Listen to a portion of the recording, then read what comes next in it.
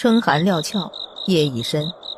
这气候，夜深本应无人外出游荡才是，顾家村却热闹异常。只因那顾家刚娶进门的小媳妇叶离，新婚夜见丑相公，生生吓得撞了墙。见到血呼啦的儿媳妇倒地，顾家母的哭嚎惊动了邻近的几户人家。一番鸡飞狗跳之后，总算是请来了村里的老大夫。此时老大夫在新房内给一脸血的叶离查看伤势。叶离额头估计是撞狠了，不但高高肿起，还破了皮，看上去怪严重的。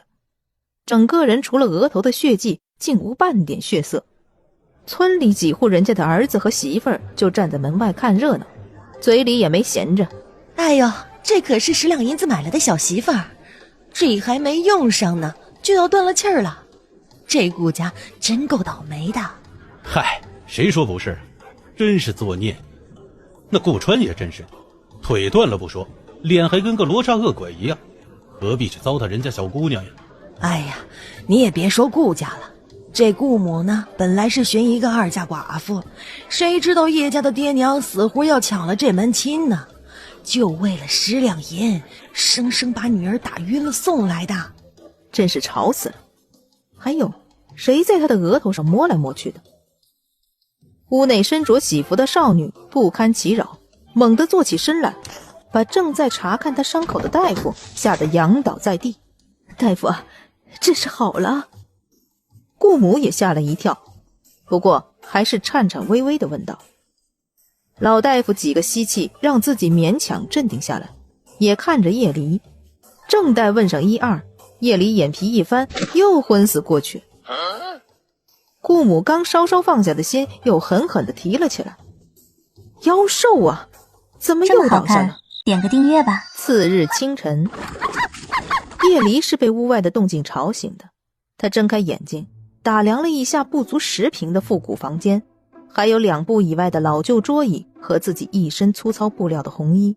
他狠狠地皱了皱眉，喃喃道：看来我不是做梦就是穿了。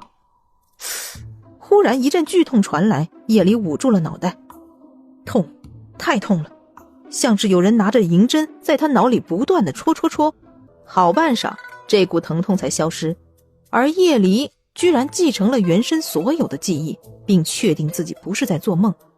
同名同姓的新婚小媳妇叶离，而他的相公是一个废柴，还是集其断腿毁容家族落魄的废柴于一身的男人顾川。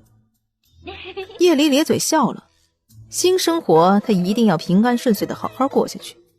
不等叶离沉思，来人高鼻梅花眼，左脸眉骨开始一道疤痕沿至下颌，像是繁复的诅咒花纹。他神情冰冷，居高临下的看着一身狼狈的叶离。看来还是撞得不够狠，还有力气折腾。叶离认出这就是他的便宜相公顾川，看起来对他很是厌恶的样子，那真是太好了。叶离的盘算是，相敬如宾的生活是他目前需要的，所以他要稳住自己的人设，也要保证自己能在顾家留下来。那么他既可以有个合法的身份生活，又可以免除年龄到了还不知道和谁配对的尴尬境地。既然这个相公看着就很不喜欢自己，正合他意。叶离慢慢地站起身，脚往地上的绣花鞋这么随意一套，就拖拉着鞋子朝着顾川靠近。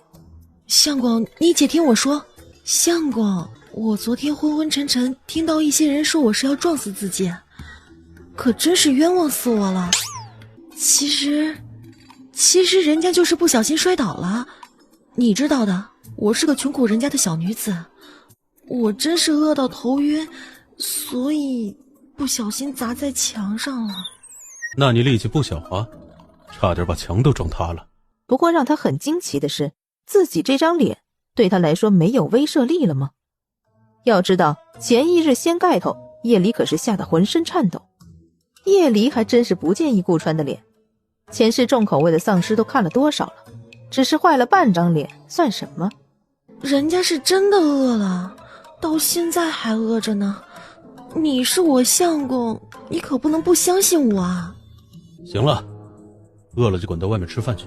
顾川抬手附在自己的左脸上，努力让自己不去想叶离是不是真的不在乎他这张脸。肯定是这女人惺惺作态罢了，他喜欢的可是另有其人。这么好看，点个订阅吧。叶离从屋子里出来，就看到了灶间，因为顾母正在灶间外洗刷，身边有一个少年和一个小女孩在帮忙。地上盆子碗什么的有20-30个，筷子更是一把一把的，都堆在2个大木盆里。叶离眉毛一挑，就这么一小会儿的功夫，他就见了除他之外顾家的所有的人：顾母、顾川、顾远和顾玲玲。随后叶离自来熟的想加入这洗碗的活计。叶离还没蹲下，他的便宜小叔子顾远就火气十足的冲他说：你不是要死吗？还没死啊？顾玲玲吓了一跳，朝着顾母身边挪动，怯弱地看着他二哥。顾母赶紧拍了一下顾远：没大没小的，这是你嫂子。语毕，顾母起身道：媳妇儿啊，你是不是饿了？娘今早发了面，给你做了面条，你赶紧去灶间吃了吧。叶离冲着顾母笑了笑：谢谢娘。叶母松了口气，趁着叶离进灶房的时候，又狠狠地瞪了一眼顾远。这个媳妇儿好不容易想开了的样子，别让这小混蛋给破坏了。你嫂子也不容易，你别乱说话。顾远撇撇嘴，显然是很不服气，哼唧了2声。要不是二哥遭了难，怎么能被这样的村姑嫌弃？他死都不会接受这种人做他的嫂子。叶离稀里呼噜地吃了面，将碗筷拿着，一起蹲在了3人身边。离儿啊，你不要动这些，娘来洗就好，你呀，早早歇着吧。顾母拦住了叶离的动作，今天他可不想让儿媳妇动手做家务。就算川儿还不能做那件事儿，这2人多相处处也是好的。叶离腼腆一笑：没事儿，娘，我很会干活的。顾母欣慰地笑笑。那些碎嘴的村民都说他儿媳妇以后肯定是个不安分的，一定不会好好过日子，这不是很乖巧吗？你看看，他还说他会干活呢，会干活又乖巧又听话孝顺，那以后有了孩子肯定也能带好孩子的。顾母几乎要从洗碗设想到这少女给川儿传宗接代，子孙满堂去了。就在顾母设想未来的时候，咔嚓一声清脆的响动，像是什么被掰碎了，引起了他的注意。他问身边2个子女：这是什么声音？顾远和顾玲玲面面相觑，不明所以。下一刻，咔嚓又是一声怪响动，像是什么东西被掰断了。这一次顾远发现了异常，他目瞪口呆地看向了一脸无辜的叶离。顾家母女顺着顾衍的视线看了过去，叶离松开手，一把腰斩的筷子沉入了水中。我真的很会干活的，就是叶离不好意思地笑笑，就是我的力气有时候有点大。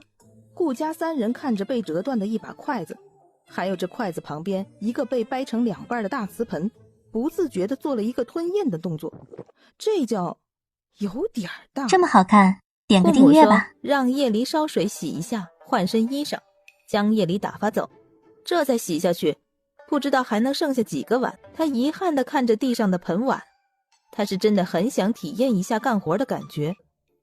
不过来日方长，他恭顺地对着顾母说：那好，娘，我去了，有什么事儿娘你招呼我一声啊。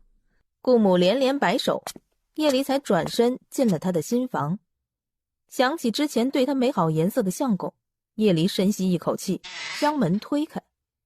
顾川已经不在里面了，不知去了何处。也好，省得听2句冷言冷语，因为顾家好歹在外发达过，因此就算是在顾家村只拥有一个小院子，也保留了专门洗浴的房间。叶离刚褪去衣物，就觉得胸口一热，他一把按住了发热的地方。下一刻，光溜溜的叶离凭空消失了。再一次睁开眼，叶离看见的就是100来平米的空间和堆得满满的物资，日用化妆品、各种武器、工具、太阳能家电，以及一大堆书籍和再生纸，还有几桶异兽肉和2箱蛋。这是他上一世的空间，竟然也跟着过来了吗？真是意外之喜呀！他之前就在思考，自己的异能过来了，空间有没有跟过来？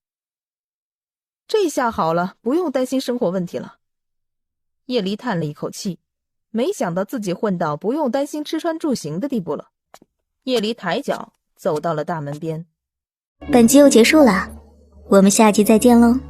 从大门望出去，周围只零星地坐落着几间茅草屋和一个小院，更远一点的地方似乎才是大家聚集的位置。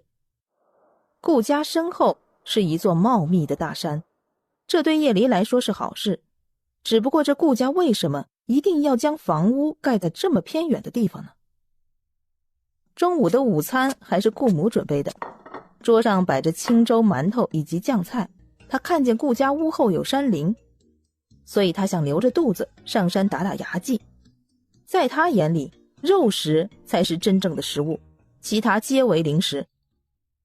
吃完之后，因为之前叶离洗碗捏破碗的插曲，顾母直接将叶离排除在灶间家务的范围，将他推了出去，道：哎呀，碗筷娘来洗就好，你和你相公啊，在屋里头转转。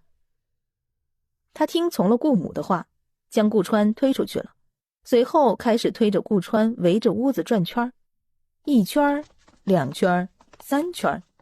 在第5圈的时候，顾川忍无可忍，再转下去他就要吐了。这女人是不是故意的？停下！顾川额间几乎能看见青筋。相公，娘说了让我带你转转。不必，你推我进屋去，我要休息。叶离只能又推着顾川进了屋子，对着灶间喊了一声：娘，相公说不转了，要休息。那，娘，我自己在屋后面转转可以吗？叶离问道，争取自己能自由的权利。顾母有点为难，因为大家都说这少女是被亲娘贪图10两银子，所以嫁给他家川儿的。嫁过来之前，叶离似乎还要死要活的，更是在结婚当天多番不配合。若是再寻死或者是跑了怎么办？哎呀，好不好啊，娘？叶离一句话一波三折，婉转流畅。他没怎么撒过娇，似乎稍微过了点头，但还真有点像唱小曲儿。好。顾母脱口而出，想来他倒是吃这一套。山林多树木，春风带来了绿意，只是山林无人行走，显得空旷寂寥。叶离并不在乎，有山就意味着有野味儿，他是冲着这个来的。跑了大概1刻钟的样子，叶离停下了脚步喘气。忽然有窸窸窣窣的声音响起，叶离眯着眼睛看了过去，做出了警惕防备的姿势。这么好看，点个订阅吧。吃肉！叶离双眼放光地看着不远处蹦跶的野鸡，原来之前的动静是野鸡发出来的。运气不错呀，刚上来就看见了野鸡。有了这些活蹦乱跳的新鲜玩意儿，谁还吃异兽的肉啊？吃起来缺有少滋味的。叶离手一动，直接从空间移出了一把弓箭，然后屏息瞄准，举弓射箭。只听嗖的一声，弓箭划破空气，精准地将一只野鸡钉死在地上。转悠了一会儿，又猎到2只野鸡和1只兔子。他熟练地在一边架起了柴堆，用打火机直接引火点火，将洗净拔毛后的野鸡穿起来架着烤。就是可惜空间里只有盐，除此之外什么调料都没有。半个时辰不到，野鸡就散发着一股诱人的油滋滋的香气。一大口吃下去，鸡腿的肉又去了一半。叶离又2口吃完了鸡腿，朝着其他部位进发。吃完之后，他打了个饱嗝，然后将鸡骨头随手一扔，在小溪边洗了手脸，就准备下山。一道让人闻之色变的兽吼从山林深处传来，震飞了山林的一群鸟兽。他的野鸡都飞了，他还没抓够呢。这一会儿功夫，之前隐隐绰绰能看到的几只羽毛鲜亮的野鸡都没了。叶离露出一个狰狞的微笑，朝着声音响起的地方一步步走了过去。山下，顾家人在急吼吼地求助村民们，帮着找消失了大半天的叶离。顾母一直自责是自己没看好人，让人跑掉了。哎呀，都是我的错，都是我的错呀！顾母捶着心肝失声痛哭。她一边觉得自己让儿媳妇没了，一边担心儿媳妇是不是又寻死了。那她算是害死了一条人命啊！几个闻声赶来的村民絮絮叨叨。哎呦，我就说顾家这倒霉劲儿还没过去吧，好不容易咬咬牙攒下的钱，买了个少女，还被人跑了。哎呀，要是我呀，一开始就拿根绳子把人捆起来，让你们顾家假好心，还让人能自由出入。就是，不知道自己家那儿子什么德行啊！风凉话一句接一句，但是此刻顾家人也没心思辩解了。顾川靠在椅背上，看着门外指指点点的人，满目苍夷，眼神阴冷。哎，有个村民不知道想到了什么，惊呼一声：“这么好看，点个订阅吧。”此时这村民对着一个村妇说道：“我说这叶家二婶子，这叶离不会是跑回家去了吧？你们这人要是回去了，10两银子可得退回来。”被点名的叶二婶双眼一瞪：“哎，你混说什么？叶离既已经过了顾家的门，那就是顾家的人，没看管好也是顾家的错。至于什么钱不钱的，哼，你别问老娘，老娘又没过手。”顾远愤愤地叫了一声：“那种人没了就没了，你们都滚，不用你们帮忙。”顾母赶紧拉住顾远，不让他继续说话。咦，今天还有酒席吗？一道清亮的声音在人群背后响起，所有人唰的一下朝后看过去。叽叽喳喳的围观村民很快就将矛头对准了叶离，7、8个人里面半数都说要将叶离关起来捆起来，似乎这样说就能缓和他们猜测出错的尴尬。毕竟叶离真是跑不了，还若无其事的回来了，半点不心虚。他深吸一口气，安抚自己来日方长。我就是上山采了点野菜，春雨刚下过2日，野菜肥厚，所以我……叶离将挎着的篮子一摆，里面果然是一簇簇新鲜的野菜。这个举动就是为了表明自己说话的真实性。哎呦，这野菜可真新鲜！叶二婶子赶紧走了过来，朝着叶离伸手就要拿这些野菜。不枉费我找你找的那么辛苦，都忘了做饭了。你这野菜肯定是送给二婶的吧？来来来，交给我吧啊，不用送到我家了。叶二婶空口说白话，她根本就不曾找过叶离片刻。叶离毫不犹豫地转身避开了叶二婶，叶二婶踉跄了2步，差点直接摔倒在地上。哎呦，你要死啊！突然就转身啊！你是准备摔死你二婶我是吧？我摔死对你有什么好处啊？这天底下哪有你这样的侄女啊？大家来看看呐，这是什么破落户才能教出来的做派啊？做了别人家的儿媳妇，就被教得不认亲戚、不认长辈呀！叶二婶颠三倒四的给人泼脏水的功夫说来就来。不仅如此，叶二婶目光死死地盯着叶离手里的篮子，其中的意味不言自明。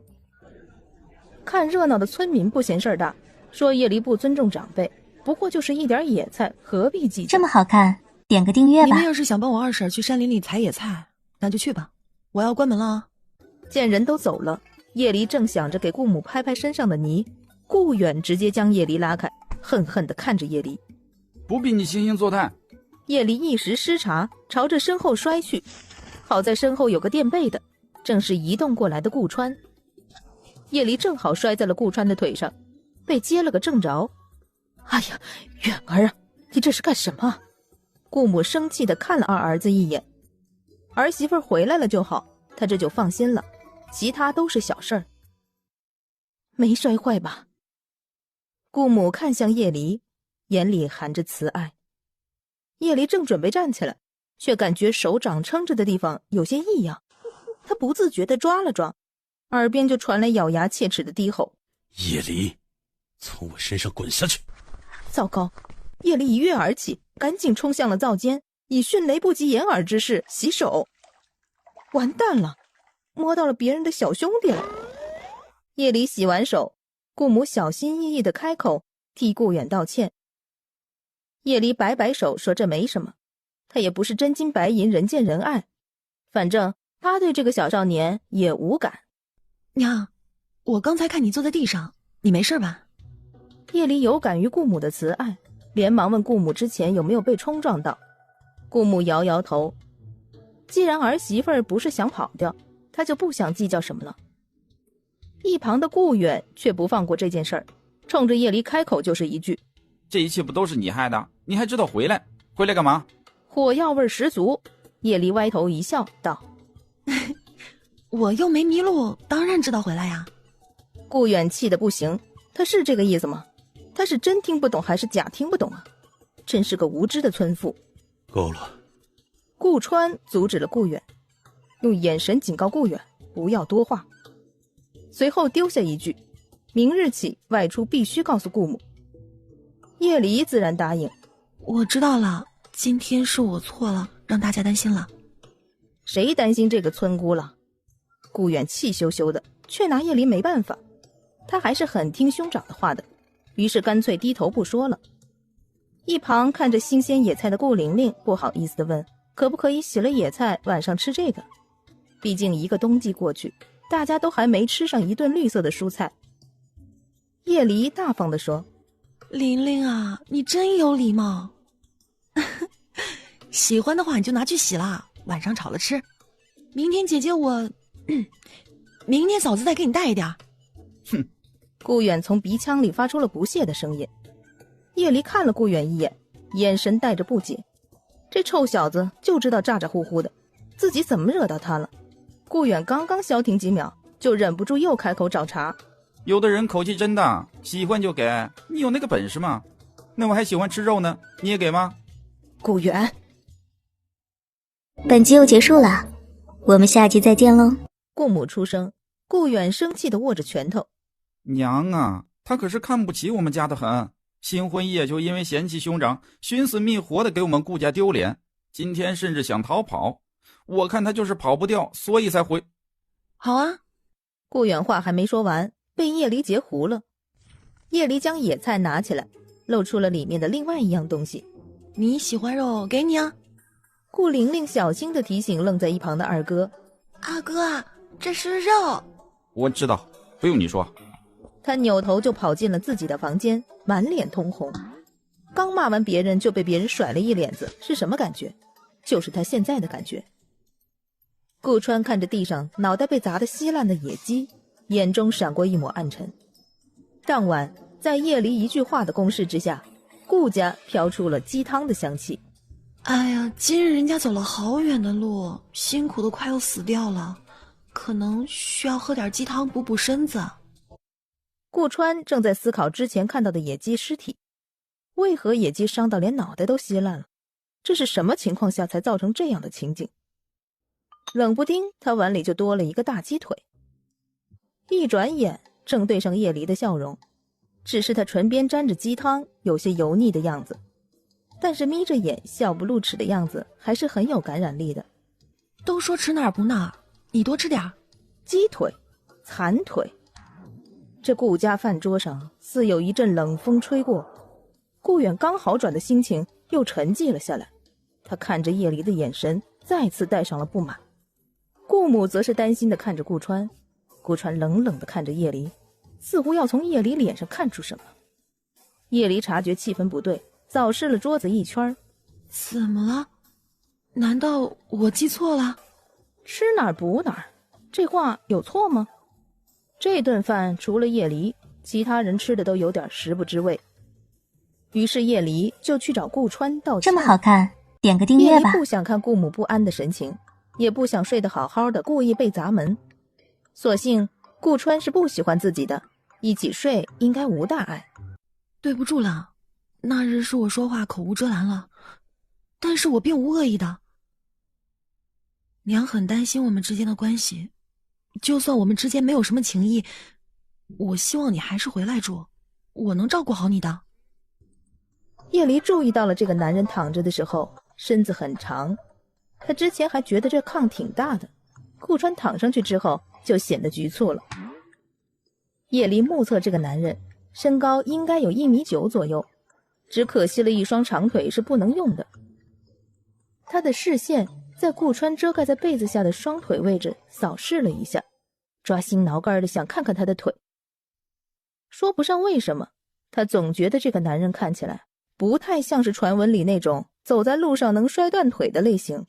熄灯，睡觉。低沉的嗓音突兀地响起，叶离吓了一跳，随后反应过来，这是顾川在说话。知道了。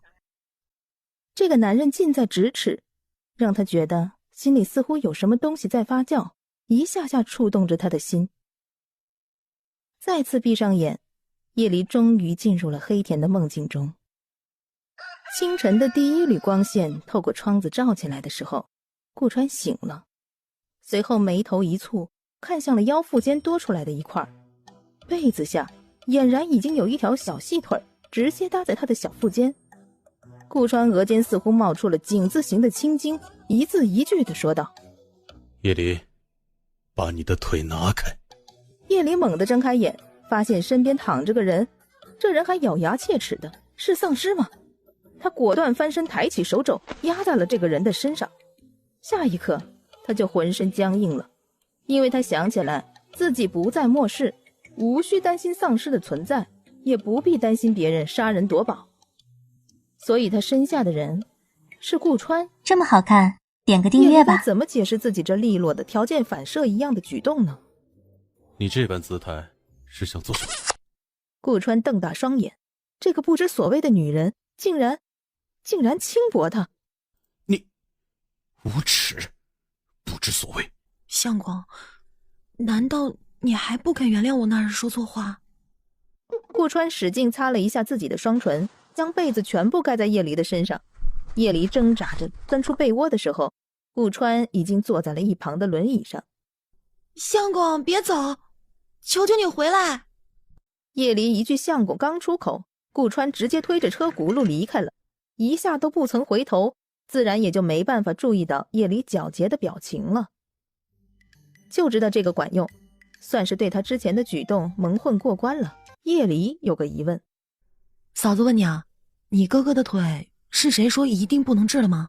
和顾玲玲闲聊之际，叶离还是忍不住问了。顾玲玲皱了皱眉，也不是不能治，只是大夫说要用虎骨酒每日饮用，还要配合大力按摩穴到7749日呢。先不说大力按摩7749日，就那虎骨上哪儿找去啊？铺子里的虎骨一副就是好几百两，哪里是我们家能承受的？哦，原来是这样啊。叶离不觉得这有什么难的，前2日他不就打死了一只老虎吗？好在古代打老虎是善举，不是欺负保护动物。既然虎骨这么贵，除去给顾川用的，那他也能卖出一些换点钱吧。没问题的，你哥哥的腿会好的。短短几日，顾玲玲就对这个嫂子很有好感。她不但不像别人说的那样不好，反而每天都充满干劲。家里的灶间活计，娘是很少让嫂子做的，但是水缸一直都是嫂子灌满的，二哥和娘亲都不必动手，也争不过叶离。毕竟叶离的力气实在是太大。这么好看，点个订阅吧。了解到顾川的腿其实还有希望，叶离朝着那位给顾川开方子的老大夫家走去。凭着印象走了没多久，叶离却被人拦住了。阿离，叶离停下脚步，辨识了一下这人的长相，这是原身的平头，从记忆中翻出来这个人的身份。不过他眼下有要事要做，于是只是问道：有事吗？你果然还是不肯原谅我。我都说了，我们家拿不出这10两银子，都是顾家，对，都是顾家害我们的。阿离，你原谅我好不好？我们还像以前一样。臭蛋，别说了。臭蛋，也就是何平昌。别这么叫我，叫我何平昌。他因为准备考秀才，所以另外取了个名字。好的，臭蛋，没问题。臭蛋，还有事吗？臭蛋。何平昌差点吐血，但是还是坚挺地说：“你还没说你是怎么想的呢？是不是愿意和我像以前那样？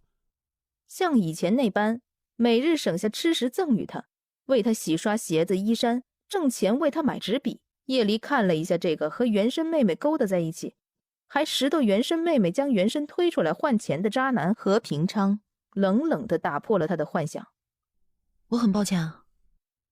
何平昌听到叶离对他道歉，不免面露欣喜。果然，叶离是最好骗的，说两句好话就行。他何平昌马上又能过上饭有人送，衣有人做的美好日子了。我知道这不是你的错，都是顾家的逼迫。何平昌焦急地说：“再说了，你我之间就无需。”我很抱歉，我不搞破鞋。叶离道。何平昌呆愣住了，他是不是听错了？破鞋？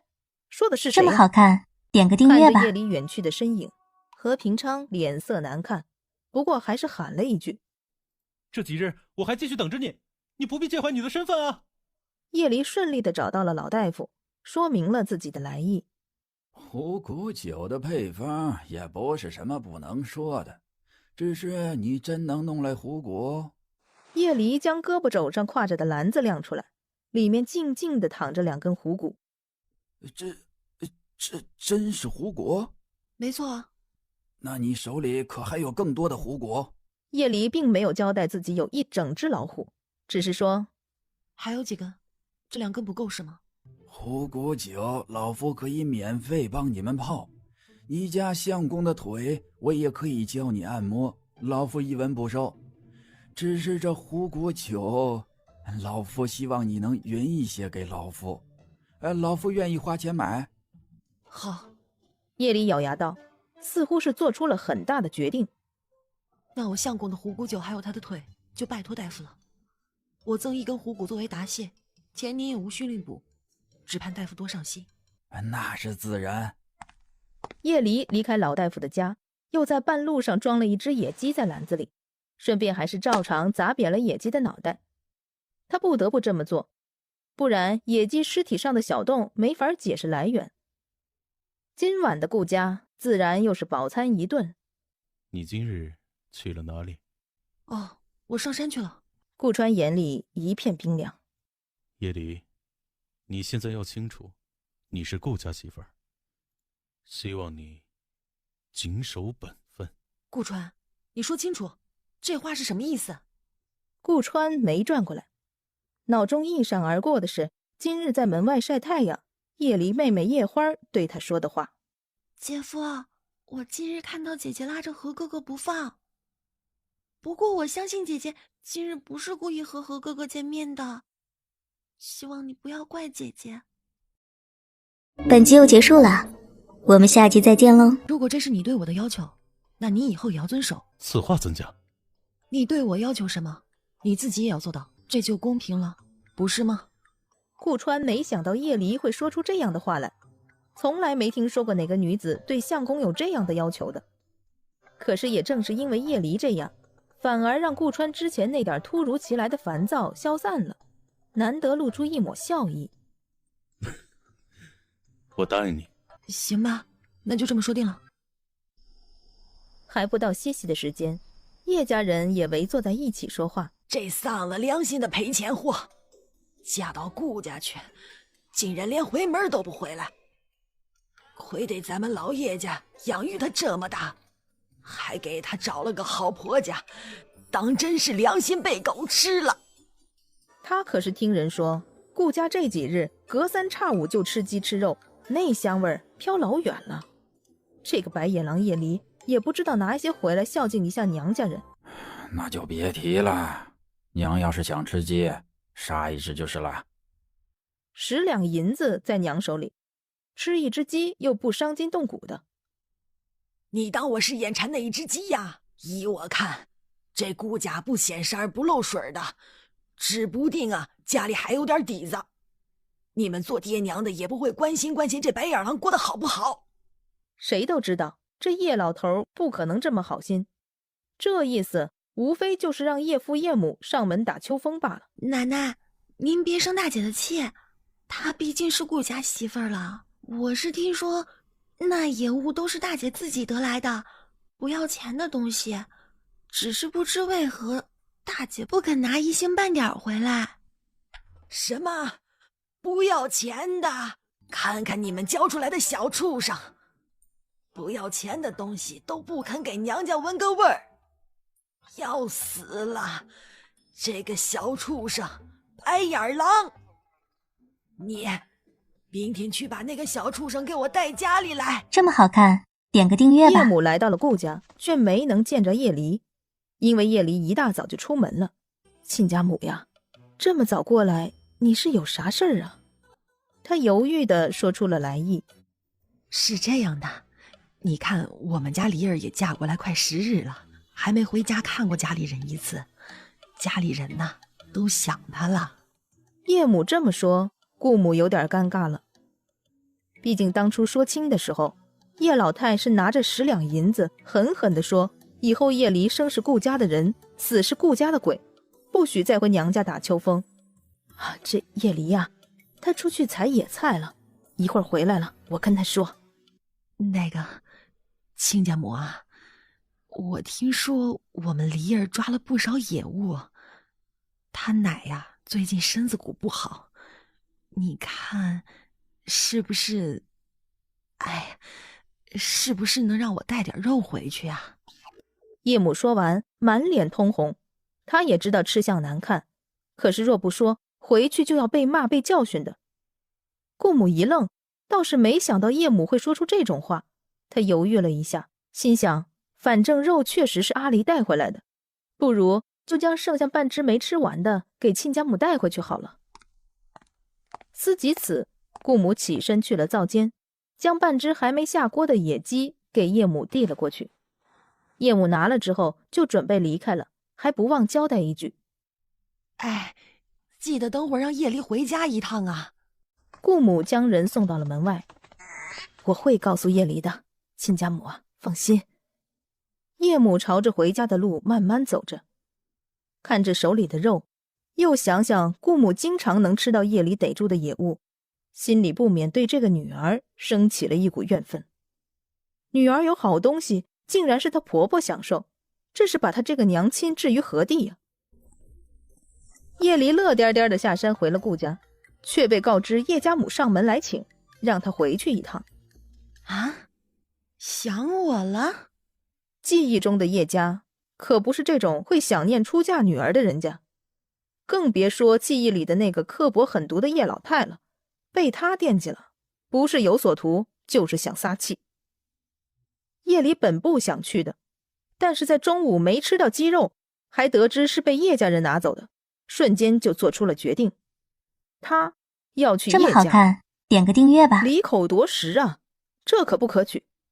他按耐着情绪，好好的吃完了饭，将顾家的水缸挑满，这才朝着叶家而去。谁料一进叶家门，就有一个不明物体朝着他横空砸来。叶离眼神一令，直接避开了。那东西啪的一下在他脚边炸开，是个粗瓷碗。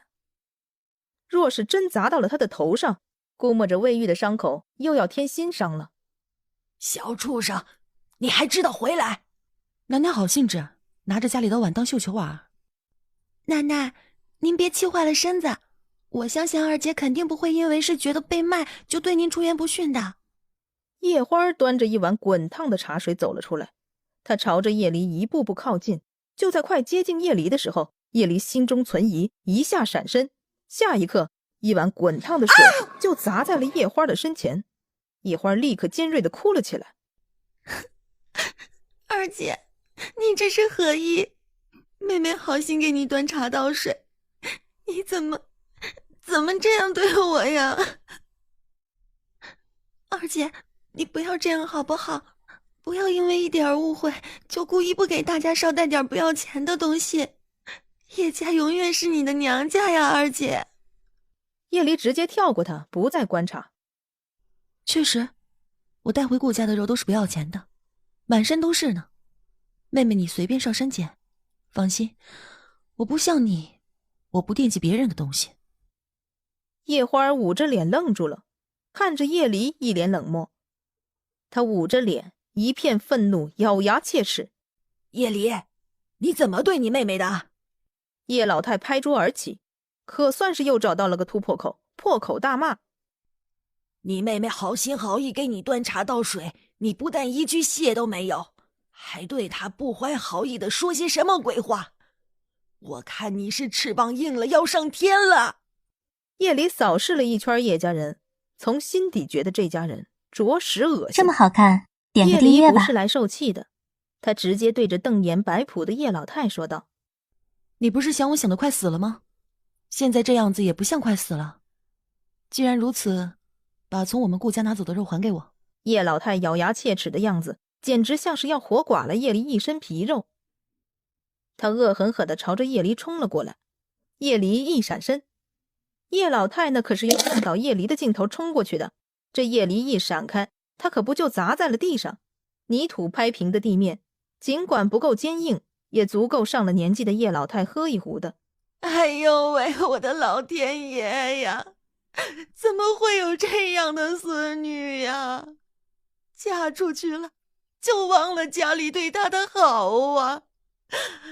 我把屎把尿精心照顾大的白眼狼啊！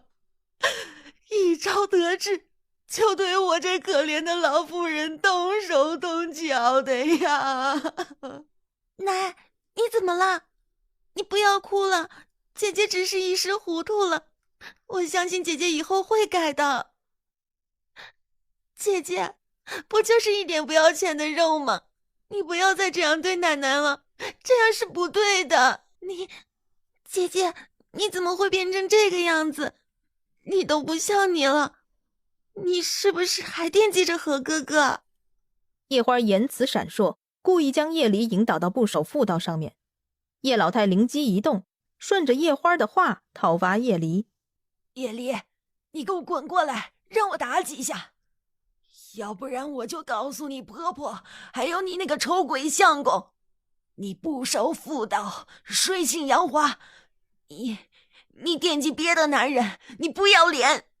真是难为这老太太，一连串的成语都出来了。我养活你这么大，就是让你这样不孝敬长辈的吗？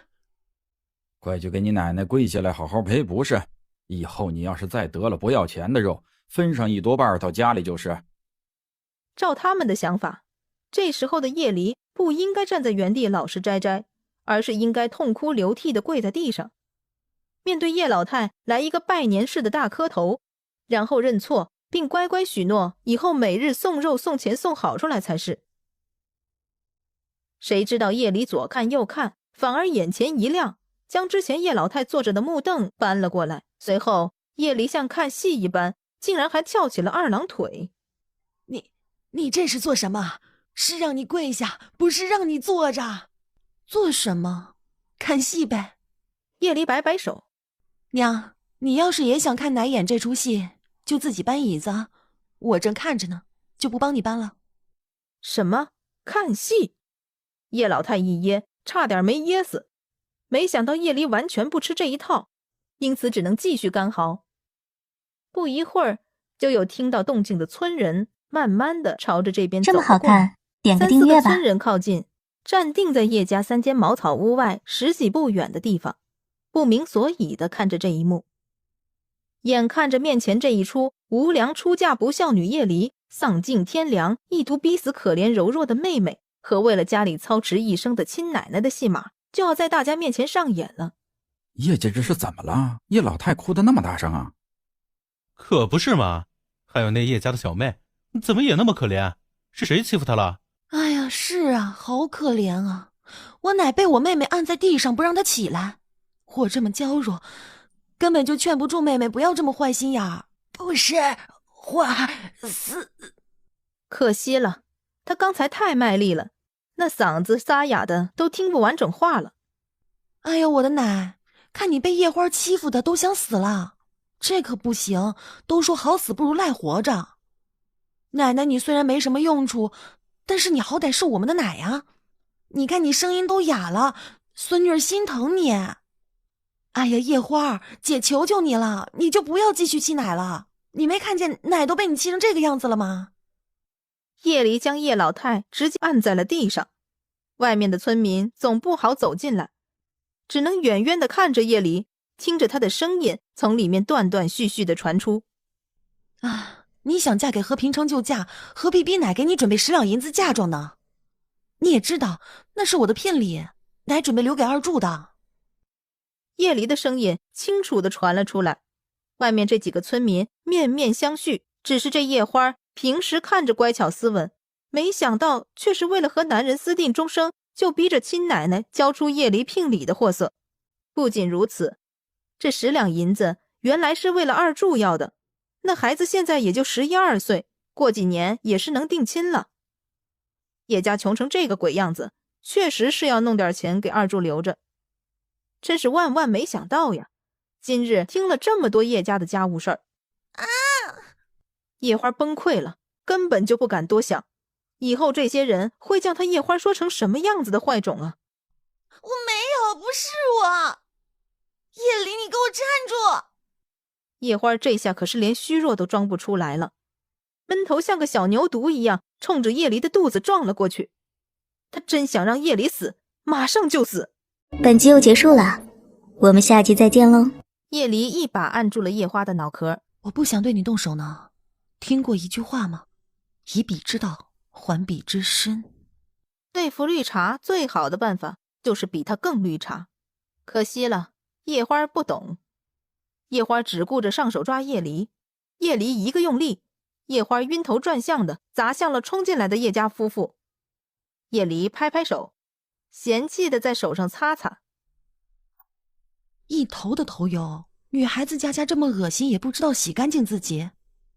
他对着叶家夫妇说了一句：想要我回来为这个家继续贡献我的一份力量，可以，考虑清楚以后你们拿着10两银子来找我，我保证会回来。叶老太跳脚，伸手就操起凳子砸向叶离。叶离挑眉，利落闪身躲开了凳子，冲着叶家人微微一笑，竟是把叶家人吓得齐齐后退了一大步。而且他该回顾家了。叶离的表情从冷漠变为微笑，倒是让叶家人戒备，特别是叶老太，死死地防备性情变化的叶离会直接动手抢那10两银子。谁知道叶离笑完就离开了，并不曾继续气这些人，直到他走远了很久，叶家才继续传来一阵忙乱的动静，因为叶老太出事儿了。毕竟叶老太之前想要压叶离一头，让别人看看他多可怜，被孙女儿欺负，可是故意嘶吼了那么久，所以导致喉咙伤到了，这会儿他说不出话了。叶家如何兵荒马乱，叶离是不知道，他已经回到了顾家，见到顾母吃力地拎着水回来，就赶忙上前帮忙。没个水井也不方便，叶离的心思很快就转到了如何更加方便取水的方面了。夜深了，不知是不是因为叶花那熟悉的做派，让叶离梦回穿越之这么好看前，点个订阅吧。爽快！叶离在梦中惊声尖笑，倒是将身旁睡着的顾川吓醒了。顾川默默地看着手舞足蹈、满脸快意的叶离，死死地捏紧了背角。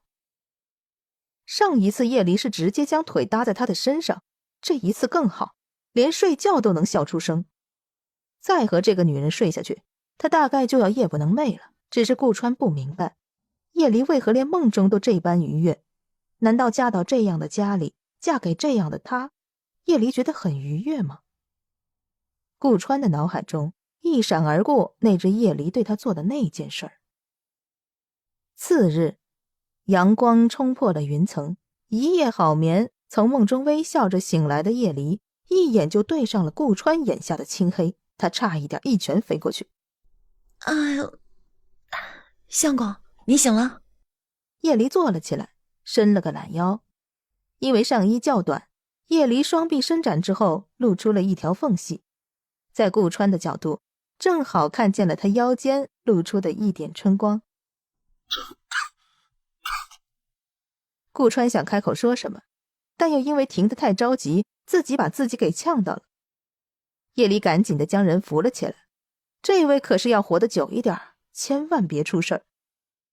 总的来说，这个人是自己在这个空间好好生活的最佳夫婿了。顾川好一会儿才止住了咳嗽，由着叶离将他抱起来放在轮椅上。不过在叶离拍拍他的后背帮着顺气的时候，顾川还是不自觉的眼神躲闪了一下。除了亲娘，他从未和哪个女人如此接近过。川儿啊，阿离呀，吃饭啦！哎，来了，娘，我们就出来。早饭还是一样，酱菜、糙米稀粥，还有就是不怎么好吃的馒头。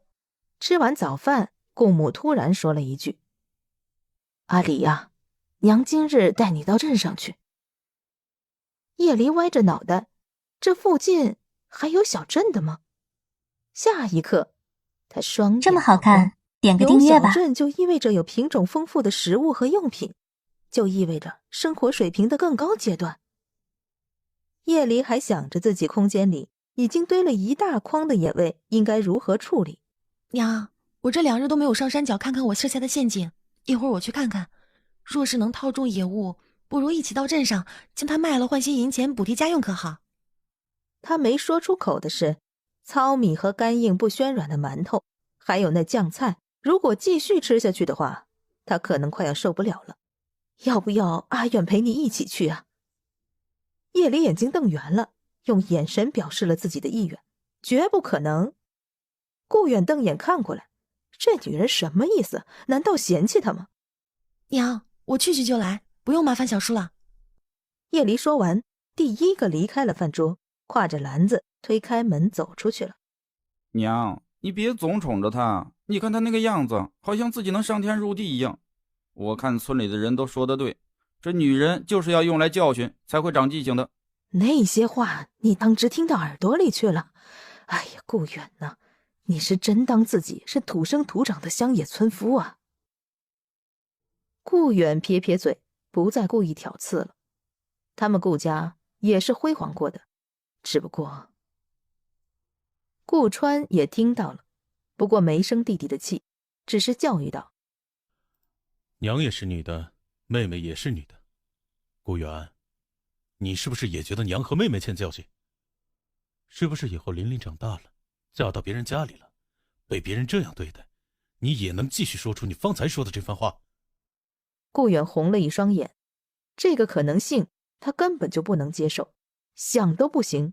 不行，谁敢欺负娘和妹妹，我顾远豁出去这条命也不会放过他。这不就得了？你暂且放下芥蒂，你嫂子尽管被你数落了好几次，可从来没有亏待过你什么。顾远想了一下，好像还真的是。叶离都没因为他说话难听和故意针对，心想到那个女人一上山，不知道会不会不小心进了深山。不行，他要去看一看。等到娘和哥哥不注意的时候，顾远一步一步地挪出了家门。哥哥跑出去啦！你哥哥做事去了。他看得分明，顾远是顺着叶离离开的方向走的，这孩子就是别扭。叶离还没注意到身后缀着一条尾巴，此时正好走到了山腰下，刚刚躲在树后，从他的空间里将一只野鸡、一只野兔移出来，他就捡起了地上不大不小的石头，一下子砸了下去。这么好看，点个订阅吧。啪叽一声，野兔的脑袋也和野鸡的脑袋一般，遭到了重击。落后叶离一路小跑的顾远，此刻正好气喘吁吁地跟上，就见到叶离这般凶残的一幕，他顿时腿软坐在了地上。这是哪门子的捕猎法子呀？谁？他忽然戏精上身，手里的石头一下子掉在了地上，似乎不敢再碰地上2只碎了脑袋的野物。他惊慌地说道：“啊，小叔子，你帮我看看，这2只野物死了没有？刚才他们突然冲出来，我有点害怕，就动手了。地上这2只已经死透了。原来你平常都是这么捕猎的？”“是啊，每次都那么不凑巧。我察觉到的时候，猎物都快脱身了，只能出此下策。说起来，还真有点怕呢。”“既然害怕，那你还来山里啊？家里也不缺你一口吃的。”“我知晓，可是我不想婆婆、小姑、相公还有小叔子你们，天天都不见荤腥，我想大家一起补补身子。顾远一下子哽住了，尖锐的话是半句都说不出来。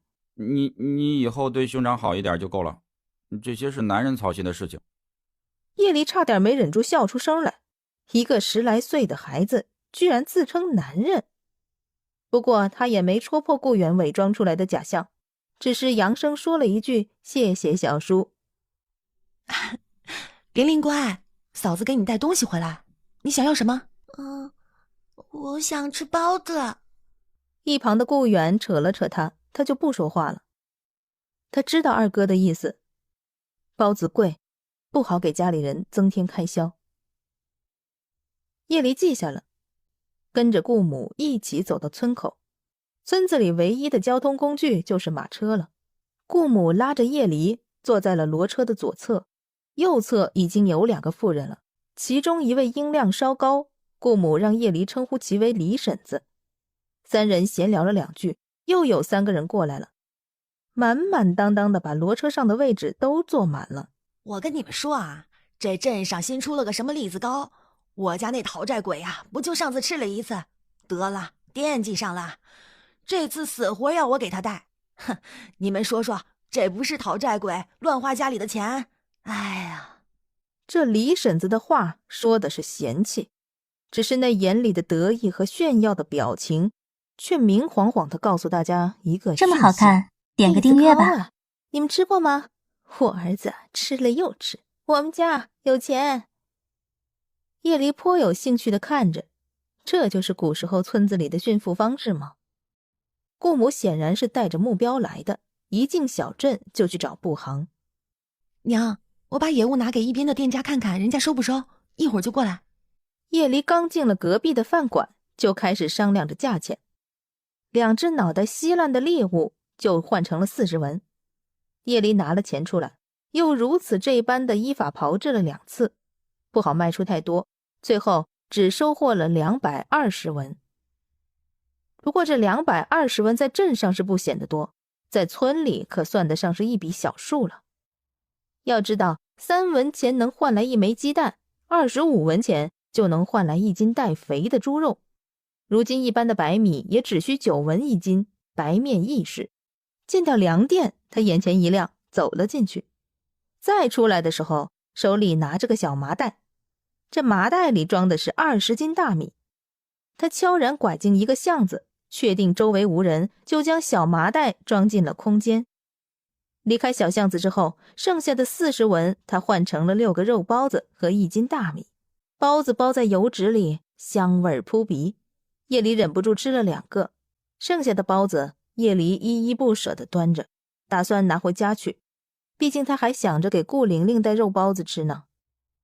不过等回头赚了钱，多买一些囤起来。回到布行外面，见顾母正东张西望的，估计是在找叶离。他见到叶离拎着个麻袋过来，赶紧迎上前。叶离乖乖地说：“2只野物卖了40文，我买了1斤大米，几个包子，就回来晚些了。”顾母看着叶离手里的小麻袋，不知道想到了什么，眉眼中流露出了一丝难过。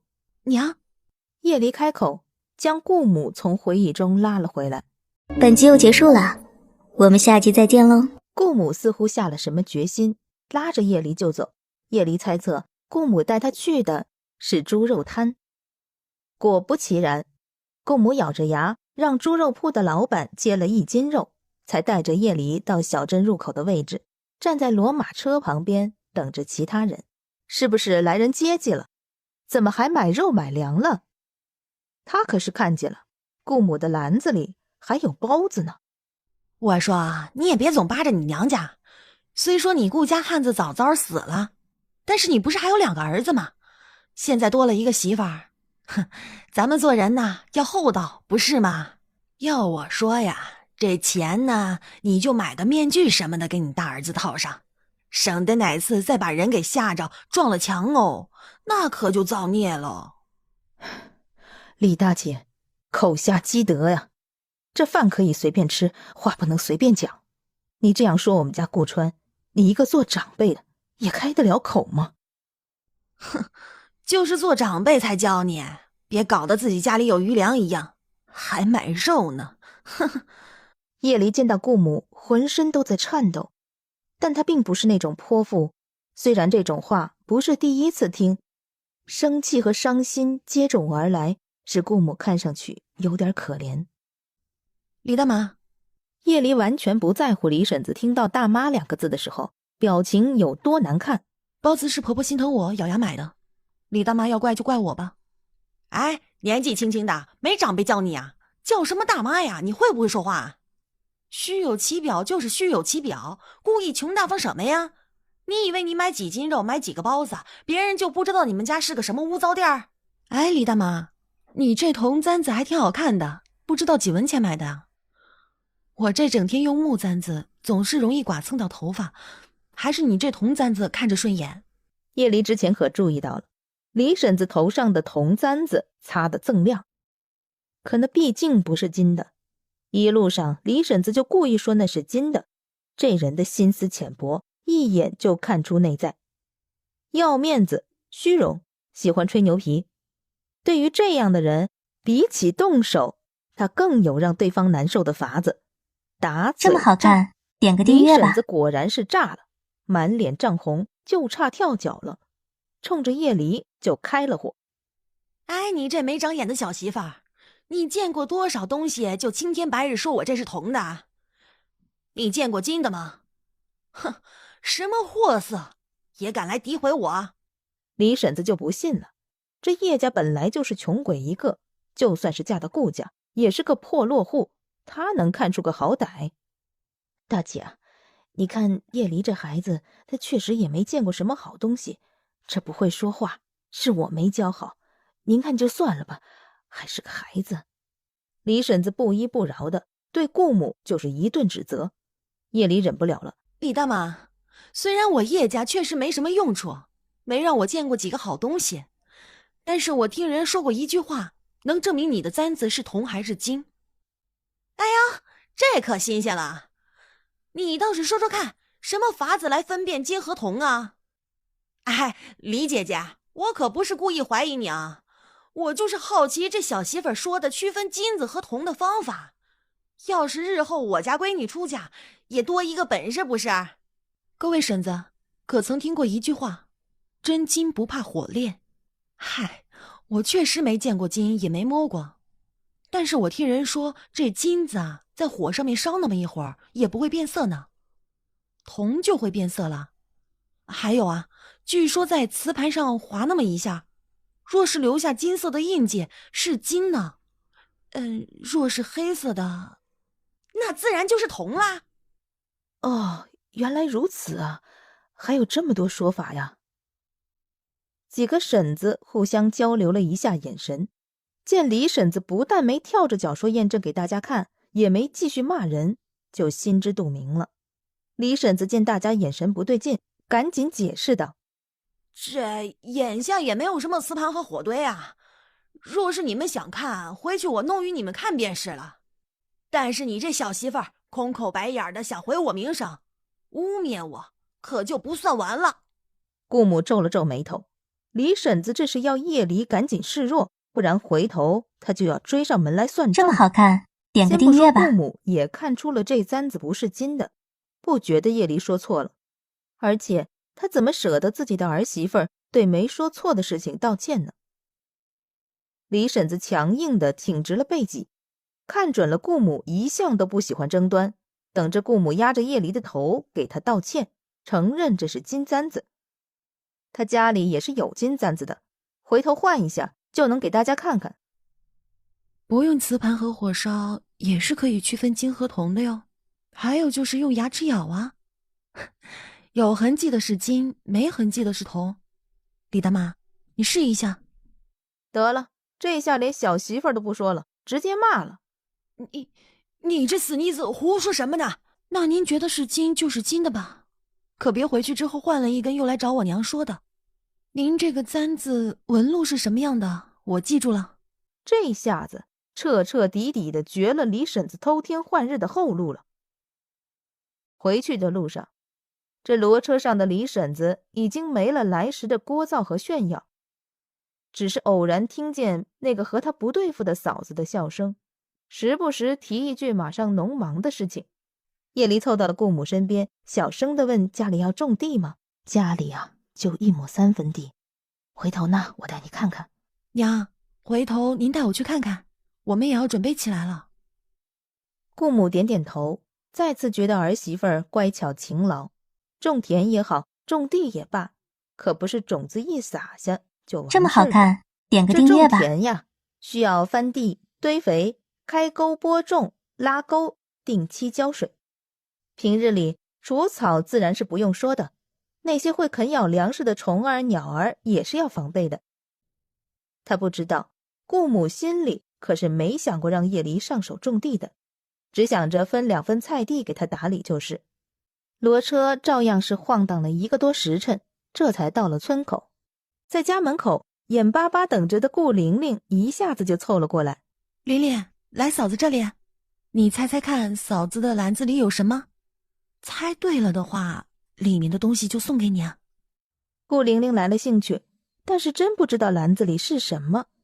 哎呀，真可惜，你猜不出来我准备了包子，那我只能自己吃了。顾玲玲眼珠子一转，嫂子，篮子里是包子。哇，既然你猜到了，那就赠予你吧。顾玲玲咯咯的直笑。顾母好笑的看着叶离哄孩子玩，自己去洗菜了。这马上就要正午了，该准备午饭了。不过一会儿，门外传来了脚步声。是二哥。这是狗子娘给的。狗子娘怎么突然给咱们送萝卜呀？你今晨过去帮忙了？狗子娘在狗子出生2个月的时候死了男人，婆家也嫌弃他克夫还身体差，就将他赶出了门。狗子娘便带着1个女儿和1个儿子过日子，偏偏手里有3亩地，经常忙不过来。去年顾远看不下去，搭了把手，狗子娘便时不时的送根萝卜，或者是送1、2个鸡蛋这样的，算是和顾家有了来往。想必这次应该也是顾远去帮忙了，狗子娘为表感谢送的萝卜。我争不过狗子娘，就只能带回来了。顾母没说什么，让顾远洗洗手准备吃饭。顾川正在桌边，不知道在咕叨什么。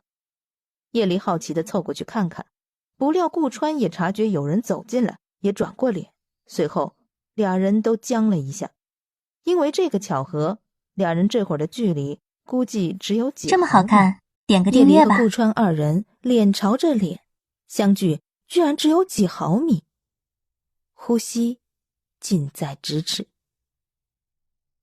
叶离看着近在眼前的眸子，觉得他的眼睛似乎包罗万物，细碎的光线从窗沿透进来，似乎全都洒在了这双眼里。唉，可惜了，这张脸被毁了。你让开点。叶离皱眉，站直了身子，不就是差一点撞到吗？至于那么凶的对自己说话吗？他不满地撇撇嘴，就看到顾川的身前摆着1个瓷盆，里面沉浮着一些种子。他似乎在用这个法子挑选2种。种子放入有清水的容器内，饱满的种子下沉，空批的种子上浮，这是最原始的检测种子好坏的方法。不过只有部分种子适合这个方法，要想提高准确率和范围。那个，你水里加盐了吗？方才你说往里面放盐，这是何意？作何用处？有的种子其实不适合用这个法子挑选，有的种子呢本身就很重，若是朝着清水里面加盐，能提高种子检测，就是检查的范围，还有精准的程度。我曾经听行商路过的时候说起过的，我也试过。你帮我在柜子下层找到纸笔拿过来。叶离看着顾川是记下了他说的法子，但是标注了尚未试验，看来还挺谨慎的。不过这一手字是真的写得很好，很有风骨。你识字？相公这字写得好哎，横横竖竖的，真的是板正的好看啊。相公，我真不认字啊，但是我知道相公写的字好看，我就喜欢。叶离心中松了一口气。又靠着自己的机智聪慧躲过了一次质疑。吃饭啦！顾玲玲欢喜地跑过来。本集又结束了，我们下集再见喽。这饭桌之上就提到了种地一事，叶离这才知道，每年春种，顾家人都是分配着做事的。顾川规划和选种，只要是能用手做的，他都包揽。顾远和顾母则是种地的主力，顾玲玲这孩子则是拔草捉虫子，还有在种子入土的那几日驱赶飞鸟。娘，今年有我了，您教教我怎么做就成，我有把子力气的。在一边吃饭的顾远不知怎么就想起夜里手握石头砸兔子脑袋的画面了。不过他还是太年轻，本来顾母和顾远一起做都能累得气喘吁吁的1亩3分地的活计，在夜里手里跟3岁的稚儿玩游戏一般，信手拈来，轻轻松松。一会儿功夫，他已经从地的这头翻到了地的那头。等夜里停下动作的时候，顾家的1亩3分地已经利落漂亮的被分沟了，整齐不说，还像是丈量过的。顾母只能做浇水的活，顾远则是沦落到了要和顾玲玲一起检查有没有遗留在地里的杂草。这边顾家干得热火朝天，不远处何平昌却死死地皱眉。叶离为什么没有拿东西来讨好他呢？更别说春种了，以前他都是会来帮他种的。他何平昌一双读书人的手，做了好几天的农活，都要被磨破皮了。他站在一边等啊等啊，终于等到顾家的地只有叶离一个人的时候，走了过去。阿离，种地呢？叶离瞥了他一眼，没说话。长了眼睛的应该都能看得出来，他是在种地吧？难不成他刚才是在拖着锄头玩耍不成？那个，你可曾还记得你曾对我说过的话？叶离一头雾水，这人来干嘛的？这冷不丁的被这个臭蛋上来，影响了他思考的进度。叶离真是不耐这么好烦极了。看，点个订阅吧。阿离，你变了，你以前不是这样的。你以前说我的手是用来写字、作画、念书的，不是种地的。臭蛋，能一边去吗？你瞅到我了。冷不丁的被这张便秘脸入境，还不依不饶的想让他做白工，差点没让他恶心的吐出来。叶离说他丑，叶离的眼睛怕不是有毛病吧？哥，我没骗你，嫂子种地真的太厉害了。何平昌只能作罢，灰溜溜的远走，而顾川正好将这一幕尽收眼底。夜深了，劳作了一日的顾家人都早早熄灯安歇了。同样早睡的叶离却迷迷糊糊的，因为他脸上痒痒的，似乎有什么东西在他脸上试探徘徊。他反手抓了一下作怪的罪魁祸首。松手。是你啊，相公，怎么了？我有话要与你讲，你且先将衣裳穿好。他坐在顾川身边问：相公，你要说什么？说吧。他注意到顾川已经坐好了，在他没醒来之前，有人在他没察觉的情况下进了屋子，还将顾川抱到了椅子上。大半夜的，是谁呢？你我都明白，这场婚事非我所愿。我猜想着，也非你所愿。不过，姑娘你既已成为我顾家媳妇，我有几个事情想告知姑娘，不知姑娘你可否一听？叶离点点头。其一，顾家虽是农门贫户，但家中还是存着供养小弟念书的念头。其二，非是顾川嫌弃，只是姑娘日后休息，可否注意些？最后一点，我样貌已毁，双腿残疾。若姑娘有别的心思，顾家愿意尊重姑娘的选择，只是在3年内，希望姑娘能够安心待在顾家。为什么是3年，而非1年、2年、10年呢？这其中是否有什么隐情？顾川，我和那个何平常之间真的没有什么了。我明白了，你要的相敬如宾我会做到，但是我希望在婆婆面前，你不要表现出来那个。你指的是表现出哪个？我的意思是，我同意你的说法，只是若我们表现的相敬如宾，你可想过婆婆的想法？顾母也好，顾玲玲也罢，似乎都非常喜欢叶离。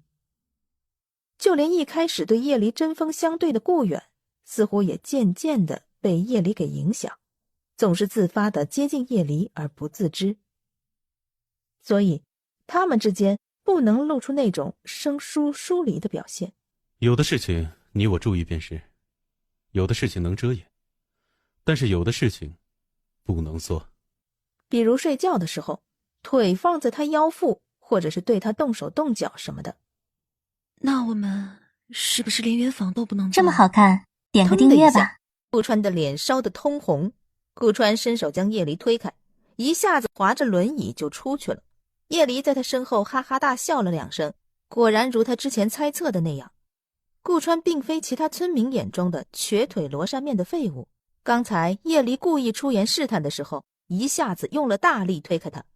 要知道，叶离的力气可不是一般农女的力气，可是刚才就是那么轻而易举的被顾川给推开了。顾川腿上的伤他没见过，但是顾川左脸上的伤口却并非他们自己对外宣说的那样是刀伤，而是带了毒的。顾川总有一日，他身上的秘密会被叶离一点一点地扒下来。这一日下午，叶离正在检查地里有没有遗漏的杂草，就有人忍不住朝着叶离走了过来。顾家媳妇儿啊，先是和叶离寒暄了2句，问叶离现在过得怎么样。挺好的，婆母爱护，相公体贴，小叔子勤劳，小姑啊也聪慧。一旁的顾玲玲吃惊地听着叶离的评价，她还一直以为二哥会得不到嫂子的好感，毕竟二哥总是鼻孔朝天地对着叶离。那张婆子见叶离说的没有半分勉强，也断了先挑拨再谋利的念头。是这样的，婆婆这2日啊，看你种地很有架势，看看这地多平整多精细啊。婆婆是想着呀，能不能请你来婆婆家种地，1亩地也按照这么规整，婆婆给你1亩20文的工钱怎么样？这地是我们一家几口一起规整的，自然精细的紧，而且1亩地我们就忙了好几日呢。那这样，婆婆我雇你5日，你只要开沟平整地就行，每日我给你50文，怎么样？叶离算了算，每日50文，5日就是250文，倒是不少了。但最关键的是，这个钱是明面上拿的，无需遮掩。他拿了以后，就可以直接买粮买东西给家里改善伙食了。这糙米粥啊，吃的他都快拉不出来了。婆婆家还剩多少地没有平整？还有6亩，无需5日。若是指平整地和开沟，其他的事情你们自己做，我只需要2日足够。不过价钱可不能少。其实快一点，1天他就能干完，只不过那太逆天了。琳琳，你回家跟娘说，今日我在地里用饭。顾玲玲眨巴了一下眼睛，飞快地朝家里跑去。张婆子立即开心地准备钱，并且让家里的几个娃娃来搬着翻翻杂草就好。而顾玲玲这会儿已经把叶离和张婆子的约定说了个底朝天。这么好看，点个订阅吧。这阿离帮人做苦工去了，这不行。顾母急匆匆地拉着顾玲玲就走。顾远在原地想了一下顾玲玲说的叶离对他的评价，也忍不住离开了。眨眼的功夫，他都开出了3条平整的沟出来了。阿离，阿离呀！娘，你怎么出来了？我不是让琳琳回去和你说中午我在这儿吃吗？气得在叶离手臂上拍了一下。你这傻孩子，你一个女子做这么多的力气活，你是不打算要你这身子骨了是吧？娘，人不运动啊，才容易生锈呢。顾母拉着叶离就想走。娘，你听我说，做这些活对我来说真的不是什么难事儿。娘关心我，我知道，但是我已经答应别人了，做人不能言而无信，不是吗？好一番劝阻，顾母才1步3回头的离开。见留在原地的顾远一副踌躇的样子，也没问话。又过了1日，张家剩下的6亩地的活计全都做好了。叶离接过张婆子递过来的250文，满面喜色。等到叶离再次回家的时候，手里的250文就剩下150文了。50文换了30个鸡蛋，叶离将鸡蛋全部交出来，让顾母这几天每日做上几个给大家一起吃。150文他刚拿出来就被顾母推了回去。下次娘带你去小镇，你给自己买点红糖，以后啊泡泡水补补身子。这家里家外的力气活你都做了，这么下去不补怎么行啊？次日叶离就准备上山弄只兔子或者是野鸡开荤，没想到顾川却要求要一起去。山上的路不好走，你还是别去了。左右你也不是去什么深山里，带上我又能如何？若是有危险，我这个做相公的自然不可能让你继续涉险。叶离既不能说自己就是要去深山，说不过他，又不想错过了上山的机会，只能带上了这个拖油瓶。不过顾川倒是提出了一个好方法，他说山里有个鱼塘。这附近还有大鱼塘？本以为是顾川胡诌，没想到走了1刻钟的样子，眼前的景色居然豁然开朗。此刻他瞬间想到了水煮鱼、红烧鱼、清蒸鱼、酸菜鱼，他都快控制不住自己的口水了。他撒开欢，脱了鞋袜，卷起裤腿，就投入了鱼儿们的怀抱。不一会儿就甩出来好几条大鱼，有一条还险些砸到了顾川。顾川推着轮椅避开，却想起了一件事儿忘了交代。顾川刚要开口，却见叶离只顾着高兴，下一刻猛地一脚踩空，狠狠地落在了水中，浑身瞬间浸湿。紧接着他朝着水潭的中心沉了下去。叶离，本集又结束了，我们下集再见喽。顾川大叫了一声，就没看到叶离了。原来水塘的正中央竟然有一个深水区。顾川承认他是后悔自己见叶离辛苦了2日，想给他改善一下伙食的念头。下一瞬叶离却从水里钻了出来。我没事。叶离不但轻松地对顾川说话，还从水里面拖上一尾大鱼。顾川又见到叶离钻入了水中，要不是顾川黑着脸说够了，他估计还能继续捞一阵子，毕竟下面的鱼是真不少。叶离这才注意自己因为浑身湿漉漉的，若是被哪个多嘴的村人见到了，估计自己又要吃不了兜着走了。随后将地上的7条鱼全部用随手扯下的藤蔓给串了起来，俩人遮遮掩掩的下山了。顾母一见到叶离这副样子，赶忙将人拉到了房间里，好好的检查了一番，又烧了水给他洗澡。川儿，这是怎么了？你们下午是去哪儿了？顾川说了叶离一身狼狈的原因，后背就狠狠地被顾母拍了一下。你这傻孩子，那是你媳妇儿啊，你就指使着人家去给你捞鱼吃，你还有没有良心呢？阿离这孩子嫁给你之后就没过一日好日子，这成天不是干这个就是干那个的，你怎么好意思啊？哎呀，你怎么好意思使唤人家抓鱼啊？顾母气得不行，顾川也冤枉啊。他就是看着叶离对于吃的很执着，特别喜欢石荤腥、精细粮，才在叶离给别人种地之后，带着叶离去抓2条鱼给他补补。他硬硬生生的不继续解释，受了顾母这一顿斥责。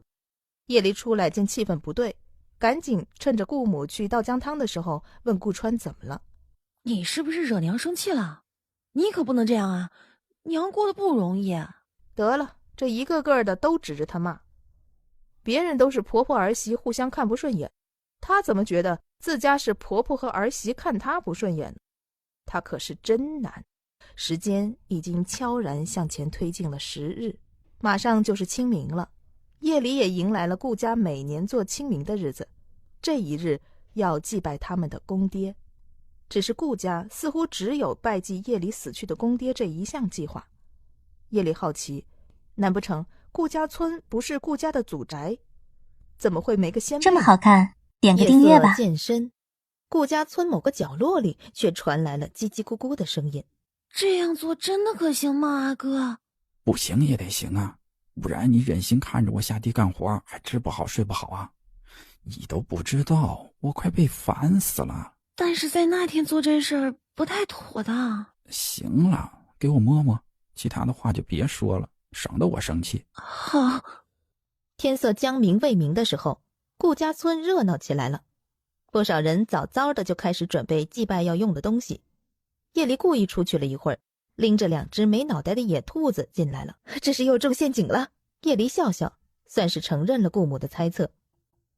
俩人朝着村口走去。今日不止顾老汉的骡车驾出来了，村口还停着3辆牛车，一辆是李婶的，一辆是张婆子的，还有一辆是村长顾大海的。因为叶离之前种地的关系，张婆子分文不收，安排叶离和顾母坐在了他家的牛车上。叶离刚把顾母扶上去，就被人撞了一下。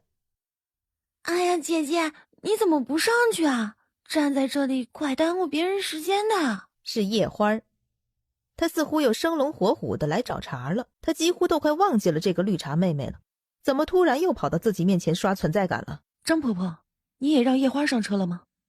昨日我怎么没听说？难不成临时加的？张婆子也纳闷呢，一辆牛车最多坐6个人，她和2个媳妇儿、1个儿子，加上叶离婆媳，正好6个，可没办法再临时加一个人。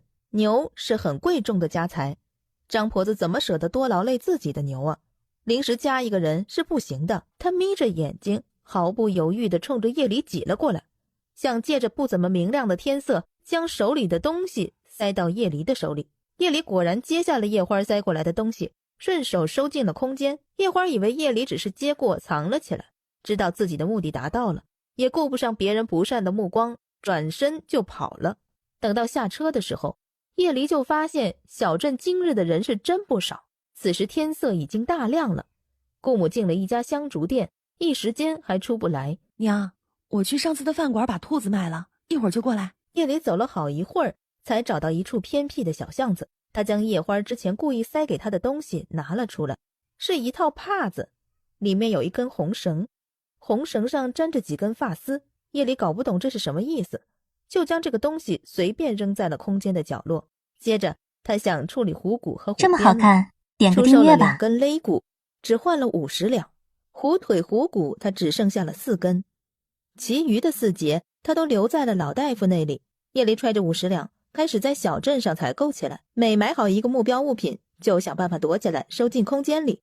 本想继续买些东西装进来，但是他已经发现自己站在了香烛店附近，顾母就站在那里等着他。见叶离过来了，他又和叶离一起去买了白酒，还咬牙买了1块3斤的肉。牛车晃晃悠悠地回到了村子。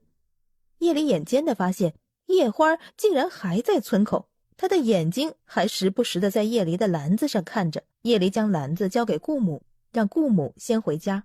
哼，叶离，你今天买了什么？一会儿分些与我。我给平常阿哥送去。家里的东西都是婆婆买的，我没资格分人。你傻呀？你不会偷偷拿出来？你现在快去拿，我在这里等你。你婆婆要是回头发现了，你就死不承认就好了呀。或者你可以撒泼，你不是力气很大的吗？你还可以对你婆婆动手啊。哎，我跟你说话你听见没？怎么跟木头一样？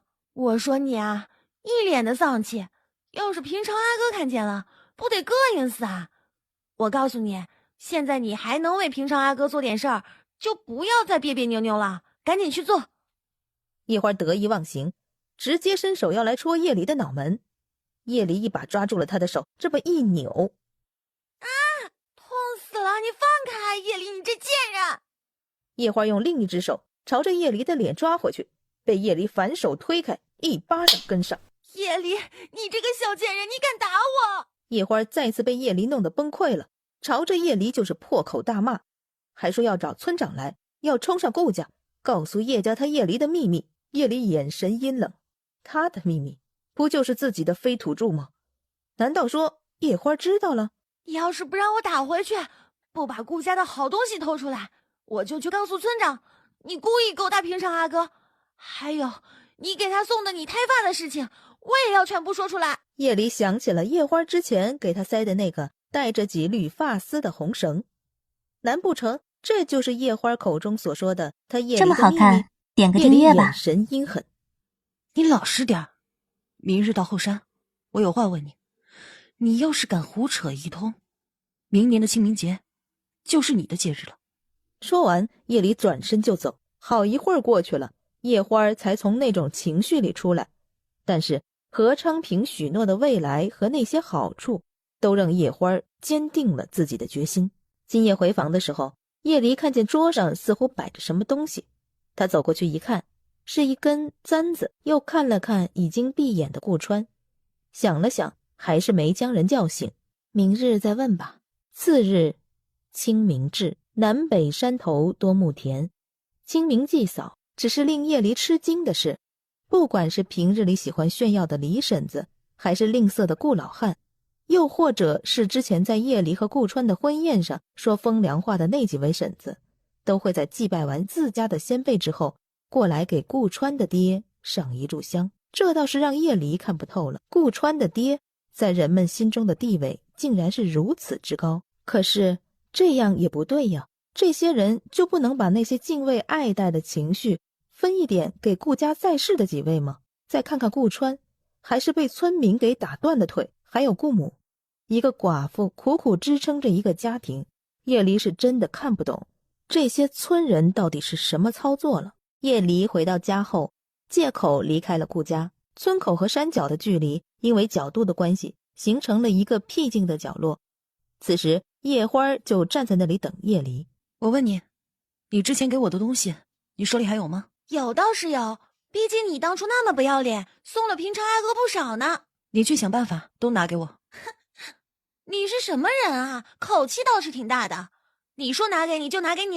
一只野鸡，一只野兔，或是别的我能拿得出手的，你提吧。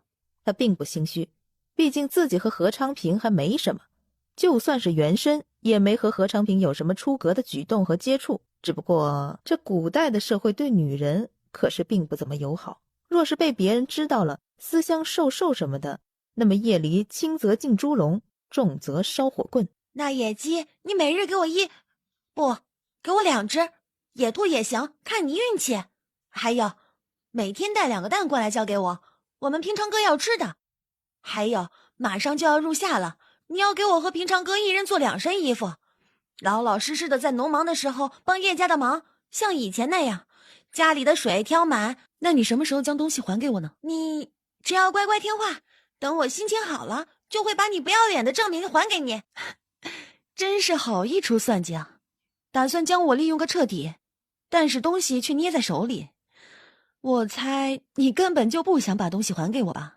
本集又结束了，我们下集再见喽。叶花确实是不会将东西给叶离，而且他还打算在叶离没有什么利用价值的时候，将叶离私相授受的事情给暴露出来，让叶离生不如死。你胡说什么？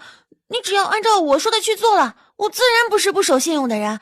再说了，我也不全是为了我自己，我们姐妹好了，人家才会觉得你是个好姐姐，不是吗？对你的名声也好。叶离不动声色，装作了服从的样子。行吧，你3日后这个时候到顾家的后院山脚下等着，我给你想要的东西。离开此地的时候，叶花都觉得脚下打飘，心花怒放，马上他和何昌平哥哥就能够过上好日子了。叶离心思流转，准备了一个惊喜要给叶花。回到了顾家，叶离就钻进了房间里。相公，我宠你好不好？我不明白你什么意思。就是娘对我好，相公你也对我好，我想回报相公。我何曾对你好过？相公带我抓鱼吃，相公还送我钗子，还有啊，相公从来不打我。叶离，你把我想成什么人了？夫妻守望相助也好，相敬如宾也罢，我顾川绝不是那种对女子拳打脚踢彰显自我之人。所以相公对我很好，我也想对相公好。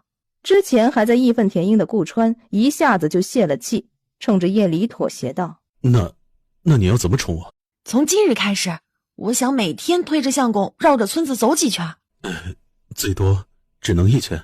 好，听相公的。哎，相公，我们逛村的时候我要给你擦汗，你要给我扶正钗子，行不行啊，相公？还有啊，相公，你要对我说甜言蜜语。这个要求倒是只要动动嘴皮子，但却把顾川给难住了。叶离得到了准话，转身就离开了屋子。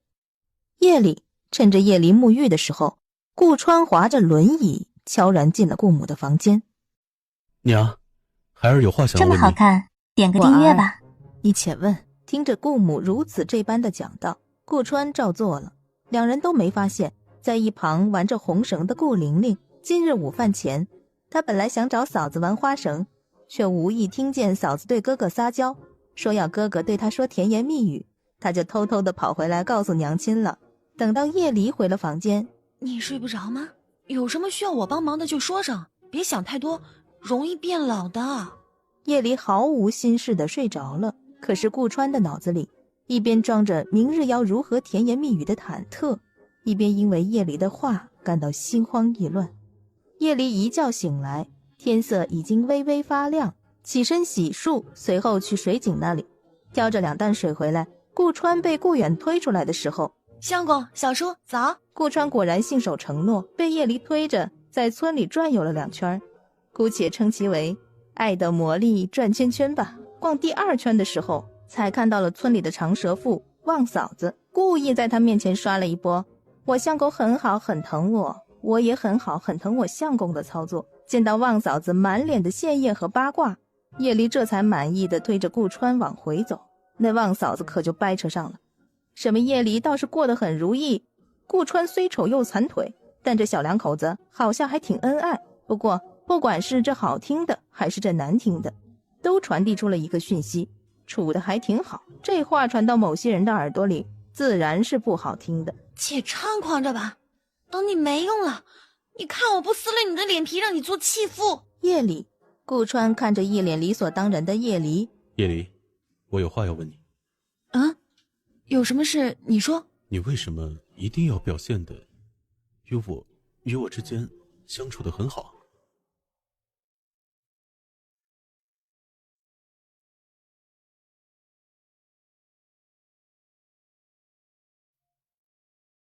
这么好看，点个订阅吧。因为你是我相公啊。次日，夜离照常和顾川在村里转悠。夜花从这2个人身边路过的时候，花儿，这是你姐夫，你有话就直说，不必扭扭捏捏的，你姐夫看不懂。我哪有什么事啊，就是过来看看你啊，姐姐。那你好好看看吧，看够了就说一声啊，我好继续推着我相公四处走走。你看好了呢，就赶紧回家去。反正呀，我也不指望你给我带什么上门礼，你也别指望我领你回家吃饭。10两银子也够叶家用很久了吧？围观的村民扑哧一下笑出来，哪有说的这么直白的话？姐姐，我只是好心看你，你怎么这样对我？这不是给你看了吗？还是说你没看够？要不要我和你姐夫洗把脸继续给你看？夜花转身就跑走了。今晚顾家飘出了肉香，因为正好赶上了顾远的生辰。夜里也是今日回家之后才知道的。顾川不知道又在写什么，他掏出了1块碎银子包在帕子里，然后朝着顾远的房间而去。那祝贺你生辰，愿你长寿健康，心想事成。这个呀是嫂子给你买糖吃的。这顾远拆开帕子，差点没握住帕子里的东西，他赶紧跑去找了顾母。娘啊，娘，嫂子给了我1两银子当生辰礼。清明节后的第3日，就是夜离和夜花约好的见面之日。夜花早早的在约定的地方站好等着。花儿妹妹，阿哥，你怎么来了此处？你且等着我，夜里马上就乖乖的拿肉来了。不是你让我来的吗？还让李婶家的娃娃来叫我？不对。夜离听到这里也不躲了，直接扔了2个石子，将2个人击昏，随后从怀里掏出了一把剪子，冲着夜花的头发就是咔嚓一下。接着夜离又找到了夜花的帕子，将夜花的头发包了起来，放在了何平昌的手里。何平昌身上的护身符也被他捏着，绑在了夜花的身上。这么好看，点个订阅吧。贱东西，你想嫁给何平昌那个穷书生，我从未阻拦，只告诉你等他有了功名再说。一看你下贱的样儿，在光天化日之下跟人交换信物。奶，都是夜离，他说要给我好吃的东西，要让我带钱回来给奶用。奶，你要去找夜离讨个公道。走，上顾家。不得不说，什么锅配什么盖子，这何平昌顶也是将罪责全部推给了夜离。那顾家早年间还是个富户，都说这破船还有3斤铁，不如我们……我的意思是，我们家平常好歹是个读书人，被人这样捉弄，差点没了名声，是不是要点补偿什么的？这顾家早年是村里的大户人家，虽说是6年前开始，顾家一直在倒霉，但是因为顾父之前积累下来的事迹，也在村民心中留下了一个顾家也许还藏着宝贝的念头。何平昌家人也上了顾家的家门。我知道，早年顾家老爷给村里面做了贡献，但是也不能因为这点萌因就随便欺负人吧？是啊，顾氏，你怎么教儿媳妇的？这样恶毒，难不成这其实是你的主意？我看啊，就是这顾家没有稳住顾老爷的门风，对我们生了怨恨了。娘，他们冲我来的，一人做事一人当，我出去解决。叶离听了就想冲出去，结果不但没有拉开顾母的手，反而被他紧紧地抓住了。娘，让我出去。他们是故意的，这事不能算在你头上。3年前就故意找事儿，为了试探我顾家是否还有银钱，他们故意弄断了顾川的腿，还给顾川下药。这么好看，点个订阅吧。别冲动，这种事儿啊，让娘来。看着娘，信我。哎呦喂，摔死我了！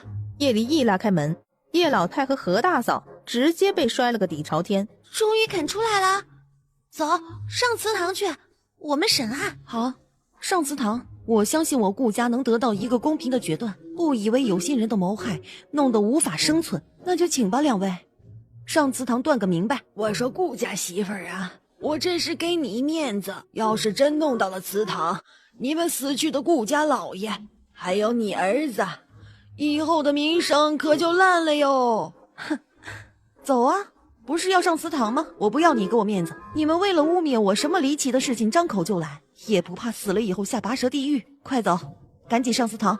一行人就这么上了祠堂。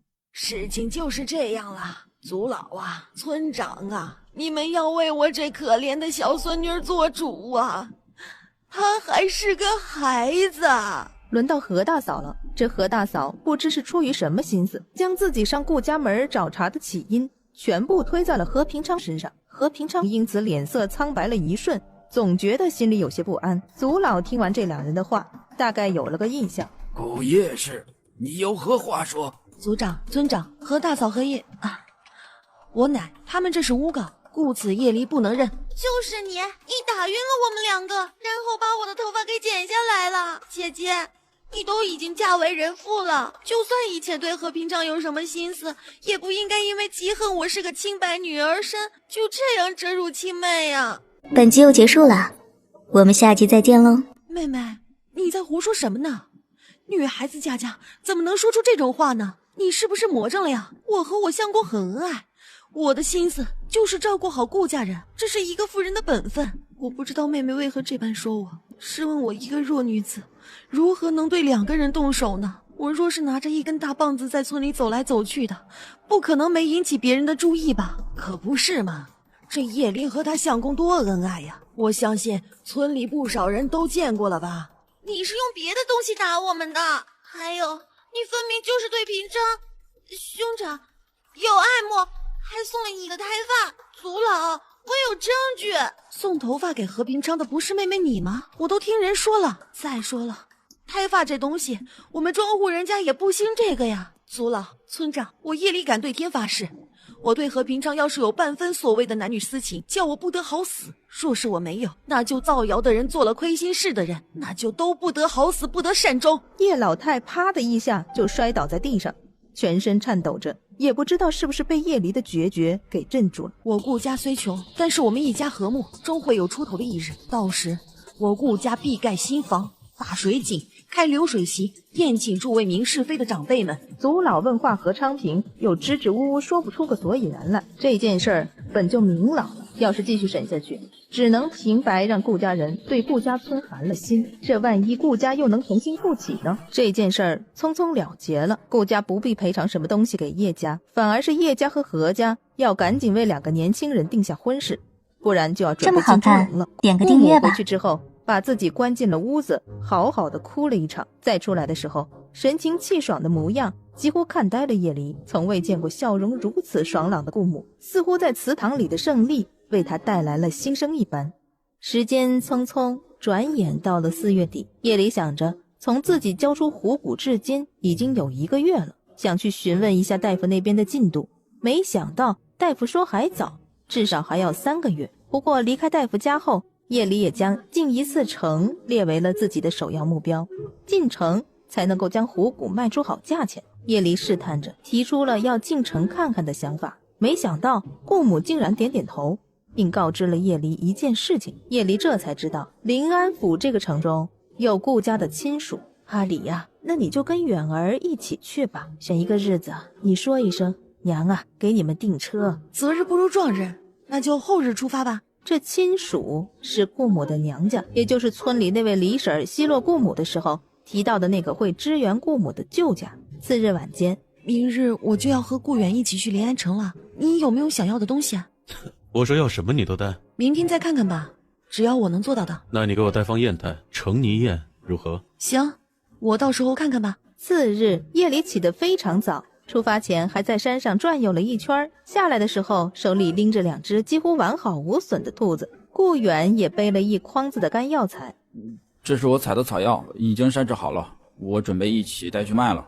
2人等了没一会儿，顾老汉的骡车就来了，2个人晃晃悠悠地进了小镇，又花了10文钱从小镇出发，坐到了临安城。这里进城的百姓需要交2文钱入城费。夜里站在城墙下排着队准备交钱入城。这么好看，点个2人在订阅吧。城里先逛了2圈，才确定各自要去的地方，先卖掉野味，再上药店，随后让顾源等他一会儿，他就可以顺势卖掉虎骨和虎鞭，然后就去西城门那边找亲戚，送上顾母准备的东西。不过那边卖药的顾远倒是碰上了一点问题，因为有人故意撞了顾远一下，顾远的药材全部都洒在了地上，将顾远团团包围的是3个恶霸。他们是城中无所事事的小混混，要么欺负一下小摊贩，要么欺负一下村里来的农人，所以上前打算敲诈点小钱买酒喝。谁曾想到这10几20文能解决的事情，这个臭小子竟然丝毫不给面子，直接回绝了。顾远压着心里的火，蹲下来去捡拾洒落在地上的药材。夜里皱眉，跟着一起捡。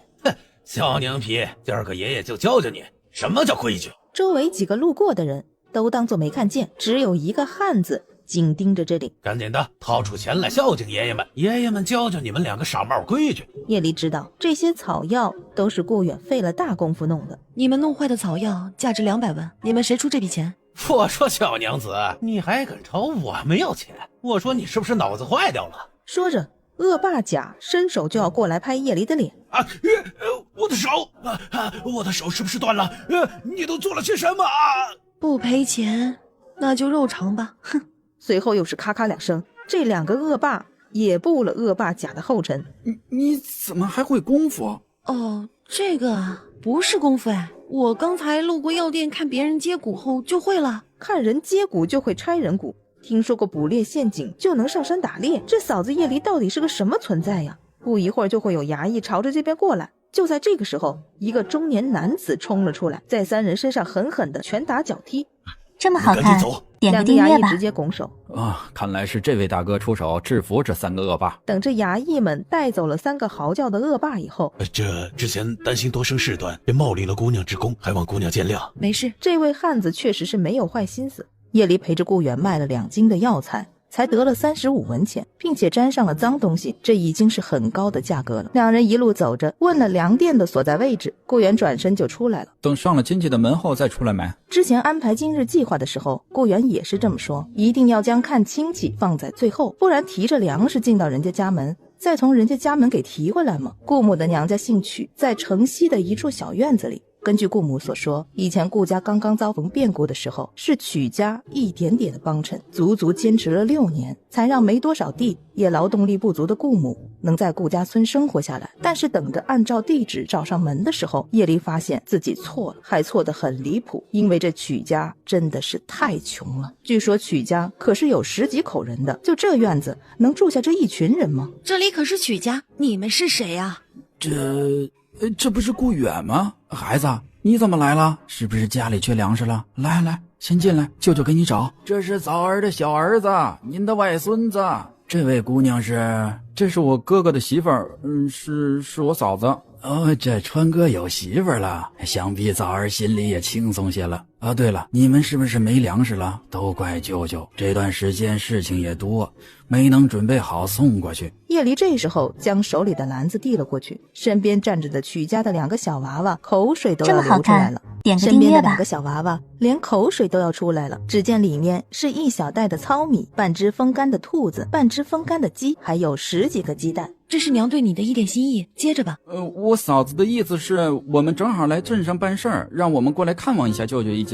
这些你们自己个儿带回去吧。你看舅舅家这么几个月也没能去看你们，不是说了这是你们的吗？到时候你让我拿回去，我娘又让我拿回来，舅舅可别折腾我。曲大舅便不再推脱了。本来不知道有这么一户亲戚倒也无所谓，但是知道了之后，又清楚这曲家是自己的过得不甚好，还照顾顾家，叶离心里多少有点别扭。你等着我，我出去有点事。叶离刚才已经问清楚了，程曦出去之后就有山，靠着他的本事，想要捕猎可并不难。我跟你一起去。她一个陌生女人，在陌生的临安城走来走去，她不放心。2人出门，一路朝着城西走去。路过之前叶离卖虎骨的那个医馆的时候，只见一家4口满脸焦急地站在医馆前。哎呀，这到底是撞了哪路神仙啊？这孩子突然就这样了。小儿子原本只是焦躁，却忽然变成呼吸困难。可小儿子死活都不肯下地，眼看着脸都发青了。这孩童不停地哭闹挣扎，大夫根本就没法扎针。渐渐的，孩童的动作小了，但呼吸也变得微弱。我的老天爷呀，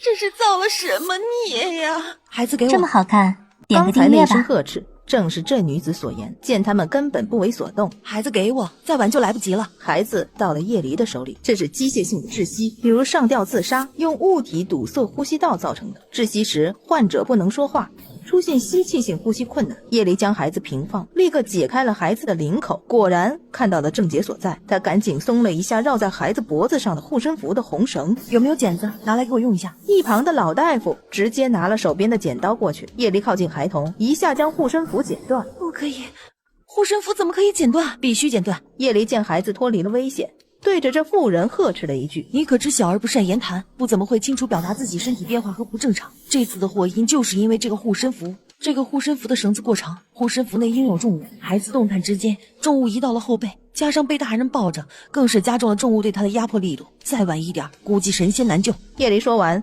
又检查了一下孩子，这孩子眼珠滴溜溜的转，显然是活泛了。孩子才2岁吧，这么小不要带这么结实的长绳挂饰，还这么重。既是我害了孩儿，也是巧合了，这位夫人不必介怀。许是孩子今日有这一劫，以后能长命100岁，身体健康也不一定。叶离见孩子缓过来了，就打算离开了。在下方元刀，这是小儿方冠英，还未请教大妹子姓名。叶离道了姓名，这是我的小叔子。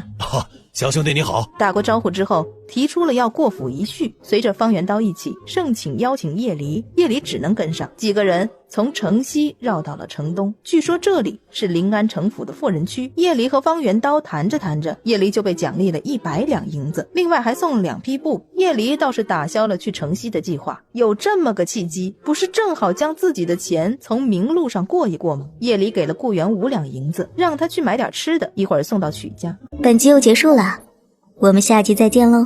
再出来的时候，叶离脸色有点扭曲。这顾川倒是会选东西，黑漆漆的一块东西花了他300两，可以说他老底都快垫进去了。顾远到了曲家，扔下东西就跑。哎呀，这都什么事儿啊，还给我们送这么多东西来。2人果然赶在了傍晚的时候到了家。可是路上遇到了什么麻烦？叶离白了他一眼，将篮子最上面的东西拿出来，摆在了桌子上。300两啊，那可真是肉疼。给我的？对，程泥燕。你下次能不能换个东西喜欢啊？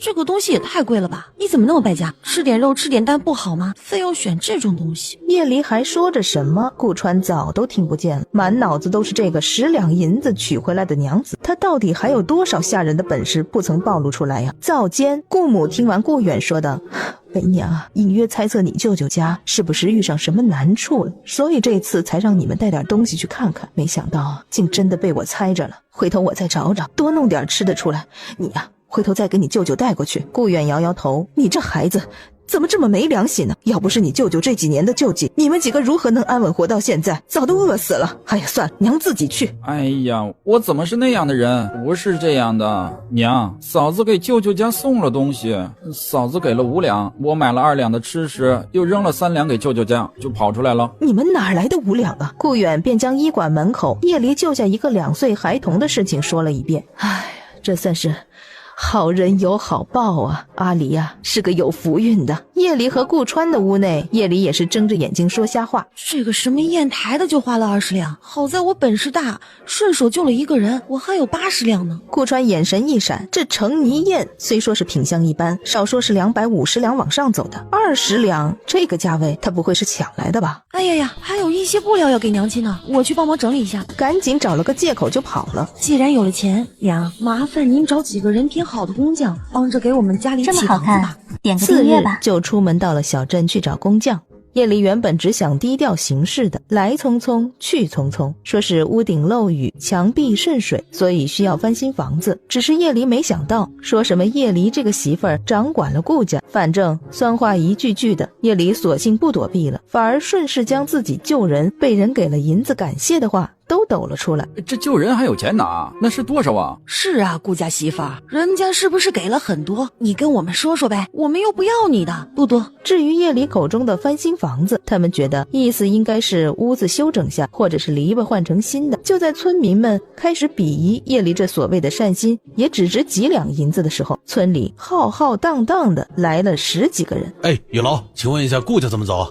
就是这儿媳妇叫叶离的顾家。难道是村里寻仇的？李婶在人群中听到有人在猜测是不是寻仇的。哎呀，可不就是前面那个破院子，人顾家在门口种着2棵树呢，可好找了。哎，你们是谁呀？去顾家做什么？我们是谁？我们是镇上的泥瓦匠和木匠，这不是要帮着顾家盖宅子吗？工头说完就带着人朝着顾家而去。不是说好了是翻新房吗？这简直是造新房啊！叶离正好挑水回来，见到这些跟他约定好的建房子的工匠师傅们，叶离一进门就请顾母端茶水来。我本来也想翻新一下屋子就好了，只是了解到盖屋子并不比翻新贵到哪里去，且这工匠的队伍呀还是从府城过来的，只是在镇上给一个富户修建屋子，可不是赶巧了吗？我就将人请来了呀。至于顾家5口也不能住在原来的屋子里，送出了2份礼，答应了要交伙食费，每日还要交25文的租金。顾远、顾母、顾玲玲住进狗儿家里，叶离带着顾川住进张婆子家里。他估摸了一下，重新建造之后的顾家少说也能有个200平，这么好看呢。点个订30阅吧。两定金砸下去，还有时不时的鸡肉、兔肉、大馒头、鸡蛋汤的供应之下，工匠们发愤图强，认真做事，效率那叫一个高。又半个月过去了，顾家的院子总算是盖好了。叶离验收完之后，满意的付了剩下的30两尾款。顾玲玲高兴的都要蹦起来了。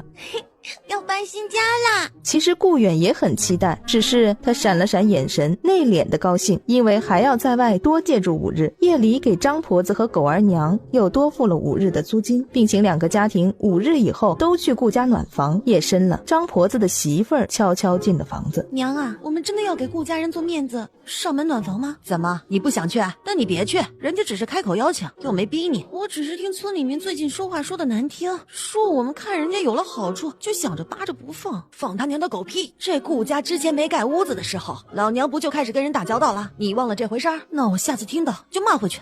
一群狗东西，竟然数落到我们头上来了。张婆子满意的看着媳妇儿咬牙切齿的，农家过日子可不就是需要这样的媳妇儿吗？5天的时间，叶离也找到了一支打井的队伍，在新家院子里开了一口井。一时间还有人想要求顾家不要锁门，让大家一起用这口井。可以啊，一桶水5文钱。给怼了回去，这不是议政了吧？还要花钱买水？叶离才不管他们鄙夷的眼神，自己费心费力折腾的水井，凭什么给这些人用？一切准备就绪，叶离也带着顾远跑了2趟镇上，搬回来不少家具。叶离洗漱完，神清气爽的躺在了自己的床上，终于不用每日从顾川身上翻阅了。他今日入睡得十分顺畅，几乎是一沾枕就睡着了。点个顾订阅吧。母马上就开始准备早饭，这天啊也要亮了。他今日还要忙着暖房宴席的事情，许久家里都不曾来客热闹了。顾母却有点心疼，阿离呀，你起这么早打水呀？哎呀，这水井被你安排的多好呀！我和顾远打水都不怎么费事儿的，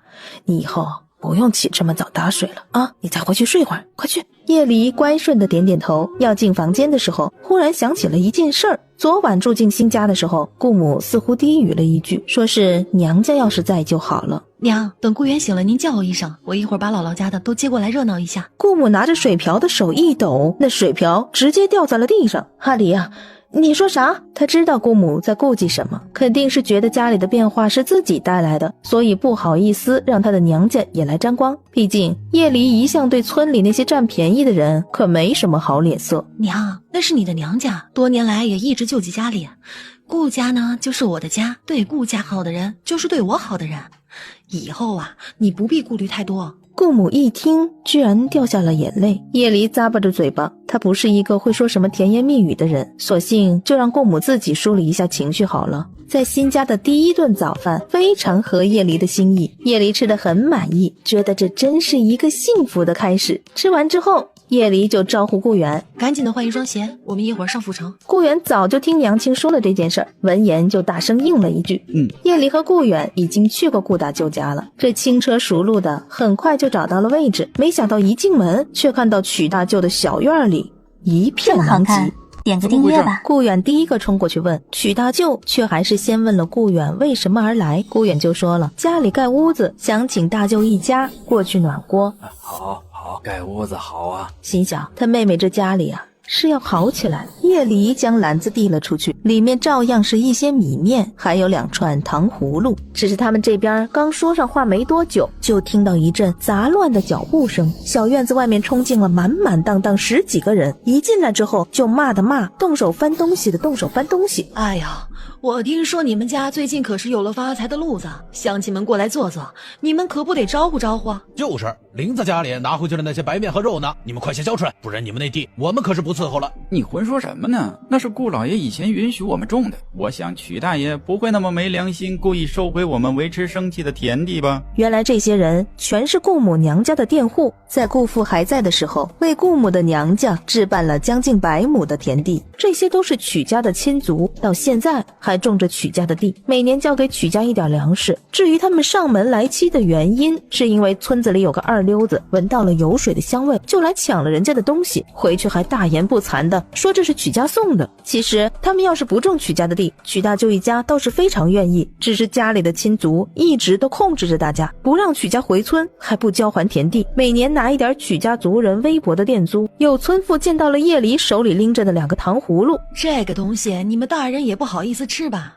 我带回去给我孙子吃。滚出去！这些人对他曲家胡搅蛮缠，但是不能对着外甥和媳妇儿动手啊。可那妇人不但不退缩不害怕，他立刻就在地上打滚，不仅问候了曲大舅家18代祖宗，还用某些器官来侮辱人，这可是在叶离的里口夺食啊，天大的禁忌。只见他快步上前，捏着那嚎啕大哭的妇人的下巴，直接捅了进去。那妇人的嘴唇鲜血直流，周围的人都不敢置信地看着叶离，这女子好狠啊。那妇人的儿子也在场，你这小娘皮竟敢伤我娘，看我不搞死你！只听咔嚓一声，直接将他的手掰断了。还有谁要试一下吗？愿意好好说话了就好好说话，非要胡搅蛮缠动手动脚的，我也奉陪。行了，你们的目的我差不多知道，但是在别人的家里上门被伤了，你们猜猜，上了衙门，你们的下场会是如何？会如何啊？自然是打死不论。别听他胡说，法不责众，知道吗？哼，你知道的还不少，但是你怎么不说法不责众指的是弱势欲强权，或者不指责无罪的情况下才行得通呢？你们私闯民宅，还有理了不成？有本事你们让开，我去请官爷们上门看看，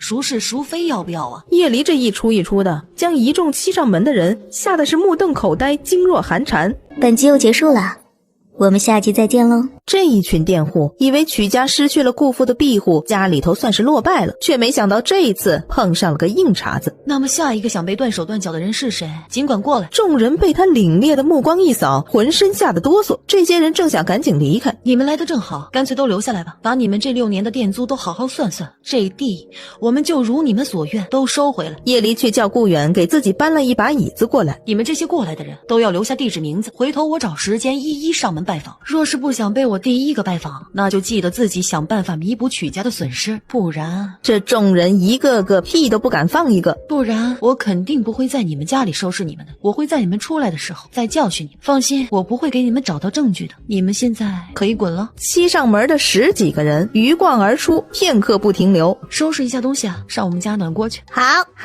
此刻在他们的眼里，叶离说什么他们都觉得是对的，不管是大人小孩，那都是一脸的羡慕。这里看看那里看看，不管是特殊的井口，还是被铺了一层青石板的院子，甚至连茅厕都被围观了。不一会儿，张婆子带着2个媳妇儿，手里也拎了东西，半篮子的鸡蛋和2包红糖。狗儿和他的娘也紧随其后，送来了1篮子新鲜的菜，还有2斤糙米。中午的暖锅就直接在院子里吃。一顿饭后，每个人都摸着肚子，感慨吃得真爽快。嫂子，表弟表妹他们说下午想和我一起到山脚下，想跟我一起挖野菜，嫂子跟我一起去可以不？这一句嫂子叫的那叫个自然，连顾川都忍不住侧目了。这顾远的什么时候那么心甘情愿的叫叶离嫂子了？这一趟他们出去请个人，这到底发生什么了？1、2、3、4，这足足8个吧。这浩浩荡荡的可是带着童子军郊游啊。点个订阅吧。叶离带着一群娃娃到了山脚下，给他们画了一个范围，从这里到那里，你们都不要过去。就在几个孩子开开心心挖野菜的时候，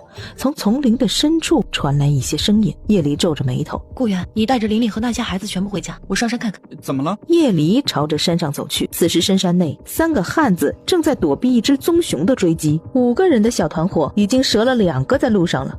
老大，这接下来怎么办？只能跑了。到了山下，这头熊应该不会追了。废话不说，快跑啊！叶离顺着声音过去，他反手一握，从空间里挪出一把西瓜刀。叶离心想，千万不能让这头熊下山，不然被祸害的第一家绝对是顾家。滚一边去！猛然加速，然后高高跃起，他用力一劈，那熊的脖子喷射出一条血溅。看着这头熊慢慢的倒下，这真的是汉女，妥妥的汉女啊！大姐呀，这是我的，你们没份儿。是，大姐说的是。不知道大家是混哪条道上的，可我留下名号。没名号，你们走吧。大姐啊，你这身手真是厉害。大姐，您救了我们，我们该如何报答你啊？大姐，你需要……叶离忍不住瞪了他一眼。大姐不喜欢我们靠近，那我们肯定就不靠近。只是大姐啊，您看处理雄狮这种小事儿，交给我们来就行了。这熊皮，您是不是打算消脂啊？除了那个爪子和后背的伤口，我保证帮你的这张熊皮消脂的完完整整。大姐，你走慢点，大姐。你告诉我名字，别人过来这里，我给你皮子，你回去消脂。小的姓于，叫于满元，人称于哥。当然，大姐您叫我小于就好了。你现在马上带着你的人离开，我数20个数就要看不到你们，你能做到吗？于满元一愣，大姐这是愿意收下他们几个人了。知道了，大姐，我们马上就走。顺子、天牛，麻溜的。好的，于哥。他晃晃悠悠的朝着山下走去。你没事吧？远儿也没能说清楚，就说你啊，面色不对的上山去了，担心死我了。嫂子，你的衣服上怎么有血啊？这么好看。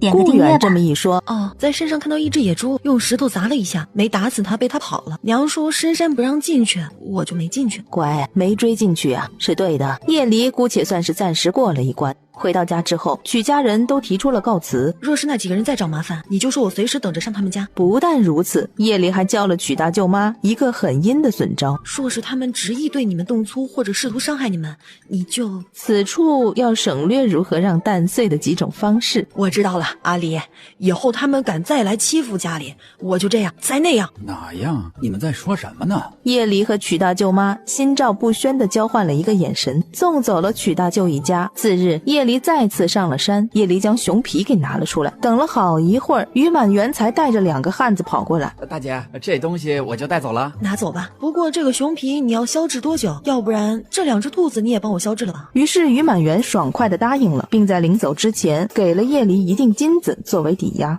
完整的质量好的熊皮少说200两，只是这熊本身就有伤不说，皮毛上还破损了2处几乎无法修复的位置，所以比较适合自用。这里是10两金子，暂时作为抵押，给大姐您收着。在于满元3人走了之后，他兴致勃勃地看向了深山。只是这一次，叶离只看到了一窝野猪，还有一只傻狍子，并没有见到大型的猛兽，只能遗憾地下山了。一到家门口，叶离就看见有人在后门扒着门缝朝里看。你说也不知这顾家是走了什么运道了，竟然被张相生看中了。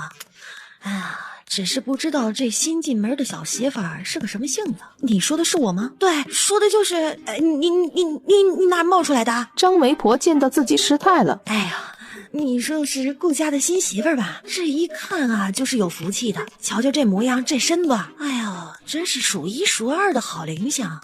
你有事吗？张媒婆寻思着，说不定能靠着叶离这个小媳妇儿进顾家的门。如果顾母看到她，肯定是不愿让她进去的。既然这小媳妇儿刚嫁进来没多久，肯定是还不知道她和顾母的恩怨。这么好看，点个张订阅吧。媒婆故意对叶离说道：我呀，和你婆婆是年轻时候就玩得好，我们呢以前可好了，还是左邻右舍呢。这不是几个月没见呢，家里就变成这个样了。我刚才也是不确定，才多看了2眼。我们这是要从哪里进去啊？叶离看着张媒婆脸上的表情，隐约猜出了点什么。我是从哪里进去都行，只不过您嘛，我就不宜启请了，且在外面等着吧，我通报一下我婆婆再说。就直接进门关门，一气呵成。你这没教养的小媳妇儿，知不知道什么叫做待客之道啊？臭丫头片子，竟学会这些玩弄人的玩意儿。阿离啊，这外面是谁呀？叶离便说了那个人的长相。果然，叶离一说完大黑痣，顾母立刻就有了印象。你走，我们家不会让你进的。以前那点子鸡毛蒜皮的事情过去了就是过去了嘛。我今儿个过来是要告诉你一件大好事儿，你快开门，这一点都不方便说话。我说的好事儿可不能给别人听了去。我不稀罕，你走。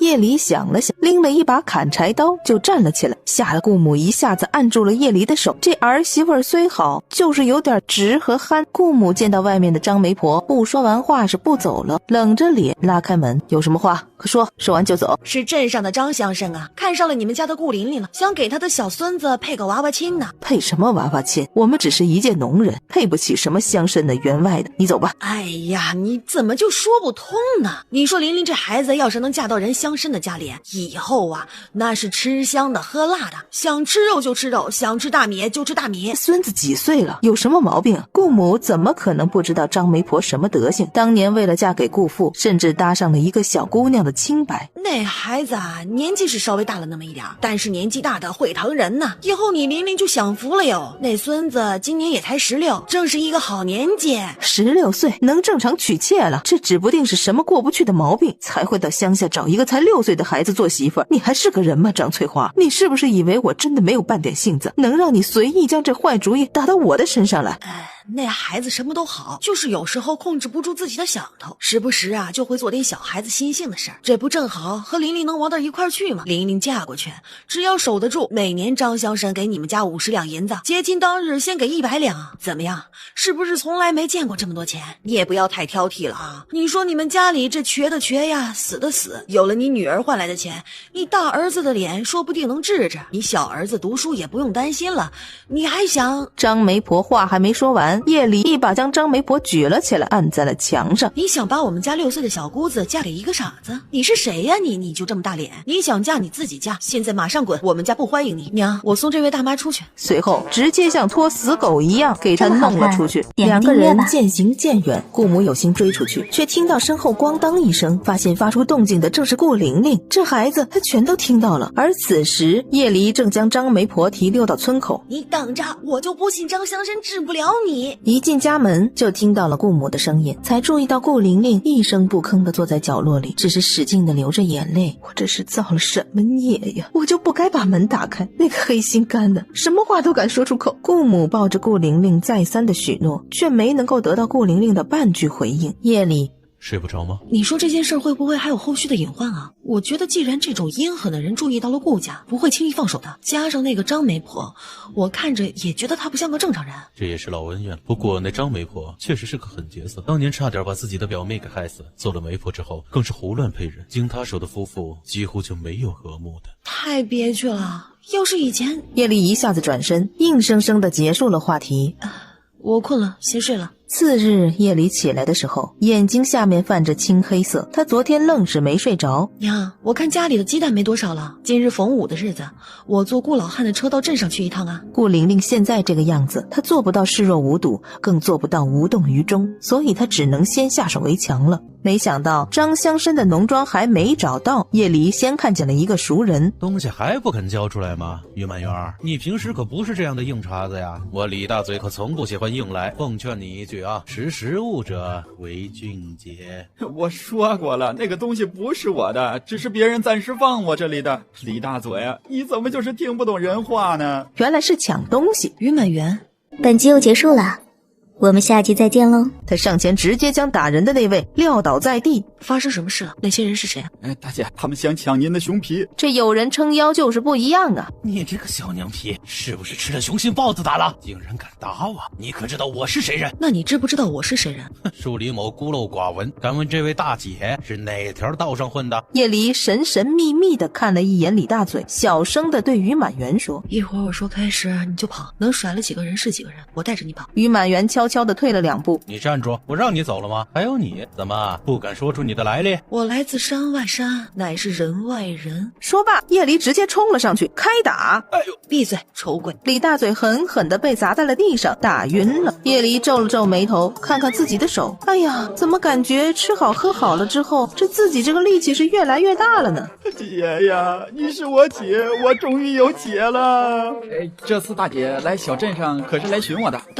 当然不是来找你的了。不过看见你也好，我问你件事情，小镇里有个张乡绅是吧？对，这个人家在哪里？可有能克制他们家的人家？或者你有办法帮我混进去张乡绅的家里吗？他这大姐不会是想要打上张乡绅家里吧？他家里虽然没有什么外力靠山，但是凭借的就是他足足养了上百号的青壮啊！这样啊，这确实是有一点点棘手的意思。他朝着于满园勾了勾手指，低语了几句。哇，好主意啊！就这么一下子，2个人都察觉到李大嘴动了起来。李大嘴忽然乖得像个小媳妇儿。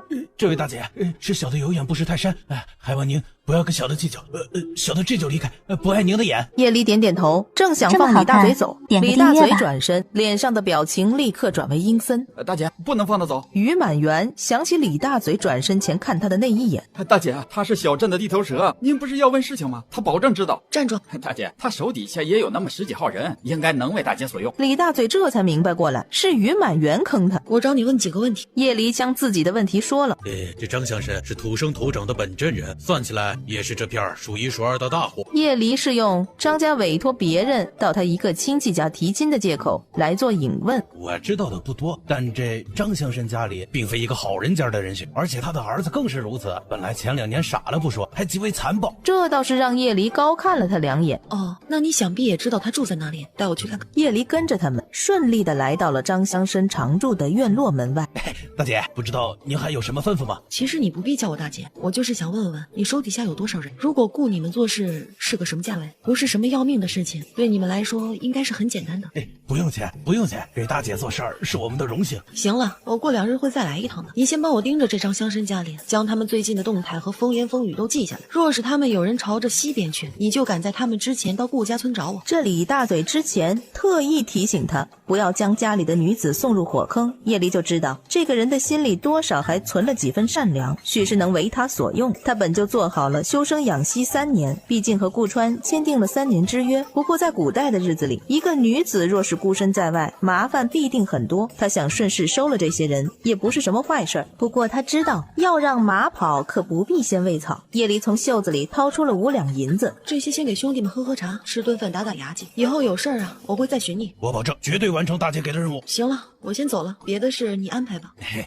大姐慢走。这么好看，点个订叶离阅吧。此时回到了家里。回来了，今日去了何处？叶离就将手里的篮子给亮了出来，表示自己是去小镇上买东西了。我总觉得会有不太好的情况发生，你最近尽量不要朝着小镇上去，好好在家里待着。今日的顾家似乎没有什么变化，除了还是蔫蔫的顾玲玲。叶离打算带着她出去走走，就带着顾玲玲上山了。等到下山的时候，顾玲玲脸上的表情已经丰富了很多。顾玲玲看了看牵着自己手的嫂子的手，这手似乎和她的娘亲没有什么不同，但是被嫂子的手握着，她似乎觉得没有什么东西能伤害到自己。顾玲玲还不知道，这种感觉就叫做安全感。叶离和顾玲玲到家的时候，天边已经开始泛黄，晚上的时候还频频靠近叶离。你还是奶娃吗？这么粘人？不如玲玲今晚和我一起睡吧。顾母看到了玲玲的笑脸，还有眼中的希冀，娘就答应了叶离吧。本来他还想着顾玲玲这样会不会影响2个人的夜生活呢。顾川也温和了很多，不像当初刚刚成亲那种冷漠。顾母就觉得2人应该是成其好事了。至于顾川能不能做，顾母直觉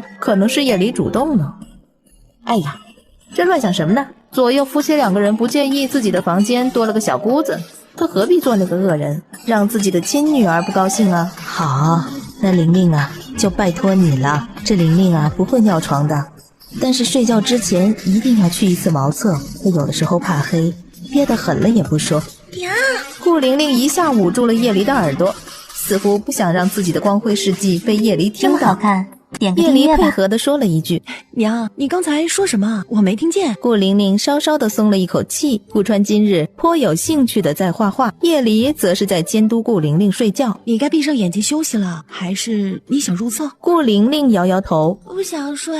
不一会儿，叶离不知道许诺了顾玲玲什么，竟然乖乖地闭眼了。顾川推了轮椅过去，也想看看顾玲玲睡着了没。叶离却正好转身，手肘一不小心撞在了顾川的嘴唇上，他的嘴唇一下子红肿了起来。叶离为难地歪着脑袋，我真不是故意的，我正准备下床。我没事。顾玲玲刚刚没有睡着，听到叶离的声音，赶紧睁开眼睛，从她的角度正好看见叶离和顾川几乎是脑袋挨着脑袋，她吓了一跳，赶紧闭上眼睛。这是不是就是她听说过的只有爹娘才能做的那件事儿，就是那个叫亲嘴的事儿？晨光透过枝桠的缝隙，将那些暖黄的光线照在叶离白净的脸上。起来吧，娘做了饭了。叶离这才注意到太阳已经升得很高了，他赶快穿好了外衣，顺便叫顾玲玲一起起来。顾母注意到了儿子的反常，川儿，你这嘴巴是怎么回事啊？上火了吗？肿得这么厉害？昨天哥哥嫂子亲嘴了。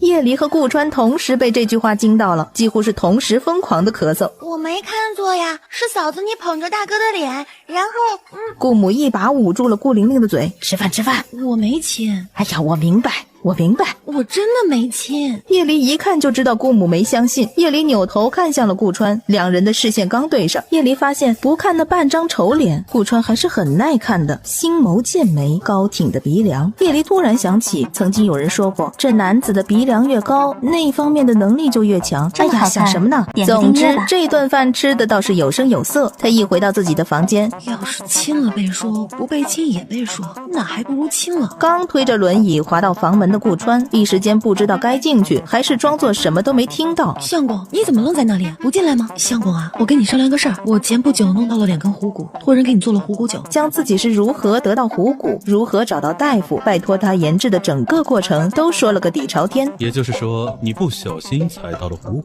然后不小心知道了老大夫会研制那个虎骨酒，准备做了给我的。对啊，所以啊，我过2天准备拿虎骨酒了，顺便上趟临安城给你找个大夫。你这脸呢，要是能治，我们就想办法治；要是不能，你也可以戴个木帘还是面具什么的，总不能每天把自己关在房间里吧？你是介意我腿瘸，所以想早日治好我的腿。你不必如此用心良苦，我的腿好不了的。你是不想治吗？据说你脸伤和腿伤这几年都没恶化，这已经是一个很难得的事儿了。就算你准备在家里宅，就是待在家里也不用出门的意思。顾川，你这样的人，你不会还想骗我？你根本就不在意能不能重见天日吧？顾川眼神微动，还是拒绝了叶离的好意。不管我怎么样，这都是我自己的问题，用不着你这个外人来管我。门突然松动了一下，他忽然将顾川的嘴捂了起来，顾玲玲的小脑袋从门缝间冒了出来。你们又在亲亲抱抱呀？话说张乡绅在小镇有2个别院，一个是自己住的，一个是用来待客的。你还要在这张家待多久？早就安排了临安城里我们族叔的家给你住，你非要到乡下地方来，你看看住的这什么人家，3天2头有人在外面哭天抢地的。他的意思是张乡绅多行不义，导致了时常有人在门外生事。我可不去什么族叔那里，那老头子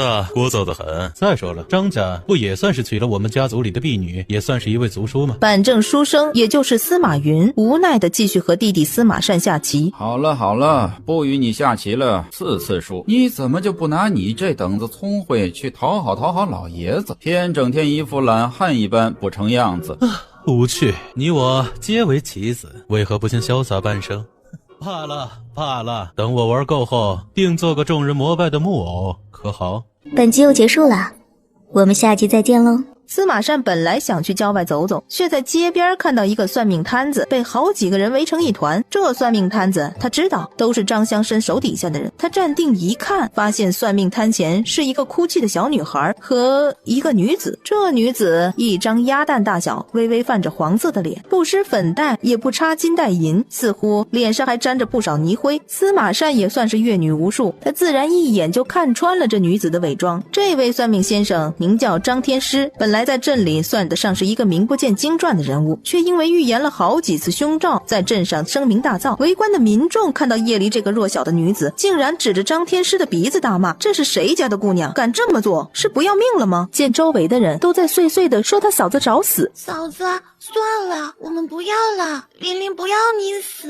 他今日和叶离来镇上逛逛，没想到走到半路，这个奇怪的算命大叔就拦住了他，还抢走了他手里的东西，那是叶离给他的珠子，他舍不得被人抢走，就哭了起来。不行，今天这件事就是这个人做错了，你放心，是我的东西，谁也抢不走。这句话正好被司马善听了个正着。区区一个农妇，他的底气和倚仗是什么？这所谓的天师对一个几岁的小孩谩骂，还诅咒顾玲玲会死在什么地方，他叶离就是不能忍。你道歉，不然我就不客气了。姑娘，我管你印堂发黑，怕是今日有难呐。一旁的人听见了，纷纷后退了几步。被张天师这么说的人，都会觉得这个小姑娘今日是必定出事。哦，我会出什么事？不得好死？哎呀，可怜了这么水嫩嫩的小姑娘，今日就要不得好死喽。光天化日的，我一没做亏心事，二没有仇怨，何来的不得好死？倒是大师你要小心小心。张天师见叶离竟然不害怕，眼中闪过暗色。这段时日他一直都没有失利过，只要诅咒两句，骗得人心慌意乱，再将这姑娘的家事打听一下，就能顺利的将人弄到张乡绅那里换取赏钱。甚至为了他所谓的铁口直断，张乡绅会负责杀人灭口，或者是故意杀人，营造他张天师的神仙手段。张天师，我也断你多行不义必自毙。我家大师能预知未来的事情，你最好是说几句好话，要不然今日我们大师不出手，你是一定会暴毙的。那我要说什么好话？道童以为叶离害怕了，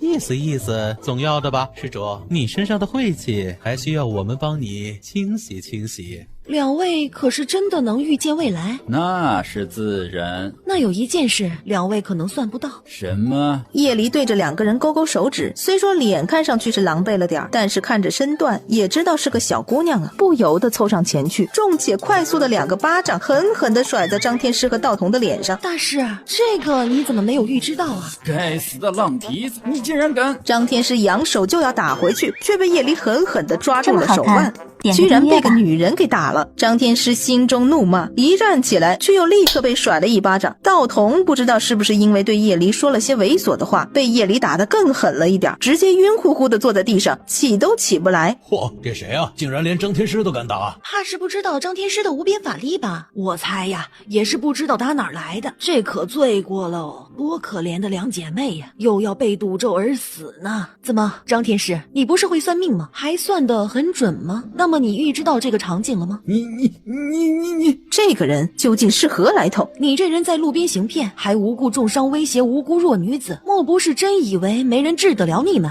叶离居然说自己是个弱女子。张天师面色阴沉，他几乎都不敢张嘴说话，嘴里的腥气告诉他，他可能就被那么一巴掌打掉牙了。身边的道童见情况不对，拿起幌子一推，差点砸到路人。顾玲玲一个趔趄向后倒去，叶离一把拉过顾玲玲。叶离刚安下心，后退一步的时候，却踩在了地上的幌子上，他脚下一滑，身后有人支撑了一下，虽然只是一处，但以叶离的身手足够他站稳了。多谢公子。司马善将手背在身后，刚才那么一个接触，他闻见了叶离身上的馨香，脸上正一阵发烫。姑娘多礼了。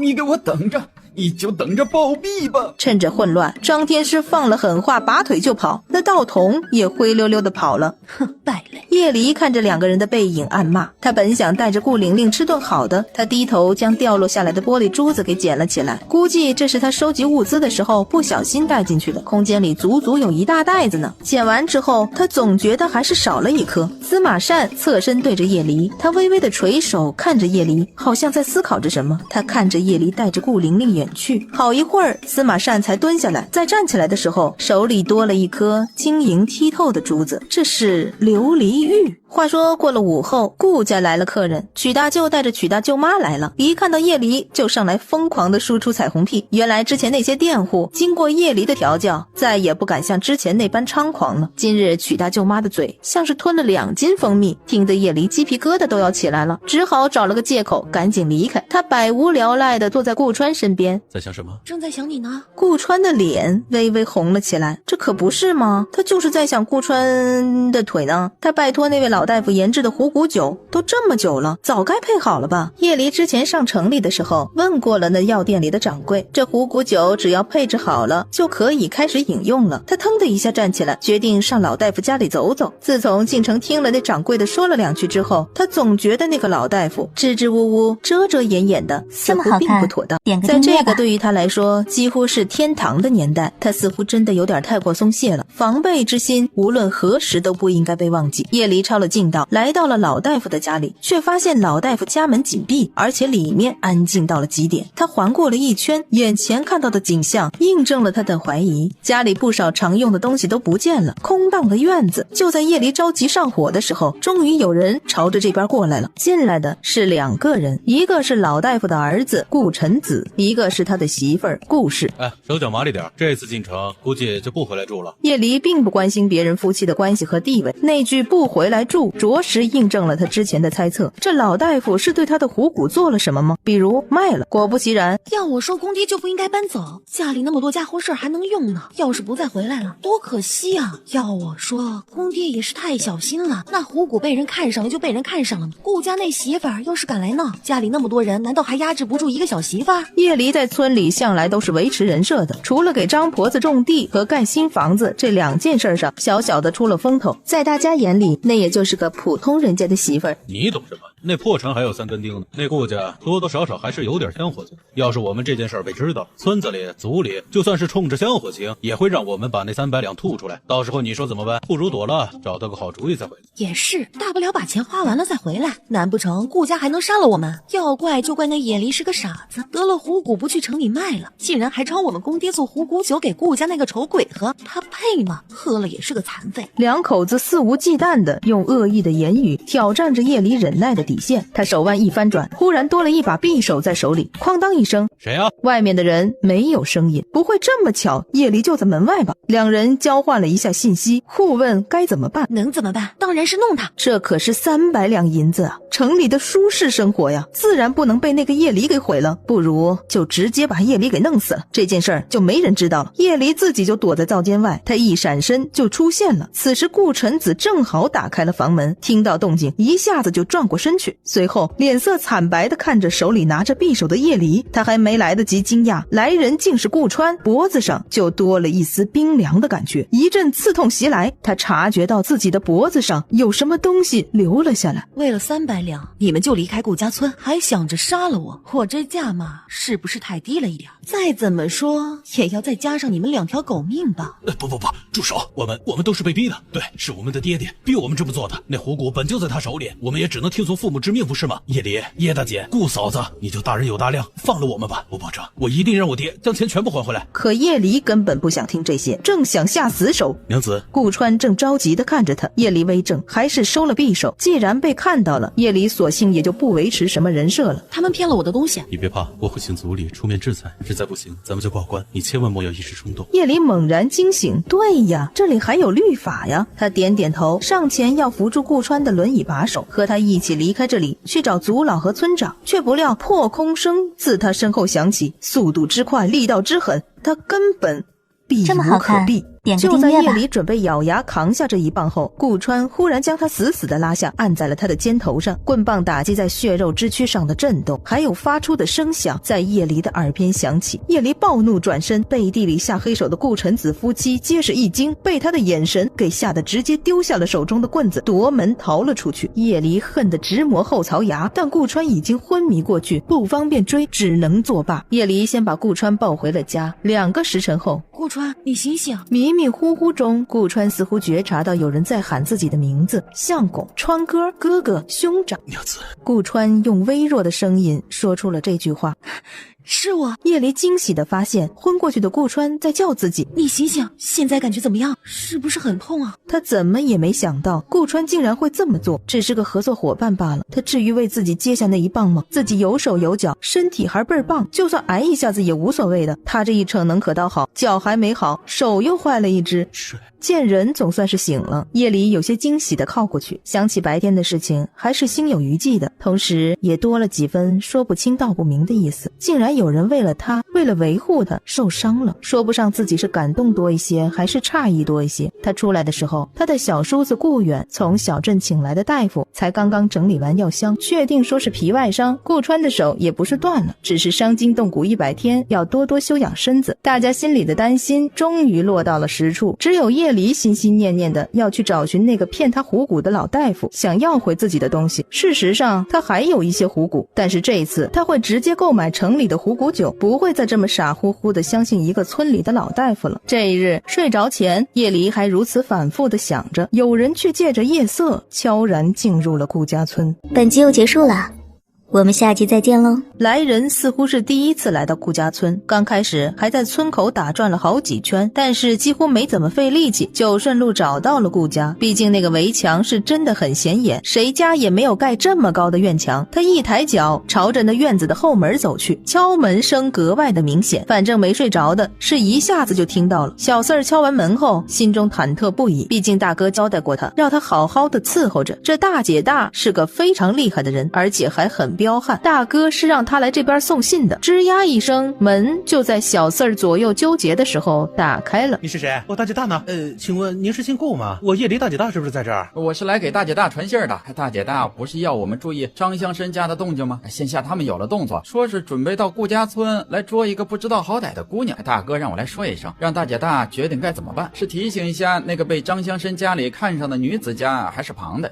你们大姐大让你们调查了这么久，才知道了这点消息？也就这几日的事情，我们得到消息确实晚了一步，没能提早发现张乡绅家里的不对劲。顾川正想说自己会告诉叶离的，却听到有细碎的动静从他的房间传来。你说是李大嘴让你来的？是的，据说是明日傍晚就会带人过来。大哥让我们来问问大姐大，需不需要我们提早准备？叶离冷笑，他还没打上门去灭了张乡绅一家，这张家还敢找上门来自找麻烦。本来这2天气就不顺，这出气筒自己找上门了。大姐大，小四儿看着叶离的笑容，心里有点怕怕的。让李大嘴带着人和兵器在半道上等我。行了，你走吧，记得把话带到。点个订阅吧。逐渐被融合在这具身体的体能，让叶离20分钟就到达了地方。相比别人走这个距离需要半个时辰，来的时候这边还没人，叶离便将一些东西准备了出来。他将这些东西都放进了一个木桶里，里面有个黑色的口罩，还有三角巾，有几把砍刀和西瓜刀。他自己也忘了什么时候收集的兵器，估摸着是前世经过了哪个兵器行的时候顺手捡的。没过多久，有队伍由远及近过来了。叶离默默地躲在树后，确认来人在这里停下来，还听到了李大嘴的声音之后，叶离才拎着砍刀现身。大姐啊！李大嘴先开口招呼了一声，身后的人也纷纷叫着大姐。大姐是你叫的吗？于满元也带着几个猎户兄弟过来了。明明是我的大姐。叶离将人都聚集到身边，他的计划很简单，冒充打劫张乡绅的队伍。怎么样，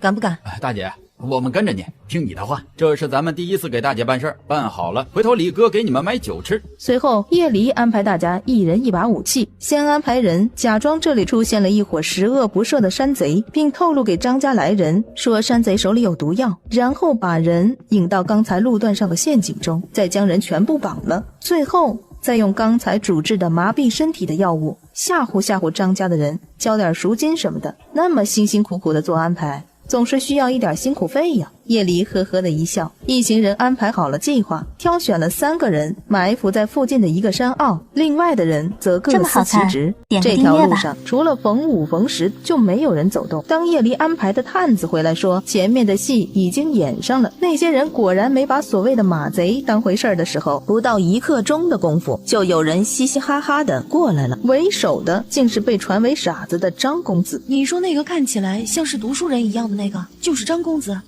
我之前见过，只是那时候这张公子状似疯魔的在打一个小姑娘，但是这脸是不会错的，全小镇也找不出比这还长得灵秀的公子了。他没想到这个看起来像是个读书人的青年，竟然就是那个变态张公子。笑死人了，还山贼出没，那几个怕不是什么胆小鬼转世吗？这穷乡僻壤的，山贼都不愿意多留。就是，张公子，您说的没错。那张媒婆可说了，这家的小姑娘灵秀，家里的媳妇长得也不错，回头老子两个一起玩，玩过之后我只留小的，大的赏你们了。这就是恶霸呀！叶离做了一个手势，只听啪的一声，张公子的坐骑和他身边2个人全都落马了。冲啊！于满元大喊一声，率先冲了出去。于满元一下子就砍在了其中一个张家家丁的身上。叶离在其中动作了一番，保证自己这边不会有伤亡，确认12个打手加一个张公子，一共13个人都被捆绑起来。叶离挑出一个家丁，然后将张公子的指甲盖掀了一个下来，递了过去。1个时辰之内，我就要看到3000两银子，不能给银票。除了你们家老爷，你们最多只能再来3个人，多一个我就多砍你们家公子一刀，听得懂吗？家丁哆哆嗦嗦的，叶离就举起张公子正在流血的手，又将张家公子的衣袍撕了一角，用血写了一封信。家丁依旧哆哆嗦嗦的，被李大嘴送上马，飞速的朝小镇疾驰而去。张乡绅果然是吓得魂不守舍，立刻带了钱过去，毕竟他就这么一个独苗苗。张乡绅人才刚落地，包括他在内的4个人就被捆了起来。你很不乖哦，张乡绅，所以我决定送你们一个好东西。山坳里就剩下被困的张公子、叶离，还有端着一碗药茶的李大嘴，当然还有闻讯赶来就被捆起来扔到一边的张乡绅。先灌药。李大嘴点点头，将碗里的药给端好了。李大嘴心想，这大姐大的心思真是缜密到他想象不到的高度，这演戏、抓人、下毒，一环接一环的，谁顶得住啊？叶离拔掉张公子口中堵住的碎布。你们这些狗东西竟敢这样对我，我让我爹杀了你们，你这水性杨花的女人！叶离冷冷地看着他叫嚣，毫不留情的一大碗药茶灌下去。这个药呢，每个月就要找我熬制一罐解药的，不然就会暴毙而亡哦。还有，吃了我的毒药不能暴躁，不能施虐，不然就会加速毒性，到时候早死了。别怪我没提醒啊。他呆呆地看着眼前这2个似乎一点都不怕他的人，竟是硬生生地憋出了即将出口的脏话。是，我们知道了，女大王。叶离挑眉，让手下这些人带着1箱银子跟着他离开了山坳。等到确认了只剩下3个倒地的护院，没有别人了，张乡绅才敢给自己的儿子松绑。君子报仇，10年不晚。开始想着之后抓到叶离这群人该怎么对付，只是脑中的各种残暴的想法刚出现，他就浑身难受，越难受就越暴躁，越暴躁就越难受，一时间竟然直接昏死在了地上。张乡绅看看马匹上留下的书信，1个月1次的解药，那女匪会安排人送到张家，只是若是张家再传出什么欺男霸女的事情，这解药说不定他就做不出来了。岂有此理！护院说要不要去找官家打回去，人家破罐子破摔，你来陪我一个儿子。护院便不敢再说话了。张老爷闷声来到了自己儿子的房间里，听着他撕心裂肺的惨叫。儿啊，你就不要想那些残暴的念头了，你心里安静着些。不行，我要杀了那个，我要把天下的女人全都毒，我受不了了。张公子越想那毒辣的手段，自己全身的血脉就越高涨。张乡绅无奈，只能让大夫给他扎扎针，让他昏睡，这才免了他的痛苦。李大嘴一行人也是这么想的，他们亲眼见到叶离刚说完脑子里不能想坏事儿，那张公子显然不听，就生不如死的挣扎着。我有我的渠道，你们跟着我分钱就是了。钱？什么钱？李大嘴好一会儿没反应过来，直到叶离将100两银子递给他，另100两递给了于满元。叶离掏出了400两。李大嘴，这钱是给兄弟们的辛苦费，还有租房子和伙食的花用，你要是敢伸手，不敢，绝对不敢。你们走吧。叶离则是在确认没有人在附近的时候，大手一挥，直接将2500两和自己装着的刀具桶回收了起来。此时他露出了笑容，真的是发财了。他回到家，媳妇儿，你这身上怎么了？才注意到自己的衣角有血迹。阿离，过来。娘，都是我不好，我想吃鱼来着，就请阿离去给我抓，大概是送到那里了。我带阿离进屋看看。还是娘来吧，你和阿离。顾母虽然知道媳妇儿是好的，但是看媳妇儿的样子，估计还是个自由身，根本没和顾川之间真的发生点什么。我与阿离是夫妻，没什么好避讳的。叶离猛地睁大了眼睛，心里真想打上一巴掌。什么叫做我们之间没什么好避讳的？这避讳的多了去了，我们可是约法三章的假夫妻。我们回屋吧。是呢，相公会帮我的。娘，你别进来啊！你今天干嘛那样说话？不然你怎么解释你身上带了血迹？对了，要不要我帮你检查一下，看看有没有哪里伤？你闭嘴！谁让你对我说这种话的？之前那个相敬如宾，一天都难得说一句话的顾川哪儿去了？难不成被老大夫的儿媳给抄翻了脑袋？点个订阅吧。你不准说这种话，以后也不准，听到了吗？叶离觉得心里怪怪的，好像是想要再看到这种笑容，自己就会控制不住自己一样。我若是还这么笑，娘子当如何？我就对你动手。那来吧。阿离啊，娘给你煮了面，你快出来吃吧。叶离正好借着这个机会，他赶紧出了门。叶离吃面的时候，顾母还一直在骂顾川，说他不是个东西，怎么能这么大晚上的还让叶离捉鱼呢？骂得好，娘去打他。叶离偷偷的笑了，你呀，别心疼他，男人该教训的时候就要教训。这一边，临安城的老大夫一家却没那么安睡了。这可咋办呢？你们就不能偷摸着回家，悄悄的收拾，非要弄出那么大阵仗？爹，那叶离可是要杀了我的。冤枉啊！我们是实打实的老实人，从未做过什么坏事啊！你们欺诈和偷窃数罪并罚，你说冤枉？你那虎骨是假的，那是狼骨头，此为欺诈。偷窃是你家儿子儿媳今日在街上犯下的，人赃并获。要是没钱，你们少不得要在班房里待上几年。不对，怎会是狼骨呢？明明是印。老大夫一下子捂住了嘴巴，不说了，抵赖也不成，承认也不成，左右都是罪过。家门不幸，家门不幸啊！掌柜的，他没说出口。罢了，公子也没指望让这些杂碎改过思过的，他少不得要被关上3-5年的。你好好给他们长长记性，再将人放出来吧。又过了2日，老大夫之妻用300两将那一对夫妻给赎了回来，却说没钱赎回价格更低的老大夫，他更是在牢里指天骂地了。而这笔钱很快就易了主，正在地里忙活的夜里，冷不丁就被2个狱卒找上了。本集又结束了，我们下集再见喽。这他还没上门要钱呢，这钱就自己飞回来了，这感觉还真有点玄妙。叶离看着桌上闪闪发光的300两银子，一分都不少。这顾家其他人除了顾川以外，也都震惊地看着。顾玲玲更是张大了嘴巴。钱送到了，我们就告辞了。叶离回过神，从300两里抽出2个小锭的银子，狱卒本不敢收。我们这里偏僻，走起来是要费不少功夫，两位也不必客气。2个狱卒这才收下了，美滋滋地离开。他们2个一走，顾家的人就看向了叶离，他也没卖关子。就是我不小心捡了几根骨头，被老大夫看见了，他说是虎骨，还说要帮我酿酒，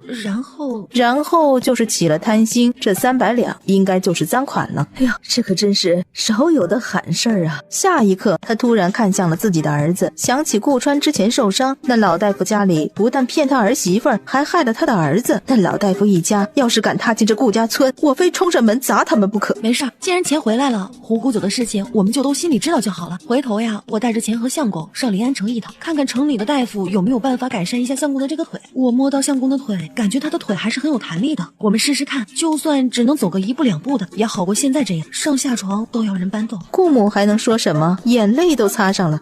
这钱啊，算是家里借你的。乖乖，钱还能自己回来呀？玲玲也咯咯地笑着，钱能买东西，嫂子来家里真是她最幸运的一件事情了。家里有钱了，她之前听过的那件事儿应该不会作数了吧？家里不需要靠着她卖给别人当小媳妇儿，也能吃饱，也能给兄长看腿了。这小孩子一下子又想开了。次日下了一场雨，叶离看着细雨，灵机一动，我去采蘑菇。他摘得毫无顾忌。就在此时，一阵婴儿的啼哭声引起了他的注意。辨认之后，叶离还发现了别的动静，像是哽咽，又像是呜咽，反正就是那种像是含在喉咙里发不出来的声音。这么好看，不会是哪家的粗心人把孩子扔上山忘记了吧？叶离亮出了一把砍刀，朝着有声音的地方一步步的靠近过去。没走2步，叶离就停下了脚步，尴尬的站在原地，想着自己刚才应该是没有发出动静吧，不然惊动了这眼前的一对鸳鸯可是不好的。非礼勿视，非礼勿视啊！原来叶离走近了才发现自己听到的不是婴儿的哭声，至于那个哽咽，更是别人情动的时候发出来的气声。明晃晃的2具白色的身子在眼前纠缠着，真好。叶离本以为今天上山看到的事情就这么过去了，没想到过了2日，那对野鸳鸯的其中一个主角竟然上门来了。姐，有事？姐，我就要和平常阿哥成亲了，就在5月底。姐，你到时候早点来吧，来吃酒席。哦，叶离直接关了门。等，姐，我可是要成亲了。叶花有点气呼呼的，这顾家村哪家姑娘成亲了？姐姐妹妹的不添装的。要知道叶家只给酒席准备了2斤肉，2斤肉能做啥呀？你要成亲了，要请我吃酒席，我已经记住了，你可以走了。姐，你这个做姐姐的要给我添妆。叶离哦了一声，行啊，你当初给我添妆是什么来着？你放心，我肯定照着给。你手里可是有一笔赏钱的，你好意思对我这么寒酸？我可是你亲妹妹，你竟然只打算给我一张帕子。哟，你也知道给一块帕子添妆寒酸啊？那你以前不是也这么做了吗？差点没被这句话给噎死。你能跟我一样吗？我是嫁给未来的秀才，以后的官老爷。你看看你嫁的是个瘸子丑鬼。叶离干脆的甩了叶花2个巴掌。我的相公用不着你品头论足，在我这里，我相公比你那个没出息的窝囊废好千百倍。总之，我顾家的事你少评论。叶花，你当初若是给我金钗银耳坠，我叶离今日就是砸锅卖铁，我也给你做一份头面。但是可惜了，你当初只给了我一块方帕子。你放心，那帕子我还没用过，到时候完完整整的给你添妆添回去。5月底还有7日，我就不着急现在给你化妆了。叶花却不甘心，但也怕叶离继续对他动手，只能愤愤的离开。叶离关门一转身，我真的有那么好吗？叶离的脸不知道怎么就烧了起来。想来顾川应该是听到他应付叶花的那句话了。不跟你说，你这个听墙角的妇人。叶离几步向前，拎着水桶到后院浇菜去了。一个汉女对他露出了女儿家的姿态，是不是也表示着并不是他一厢情愿呢？夜晚来临了，大哥喝茶。为何不去学堂？家里本来没什么条件上学堂的时候，他倒是兴致勃勃的想要攒着钱好上学堂，但是嫂子忽然连着发财，这让顾源很不习惯，也很不想接受。叶离是你嫂子，一家人不说两家话，我希望你不要因为这个机会。300两银子的归还，至少还有他的一份利呢。可是钱就是嫂子挣的，我不能这么理直气壮的用嫂子的钱。顾川挑眉，这家里一个个的，估计都要叶离亲自来说才会听话了吧？月明星稀，本应该寂静无声的官道上，却有一行10几个人驾马狂奔而来。这一行人中，为首的是2个年轻人。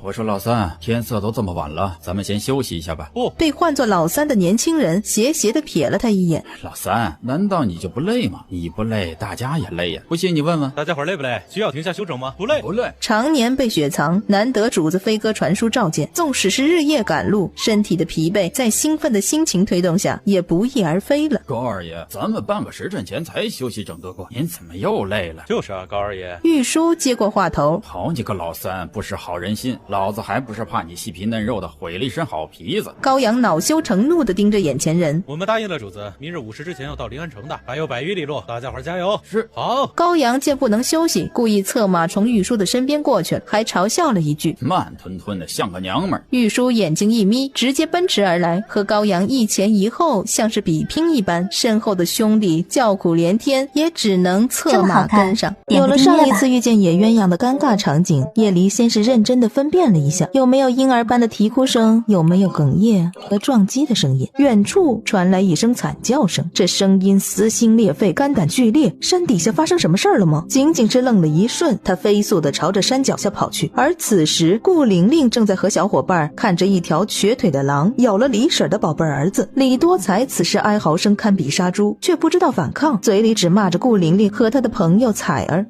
你们还傻站着干嘛？快赶他走啊！顾玲玲想起了嫂子的英姿，她咬紧牙，举起手里的小树枝朝着狼砸了过去。彩儿看着兄凶狠的狼，又看着在一边叫嚣快点咬死这2个赔钱货的李多才，我们还是喊大人过来吧。他不由得后悔起自己的冲动，流着口水的瘸腿狼朝着顾玲玲来了。李多才竟然高兴地拍手，太好了，狼吃丫头片子赔钱货，不用吃我喽！玲玲蹲下，只听一声惨叫，那瘸腿的狼被叶离一刀砍断了喉咙。玲玲，你怎么样了？嫂子，我们没事。叶离看了看地上的李多才，此时他已经昏昏沉沉了。这个人很坏，刚才想害死我们2个。他被狼咬了。叶离听着2个小姑娘你一言我一语的说着刚才的事情，面色转冷。这样的人以后能有出息吗？但是2个孩子还在身后，他也不能坐视不管。毕竟李多才要是死在这儿了，估计顾家又要惹上不少的麻烦。他干脆将李多才拎起来放在背上，就向李婶家跑去。没走多久，不少村民都看见了。快出来，你儿子出事了！什么？一见叶离身上背着满是血的李多才，当下差点没昏过去。你儿子被瘸腿狼给咬了，你赶紧带着上镇里看大夫吧。叶离难得发了善心，你别走，你要跟着我一起去镇上。对，你快点拿钱，我们去镇上。你胡说，李多才还是我嫂子救的呢。哎呦，我的儿啊！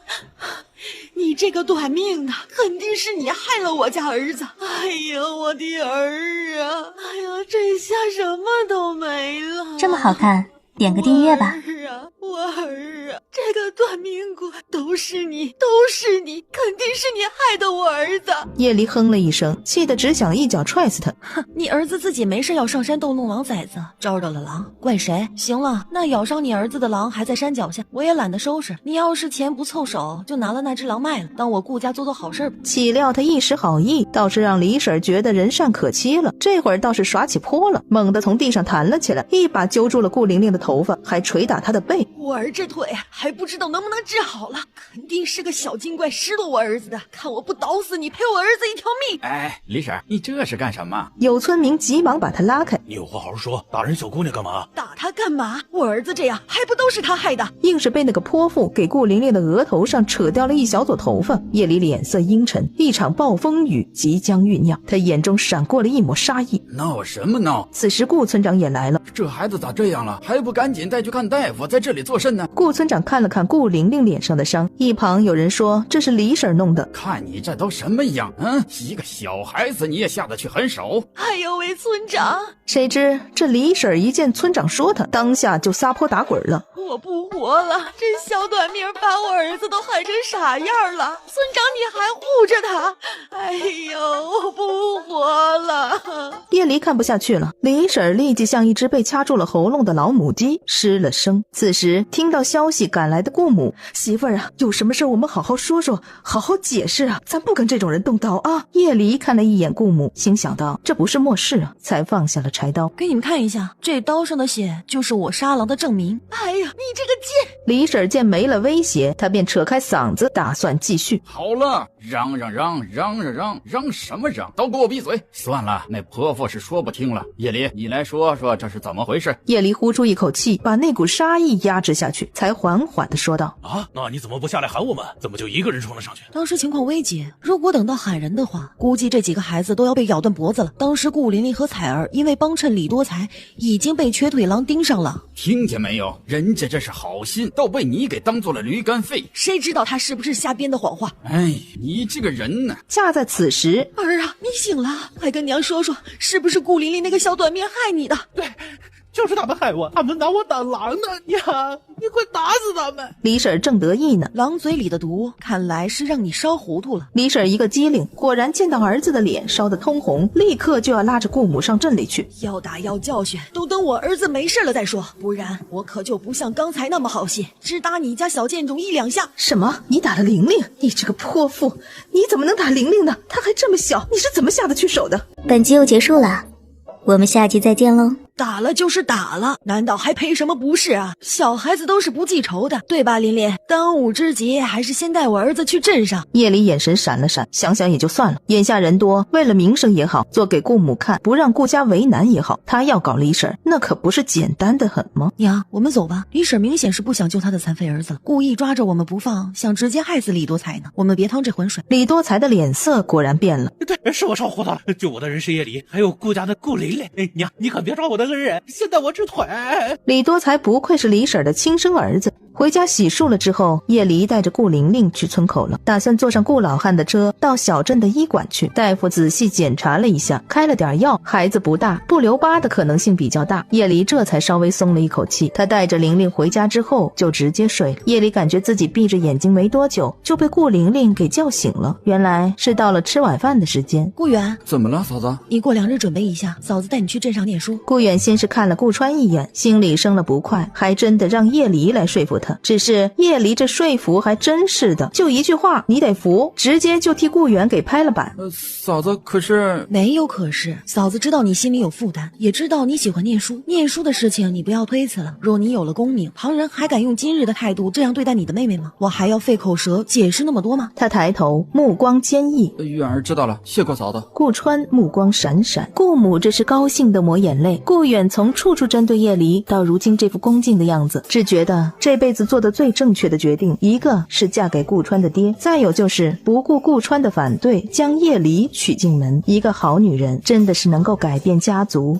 上下3代。这么好看，顾远上私塾的事情就这么定了下来。他这会儿今日多谢娘子了。你说顾远的事儿，我答应过你了就做了，这没什么好谢的。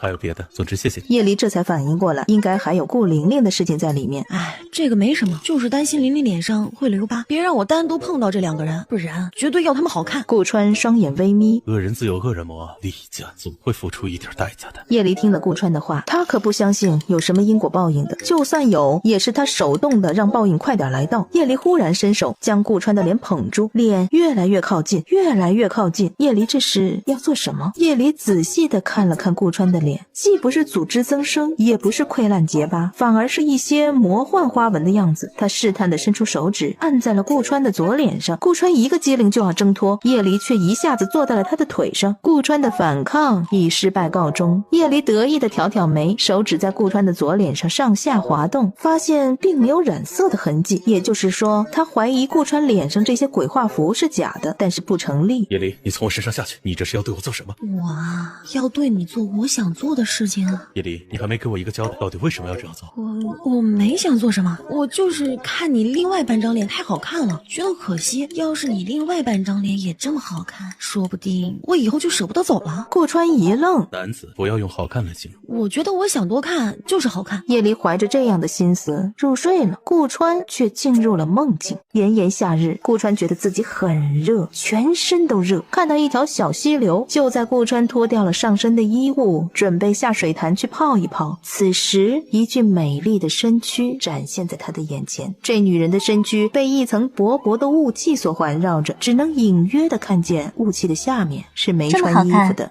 这个女人是叶离，朝着他一步一步的走来，鬼魅一般的缠着他。终于控制不住，将手伸了出去。次日，一向早起的顾川起晚了。顾川，你还没起来吗？顾川猛地抓住了叶离的手，似乎还很迷茫。你放开！叫你起床吃早饭，你还埋怨我是吧？抓我抓得那么紧。顾川眼下有点青黑，显然是没怎么睡好。叶离在2日后顺利跟着顾母赶集去了，顺便送顾远去了学塾。这一天，顾家只剩下顾川自己。此时2个生面孔进了顾家村。主子应该就是住在这里了。这里的围墙最高，看得我都想翻几下。行了，我长眼睛了，去敲门吧。高阳耸耸肩，从顾家后门敲了敲门，吱呀一声。玉书见过主子。高阳见过主子。先进来吧，一路都还顺利吧？顺利，也探听到了不少消息，确认了顾老爷的下落。现在顾老爷已经在西北郡有了一席之地，并且这有啥不能说的？还是我高老二来说吧。顾老爷啊，许是在那边又续了妾室了，是当地守将家的嫡女，好像也才17岁吧。哎呦，这玉书拍了高阳一下。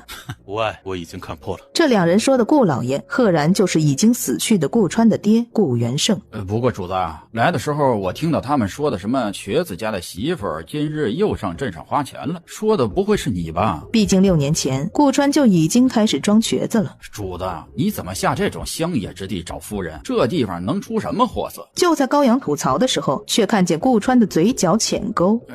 那个主子，你也知道高阳我不会说话，说错了你这么不要怪好看我。顾川的眼神收敛了，高高阳深深地吸了一口气，只觉得世间美好如初，不会是在乡下待了几年，装了几年，老大的眼神出了点毛病吧？老大，你觉得我长得怎么样？玉书沉吟了一番，还是想测试一下老大的眼神和审美有没有出现问题。他玉书虽然是男儿身，但是不少人还曾经怀疑过她是个女的。不管怎么说，她这张脸倒是被公认的好看。顾川看了玉书一眼，你自然是好看的。咚的一声从外面传来，谁？我们刚回来。叶离的表情显然是不愉悦的，难不成是在镇上遇到了什么麻烦，所以叶离的表情尴尬？顾母也脸色阴沉吗？娘，阿离，这是我以前的好友高阳玉书。顾母勉强的自己点点头，他刚才在外面可都听到了，这不要脸的男子竟然问顾川他好不好看，而顾川竟然也回答了，说他好看。这顾母嫁给顾元胜之后，也不是没有听说过一些阴私的事情，这男子和男子是可以凑在一起的，这孩子怎么存了这样的心思？婶子好，老夫人好。玉书首先开口了，眼神里还带着挑剔的打量了一下叶离，这个眼神更让顾母确认了什么，你媳妇儿给你买了些东西，你们说说话。这反常的态度让玉书和高阳都觉得有点紧张，不会是顾母讨厌他们两个吧？叶离尴尬地看着这个面目俊秀的白面男子，心中一堆的草泥马从眼前划过。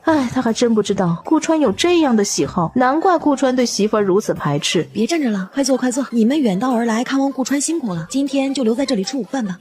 谢过嫂夫人。谢过嫂夫人。今日去镇上都买了什么？这个今天镇上来了一个卖面具的，我给你买了一个。6月不是有灯会吗？到时候我们去看。叶离忽然想到了一件事儿，他顾川是喜欢男子的，不过你应该不喜欢，到时候我和远儿琳琳一起去就好了。顾川的手还没能碰上那个狐狸面具，顾川一着急，手已经伸出去抓住了叶离的手。哇，你干嘛？你喜欢的男子在一旁看着呢，你竟然这么狂浪的吗？你别生气啊。没有，怎么会呢？我不会生气的。相公想做什么就去做好了，我先去看看娘那里需不需要帮忙。叶离是出去了，可高阳还在震惊里没缓过神。点个订阅吧。看见什么了？看见什么了？他家老大刚才居然去握女人的手，而且那个表情还很享受的样子。老大，你竟然这么会撩拨女人？他认识老大这么些年了，还以为老大心里就一件事儿，找到顾元胜以及发展椰风寨呢，没想到老大对女人竟然有这把手段。叶离正在灶间，娘，今天中午我们吃什么？就随便弄2个菜吧，反正也不是什么金贵人。嫂子，怎么不待在屋里说话？外面太阳旺盛，你还是不要出来的好，免得晒到了。嫂子说笑了，我本身就是一介男儿身，哪里会在乎这个？嫂子要打水，我来吧，我们2个给你和婶子添麻烦了。叶离摆摆手想摆脱，却和玉书同时抢夺木桶，这一抢一夺，玉书就发现了一件事情，他差点抢不过眼前的姑娘。你是客人，不必如此。嫂子说笑了，我和顾川关系甚好，堪比兄弟，帮着提水不是什么问题，嫂子您就别客气了。2人一来一回，叶离听到顾川推着轮椅出来的动静，担心顾川看了会误会。顾川，我没针对你的心头好。心头好？哎呀，这做的是什么孽呀？你这孩子，你怎么这样啊？早知道顾川喜欢男人，就不将叶离拖进这个家了。娘，你胡说什么呢？我很喜欢叶离，不喜欢什么男子。你说真的？那你之前干嘛在屋子里躲着啊？跟人说什么他真好看？哪有正常的男子会说这样的话的？顾川这才明白之前在房间里叶离的不对劲，还有叶离刚才为什么会说这句话了。娘，我还以为您看得出来我对叶离的心思呢。我以前对女子如何，又对叶离如何，娘你不清楚吗？嫂子，你到底在说什么？我是有未婚妻的，我喜欢的是女子。叶离不好意思地对玉书和顾川说道。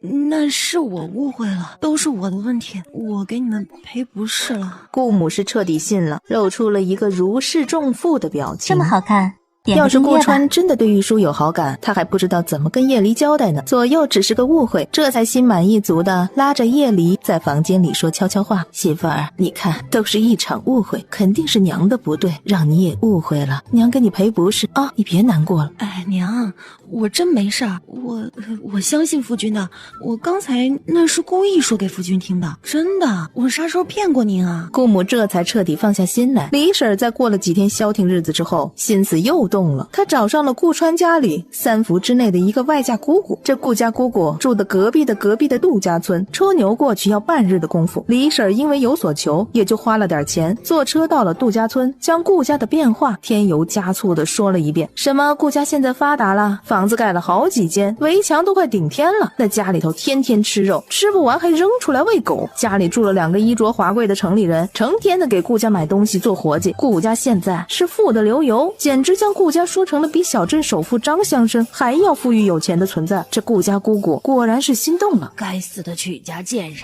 以前就霸着袁胜的钱不让袁胜救济这些亲戚不说，现在发达了还悄悄的瞒着，也不告诉我这个做姑姑的。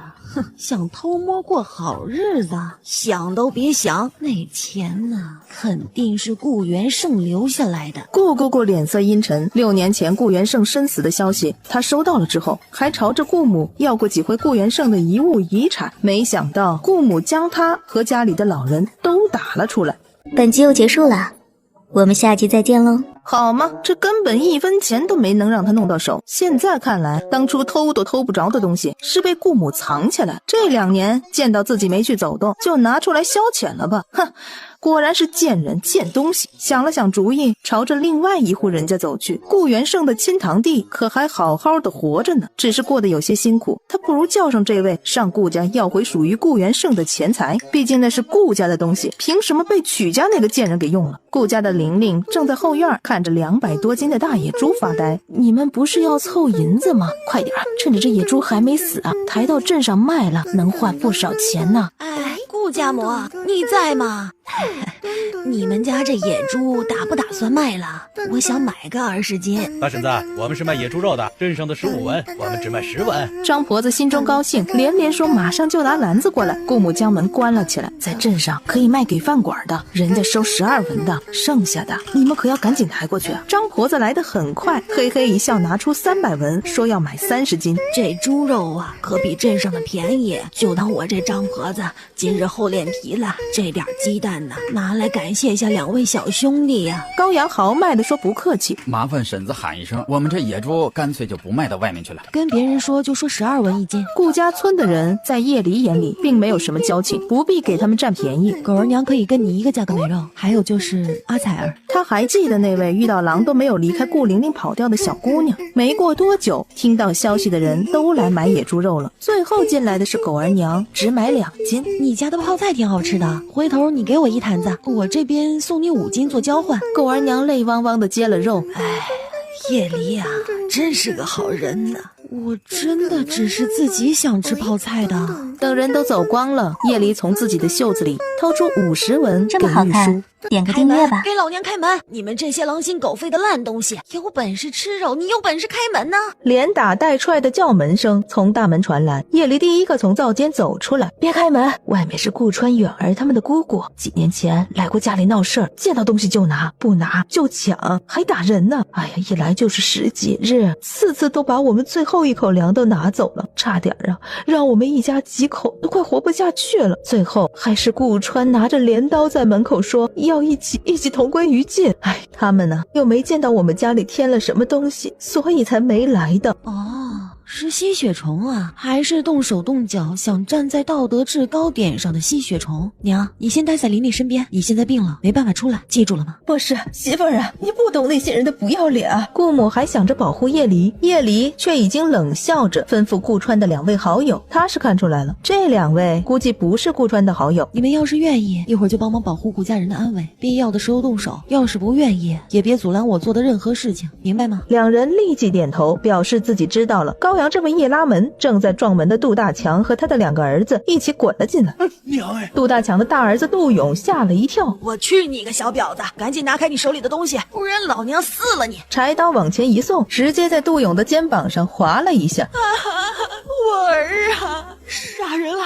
快来人呐，这里有人杀人了！顾姑姑的话还没能喊完，因为叶离的柴刀已经换了方向，离着他的喉咙只有一点点的距离。他对着自己的男人杜大强疯狂的眨眼，见状就朝着叶离扑了过来，一双大手居然要朝着叶离的前胸而来。这么好看，恶心又歹毒的招数，这一下要是被他按住了，叶离的下场和名声都会无比凄惨。毕竟是被一个大男人摸过了，他会被人冠上不贞洁的罪名的。说时迟那时快，高阳挺身而出，一脚就将杜大强给踹飞了，狠狠地砸在了不远处的墙上。顾姑姑面色如糠，你让顾曲师出来，我们是好心好意来看望那个我们是来看顾川的，顾川可是我大侄子，你是新来的小媳妇儿吧？不认识我们也正常。我知道你是姑姑吗？对，我们都是实在欠架，有话好好说。那个扒着顾家吸血的畜生姑姑，对吧？刚才打的什么主意？真当我不清楚？你觉得我还能和你们好好说吗？还有门外的，名字报上来，有本事一起来生事儿。门外的顾元义早已吓得双腿发抖了。你们这是要弑亲吗？大不了我和顾川和离，你们就不是我亲了，那有什么？我们知。哎呀，这是怎么回事啊？顾家的媳妇儿怎么拿着刀杀人呢？李婶看热闹不嫌事儿大，竟然拉了一帮村民，还有村长和几名族老。顾村长直接让叶离把人放了，还说看在他的面子上。叶离想起上次所谓的祠堂事件，忍耐了一下。哎呦，人家卖给彩儿家可是10文钱一斤猪肉，看看我估计呀，那张婆子、二狗家里也是这个待遇呢，都是一个村里的。叶离，你做的可真是绝呢！这下村民可炸了锅，一个个帮着讨伐叶离。顾川啊，你爹以前是多好一个人呢，一心为了村子里的人着想，帮了村里不少的忙。你再看你们家现在，满院子的飘香肉，闻都不让人闻了。要我说呀，都是你们家这娶进门的媳妇儿太彪悍了，你们不如换一个，不要10两银子、5两银子，婶子就给你们找一个更好的。顾母忍不住冲了出来，她是最好的媳妇儿，你们都走，都走，我不要看见你们，走啊！娘，人家讲理嘛，我们也讲，您别生气。叶离将青砖举起来，啪叽一下捏碎了这块青砖。我现在要说话了啊！谁要是打断了我说的话，我不保证我手下一刻捏的是不是这个人的喉咙。这么好看，点个订阅吧。您说以前顾川的爹啊，也就是我公公，他生前帮了你们村里很多人。可是您眼睛没瞎，脑子没坏的话，就想想之前的顾家，之前顾家过的6年都是什么日子？您心里过得去？村长面色一白，还有你是位族老吧？刚才说我相公忘恩负义，不该这样待村里的人，怎么？你们觉得我相公应该怎么做？继承公公的做法，继续给你们剥削？我相公啊，没公公那么傻，任由你们索取，最后落得个妻子儿女都被人欺上门来的下场。有了我公公的势力在前，我相公要是也一样的想法，那叫蠢，叫傻子。可惜我相公其实很聪明，哪怕是我也要表明一下态度，我只看顾我愿意看顾的人。您听清楚了吗？高阳傻乎乎地看了一眼顾川，不知道老大这个时候怎么还笑得出来。不过这小嫂子真的是很彪悍，适合做椰风寨的压寨夫人。你说我区别对待，那我就勉为其难给你一个解释，省得你一天到晚没事干，总盯着我们家，眼红我们家。张婆子之前雇佣我做了事，我赚了她的钱，所以我想对她好。狗子娘之前就对顾源很不错，我也愿意照。还有彩儿之所以也沾光，自然是因为她是顾玲玲的好朋友，他们家里人也懂得礼尚往来，不是回礼了鸡蛋，就是给我做泡菜。那么你呢？说句难听的，你在我眼里算什么东西？其实没了所谓顾家媳妇儿这一层关系的话，你们和李婶在我心里是一个地位，也就是算什么东西。死一般的寂静后，悍妇，您大点声。顾家媳妇儿，你这样也太过分了吧？好歹大家都是一个。叶离都不想理会这些人，不过他叶离是无牵无挂，不需要和这些所谓的顾家村的人交际来往，但是顾家人需要啊。他眼珠一转，不过要照顾照顾村里人也不是不行。我力气大，今日是瞒不住了。你们也知道，我之前一个人就杀了一头狼，深山我能进，还能带人进，只要听我安排，每次上山不空手，我是能保证的。你说真的？他们来生事儿了，还能得到这种好处？他可不是来做好事的，而是想趁机将顾家村的顾变成顾川的顾。上山之后不听安排乱走的，死了活该。怎么样，村长您怎么看？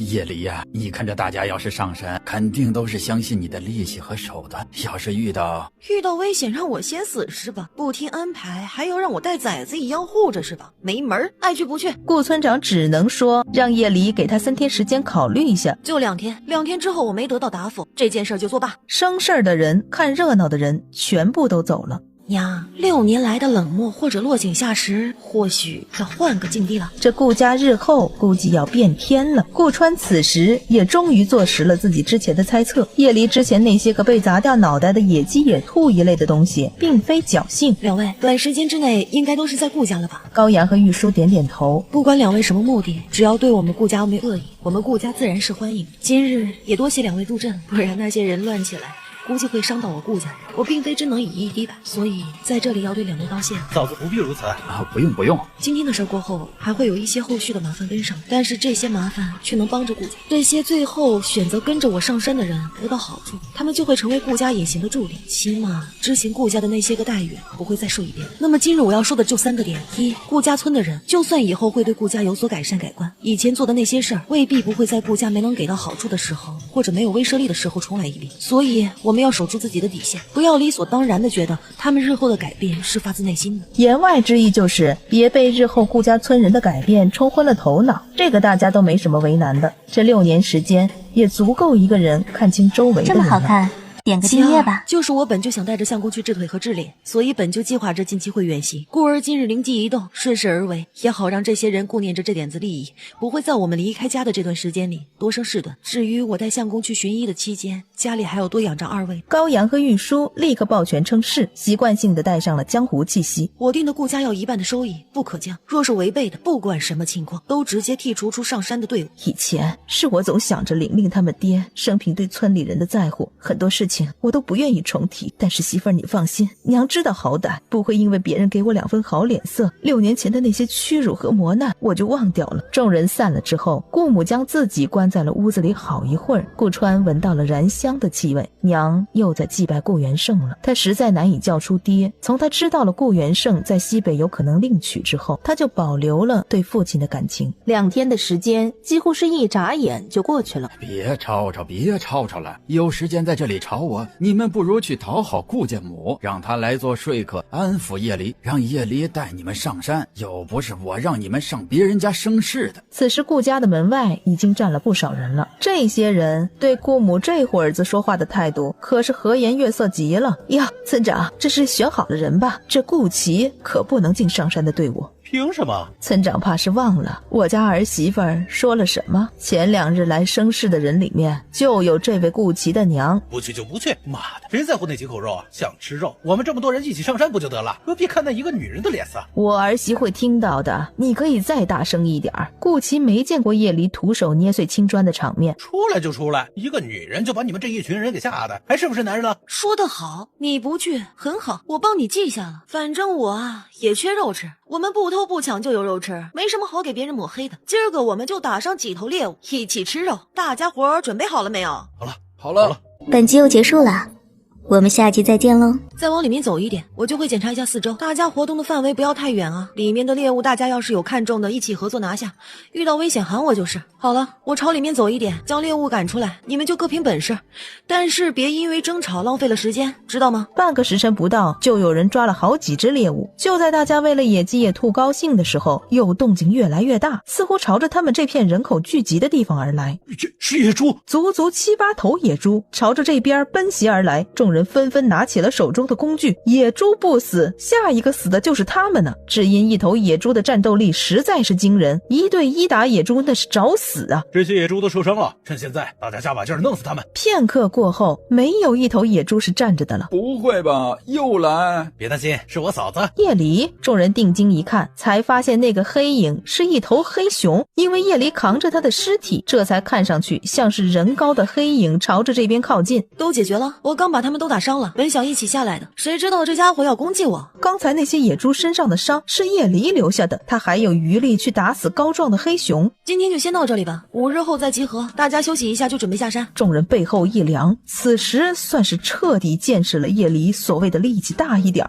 是大到了什么程度。高阳试着抬起黑熊，却发现自己很吃力才能拖着黑熊走，不由得挠头，心中也彻底被叶离所折服。他叫来玉书一起，2人才能抬着黑熊。饶是这样，也足够汉子们认识到这2位寄住在顾家的男子也不容小觑。4、500斤的黑熊，换做他们估计要5、6个人一起抬着了。点个订阅吧。黑熊怎么分啊？黑熊是叶离自己打的，不归我们上山的一起分。还有这些野猪都是叶离弄伤了，我们才能将他们打死。还有这2位兄弟可是直接将最凶猛最有力的那头野猪解决了，分猎物不能将黑熊和那头野猪加进来。叶离难得看见一个说话这么凭良心的顾家汉子，他又将自己背篓里的野鸡提出来2只。这是我感激2位帮忙的，要不是2位，我们说不定会有人受伤啊。行，那除了最大的那2头归玉书高阳所有，剩下的6头你们挑3头最大的走。最大的，10个人心满意足的开始挑选了，不必通过口舌之争来抢肉，大家拿的也心安理得了。这日晚上，夜里洗了澡，换上了舒服的白色起衣，只是头发还是湿漉漉的，还没擦干。娘子，我给你擦头发吧。不用了，我自己可以。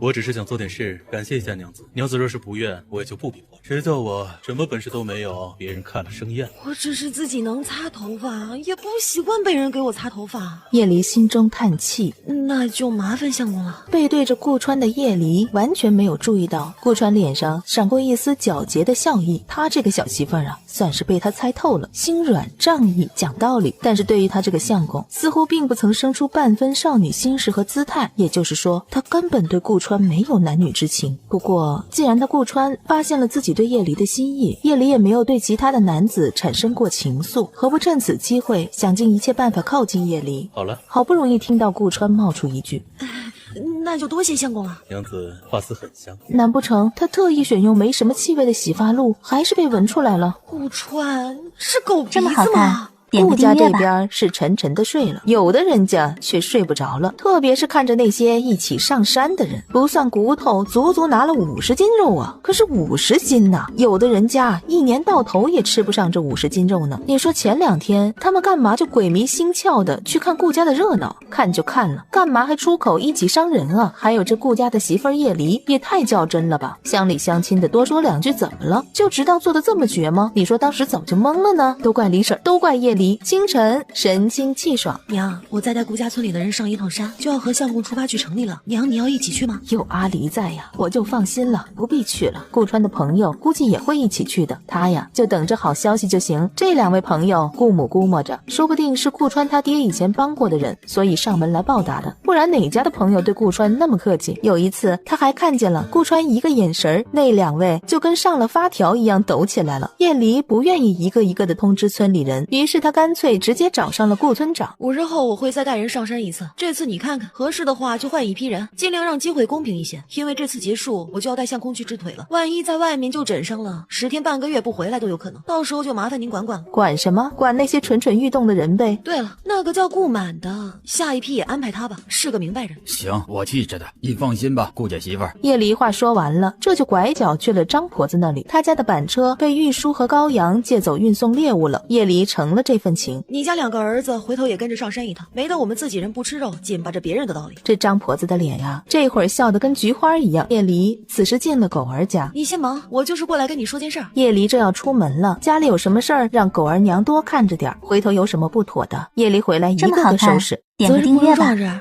我们这就进城了。娘，家里就麻烦你了。嗨，说这话做甚？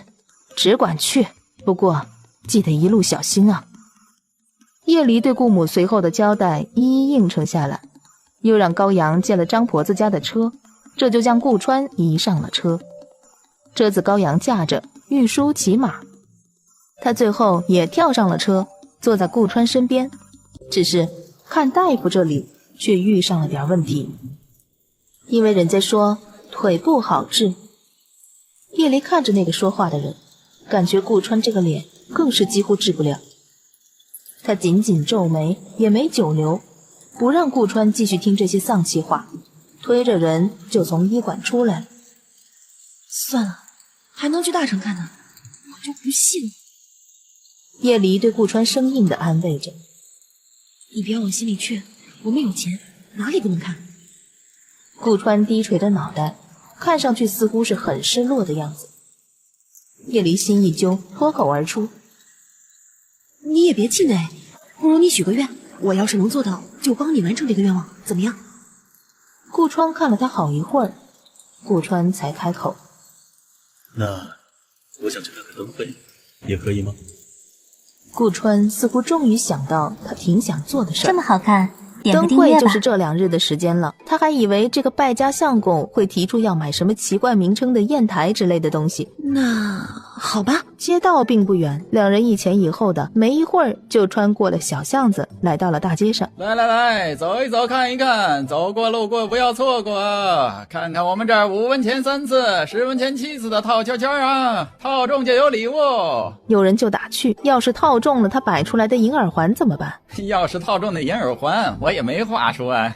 叶离眼前一亮，虽然心里蠢蠢欲动，但是也想着顾川就在身边，他不好自己玩的。顾川看了一眼小失望的叶离，他便掏出10文钱给店家。你投啊？你买了啊？我相信你。随着叶离信心满满的将手中的圈圈扔出去。哎呀，这位姑娘，这个没投中，真可惜，就差一点点呢。叶离腹诽，你可以再假一点吗？我就不信了，我再试试。但是还是没中。这算不算是自打脸了？哎呀，这位姑娘，这个没投中，真可惜啊，就差一点点呢。他将最后2个圈圈还给了顾川。那你试试吧。你不打算玩了？其实刚才距离都很近了。小范心中高兴，他设置的这个套圈，就是那手脚健全的人都未必能中，一个瘸子能套中，他就服了他。顾川并不知道小范心中的所思所想，答应了叶离，他玩一玩，便对叶离刚才那个屡试不爽的竹哨子甩了过去。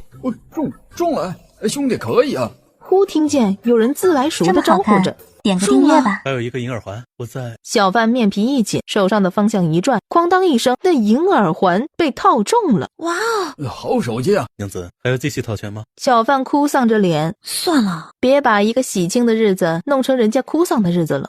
听你的，那我们走吧。顾川的眼神游移了一下。据说今晚花灯会有人放烟，在人少一点的地方看着更清楚。哦，还有这回事儿。你来，站在我这里，从这里看高塔那边。据说灯会这天，高塔那边一般会放一连串的烟花。似乎要证明顾川的话一样，叶离刚刚站在顾川身侧，立刻有烟花炸了开来，一瞬间黑沉沉的天空被瞬间点亮了一大片的范围。来这边，来这边，这边看得清楚。有人也发现了这桥上更适合看烟花，拥挤着就过来了，这可不妙。我带你走啊！叶离刚刚弯腰按上顾川身后的扶手，就被人狠狠地撞了一下。叶离一下子坐在了顾川的腿上，手似乎又按到了什么地方，一瞬间两人的时间似乎是停滞了一下，只察觉到耳畔清风微微而过，流水在桥梁下潺潺而动。顾川怀抱着叶离，他的身子就在他的怀中，身边的人越来越多。别担心，你扶着我肩膀，用脚触地，我帮你挡着人，站稳之后你再松开我。好的，那我开始试着站起来了。可是人潮还是朝着这边挤，叶离又不好将人都推到水里去。糟糕，顾川赶紧又一伸手将他捞在了怀里，两人再次密不可分。叶离忽然忍不住笑了出来，顾川也似乎想到在顾家的那次乌龙，两个人像傻子一样在人挤人的桥梁上乐不可支地笑着。世间巧合之事真是说不清道不明。真是这年头瘸子都能带着媳妇出来玩了，我什么时候找个媳妇？本集又结束了，我们下集再见喽。被议论的两个人一路相顾无言，朝着桥下走去。正好在路上见到了回来的玉书和高阳，刚才安排兄弟们放烟花的时候，正好看见了桥上的人山人海，免不了担心，就下山来看看。顾川腿不好医治，脸上的伤更加难治，叶离就不打算带顾川在这里治了，决定先喝虎骨酒保养着这双腿，到时候再打听好一点的大夫求上门去医治。所以叶离这就打算回去了。次日起来的时候，买了一点糕点红糖什么的，就带着顾川上了曲家的门拜访了一下。人到了这里不走动一下也不好，这一次上门，叶离发现曲家的内部真的是改善了很多。许是因为之前叶离给的震慑和出的主意确实压制住了那些个极品人物，所以曲家才有这么个模样。曲大舅妈见到小两口来访可高兴了，硬是留下了两个人吃了饭才放两个人走。白天的临安城和晚上是大不一样的。叶离先跟卖菜的大婶儿打听有没有菜籽，大婶儿也热情说不远处就有一家卖菜籽的店铺，于是叶离又来到了那家店铺，不料店铺没开门。一个老大爷对叶离说：小姑娘，这家店铺的掌柜不经常在的，你还是过2天再来吧。叶离遂跟老大爷打听小鸡可以在哪儿买到，老大爷呵呵一笑：我家的鸡刚好孵出了一窝小鸡，要不要来看看？好啊。跟着老大爷来到一户小院子里，里面几只母鸡正在刨虫子吃，它们的身后跟着几只毛茸茸的小鸡。这窝小鸡都在这儿了，你自个儿选吧。老大爷，挑选鸡苗我不太在行，还是您帮我挑5只公的5只母的。这么好看，点个订阅吧。老大爷哈哈笑了一下，你这公鸡要是不着急吃的，你就买个1只就好，5只公鸡在一起，不得打死一个呀？那我先买10只母鸡，公鸡还是挑2只吧，我怕养死1只。嫂子回来啦！哈里，怎么想着买小鸡了？是啊，鸡1年可以产蛋200枚左右，我想着买几只鸡专门下蛋供给家里吃用的，不然总是要买要换鸡蛋，麻烦。顾母没多说什么，早在之前，这个家他早就已经交给儿媳妇当家了。午饭过后，叶离操起了锄头，开始挖沟，显然是陷入了养鸡这个大业中去了。猎物会减少，多去几次山上，也要让人有休养生息的机会。乐观的估计，这些鸡再养3到4个多月，就差不多能生蛋了。1只鸡1年生200个蛋，那它10只呢，岂不是能生2000多个蛋？家里的常住人口就4个人，这1年下来2000多个鸡蛋足够了，好吧？不能这么算，蛋生鸡，鸡生蛋，周而复始，好吧，最多2-3年，这老母鸡不吃也生不了蛋了。夜里仿佛就看见了无数鸡蛋在朝他招手，紧接着那些鸡蛋又全部变成了白花花的银子，不由自主的就傻笑了起来，无法理解夜离何以能面对鸡舍里的一群鸡傻笑。顾母都叫唤夜离3次了，夜离就像压根没听见一样。你笑什么呢，阿离？你弄个沟渠要做什么呀？啊，这个是卖鸡崽子的大爷教给我的，说是养虫这么好看，顾母还真没想到自己还会有因为肉太多不知道如何处理的时候。娘，怎么了？是他肉买的不新鲜了吗？哎呀，那么多的肉怕是不好放啊。新鲜猪肉这2日吃了便是，那野猪肉不要就送出去吧。果然，顾母心疼地说，那也是肉啊。是我思虑不周了，娘，这些肉交给我。夜里想到了一个人，狗儿娘正在家里准备磨豆腐呢，就听到狗儿说玲玲的嫂子来了。嗨，就是不少人都老是找你婆婆求情，说都是一个村子的，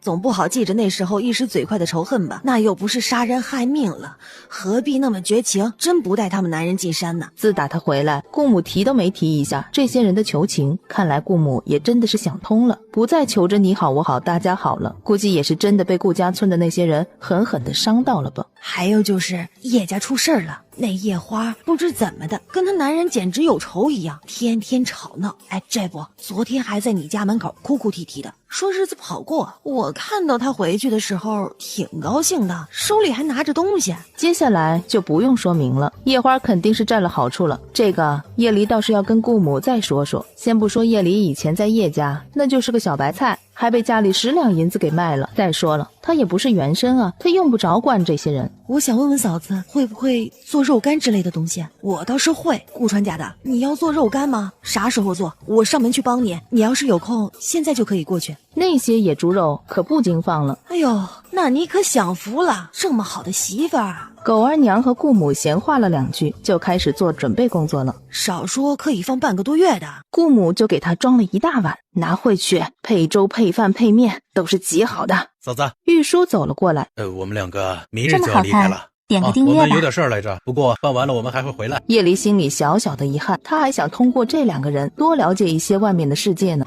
行吧。顾老大是打算确认了顾老爷子那边的动向之后，一家人搬去寨子那边。当年顾川就想带着一家人走了，但是一来弟弟妹妹那个时候太小了，不适合长途跋涉；二来是顾母总是惦记着，这是他死去夫君的出生地，根本就不愿意离开这里，不然谁帮着守坟呢？这不，顾老爷子倒是换了一个身份，在西北边疆那块地方娶妻生子，好不逍遥，还做了1城守将，要什么没有，就是完全不记得家乡还有那么些人。这一下顾川可顾不上什么母亲对亡父的思念，什么故土难离的，人家顾元盛都在边疆过得那么逍遥自在，乐不思蜀，一家人还待在这个几乎没什么人情味的村子里做什么？更何况现在他们椰风寨还有了个压寨夫人，那股子力气，那股子狠劲儿，夜里以后妥妥的就是他们椰风寨的女主子。这边去啊，也是通知约束一下兄弟们，把那粗鲁的耍横的口花花的给移到山脚下看门去，调动调动，以后也好给顾家人居住，是不是？狗儿娘的手艺实属不错，夜里便有了一个想法。狗儿娘正在煮汤呢，我出钱，你出手艺，我们开个铺子怎么样？啥？开铺子？我想在镇子上开个酱菜铺子，主要卖肉酱、豆酱、肉干、泡菜什么的。我出肉还有香料，铺子的钱也先给第1年，我们合伙开铺子，我6成，你4成，干不干？这开铺子什么的暂且是一说，就说这分配不合理了，我就动手，什么都不要我出，我就拿4成，这个我可不敢应。要不这么的吧，我7成，你3成，就是你做的东西要一贯这么好吃，不许变了质量，这样行不？还有那铺子，主要你看着，到时候我在镇上找人看护一下铺子。叶离可是想起来了，在镇子上他还有一伙子预收的小弟呢。回到顾家，叶离将自己的想法说了一下，顾母对他这种不坐吃山空，想有个铺子钱生钱的想法还是很赞同的。不过他也自嘲了自己一句，倒真是越来越像个小媳妇这么好看了。点个订阅吧。顾川从屋子里出来，哇，我是你小媳妇啊！顾川眯着眼睛笑了一下，心情极好的样子。叶离狐疑地看了他一眼，总觉得顾川身上有什么东西就要冲破封印了一样。次日清晨，叶离被外面的动静吵醒了。你也起了？顾川靠在椅子上，眼睛就没从叶离的身上离开。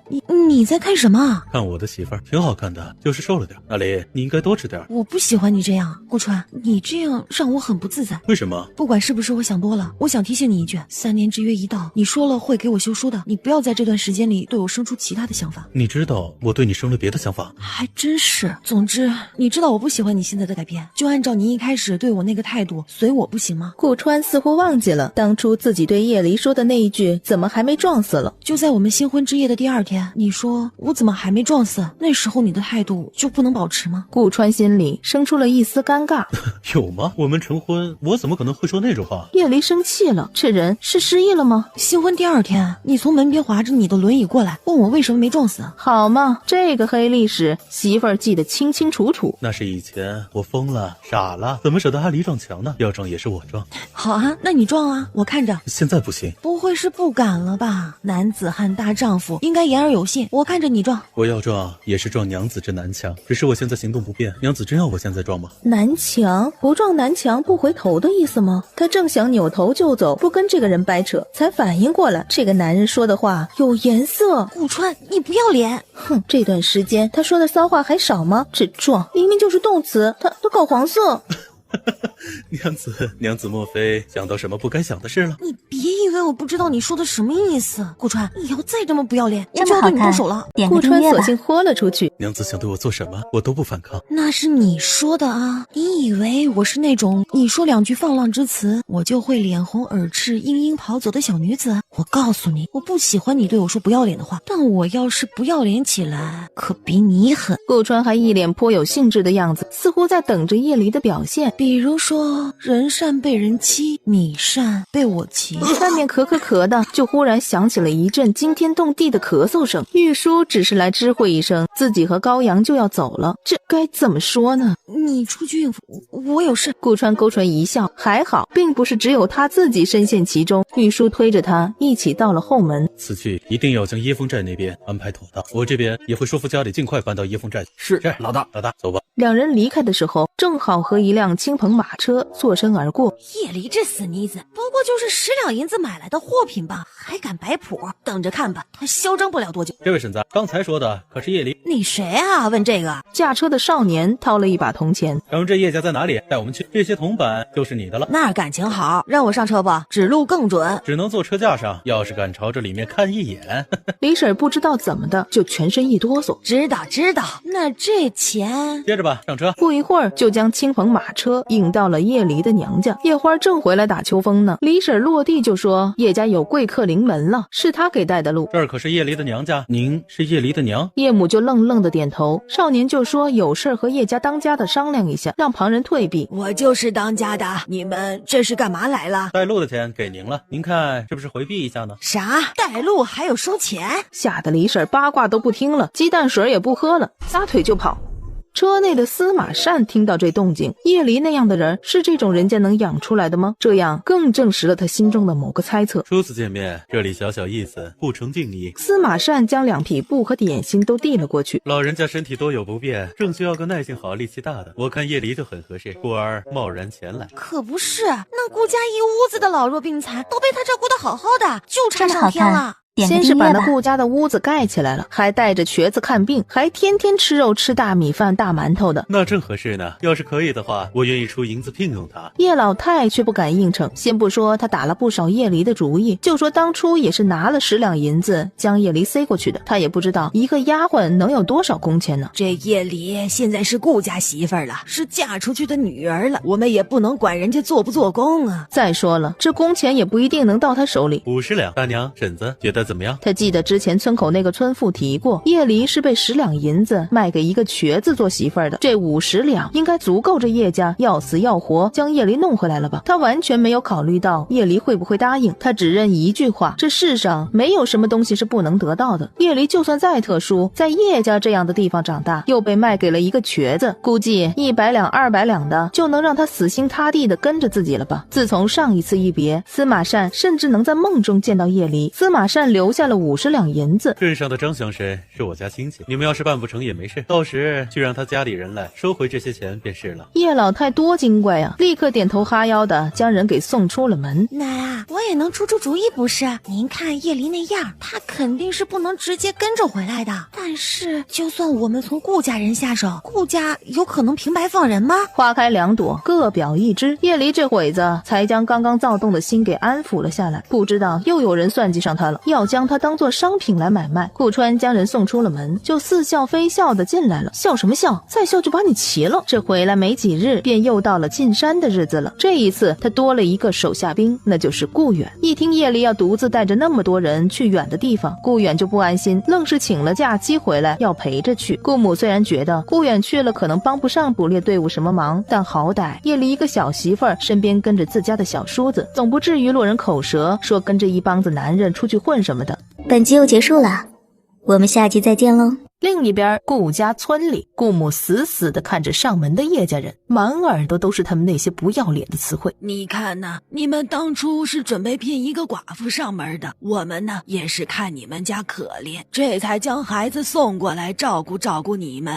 既然你们家现在日子过起来了，我们叶离呀也该回来再找个手脚齐全的人给嫁了。那这里呀是10两银子，你收着吧。顾家母，你不拿是不是嫌少？我知道你们呢就是看我们叶离现在有把子力气，舍不得撒手，但是也求求你们行行好，我们叶离这长相这身段跟谁不好，何必强留他在你们家继续伺候个瘸子呢？你们怎么那么厚脸皮呢？10两银子就放在这儿了，你们就算不愿意收着也要收，不然我就找县太爷去说你们骗婚。哼，臭不要脸的，给钱不收就坐牢去。你们家那顾远也别想好好上学书。顾母似乎气得全身颤抖，堪比当初顾元胜身死的消息传来。我姐其实一直喜欢平超阿哥，我愿意让他到我们家做个小妾。叶老太扔了银子，要冲进叶离和顾川的房间，打算收拾一下叶离的东西回去。还上锁了，钥匙呢？滚！你给我滚！叶离是我家的儿媳妇，是我川儿的娘子，这点谁都改变不了。顾母还捡起灶间外面的一个烧火棍，直接指着叶老太，你再敢动一下，我就敲死你！这个时候，外面却走进来几个人，一声不吭就将叶老太拖走了。他被一个人一下子扔在地上，面前就是村长和一个叔公。叶老太注意到顾川正坐在轮椅上，从顾村长的身后滑了出来。你们这是做什么？干嘛对我动手？前面是50两银子躺在地上。你们是想抢我的钱？钱？你能有什么钱？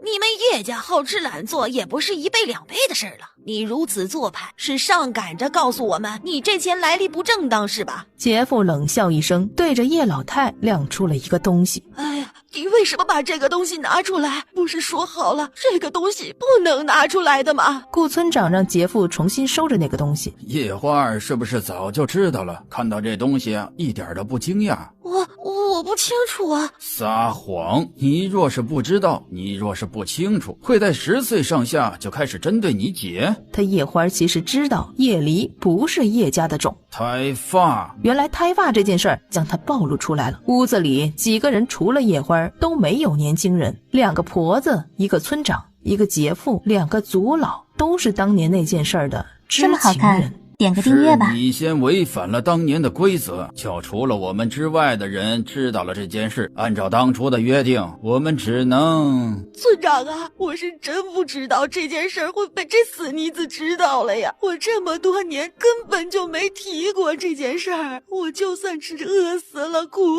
死了，也万万不敢把这件事拿出来说呀！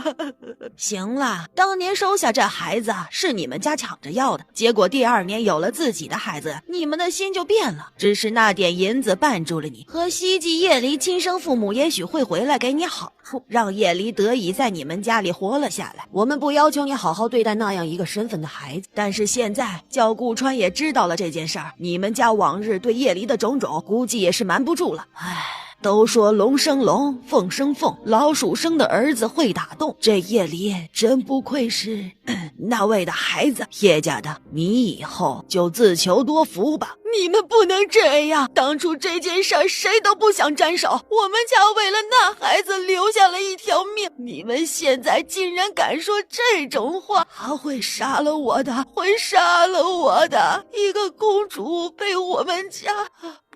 不能叫他知道，我给你们钱，都给你们，我们都不知道，你怎么敢理直气壮到顾家说什么？愿意10两银子将人重新买回来的。而且顾元胜和叶离的爹娘本就有渊源，想早死就继续上顾家去闹，你要是消停点儿，搞不好人家还拿你当个屁放了。说不然，哼！说完，杰夫扭头就走。顾村长这一边，一行人还在愁眉苦脸呢。叶离其实不是叶老太家的孩子，是10多年前顾元胜从外面带回来的一个孩子。他将孩子交给村长，说暂时藏起来，看管他几日。他叫人盯上了当时的叶老太的儿媳妇儿，怎么都生不出孩子，他就好说歹说的要留下那个孩子。次年要将孩子带走，叶老太却说带出感情了。虽然后来才知道是襁褓里藏了不少东西和银票，才让他留下孩子的。那银票，顾家村里6位知情人是直接瓜分了的。顾元胜后来倒是把钱都慢慢的拿出来救济了村子。顾川一开口就是那500两，诸位还不够花吗？光是这一句就将大家的回忆都勾了起来。当初是怎么瓜分了人孩子的钱的？这顾家呀，是不能再想着6年前这么好看，对付了。叶老太10两银子买叶离反被训，这件事才刚过没多久，叶离就带领着捕猎的队伍也回到了顾家村，在家里好好的休息了4、5天。叶离想起了一件事情，他还计划找做饭不错的狗儿娘合作呢。狗儿娘倒是很快就想好了，愿意到镇上开店，毕竟啊，他对叶离还是很相信的。你想开个店铺？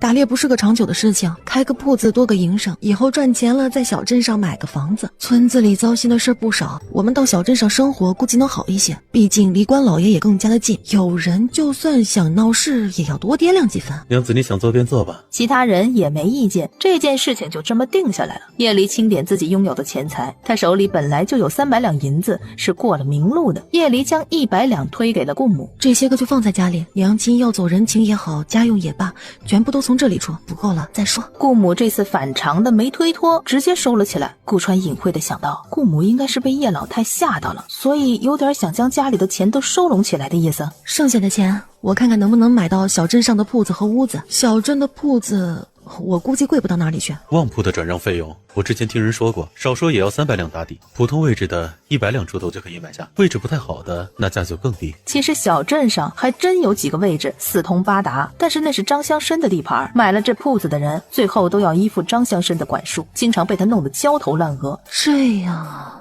要不是顾川这会儿提起来，他差点忘记这个人了。不知道于满元他们收了这2个月的解药银子没？银子自然是收了的，都问对方什么时候去找叶离，等他来镇上了再把钱给他，不然这笔钱给人家大姐头的婆婆知道了，收起来了怎么办？那我们岂不是好心办坏事了？自古这家里的婆媳关系啊，连他们这些男人都知道，不是什么好的。别说处得像不像一家人啊，他们的成长经历就没见过哪一对婆媳不为那几文钱争来斗去的。他们索性都商量着等叶离来到小镇了再说。除了这2位，小镇还有一个人也在想着叶离呢。你去打听打听，那叶家怎么半点消息都没有？只是这一次去叶家村却被甩回来50两银子。我们不卖闺女，闺女已经嫁出去了，我们管不到闺闺女头上啊。那你们上次卖的不是很干脆又很急切吗？上次什么上次？你快走，你快走！上次是我们鬼迷了心窍，是不作数的，赶紧走！这小仆吓得赶紧就跳开一步，拿着50两就回去交差了。钱都不要啊，那就稍后再想法子。你先下去吧，这件事除了你我，不要给第3个人知道。是，小的知道了。司马善勾出一抹意味深长的笑容。总有再见的时候，女人嘛，金银财宝、俊皮囊，总有一项能让她动心。他闭上眼睛，似乎在回味当初在大街上扶着叶离的时候，感受到来自她身上的处子之香。一个被称为嫂子的女人，一个出嫁妇人打扮的女子，竟然是处子之身，不是一件很有趣的事情吗？只有没破了身的女人，才是他最喜欢的玩物。顽固叶离和家里人敲定了开铺子的事情之后，就带着狗儿娘还有顾家一家人上镇上去了。今儿个大家也辛苦了，找铺子是大事，急不得，这都到饭点了，我们找个地方吃饭去，回头下午时候再看看，再找不到就明日来。叶离笑眯眯的这么好看，狗儿娘寻思自己带着狗儿在路边吃2个包子就算了，顾母就热情地带着狗儿进了一家馆子。这馆子不大，吃饭的人就那么2、3桌。见叶离一行人进来，就将人引到了张比较大的桌子上。忽然一个人从叶离不远处走过来，趾高气昂的样子是十分的熟悉，这不是张媒婆吗？上次那个想把6岁的玲玲当做童养媳送去人家的那个，也不知道现在要去哪里。顾川又对叶离说，想念上次叶离买的那个点心，劳烦娘子带一点回来。顾川他是在给自己打掩护呢。我知道了。他朝着张媒婆的方向追了过去。主家在吗？老婆子我路过此地有点口渴，可否讨一碗水喝呀？这张媒婆说的像是第一次来这家人门外，她对这个地方很熟悉。这么个做派，只是为了掩人耳目，那张媒婆就一脚走了进去，门轻轻地关上了。叶离左右看了一眼，他眯楞着眼睛，灵活地上树，借着树枝的遮掩，看到了院子里面。从院子朝着里面的屋子看去，一个小院子住着那么多汉子吗？没过多久，有个汉子就扛着一个麻袋过来了。叶离发誓，从麻袋的形状上看到了一双手朝外抓的痕迹，是个人。难不成这里是个拐卖人口的地方？他见人都聚集在那个屋子里，这才清晰地听到了里面的声音。张老爷很不满意，上次你们抓的人那长相磕碜的要命，我们张公子是什么人呢？啊，怎么能屈就于这样的姑娘家？这声音显然是张媒婆在数落谁办事不力。点个订阅吧。一个姑娘就给20两，我们能给你找个齐全的就不错，你还给我挑3拣4，等哪天逼急了，老子跟你散伙，另外找一户来做这个买卖。谁知道你私底下谈了多少？张婆子很不满，这些人也很不满。叶离想起身去报官，但是他却想到了2件事情。第一，官府和张乡绅之间是不是有可能存在某种合作的关系？不然他们家这张公子弄出了人命，也不见受到什么惩罚。第二，如果事情又事关张乡绅家里，那么上次他给的教训还不够，还是说他之前在张公子身上动的手脚都被发现了？其实叶离上次给张公子身上施加的所谓他一动恶念就会生不如死的手段，原理就是在他身上用手法按压了他一个穴道。但是若有一种药物或者手段能够压制他血液加速流动，那么他之前施加的手段就不成立了。他眯缝着眼睛，一个跳跃离开了这个院子。在回去的路上，叶离和顾远都选择了走路，将位置给其他人坐，估计路程也不短，要走到黄昏才能走到了。叶离从头到脚都没注意到，顾川之前朝着街角警告性的看了一眼，在叶离一行人离开后，街角的位置走出来一个人，拿着扇子，一副翩翩贵公子的样子。有意思，一介农人竟然有那样的眼神和气势，让他几乎都要退缩了。不过他要的东西还没有失手过。你查查那顾家的底细。之前没查清顾家的底细，是因为他先入为主的将叶离的消息放在了首位，不把顾家放在眼里，以为顾家也是给了几十两就能打发的农人家庭。但是之前那一眼却让司马山心里有了不一样的感觉，这个顾川恐非池中之物。本集又结束了，我们下集再见喽。次日，叶离独自进城，他直接找上了于满园和李大嘴。小镇上最近来了什么人吗？原来有没有什么势力？是为张乡绅服务的，专门做那些丧尽天良的买卖的。大家想问的可是近期风头茂盛的黑煞帮。这黑煞帮原本是府城那一带深山盘踞的势力，这2个月也不知道怎么回事，专门做着买人卖人的差事。今日镇上都开始出现黄昏后街上就没有女子小孩出行的迹象了。兄弟们住的这个屋子还不够敞亮，要不再与我劫富济贫一次。李大嘴与满园眼前一亮，张乡绅正在看着手里的账本子。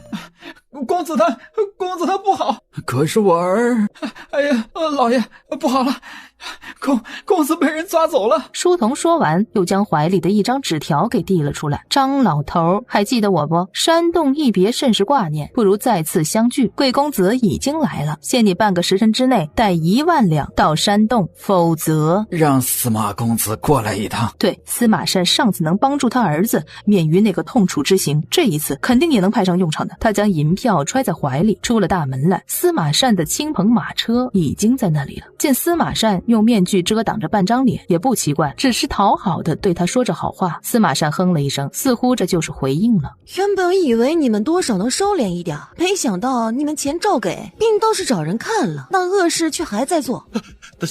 大侠，我都已经给了你们钱了，你们还想怎么样？至于说什么恶事，我们真的没在做了。还想狡辩，是觉得别人都眼瞎的。张家的人来了，坐着一辆青棚马车，除此之外没带其他人。告诉兄弟们，小心戒备。张乡绅走了下来，拿着10万两银票就要靠近叶离。司马善给了他一个防身的东西。叶离抬手让于满园接过了钱，将张乡绅带到了山洞里。青棚马车里传来了一声叹息：何必如此赶尽杀绝？他朝着青棚马车就是一剑过去，箭矢却被里面的人牢牢地抓住了。我只是出借了马车，并未行恶，难道女侠也要如此对待我吗？帘子掀开，司马善半张脸都蒙着面具。我无意卷入你们的是非，人既然没了，我能当做我什么都不知道。不知女侠可否对在下网开一面？叶离叫停了大家，这个人的手一直都没从袖子里伸出来过，就连之前赶车的那个一句话都没说的夏仆也是一点都不害怕的表情。公子误会了，我们也是担心张乡绅的死，让您这位车夫受了连累。张家并不是只有张乡绅一位能管事的，女侠不必担心，后续的事情在下都能处理妥当。叶离耸耸肩，伸手做了个请随意的动作。司马善这才深深地看了叶离一眼，转身上车。青棚马车渐行渐远。大姐大，为什么不连这个人一起抓了，斩草除根呢？李大嘴对张乡绅和他儿子的死倒是接受得很快，反而担心青棚马车的面具人回去之后徒增麻烦。你注意到了没有？那位面具人的右手从下车开始就没从袖子里拿出来。再则，你觉得轻易接住我箭矢的人会是那种任由宰割的普通人吗？将尸体埋了，这个月我们就先不接触了。你找时间查查，为什么这黑煞帮是这2个月才开始这么明目张胆的活动的？一拨人兵分2路，一路回到了小镇，一路慢慢朝着顾家村而去。一道灰色的人影慢慢地跟上了叶离的方向。叶离今日便带着狗儿娘去了小镇，有了中人的介绍，这铺子倒是很快就定了下来。位置是张乡绅以前用来骗人钱财的那几个铺位之一。大哥莫不是想欺生？就算这3岁稚儿都知道这铺子不靠谱吧？这可是张乡绅用来钓鱼的铺子。大妹子，这件事老哥可只告诉你们，你们别说出去了。这张乡绅是在外遇难了，他老妻正准备凑钱出来一家搬迁呢。这铺子你要是买了，绝不吃亏。叶离就想起了面具人说的，他会处理善后。这张乡绅身死，竟然只造成了张家卖铺子迁走的结果吗？叶离这才同意租赁这常来肉酱屋，就算是这么开张了。狗儿娘是每日都去小镇的，叶离就包了张婆子家的牛车。看到张婆子和狗儿娘家里都宽裕了，有人就看不过眼了。顾家和，也就是之前嘀咕叶离小气抠门的那个汉子，他带着4个人上山捕猎，遇到了猪群，全部都重伤回来，其中1个人在家里躺了2天，直接没了。是叶离，都怪叶离，是他威胁我们，不带我们上山了，就是他，对，就是他害的。他这个灾星，他就是恨我们村里人，看不惯我们村里人，所以故意先骗我们打猎，又威胁我们不听话就不带我们上山，所以我们逼不得已就上山了。也是奇怪了，那些个野物专门就撞我们，以前都出去，夜里都没被撞过。为了自己不受责罚，顾家和是什么话都往外说，再加上死了人的那家心底也存了一点小心思，就带着一堆人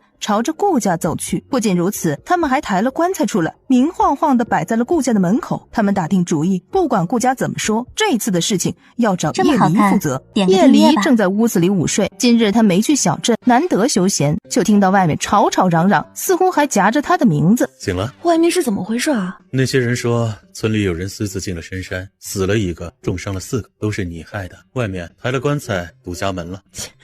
我哪有空带人上山啊？烦人的苍蝇一批批的来。出来，夜里，你这贱人，出来下跪认罪！哪个要我出来赔礼道歉、下跪认错？站出来！喊顺了口的李婶立刻顿了，躲在那死者爹娘的背后。有事说事儿，别又想泼脏水。我这段时间都在铺子里忙，之前也约定了1个月进一次。请问我哪里错了？哪里害人了？我的儿啊，你死得好惨啊！那人见道理说不过，就开始哭嚎。人家要占你的便宜，你就让人占了算了，何必要想不开？为了争一口气，自己上山呢？杀千刀的，怎么这么狠心的？要么你们抬走棺材，我看在你们家死了人的份上，这件事我当行善积德不计较；要么你这棺材就留下来，我劈了当柴火烧。把棺材劈了当柴烧，众人一惊，也只有叶离敢这么说话了。那死者的爹娘就冲了上来，被叶离一人一脚踢开了。看来你们是要选择给我烧柴了，等着，我这就拿刀子去。想吓到他，这个手段还不够。叶离起身进了院子，拿了柴刀出来，对着那棺材就要劈下去的样子。这死者的爹娘一下就怂了，将顾家和招了出来。前几日确实是顾家和自己找上了他们的儿子，说要去打短工，这就说明了顾家和在说谎。死者的爹娘呼啦啦来，又呼啦啦的离开了，同样的办法堵在了顾家和的门外。这才对嘛！叶离将柴刀放好，可想而知，叶离今日的做法又要为他的彪悍事迹增加一笔了。在6年前，其实顾川就发现了爹总是心神不宁地看着叶家，也经常给叶离送小东西，他就顺势注意到了叶离懦弱孝顺，对那和平昌情根深重。至于认字更是不可能，他那个时候被顾元胜叫到家里，顾远正在写人和入，当时叶离学了很久都没分辨这2个字的区别。这样的人会是眼前这个教多少字就认多少字的人吗？你的身上到底隐藏着什么样的秘密？半个月过去之后，又到了该上山的日子。这一次叶离亲自筛选，当众问过这些人家里的意见，才带着11个人离开。稍微有点犹豫的他都不带了，省得哪天又谁抬着棺材上门膈应他。这11个人的家里，家家户户最少都要飘肉香10天半个月了。之前那几个受伤的，刚开始还被顾家和挑唆着要和叶离不死不休一样，但是看到这些和叶离出去的人全是空手出去，然后大包小包的回来，还带了那么多的肉，一个个都后悔不已。但是已经晚了，每个人都要为自己做出的选择承担后果。就在这个时候，之前带顾川出门看病的那些药已经全部见底了。叶离想着带顾川再去一次城里，2个人顺利在午后到达了府城，入住了之前住过的那家客栈。我们住店还有上房吗？有的，还有2间上房。客官您要几间呢？那就要这2间，热水准备一下，等下我们需要。店小二将2个人引上了2楼，正好2间上房是挨着的。店小二见2个人都进了屋子了，才吩咐了厨房的伙计烧水，趁机偷个懒。哎呀，真是有的人天生就会投胎。店小二突然吐槽道，还顺手将一盘炸果子捏起来吃了一口。店小二自己觉得自己全程嘴巴甜得跟蜂蜜一样，却没得到半分的赏钱。这新来的店小二是掌柜家的远亲，不知道哪里过来投奔的，还把上一个小二挤兑走了。大家都秉承着宁得罪君子不得罪小人的态度，唯独那个烧火的杂工上来巴结道：今天盛子哥辛苦了啊，回头上我家整2个松快一下。嘿，你岳母家又送来什么好东西了？我说你小子运气倒是真的好，碰上了这么好的岳家，白给你一个女儿，还养着你们。别提了，其实那东西啊也不是白拿的，还不是因为我媳妇家里打着让我入赘的念头。就像小二哥你说的，要是出生在有钱人家，或者遇到什么发财的事，那养家不是容易的很吗？想发财啥都不怕，哥哥有门路啊。狗剩的想法有点损，就是和杂工合作，鼓动杂工去偷顾川的包袱。真的，你信我，那包袱里肯定有什么东西，而且那是个瘸子，就算被发现了，你往后院那么一跑，那谁知道是谁干的是吧？你说这一男一女的还分开住，搞不好那是私奔的情侣，身上指不定带着家里的银钱首饰呢。你说他们是2个人来的？哎呀，人家住2个房间呢，其中还有一个女的，你怕什么？再说了，还有我呢，晚上等他们要洗漱了，你就这样。杂工狠狠心点头答应了。夜深了，顾川在床上躺了1个时辰的样子，果然有了动静。杂工刚进来，还没靠近狗剩说的那个包袱的位置，谁让你来的？对着杂工的胳膊就是一拧。哎呀！杀猪一样的惨叫瞬间将整个客栈的人都吵醒了。叶离一下子就跳了起来，他口口声声说是狗剩让他干的。这么大的客栈，进人闹贼，还是客栈善的人。狗剩瞬间失去了任何言语的机能一般，愣在了原地。完了，这件事儿没在顾川和叶离的心里留下任何的波澜。看着捕快将狗剩和杂工带走以后，两个人就继续休息。只是睡前，叶离还不理解一个手脚健全的人是怎么被顾川给制服的呢？因为昨晚的事情，两个人就决定换一家客栈投诉了。走吧，我们上医馆。昨天那杂工摸到你床边了，没想到你力气还挺大的。叶离注意到顾川的肩膀绷紧了片刻，腿不好就只能靠着手了，力气就大了一点。要不是这样，我也支撑不了自己上下床啊。哦，是啊。接下来的路程，两人一路无话，直到来到了医馆。医馆的大夫说要检查伤口，叶离被留在了前面。叶离坐在外面的凳子上，脑子里却不停地回想着几个疑点。叶离是从一根蜡烛上开始真正怀疑顾家的秘密的。这个蜡烛的价值是普通百姓家用的那种蜡烛的100倍不止。这6年，若是顾家孤苦，那么顾川的腿和脸上的伤6年都没有恶化过。还有顾家就那么点地，家里4个人吃用，就算有顾母娘家的接济粮食好了，那么顾川的鄙夷也是接济的吗？还有那老大夫贪污他的虎骨的事情，还有为百姓做主分文不收利益的官员和衙役，300文一分不少的都到了他的手里。再有就是玉书和高阳这2个人了，2匹骏马估计就能抵一个小院子，还找了那样的借口住在顾家，对顾川是马首是瞻的样子。这么多年不联系，他们面对一个瘸子要对他恭敬什么？这一件件的小事串联起来，他和顾川都在对方面前露了马脚。娘子想什么事情想得那么入迷？在想你啊，大夫检查好了，开药了。是，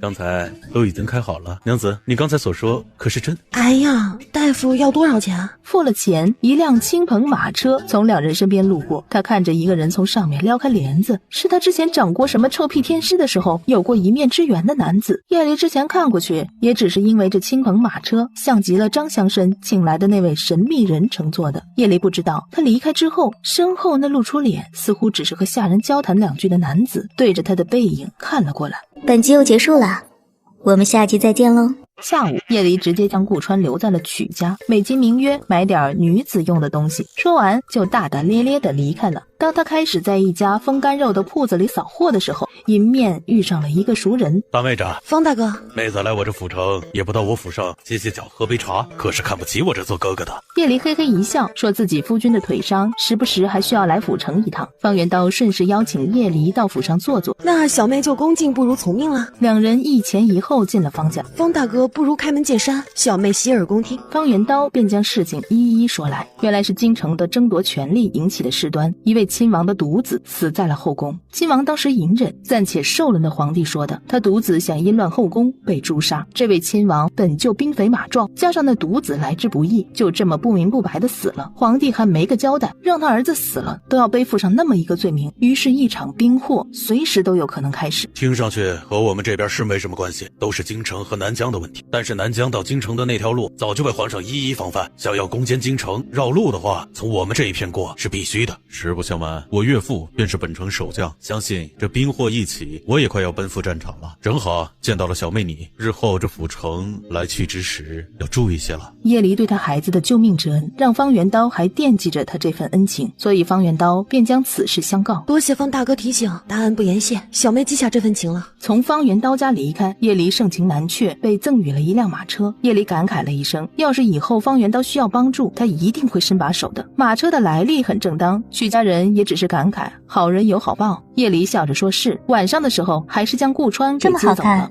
叶离驾着马车在城里的时候还是特别慢的，一出城没见到人影，就尝试着甩起小鞭子，马吭哧一声朝前飞快嘚嘚的跑着，把马车里的顾川差点一个趔趄滚了出去。他用腿将自己支撑着，才继续恢复之前那个残废的模样。叶离在外面偷偷笑了一声，心想到里面那位肯定不是瘸，这么一加速，若真是瘸子早就滚一圈了。相公，你没事吧？我不会驾车，抱歉了啊。喂，娘子小心些便是。叶离无声的大笑。叶离将马拴好，车架子卸下，玉树和高阳就来了。这次2人没骑马来，倒是搬了大包小包的东西，看上去要常住的样子。顾川和这2个人在后院说话，晚上吃饭的时候，2兄弟果然说要在顾家常住了。饭后还拿出了20两银子作为伙食费。家里有2位在，我出门都能放心不少，大家互相帮忙，不用算钱。玉书和高阳推辞了一番，见叶离真不想要，才将钱收了起来。得知叶离在小镇子上开了铺子，其中还有肉干肉酱，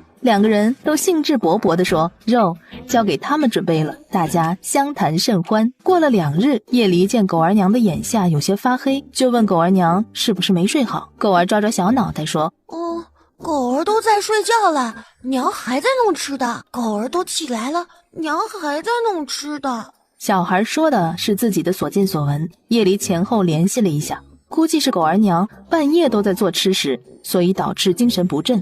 叶离也想到一件事情，就狗儿娘一个人处理，似乎真的有压榨别人的嫌疑。尽管这不是叶离的本意，叶离就找上了狗儿娘说话，说话的重心自然是招聘，也就是找个帮佣。点个订阅吧。是上次要你们打听的事情有消息了？是的，大姐大，有兄弟跟踪那伙人，探听到他们准备就在小镇这边停留。那日打听消息的兄弟却听到了一些莫名其妙的话，什么缺粮、就地扎营、躲避。叶离却明白了，其实若不是那日巧遇了方圆刀，他也不会知道这些话大概是什么意思。该怎么办？要下什么决定？大姐大，我们查这些人是做什么？是要将他们全部咔嚓了吗？在他的心里，叶离已然是那种嫉恶如仇、快意江湖的女大侠。我听说南疆王季怀安要打过来了。是谁在你面前说这些的？你先别管我，是谁告诉我的不重要，那人说的应该不是假话，再加上也有别的事情让我侧面证明了他这句话的真实性，所以顾川，我想听听你的建议。你是有想要保护在羽翼之下的人？有几个兄弟，还有也不忍心看到张婆子一家狗儿娘2个就这么卷入兵祸。这里只是一个小村庄罢了，娘子，兴许兵祸根本就不可能绕到我们这里来。你若是不安心，也想离开这儿，我能带你们走的。可是我不想跑，为什么要跑？兵祸起，从这里一路往北，那全部都是在打仗；往南便是步步进入南疆的境地，往西是鞑子的地盘，往东是倭寇频发的沿海。还有谁喜欢流离失所的日子？不如盘踞在此地，做好准备。这里不是兵祸中心地，也许这是叶离的想法。今日也对顾川交代了，顾川也看出了叶离今日是已经表露了他对他的态度，他也知道他并非一个瘸子加丑鬼，而是有另一面，一个想将顾家村改造或者修整一下，变为驻地，安内敌外；另一个则是觉得就算要走，一家人悄悄离开便是。谁都有自己的理由和坚持。这么好看，点个既订阅吧。然只是顾川你的选择，我明白了。若是你们要启程，我会护送你们一段路的。你知道我想要的不是那样。顾川，你有你的选择，我有我的坚持，不如3年之约就改为半年之约。够了，我不想听这个。叶离起身开始收拾桌上的东西，顾川的手在膝盖上握了握，终归也沉默了下来。叶离没有第一时间对付那些恶徒，看样子他们只是城府郊外那个什么黑煞帮的前锋军。眼下他将5000两银子拿出来，交给了于满元和李大嘴。粮食不在几十两100两的买，你们尽量去远一点的地方，乔装也好，混入商队镖局的队伍也好，想办法多弄粮食给我，我有用。等叶离走了之后，难道是顾家村减产，所以大姐大帮着村里买的？得了吧，大姐大不是那种烂好人烂包子，别人打了他的脸还问别人手疼不疼的，这个帮村里人带的绝对不可能。那你说大姐大是为了什么而卖粮的？我要是能知道，我就是大姐大了。晚上吃饭的时候，顾母看看叶离，又看看顾川，心里头总觉得有什么不对劲的。等到叶离洗澡去了，顾母就将顾川提溜出来，耳提面命：你是不是惹你媳妇儿生气了？娘，我哪里像是惹娘子生气了？我都很顺着她的。顾母想了想，阿离那么大气的人，是不可能因为小事生气的。你说，你是不是哪里没注意，被误会了？不是，娘啊，他是大气的人，您儿子就是那种小气巴拉又惹是生非的人吗？也许是顾川委屈的表情太外露，顾母讪讪一笑，也是啊。那我回头了解一下。顾川叹了口气，母亲对着他就是先噼里啪啦一堆罪名，对着叶离就只是准备了解一下。他这待遇啊，怎么一次不如一次了？叶离洗完澡回去，见到的就是坐在轮椅上盯着他床榻的顾川。你看什么？我床上有花？为什么这般看他？点个订阅吧。为夫有些话想对你说，其实为夫并非铁石心肠，只是此前顾虑良多。娘子若是想好了主意，为夫便站在娘子身后。你即使我留下来，还会要管上这场闲事呢。不管你做什么决定，我想陪着你。既然要交心一起留下，那我们还是要约法三章的。你说，第一，我有我的途径换取生存的资源，我现在不想说，也希望你以后不要猜忌。我保证，这个秘密并不损害任何人。可以继续。第二，你的秘密我也不清楚，但是若是你的腿好转了，我希望你能找个时间恢复，别让你娘担心了。顾川神色古怪的僵硬了一下，不知道该不该感叹一下叶离的灵敏和聪慧。当年要不是他装瘸子，顾母估计还深陷顾元胜构建的美好梦境里出不来。这个也没问题，下次我们去城里的时候，我会开始好转。最后一点，我不需要你为我冒险，希望不管遇到什么困境危险，你不要再给我挡伤害了。这样会让他觉得心里欠着顾川的。很抱歉，唯独这个我没办法答应你。叶离，就算我们约定好了3年期限后便分开，在这3年里，你便是我的妻，便是我的娘子。若是危险降临，我绝不会袖手旁观。两个人都算是半遮半掩的开诚布公了。顾川也安排玉树和高阳买粮食囤积，叶离这边也是隔3、2日就在李大嘴那边转手存粮食。叶离用了50两买下了他家周围所有的空地，将顾家以北的上千平地都买了下来，并借助盖大屋子这么个名头，将李大嘴手底下的人陆陆续续带过来查看顾家村的地形以及监督盖房的进度。原本夜里打猎什么的，大家也只是嫉妒顾家好运气，从此以后估计不缺肉吃了。但是叶离这又是盖房又是买地，还开了铺子，现在更是大手笔买了那么大块地，大家的心也就再也控制不住蠢蠢欲动的念头了。叶离再次带着顾川出门看腿，回来的时候顾川是在村口慢慢走回来的。这个发现瞬间引燃了顾家村人的八卦，一时间说顾家要时来运转的有，说叶离是望夫命的有。顾母开门见到站立着的顾川，眼泪唰的一下就掉了下来，抱着儿子哭成个泪人。顾川的轮椅被闲置了下来，顾母每天都要看着顾川走路。叶离也趁这个时候到小镇上查收新的存粮，这一次却不怎么顺利。才听里面守着存粮屋的人说，那些人是什么司马家的家丁，因为兵祸的事情盯上了昨日兄弟们运回来的存粮，现在打着不许齐货囤积、抬高粮价的名目来惩治这一院的人。这些夜里的小弟们辛苦收来的粮食也要被他们收走。好大的口气！你们拖延时间，我想办法弄走这些粮食。夜离注意到院子确实没人了，便大手一挥，3万斤的粮食和几千斤杂七杂八的物资就被他收了起来，这才打开后门，故意做出了从后门驾车离开的假象。有人发现了这忽然出现卡车，纷纷追了上来，没走多远就被人拦下了。青天白日的，竟是要当街抢劫了不成？司马家的仆人认定叶离的车上有粮，不由分说就上前要掀开车的帘子。叶离举起马鞭，放肆！大庭广众之下，你们是谁家豢养的恶犬？见人就逮出来抢是吧？你们知道我们是谁不？是京城司马城公子的随意。这女子趁着粮价不定，准备倒买，我们这是在为民除害。叶离冷哼一声，里面空空如也，别说粮食了，什么都没有。怎么欺负不成，改了主意打算栽赃了？真丢脸！好心办坏事就算了，还跟人一个小女子计较什么？还不给这位姑娘赔罪？原来是这些劫匪的头领，还望这位头领大发慈悲，让小女子安然离开。这位姑娘莫气，唤在下一声司马公子即可。头领什么的，那是匪徒的称呼。姑娘真是误会在下了。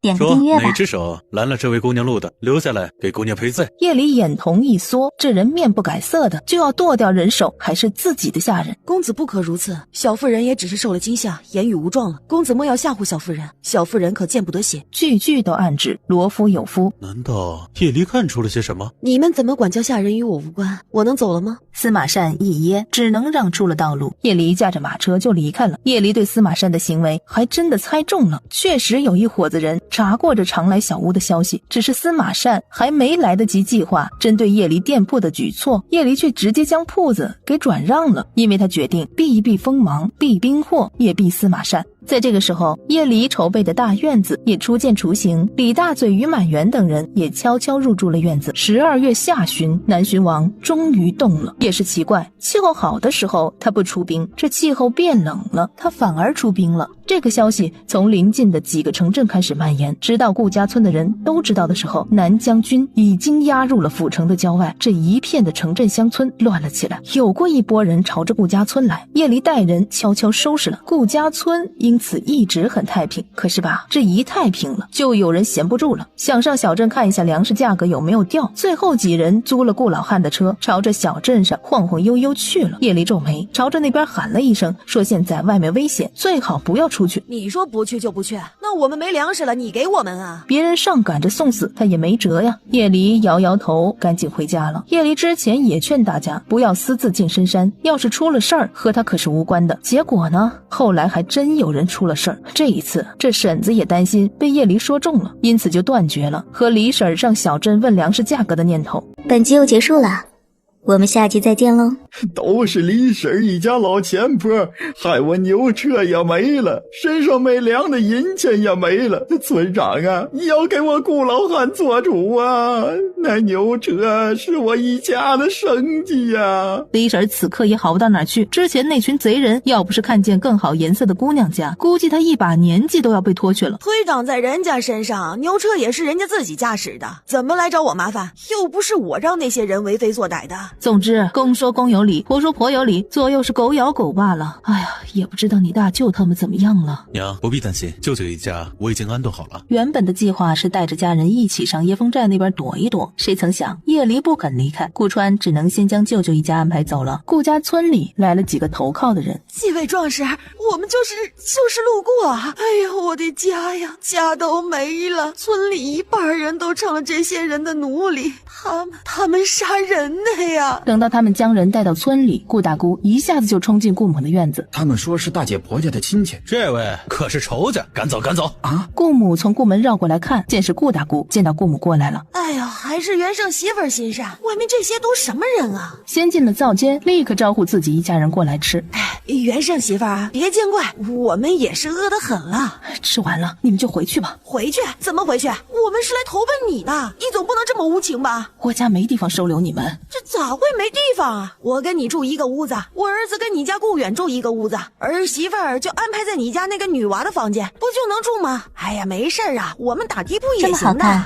顾大姑嘴上说的这么卑微，其实心里是想，只要住进去，不管现在是不是承诺，自己会打地铺，到时候谁力气大谁睡床吧。顾母都气笑了，更是觉得自己之前一时的隐忍真是不应该。来人啊，家里遭贼了，快来人呐！外面的人之前因为顾母没阻拦顾大姑进屋，因此只是守在门外，此时一听就赶紧冲了进来，将在灶间跟蝗虫过境一样连吃带藏的顾大姑一家看了个正着，随后全部都踢了出去。夜里一行人训练回来，就听到了这件事情，他不予以评论。对于顾母的心软，他似乎已经失去了继续劝慰的心思。这么多年顾母养成的性格，怎么可能因为夜里几次劝慰就改变过来的？顾川给椰风寨去信已经好几日，相信再过一些日子就会有更多的帮手过来。玉书和高阳都是我私底下势力的人手，过些时间还会有10几人过来顾家村，这粮食可还需要我安排点人弄出来。不必了，够吃的，我找了地方存粮，来10几个兄弟也是没有问题的。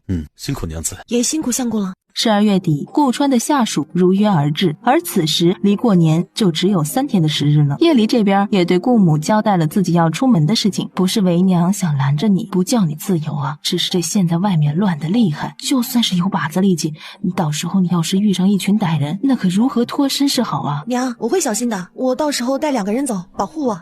有什么事情那么重要啊？阿离啊，娘不放心叫你走。娘，我陪娘子去，我们走小道去，我再把高阳带上。娘子要去，肯定有非去不可的理由。你放心，不管发生了什么，我们3日之内便回来，我会照看好娘子的。顾母还是担心，但是已经露出了一点动摇。毕竟一来，高阳在他心里是个让人很有安全感的人；二来，要是夜离自己偷偷走了，他还能怎样？他背过脸去，你们都去，就留我一个老太婆在家里好了。这么好看，点个订阅吧。照看阿离，我瞧着你不要添乱就好了。娘啊，我媳妇儿还在这儿呢，您给我留点面子。顾母才最终破涕为笑，回到屋内。还是你会哄女人啊？娘子可冤枉我了，我哪里是哄，我都是实话实说啊。不管是他会保护叶离，还是照看叶离，都是他的真心话。高阳驾驶马车，顾川和叶离坐在车内。奇怪的是，府城虽然被破，但是看上去还很有秩序的样子。高阳独自前往，据说可以进去，出来比较难，且进去还要交钱，一个个人5两银子，出来据说要靠关系或者给入城10倍的钱。叶离便说想自己进去看看。娘子不可，为父不放心你进去。看好你们家主子。说完朝着城门口去了。叶离见有兵卒的视线对着他看过来，连忙进了身旁的酒楼。哎，客官，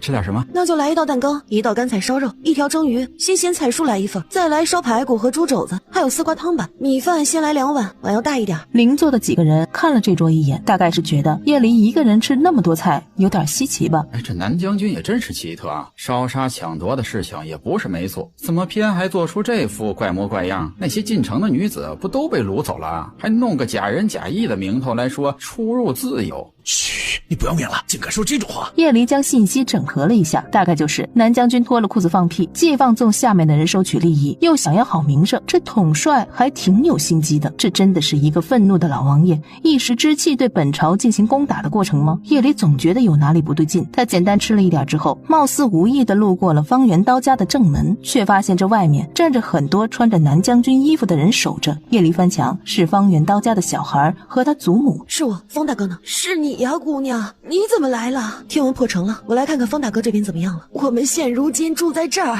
前面的院子和下人们都被派来的什么南疆督军给占了。得知方圆刀家里的钱全部被征用了，他也只能服从命令，做个巡逻的巡逻兵。什么都比不过能活着。这么好看，叶离此行目的的已经达到，临走的时候还是遮遮掩掩的给方老太递出了个荷包，200多两的样子，总归是能撑一段时间的。做完这一切，叶离就出城了。此地不宜久留，离开这里找地方露宿。这个接近晚上的时分，山林里特别的寂静，高阳将火点起来，我去找点柴火。寂静的夜里，又奇怪的声音响起。叶离猛地回头，发现草丛里窸窸窣窣的动静传来。叶离愣了一下，顾川，见你没回来，我便出来看看。叶离一不小心重心不稳，跌坐在了地上，甚至一只鞋子都因为叶离摔得重了，飞出2-3米左右的距离。叶离皱眉，想要站起来，却发现自己好像扭到了脚踝。不要动，能起来吗？他忽然有了一点脸红心跳的感觉。站不起来，你抱我吗？好，这可是公主抱啊，公主抱。他其实没什么安全感，在他印象里，顾川是个残废的概念还留着。我自己能走的。顾川忽然放松了力道，叶离差点摔了下去。都说了别动了。顾川向上颠了颠，牢牢地将叶离抱着。好你个顾川，是还敢捉弄我是吧？不敢不敢。谁知道你心里怎么想的？娘子若是真心想知道为父在想些什么，只管问为父，我定知无不言，言无不尽。叶离一怔，在心底告诉自己不要问，不要好奇。回到之前的露营地，叶离被顾川放在了帐篷边，先给叶离擦药。这个药也能治扭伤的吗？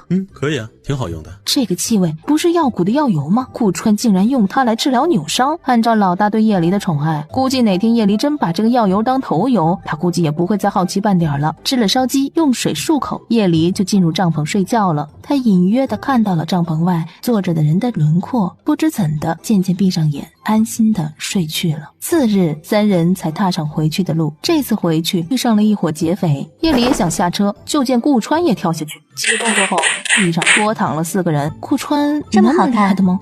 顾家村这边，顾大姑知道叶离和顾川都离开了，今日就来骚扰顾母要吃的。顾母自然是不肯的，门都没让顾大姑进。向你要点东西就这么难？姓曲的，这是顾家村，不是你曲家村，一边作威作福。要不是你家叶离是灾星，村里哪里会有这么多事儿？哼，灾星，村里人说的。对，就是你们村里人说的。村里人可没少嘀咕，你们家叶离害得村里那几个小伙子重伤，还死了一个，还说你们害得好几个小伙子都不想专心干农活，被你家叶离勾了去了。还有吗？还有就是这场灾祸也是你们惹的，要不你们弄那么大阵仗干嘛？想必早就知道了吧？我看你们一家子……行了，我们叶离哪里是灾星了？他是能说得动南将军打进来，还是能按着村子里那几个所谓被叶离害了的人的脑袋，逼他们自己上山受伤回来？顾村长见状，他咳嗽了2声，出来说话，话里话外的意思就是让顾家分一点东西给大家，度过这个难关。伸把手的事情，你们有本事能上山，人，也不会少了你们什么是吧？山上的东西多了去了，我们从未拦着大家上山呢。你走吧，再不走，我只能请人带你走了。你要是再闹，我会请人把你们一家送回杜家村。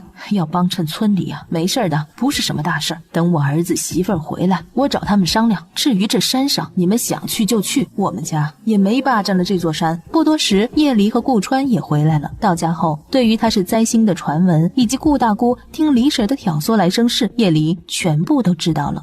不必纠结，我会处理的。接下来的几天，大家发现一个事情，村子里走来走去巡逻的人不见了。于是顾村长亲自找上门来，要求那些人恢复巡逻和探路。叫您一声村长，是因为我从小在这里出生，对这里有归属感。但是村里人一再对我们顾家，还有我娘和娘子再三的骚扰和诋毁，想必是很不喜欢我们的。点既然如此，不如我们的人也就少出门，也不用在诸位面前碍眼了，省得多生是非。顾川他生气了，不但生气村里的闲言碎语，也生气他这个做村长的不作为。顾村长做了几十年村长，也自有一番傲气，哼了一声，扭头就走。叶离动了动自己前2天扭伤的那只脚，发现已经没什么异样了。今天好一些了吧？顾川手里拿着什么走进来，你去方家的时候，我正好看到的，送你。他看向了顾川的手，将盒子递了过来。里面是什么？打开看看。他打开，发现里面是一只精致的玉簪，这太贵重了。赠与娘子的，不贵。那我收下了。叶离说完，就盘算着下次再给顾川买那个什么成泥砚。记得当初嫁过来没几日，他就给顾川送过一方价值300两的砚台，那时候300两几乎是他全身积蓄了。想了想，叶离也就收下了。顾川不知道怎么的，一扭转，里面露出一个比玉簪稍微短一点的细长小剑。簪中剑，专门给你寻摸来的。这里抠一下便能拔出此剑。我很喜欢这个，谢谢你，顾川。喜欢就好。叶离啊，在家不？狗儿娘的声音忽然在院子外面响起，他是来问叶离肉干还要不要继续做的。叶离站起身，想摘掉簪子，又觉得太刻意了，干脆就没拔下这根簪子。半个小时后，狗儿娘得到了答案，离开了。叶离却在屋子里走神，这玉簪是顾川送给他的，都第3次收到顾川的簪子了。叶离才听到狗儿娘说了那样的，原来在古代，丈夫给妻子送发簪是疼惜爱护，也只有丈夫能用玉簪替妻子挽发，以示宠爱，也是一种占有权的宣示。顾川他疼惜自己，力气大的堪比男人，长得一般，要说女人味儿，他有吗？叶离甩甩头，将簪子拔下，他不需要疼惜，他自己能过得很好。本集又结束了，我们下集再见喽。叶离，这是你招惹我的。一下亲在了叶离的唇上，触及柔软的时候，顾川心道就算被打飞也认了。叶离走出房门的时候，注意到今天后院挺嘈杂的。后院我打算弄2个水缸养鱼，我也来帮忙。不如大哥和嫂子负责弄鱼儿来养吧。我们带2个篓子去，走吧。叶离就想起之前那个鱼塘了，顾川带他去过一次，那时候抓了好多鱼。顾川找了个平坦的地方，随后拿起红色的诱饵扔了下去，很快就有几条大鱼。顾川眼疾手快，一抄子下去，迅速收竿，呵，3条大鱼。吃烤鱼吗？非常想吃。直白的回答让叶离扑哧一声笑出来。2人生火，叶离将鱼杀干净，串上树枝。顾川就发现他脸上蹭到了一点灰。娘子，你脸上沾到灰了。顾川却从怀里一掏，拿出张锦帕来。雪白色的锦帕被按在叶离的脸上的时候，叶离愣住。我自己来。见顾川脸上也因为给他指明灰点，自己也蹭到了。你也擦一擦吧。一张帕子，2个人你擦我，我擦你的，完了，他不会是动心了吧？顾川，你喜欢我吗？叶离，这是你招惹我的。一下亲在了叶离的唇上，触及柔软的时候，顾川心道就算被打飞也认了。是的，他喜欢叶离。叶离只察觉他眼前一片金星闪耀，只恨不能挖个地洞钻进去才好，快速的将眼前人推开。顾川，你是不是疯了？谁让你亲我的？是你让我亲的，为什么要问出来？我本来还可以忍，还可以等的，我本来可以等你也喜欢我，但是你为什么要开口？你现在是不是讨厌我了？你是不是要走了？走吧，想走就走吧，只要你答应让我继续喜欢你，别讨厌我，好吗？你说你喜欢我，可是我喜欢的人在这个世上根本就找不到，哪怕这样，你也还是要喜欢我。我坚持。我喜欢的想在一起的人，首先就是不能3妻4妾，不管任何原因，不管任何时机都不许。顾川点点头，不能对我有诸多约束，限制我的自由。顾川皱眉，不过还是点头。你不要那么快回答，想一想再说。我今生深盼唯你一红颜知己，不对你诸多约束。至于自由，只要你不伤害你自己，出门也带我，不存在我限制你自由的可能。若是不喜欢了，以后你要先告诉我，我情愿好聚好散，也不愿意你欺骗于我。简直不敢相信，叶离，我是不是在做梦？那你就当是梦好了。那不行，我不要这是梦。山间冷风吹过，两个人重新坐这在了河么好看边，点个订阅吧和顾川并肩后，怎么样，比比？娘，妹妹，等等。1月中旬，村子里的生计似乎更加困难了。毕竟这大院这边吃香喝辣，其他人都快挖树根了。顾村长有心想说不接待这些外乡人，这些人一应开销都是我和顾家的，没有支村里的一分一毫吧。一句话就把村长给怼回去了。本以为这样的僵持还要好长一段时间，结果当天就有人摸进了村子，而且还是大白天的。事情起因在于李婶，她消沉了1个多月，不过也完全忘记了顾村长还有叶离都说过的非常时期不要出门招摇的吩咐。到了小镇，结果一下去就被抓了个正着。我没钱的，这也是饿得很了才来讨口饭吃。我们村里有一户人家特别有钱，真的，家里上千两上万两，每日吃鱼吃肉啥都有。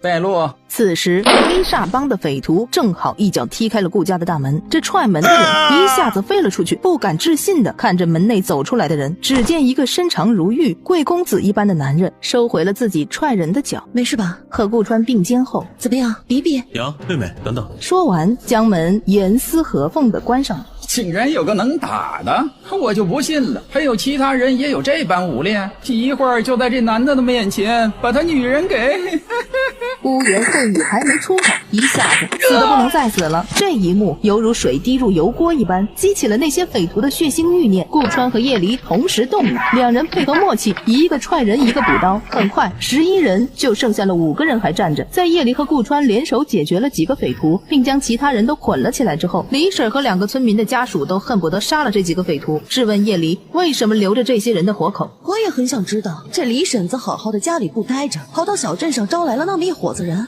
要怎么算这笔账？立即有人回忆起李婶今天确实是一早就出村去了，李婶自然是不认同的，质问叶离有何证据。说吧，为什么会来村子里？那个老婆娘说这里的人吃香的喝辣的，特别是顾家，您就放了我们吧。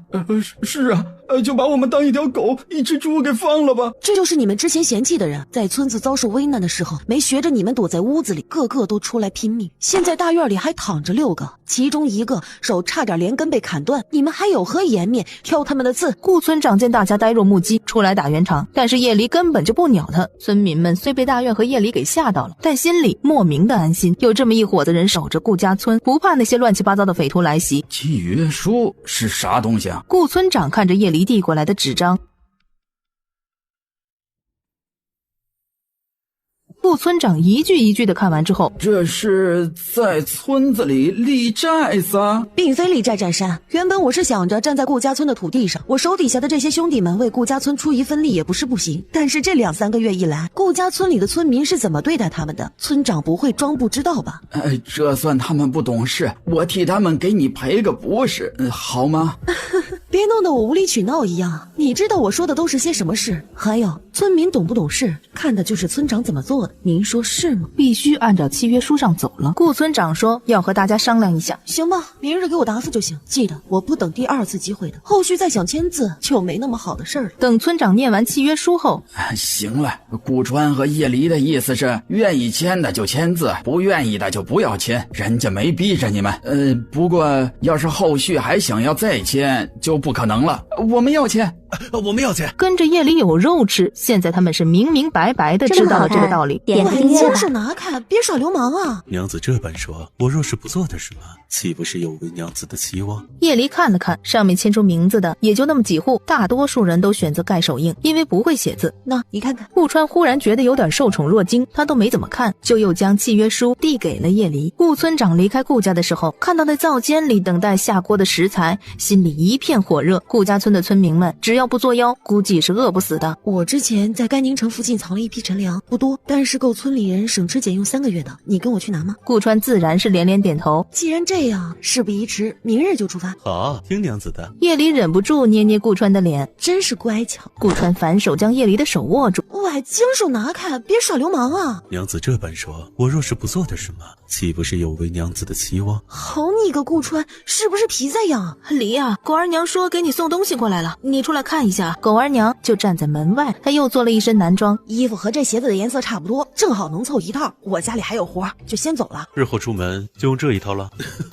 日后出去我可要遮掩一番了，万一多看了你2眼，被人看出了我的情谊，岂不是要被误会为龙阳？叶离扭身就出去了。这个顾川就会蹬鼻子上脸，两人才刚说好了要试一试处着，他就揭开禁制一般对他狂聊，一套一套的对着他用一般，真受不了。次日，叶离换了一身男装，顾川就跟了过来。原来玉书和高阳也都想跟着，不用你们去，我跟相公去就好了。高阳还想说什么，就被玉书拉了一下。切，你没看到大哥和嫂子想独处吗？啥独处？就是单独在一起，不要我们外人跟着。就这么一点路程，驾车来回不到3个时辰，又不进城进镇，应该是安全的。不叫我们跟着，我们听话就是。不是我说你怎么那么没眼色？是啊，就是不如你全身上下长满了心眼，行了吧？高阳，是不是想切磋了？切，老子才不要呢！老子上山打猎去。相公，我在外面看着马车，顺便防备有没有人靠近。我先把粮食从地窖里移出来，弄出来了，我们再一起给搬到马车上。回到村子之后，叶离直接将粮食卸在了大院门口，不少村民都看到了，奔走相告之后，当晚每家每户都飘起了米香。大多数人对叶离和顾家是真的由内而外升起了感恩之心。顾家村村民们借账的账目明细，谁家借了多少出来，谁家什么时候还，一切似乎都慢慢的变好，只除了那几个受伤的赤脚大夫，顶多就能将伤口稍微处理一下，给一些补血补身体的药方子。现在是冬天还好说，要是夏天估计早就开始烂了。叶离皱眉，觉得要是有个大夫就好了。顾川自然将这些看在了眼里，给玉书交代了一个任务，让椰风寨那边派过来几个人多带一些外伤药回来。只是外伤药还没到，顾家村外忽然来了一队兵马，叶离和顾川很快就抵达到了路边，根本不让人有进村的机会。结果一到地方，叶离就赶紧喊停，都停下。对方听到叶离的声音，大妹子，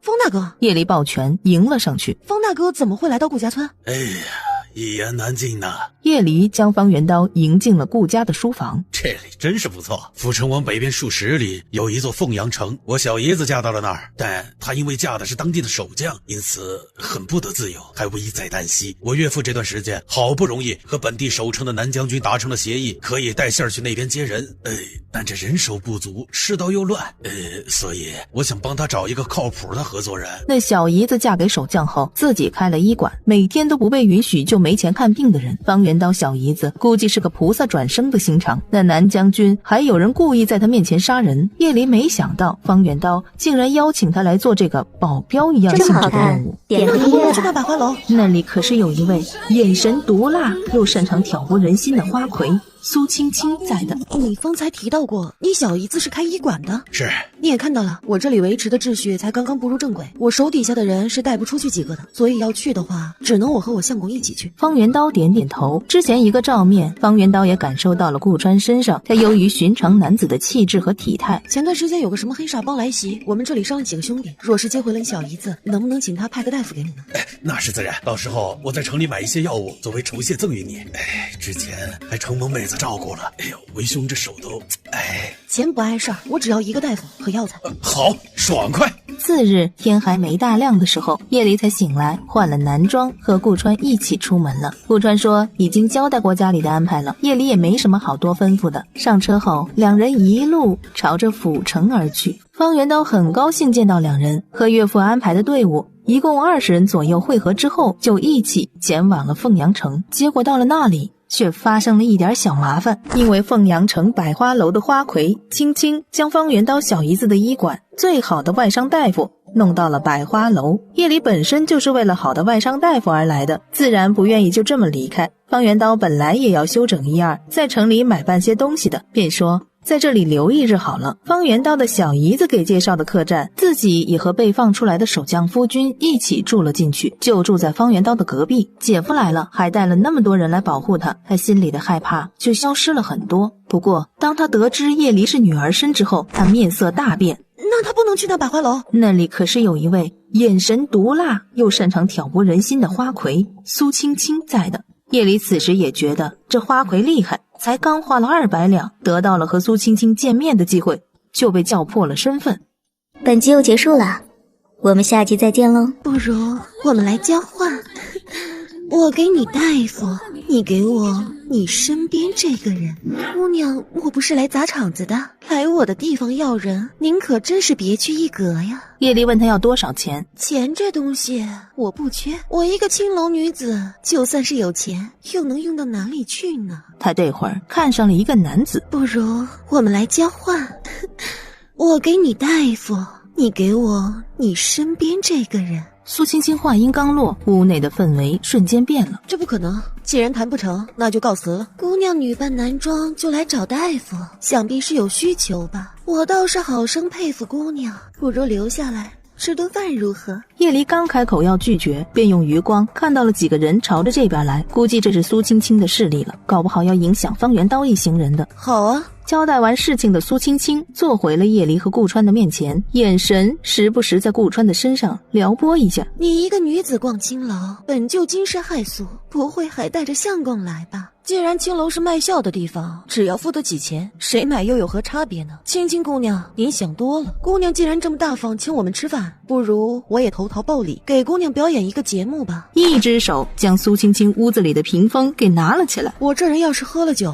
说不准会起了酒性，将看到的东西都甩来甩去的，包括人。饭也吃了，节目我也演示了。若青青姑娘不愿意割爱那外甥大夫，我也不强求。那我们可以离开了吗？乔姑娘说的，既然姑娘不是来抢人的，这误会也就真没消了吧。你们走吧。等到确认叶离和顾川都离开了，他才猛地大喘气。叶离的威胁是一回事儿，刚才那个戴面具的看他一眼，他觉得自己似乎就要窒息了。那个男人真的太可怕了，难怪能降服住那样一个怪力煞星。直到离开了凤阳城，叶离心里憋着的那口气才彻底的撒出来。遇上一个火眼金睛看出他女儿身份的花魁，花魁又对顾川垂涎，对叶离带着敌意。回去的路上，一行人停在了一个小山坡上生火做饭。你吃点什么？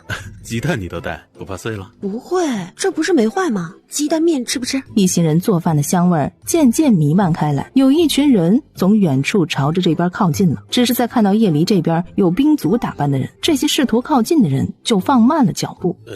有什么事儿吗？家中世代行医，我手里这根人参少说500-600年的年头了，之前是店里的镇店之宝，我们不要多，就想跟大人您换一些吃的，一床被褥。陈大夫，这话是什么意思啊？你只要这么点东西，这点东西够干嘛？我们这边20几号人，怎么分？就是啊，你不会忘记了，你家的女儿还是我救了的。500年人参暂且不说，顾川也是看中了那句世代行医，所以才决定来看看是怎么回事，倒是和叶离的打算对上了。陈大夫这边的争吵似乎已经白热化了，他只死死地护着人参，双眼微红，表情隐忍。这一下子方圆刀都看出了不对，要说这陈大夫是个忘恩负义的也不像啊，但是要说没什么问题在里面，他的隐忍又似乎代表着心虚。安静！方圆刀呵斥了一声，脸上带出了几分凶相，暂时喝止了这些人的争吵。见方圆刀如此，那些人多少有点忌惮，虽然没继续拉扯陈大夫，但是还是七嘴八舌地说了起来，说陈大夫家里的孩子之前差点走丢，是队伍里的人救了他的孩子。一行人凑在一起朝着偏僻的地方跑，没想到陈大夫今日如此忘恩负义，竟然要用人参换一床被褥和一点点吃的，肯定是只顾着他和他的女儿，典型的就是打算只顾着自己了。这一下可踩了他们的底线，立刻谩骂起来。狗东西，你把人参给我们，要不然你女儿就死了算了，赔我们救下她的一条命。你这个够了，你们以为我不知道？你们是想抢我家的药材桶，谁知道我的女儿被你们挤出来了，这就是你们所谓的救下我女儿。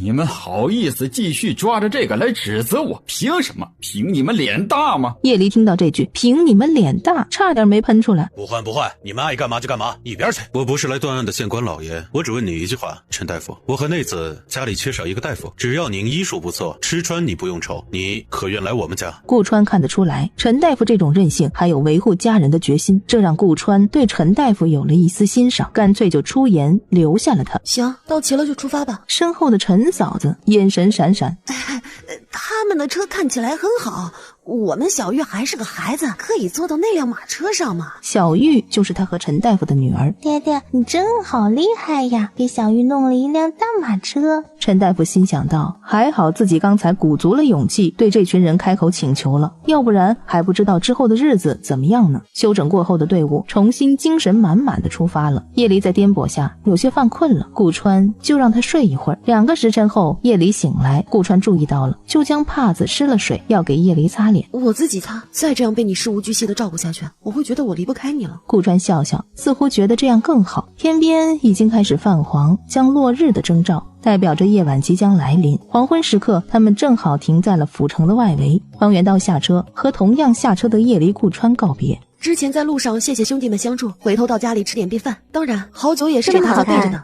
点的是月子。顾公子说了，他们是村里生活的，我们去了村里也是要做活的。混说什么呢？顾公子这样仪表堂堂的人，怎么可能是村里的？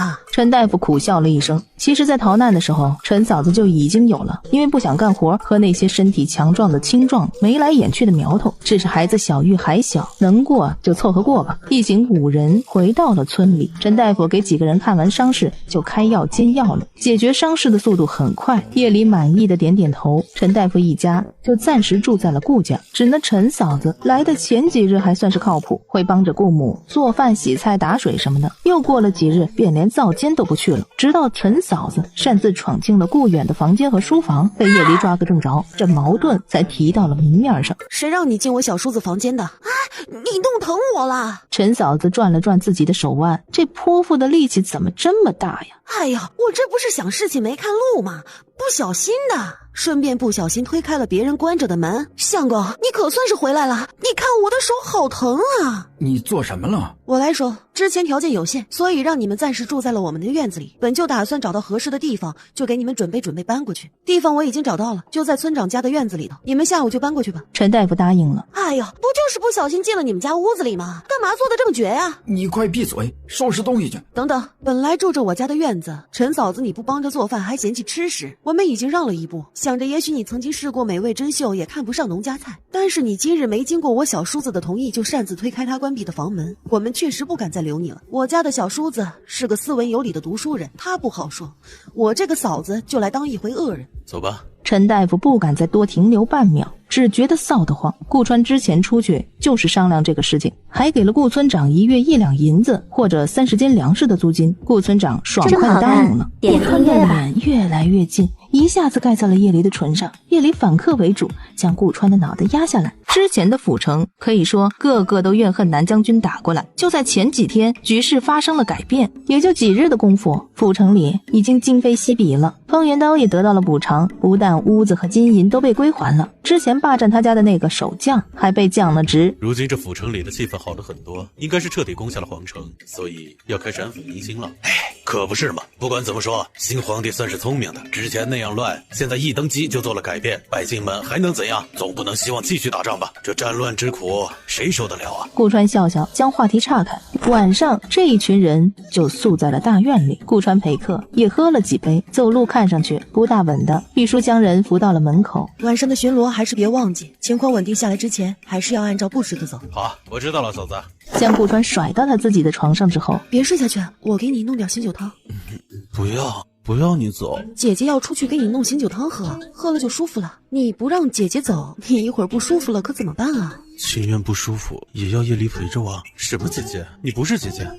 还没完全醉死吗？那我是谁？你是我媳妇，是我的娘子，是我要的女人。哼，都喝醉了还说这些甜言蜜语。来到灶间，顾母已经熬了一大盆，川哥极少喝酒的，是不是喝糊涂了？还好，娘要不要进来看看？啊，我等阿远回来就落锁了，还要帮玲玲洗澡呢。川哥就麻烦你了。哪里的话？夜离将碗端走了，顾母在身后看着，忽然掉下了眼泪。曾几何时，顾元胜一次次在外面应酬回来，他也是在灶间忙碌，要管他的醉酒。要是顾元胜还在，这个家肯定更完整更幸福啊。夜离正好将一碗汤都给顾川喂了下去。可是我方才出丑了。是啊，你拽着我叫姐姐。什么？不可能！想什么呢？我不可能叫你姐姐的，我只想叫你娘子、媳妇、阿离，我妻。顾川的脸越来越近，一下子盖在了叶离的唇上。叶离反客为主，将顾川的脑袋压下来，又来了一个长而缠绵的热吻。叶离聊不完，就跑去睡觉了，回到了自己的床榻上，留下彻底清醒的顾川面对被子下面的蠢蠢欲动，哭笑不得，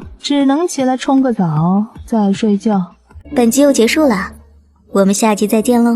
这具身子还没使发，不好做大人做的那种事的，只能委屈你啦，顾川。时间很快到了3月，夜里恍惚间想起，这正是他来到这个异世界的1年整。不知不觉已经过去1年之久了吗？因为天气严寒的关系，他差不多半个月没组织人上山了。夜里就组织大家上山去砍柴。走到山脚下，他身后多跟了7、8个人。他之前可没大张旗鼓的说要上山砍柴，村里人怎么会知道的？李大嘴心中咯噔了一下，担心是不是大院的兄弟们走漏了消息。顾村长的儿媳妇儿自觉他的地位比大家高一点。这不是陈嫂子说的，大家一起结伴上山更方便安全吗？我们就来了。不会顾家的你不许大家上山吧？叶离看了看支支吾吾的陈嫂子一眼，大家自然是都可以进去的，只是上山后我们便要往深山走，你们应该不结伴了吧？毕竟深山危险，一个冬天过去了，也不知道里面的野兽都饿成什么样了，指不定凶神恶煞的。你们不是在呢吗？这位婶子是不是忘记了护卫队和大家的协议是什么？在村子里，我们尽量帮着巡逻，规避危险。但是出了这村子，谁认识你啊？顾村长儿媳妇的脸色跟吃了屎一样臭。那我们还上山吗？有什么了不起的？再嚣张，到时候古原考科举还不是要村里的举荐信？看你到时候求不求我。夜里一行人上山砍柴，下山的时候，一行人自然是满载而归，开始烤肉吃，香气弥漫了一会儿，有人来敲门。没啥，就是我来找我家那口子的孩子想吃一口肉了。李大嘴心中疑惑，院子里每次吃肉不都叫陈大夫带回去给孩子吃吗？怎么会馋得厉害了？李大嘴就叫人切了一块肉过来，看着最少有5、6斤。出门之后，陈嫂子并没回村长家，而是找到了一户人家。那人见了肉，递过来500文。还要肉的话要等2日，过2日我才能给你找肉来。鸡蛋要不？不了，鸡蛋家里就有。他晃悠晃悠的回去，心里还稍微虚了一下。不过看到女儿手里的糖糕，发工钱了，1两多人给玉儿买了零嘴儿。什么零嘴要1两？零嘴都给我。你们这2个一天天就知道花钱，那人家家里不是有那么多吃的，拿出来一点怎么了？以前你随便买点什么衣物帕子不都是这个价格？现在这世道东西都贵，孩子也不能整天只吃着别人的东西吧。现在有钱买点零嘴儿一起吃怎么了？自从兵祸后，自家娘子就有点不太对。好了，你去洗衣裳吧。2天后，叶离和顾川被陈大夫找上门来，他提出过2个月要离开，叶离没强留。行，那我回头给你50两做盘缠吧。叶离叹口气，问顾川要不要去城里走一圈。顾川欣然同意。一路上，叶离和顾川也没遇上什么拦路虎，顺利的从小镇经过，去了府城，正好遇见方元刀在核对那些被强占的房子。既然来了这里，那就别急着走，晚上过来喝杯水酒。我与相公还要随处走走，方大哥你先忙着吧。行，晚上一定来啊。2人又在街上买了几样东西后，才登了方元刀的家门。此前因为兵祸，不少本地人家里都遭到了不测，现在城中还是很空虚，其中很多可以操作的地方。大家伙之前好像也不是就在顾家村扎根的吧？到城里来谋生，也不必烦恼那些倒灶的事儿。在那样一个氛围的村子里，一家子也过得不舒心，不是吗？吃顿肉都要被人说这说那的，过得还自由快活吗？我听你元刀兄长提过，你之前是在小镇上开了食铺的吧？哎呀，这城里做买卖不比小镇更容易有赚钱的机会和发展的机遇吗？您说的在理。哎呀，可不是嘛，老太太我还告诉你一件事儿，现在这城里不少铺子和院子都空着呢，现在买下来啊，价格便宜得很哦。这么说，叶离倒还真是有点心动了。方才您说现在的院子价格不高，可不是嘛。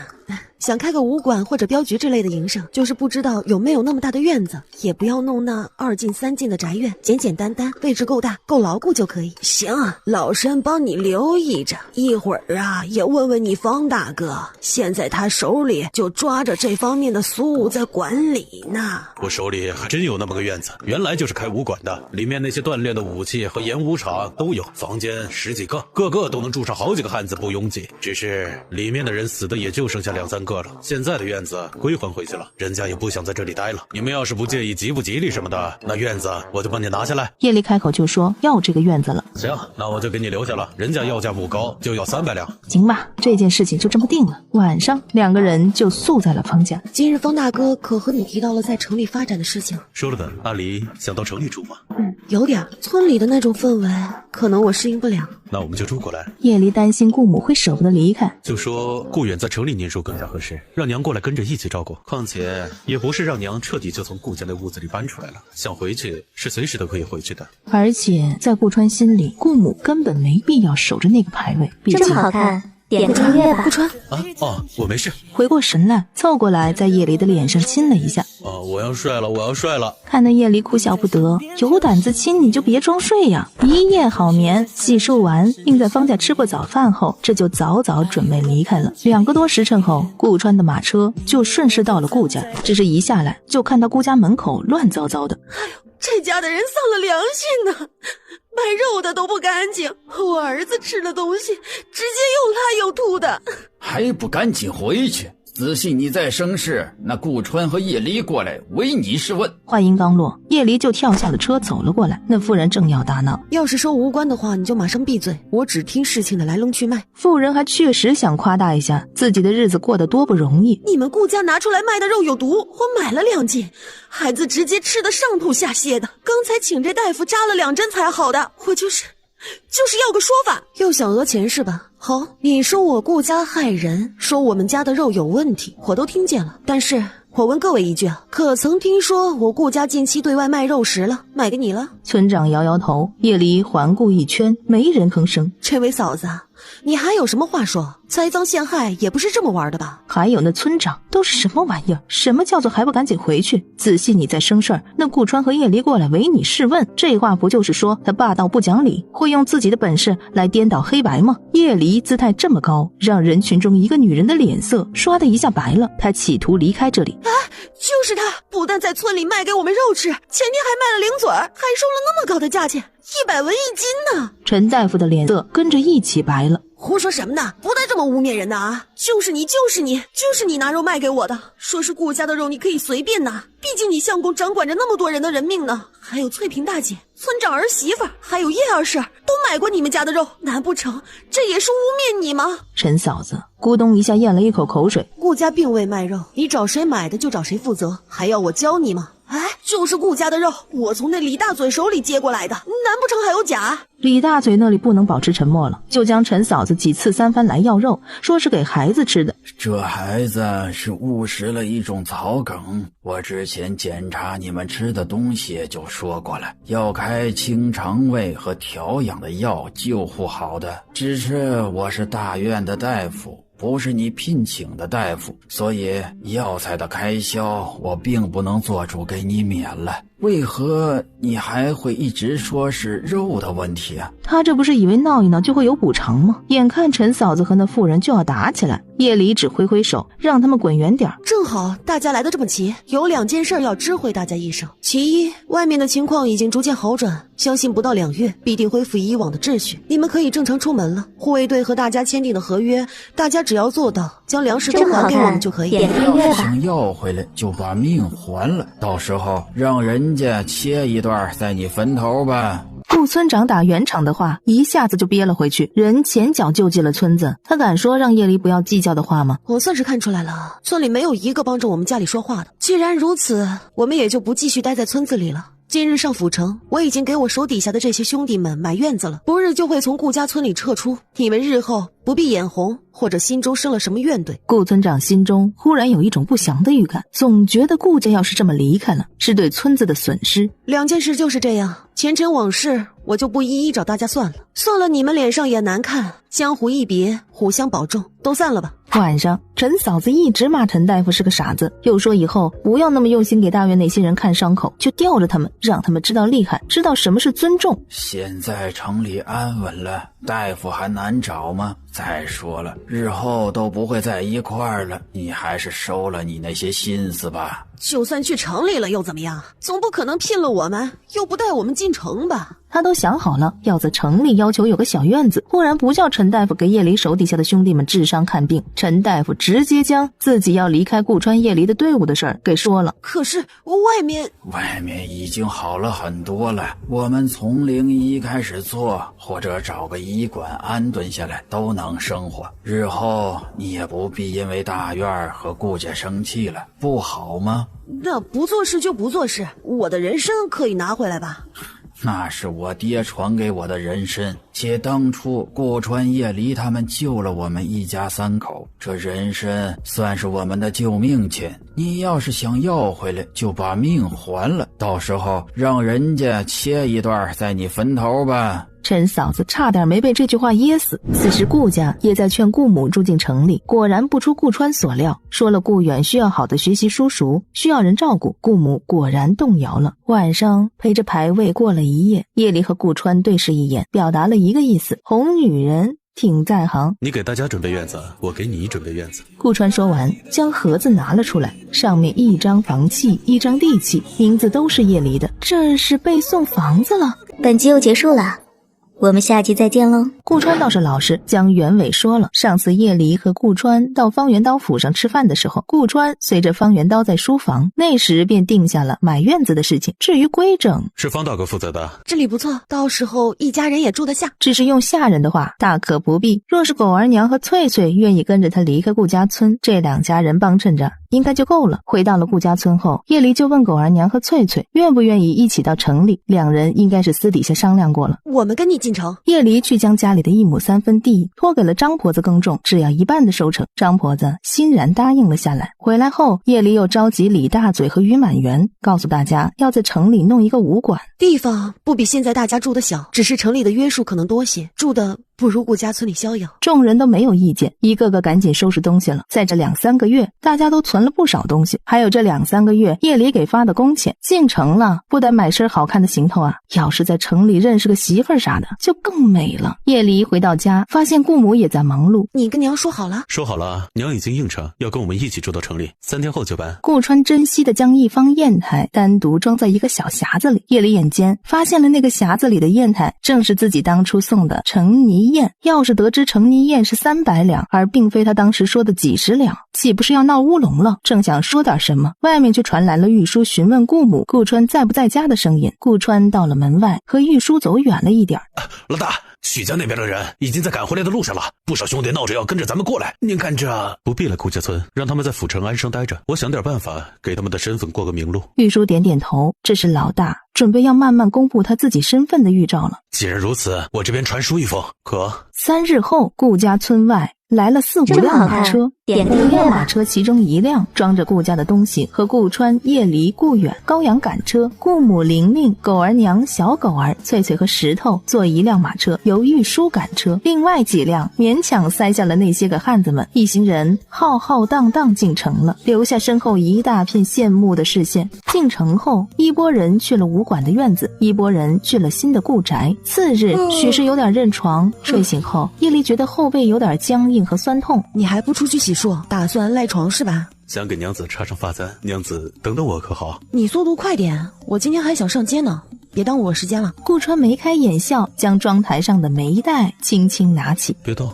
我会小心一点的。叶离嗯了一声，话没结束，时间似乎过去了很久。叶离高高兴兴地站起来，心想，顾川画画那么好看，画眉毛肯定也是一流的。随后看向了铜镜，铜镜反射出来的人像没那么纤毫毕现，完全就是一个猛男式的粗犷眉。顾川撒腿就跑。哎呀，我还有点事儿，怎么一下就忘了呢？叶离顶着这样的眉毛又不好追出去，只能将眉毛先洗一洗，才出来寻顾川。结果一问，顾母说不清楚啊，刚才还在灶间的。顾远说兄长没来书房。至于玲玲嘛，算了，不问了。叶离索性想着晚上再收拾他，有本事晚上也不在家呀。顾川那边虎躯一震，脚下生风了一样，离开顾宅出门没多久，随后进了一家医馆。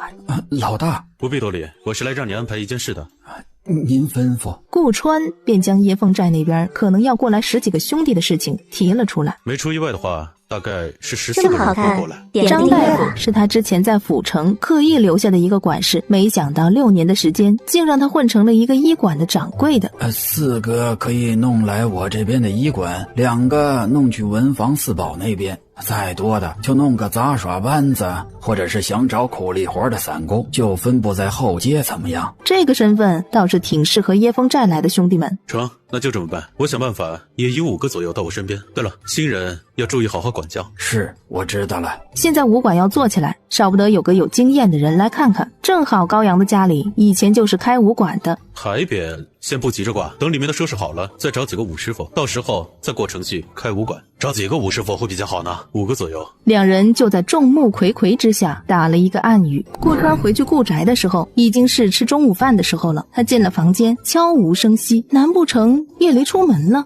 冷不丁他被人偷袭了，正要伸出拳脚的时候，却发现所谓偷袭他的人是叶离。娘子，只见叶离又手握成爪，凌厉地攻了过来。下盘不稳，速度太慢。相公身手不错啊，当瘸子的时候没少练啊。承让，娘子这一身怪力，招数却是稀奇古怪。顾川见他没有继续打斗的心思了，娘子不生气了？你还知道我生气啊？你想想你给我画的什么眉？是为夫错了，娘子打我吧，我不还手。我要是想打你，你跑不掉的。顾川心喜，那是他舍不得打。我就是想跟你练练，你这一手身法我看着想学，收徒吗？收，只收1个。顾川笑言，日后就请师傅多多赐教了。好说。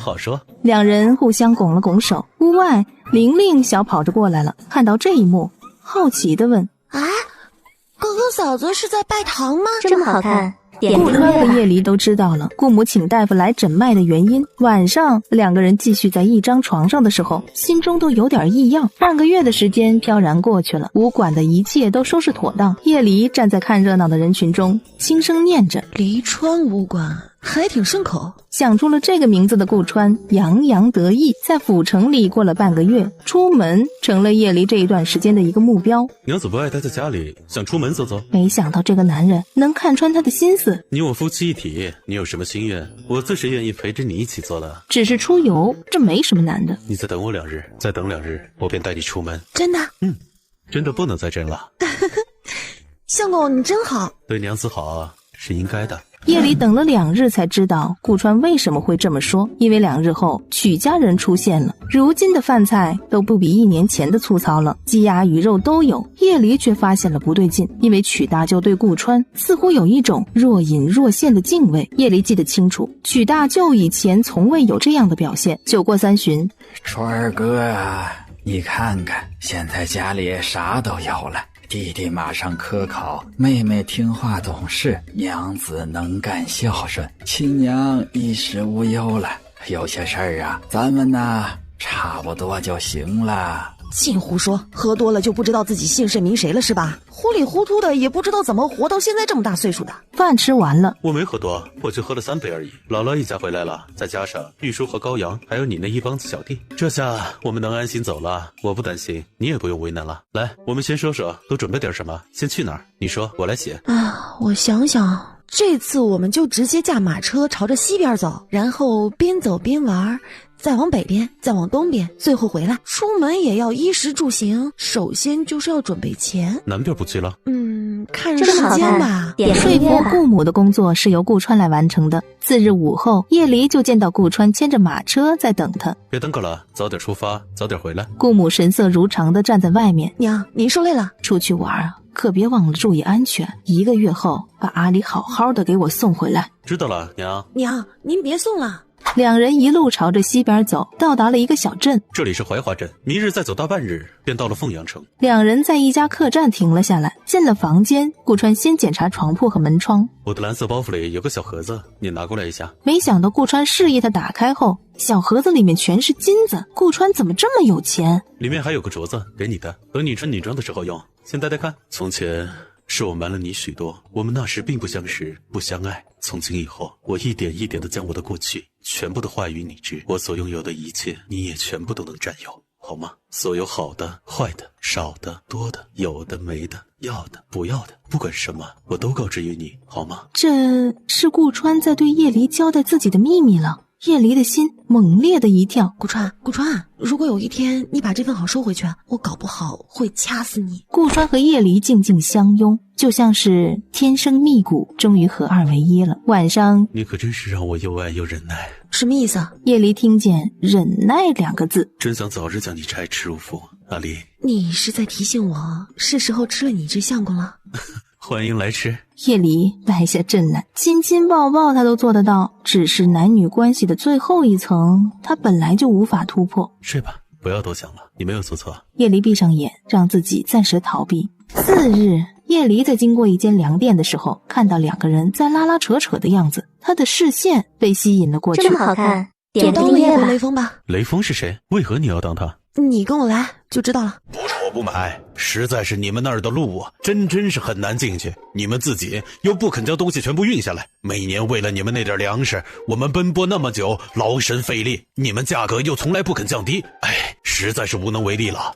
不是，掌柜的以前不是这么说的，他一直说我们的粮食好，说过我们的粮食干净好吃，味道独特清香啊。对，掌柜的呢？我就是这里的掌柜。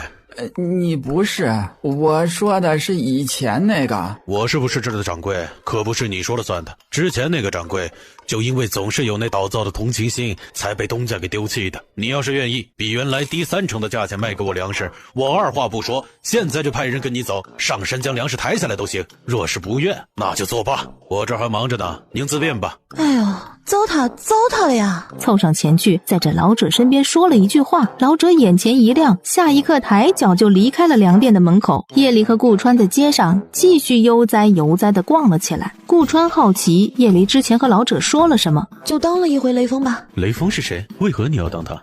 你跟我来就知道了。回到了下榻的客栈，果然见到了之前那个老者。您刚才说的要买下我们所有的粮食，包括山货，可是真的？对，先看看粮食，要是粮食不错，往后每年我都买了。不过今年这一批的你们先留着，每天派一个人在这里等着，我给府城捎信儿，估摸着半月之内应该有人过来收粮吧。可是要传递消息给李大嘴他们。这好办，我来负责，只要2日便可。娘子只管和他们交接需要运送过来的粮食数量和价钱即可。叶离给了10两银子的定金，等我们的人接到粮食了，剩下的钱会给你的。好，我们信你。叶离点点头，跟老者告别。傍晚时分，顾川说想清洗一下。最早嫁给顾川的时候，他2次3番撞到顾川，那时候就觉得手底下的触感有异样。他的身材确实是很有料的。本集又结束了，我们下集再见喽。临睡前一上去，叶离就紧紧地缩在了内侧。叶离，我不做什么。我没紧张。我们来说说话吧。要说什么？就说说雷锋是谁，你为什么要学他？要是不弄清楚，为父心里难受得很，一直惦记着。这该怎么解释呢？那是我听人说过的一个人物，他是个好人，做好事不留名字。不过这人已经死亡很久了。娘子心善。顾川得知了答案，就放心地睡了，弄得叶离有点哭笑不得。次日，2人轻松上阵，忽然就刮了风，片刻后下了雨，可以说几乎是毫无预兆的。因此2人驾着马车就在附近找了个山坳。叶离此时无比怀念天气预报，这突如其来的大雨真是让人猝不及防。好在2个人都是乘坐马车，因此只是赶车的顾川淋湿了一些。叶离利用这些木块和一块小毯子搭了个屏风，在里面换上了干衣服。顾川正在生火，好一会儿都没生起来。叶离眼神闪闪道：“你先进去换衣服，我来吧。”等顾川从车架上拿着干衣服进去之后，叶离从空间里移出几根干柴，用打火机点燃了，最后才将有点潮的枯枝摆上去。噼啪的燃烧声在山坳内响起。顾川出来的时候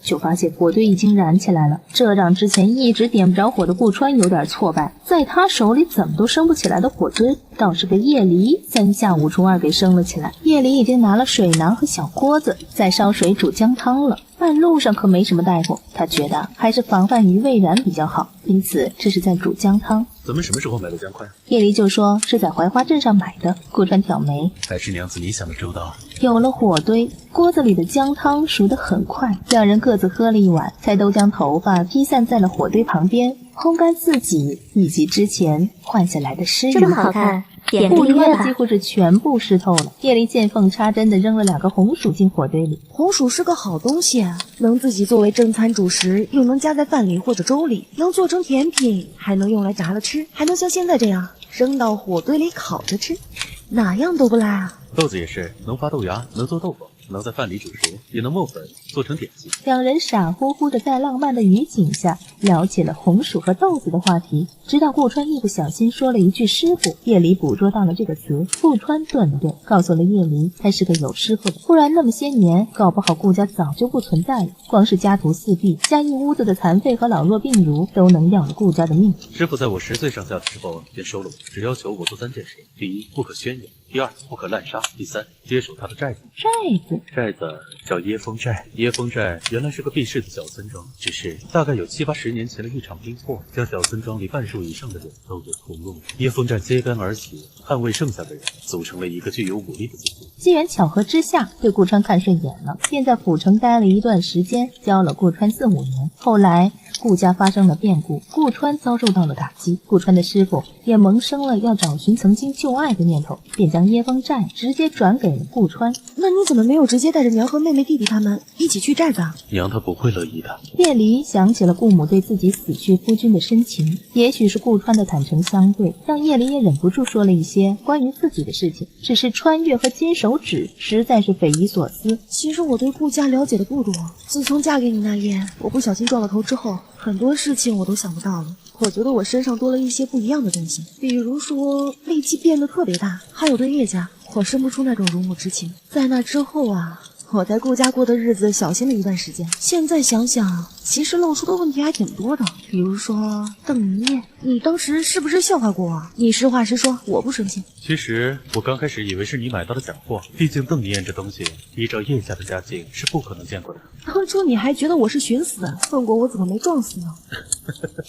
娘子说笑了，要撞也是请娘子撞我这男子嘛。叶离顿了顿，他怎么觉得顾川说这话像是在这么好看，点订阅吧。2个人在山坳里，一人捧着一块红薯，剥皮吃着，那香甜的滋味和气味似乎要钻进人的心肝脾肺肾去，久久都不能消散。在凤阳城花楼那一边，1楼客厅内情色吟吟，大厅中间一红衣蒙面女子翩然起舞，此女正是苏青青。只见苏青青长袖一抛，时不时旋转着，虽然只是一双眼睛，却足以摄人魂魄，让周围的男人们口水都要流下3千尺了。哎呀，青青姑娘，今晚你就跟了我吧，我出500两。我呸！500两也敢出来充大头？青青姑娘，跟我吧，我出1000两。我还以为多少呢，都别跟我抢，我出1500两。价格很快就炒到了5000两。出5000两的是本地的一个乡绅，看着苏青青的眼神势在必得，只可惜他们注定要失望了。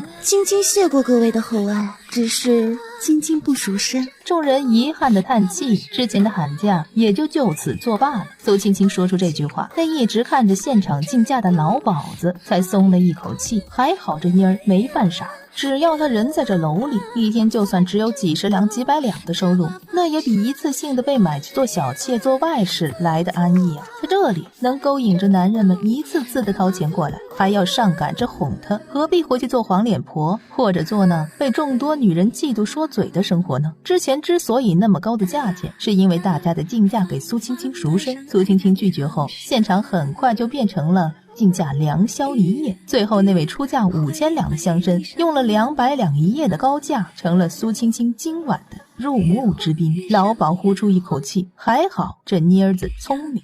次日雨方歇，顾川和叶离2人已经踏上了前往凤阳城的这么好看，点订阅吧。那种晕眩的感觉和叶离从后门出了客栈。凤阳城不小，不过浮华气息更重一些，不是很得顾川叶离2人的喜好。此时远在西北大漠的边陲之地，黄沙漫天，土地贫瘠，今年不太顺利，又恰逢新帝登基，因此异族时常举兵来犯，还帮着境外势力一起攻打边关。尽管5年前当地守将的女婿，也就是现在的常胜将军顾将军协麾下精练的铁甲军大败异族，有了威慑力，今日顾将军又是赢得了胜仗，回首的顾将军策马扬鞭，直接回到了家，一下马就看见娇妻智儿在门口相迎。他摘下了头盔，露出一张铁汉的俊脸来。顾将军年约40，身高腿长，孔武有力，身上的佩剑直接交给了娇妻，这是他最信任的女人，也是他记得唯一一个熟悉的女人。若是叶离在此地，想必一定会认出这个人，因为他和顾川就差了肤色和年岁的沉淀，五官几乎都是一个模子刻出来的。相公辛苦了，我已备下美酒，只为相公进贡。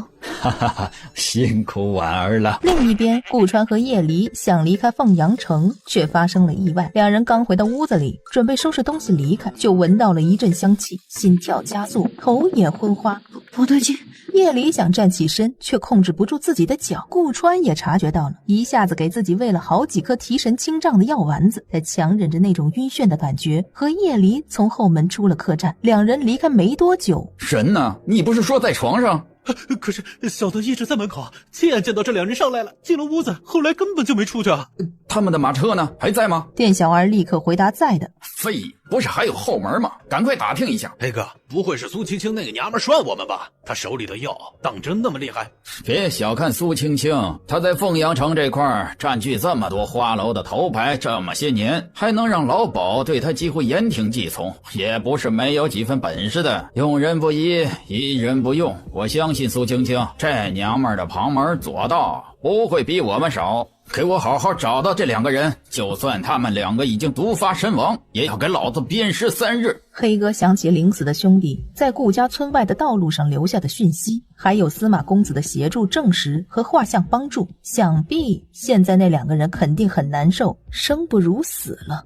这还只是开始。叶离和顾川双双倒下了，只不过顾川还能勉强动弹。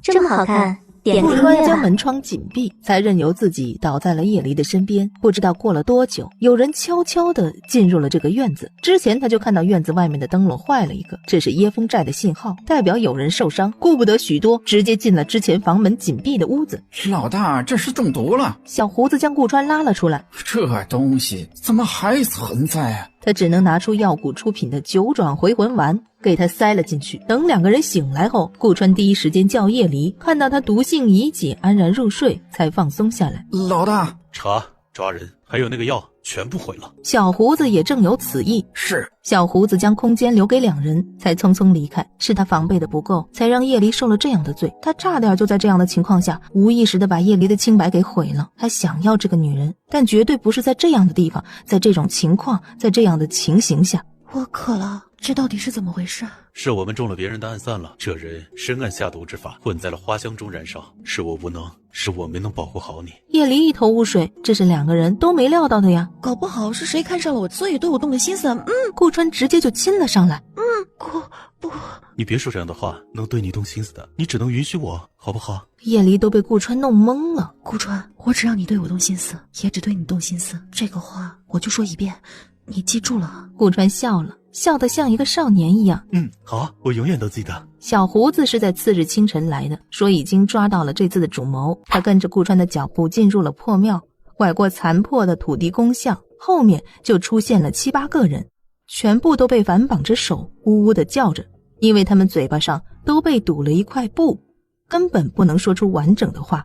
本集又结束了，我们下集再见喽。这是叶离不解地看着这个场景，小胡子也跳下马车解释，这些人就是迷昏顾川和叶离的主谋。对于那位提供药物的苏青青也过得不太好，小胡子给他用了一种药，只要一发热就会全身起疹子。心肠歹毒的蛇蝎终于也尝到了被人用药的酸爽。这些人你打算怎么处理啊？叶离表情有点小纠结，他都做好了过来打群架的准备了，结果一看发现自己都不用出手了，这种感觉还真的是难以描述。问出救院了吗？顾川看了一眼小胡子，这些人是黑煞帮的。这一句话就足够解释一切了。当初黑煞帮的混混恶霸们在顾家村要大开杀戒，是被叶离带人灭队的，也难怪要对他和顾川下毒手了。其实黑煞帮的人昨天还骂了很多难听的话，在他们的计划里，叶离是要被拖去楼里任人糟蹋的，而顾川是要被大卸8块的。只是一向作恶多端、不择手段的黑煞帮最后一批人遇上了硬茬。茬子，交给小胡子处理吧。小胡子点点头，知道老大是什么意思了。他正好带着这些人回去，给他试验一下新药的效果呢。那我们回去赏花吧，凤阳城的花卉我们是不会错过了。两人回到落脚的客栈，却听闻一件事：此地5里外的郊区，有人发现了棕熊的痕迹，不少猎户都说要上山猎来，镇上不少人还为这头熊下了赌注。叶离眨眨眼，对这个事情还挺感兴趣的，想去？似乎察觉出了叶离的意图。他就算想去，也只是想自己去。他有空间，有大力，自己一个人去，说不定更方便一点。顾川会几手功夫，但是对于熊这种动物，他不确定顾川也能轻松应对。明日我陪你一起去。他觉得自己似乎中了一种叫顾川的毒，几乎都要入骨了。叶离忽然问了一句：那你有想去的地方吗？确实有个地方想去，想带你去。椰风寨。看来我和娘子已经达到了心意。这么好看，唰的一声，叶离只感觉自己似乎要飞起来了，还能见到顾川瞪着眼睛朝他跑来的样子，也不知道空间能不能防摔。次日，两人洗漱过后，就来到了镇民口中所说的熊出没地带，只是转悠了好一会儿都没看到踪影。谁知道马车刚停下来，那马儿忽然躁动了起来，咚咚的几声震动，摇摇晃晃走过来一个人影。不对，那不是人影，而是一座站起来高达2米半左右的大黑熊。叶离一下子就紧绷了起来，却见顾川一下就迎了上去。他从袖子里掏出一把扇子，手一抖，冒出了很多尖刺。顾川！只见顾川全神贯注，和这头身上似乎沾惹了人命的黑熊搏斗了起来。好不容易将黑熊给解决了。叶离将马儿安抚着，他带着笑，正要跳车到顾川身边，谁知马蹄声突然响起。还有一头，快跑！后面有！叶离话还没能说完，随着马经风跑，唰的一声，叶离只感觉自己似乎要飞起来了，还能见到顾川瞪着眼睛朝他跑来的样子，也不知道空间能不能防摔。别动！他猛地用力一拉，像风筝被拽住了线一般，安全降落在顾川的怀中。两人全部靠着顾川，一只手抓着一棵歪脖子树的树干来承重。马车跌跌撞撞地滚下山崖。别动，那头熊还没离开。突然传来一阵咚咚脚步，抱紧我要空出手来。下一刻，顾川就带着叶离飞跃起来，然后以极快的速度冲下了一个陡坡，再接着就踩到了柔软的湿地之上。还好吗？顾川一边关心地问着叶离，一边四处打量，看看有没有干净的水源或者休息地。我自己能走。今天的事情实在是太悬了。等到顾川将叶离抱到了一个低矮的山坳边，将叶离放下地，却见叶离红了双眼。点个订阅吧。我那个来了。你可是哪里受伤了？让我看看。不能看。叶离红了双眼，原因无他，因为叶离看到了顾川被磨得到处是伤的手掌，抱着他的一路，顾川竟然一声闷痛声都没有。笨蛋！叶离的眼泪像是脱缰的野马，再也控制不住他的坠落。你真笨蛋！世上怎么会有人为了别人的命冒这么大的风险？我不疼。然后准备起身去找柴火。你坐好。只见着火光看了一下顾川手上的伤势，顾川唰的一下站起身来。我去找点吃的。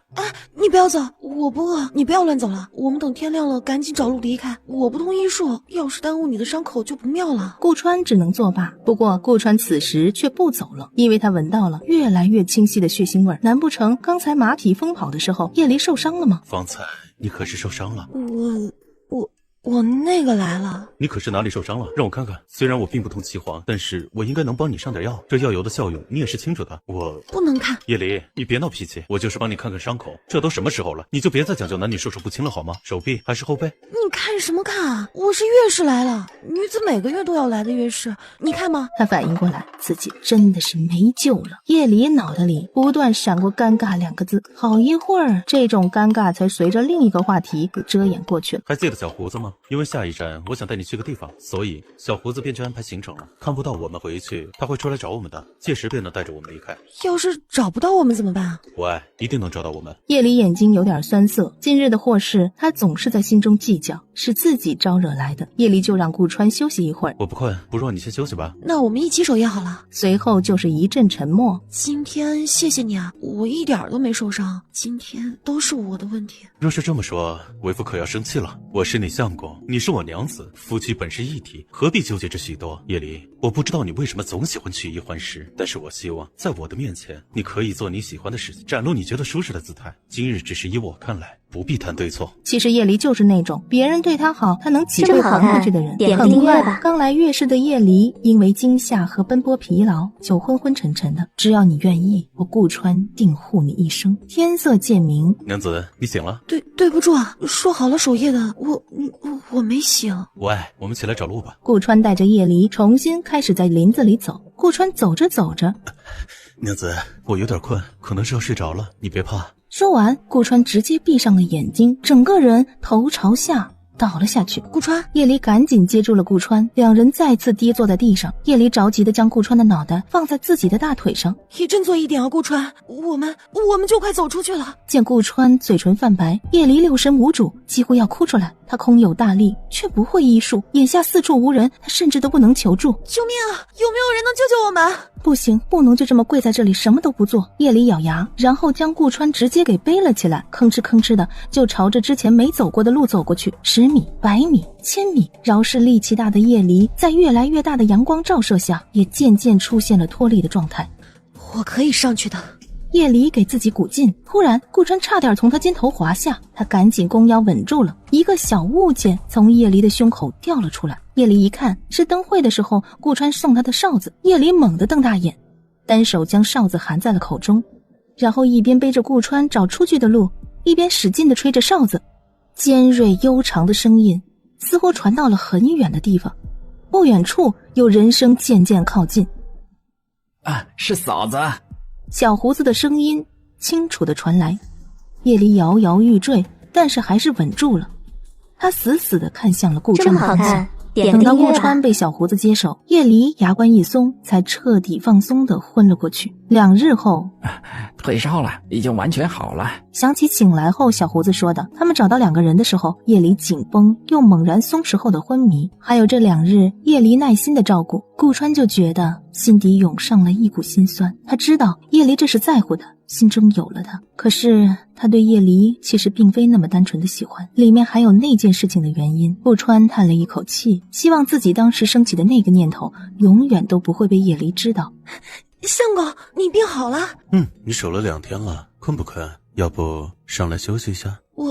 我出去一下。顾川提出要带叶离前往椰风寨逛一圈，叶离欣然应下。他也好奇顾川远程管理的椰风寨到底是个什么样的地方，而且这也算是顾川最后的底牌，现在亮给他看是在交底，因为他的秘密是荒诞奇幻，任凭谁都无法接受自己的娘子是一位异世界的来客。若是顾川知道了，他们2个人还能继续下去吗？等到了椰风寨，顾川就被一堆事情给围住了。原来是椰风寨的账房失踪了，现在账房猛地闹出这么一出，恐怕椰风寨今年的秋收连买粮囤货都是问题了。顾川只能立刻开始处理这件事情带来的一切恶劣影响。不过顾川还是体贴地给他派了一个寨子里做饭的仆妇，夜里一出去就要被人盯着看的。他绝对感受到了几个妙龄女子对着他的时候那种散发出来的酸意和对顾川的埋怨。估计是没想到顾川没在寨子里挑选一个适龄的成亲，反而被他这个外来人直接摘了顾川这颗桃子吧。在叶风寨待了几日，叶离从那位仆妇的口中知道了点事情，就准备找顾川商量商量。他找到顾川的时候，顾川正在树下休息，连日来处理叶风寨的事情让他有点疲惫。本集又结束了，我们下集再见喽。过来，过2日事情告一段落，我就陪陪你。没关系，顾川，我想和你说一件事儿，囤粮的事情交给我做吧。顾川眼神一凛，是我自己问他们的，你别摆出这个黑脸，我看了害怕。这是椰风寨的事，不需要你如此操心的。这次出行，你本该好好享受旅途的。顾川，是你说的，夫妻本是一体，要互相关照。我也想为你做点什么。良久，好，我派几个人给你，如果是吃力，就别做了。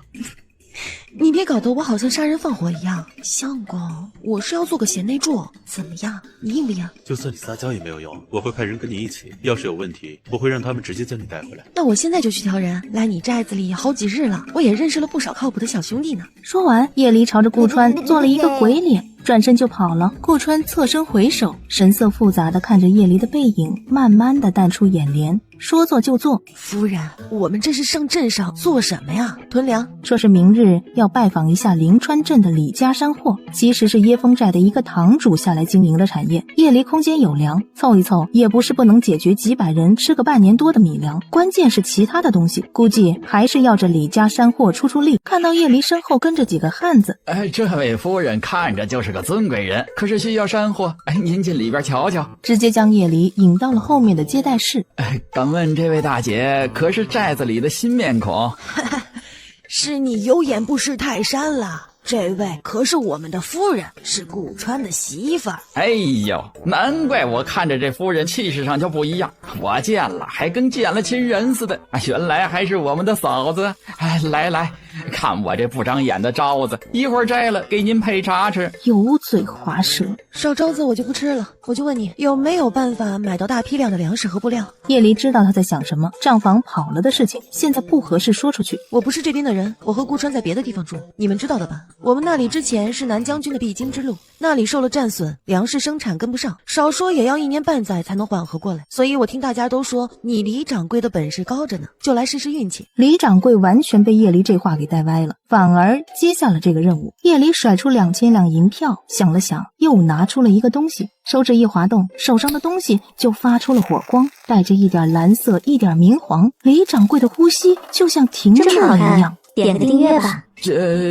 这是什么物件？叶离手一松开，合上盖子，那东西就不冒火了。这是北海来的物件。叶离面不改色的瞎编，说是海外人的物品，整个纪国估计找不出几个有这东西的。你看这东西卖个2、3千两银子，可行？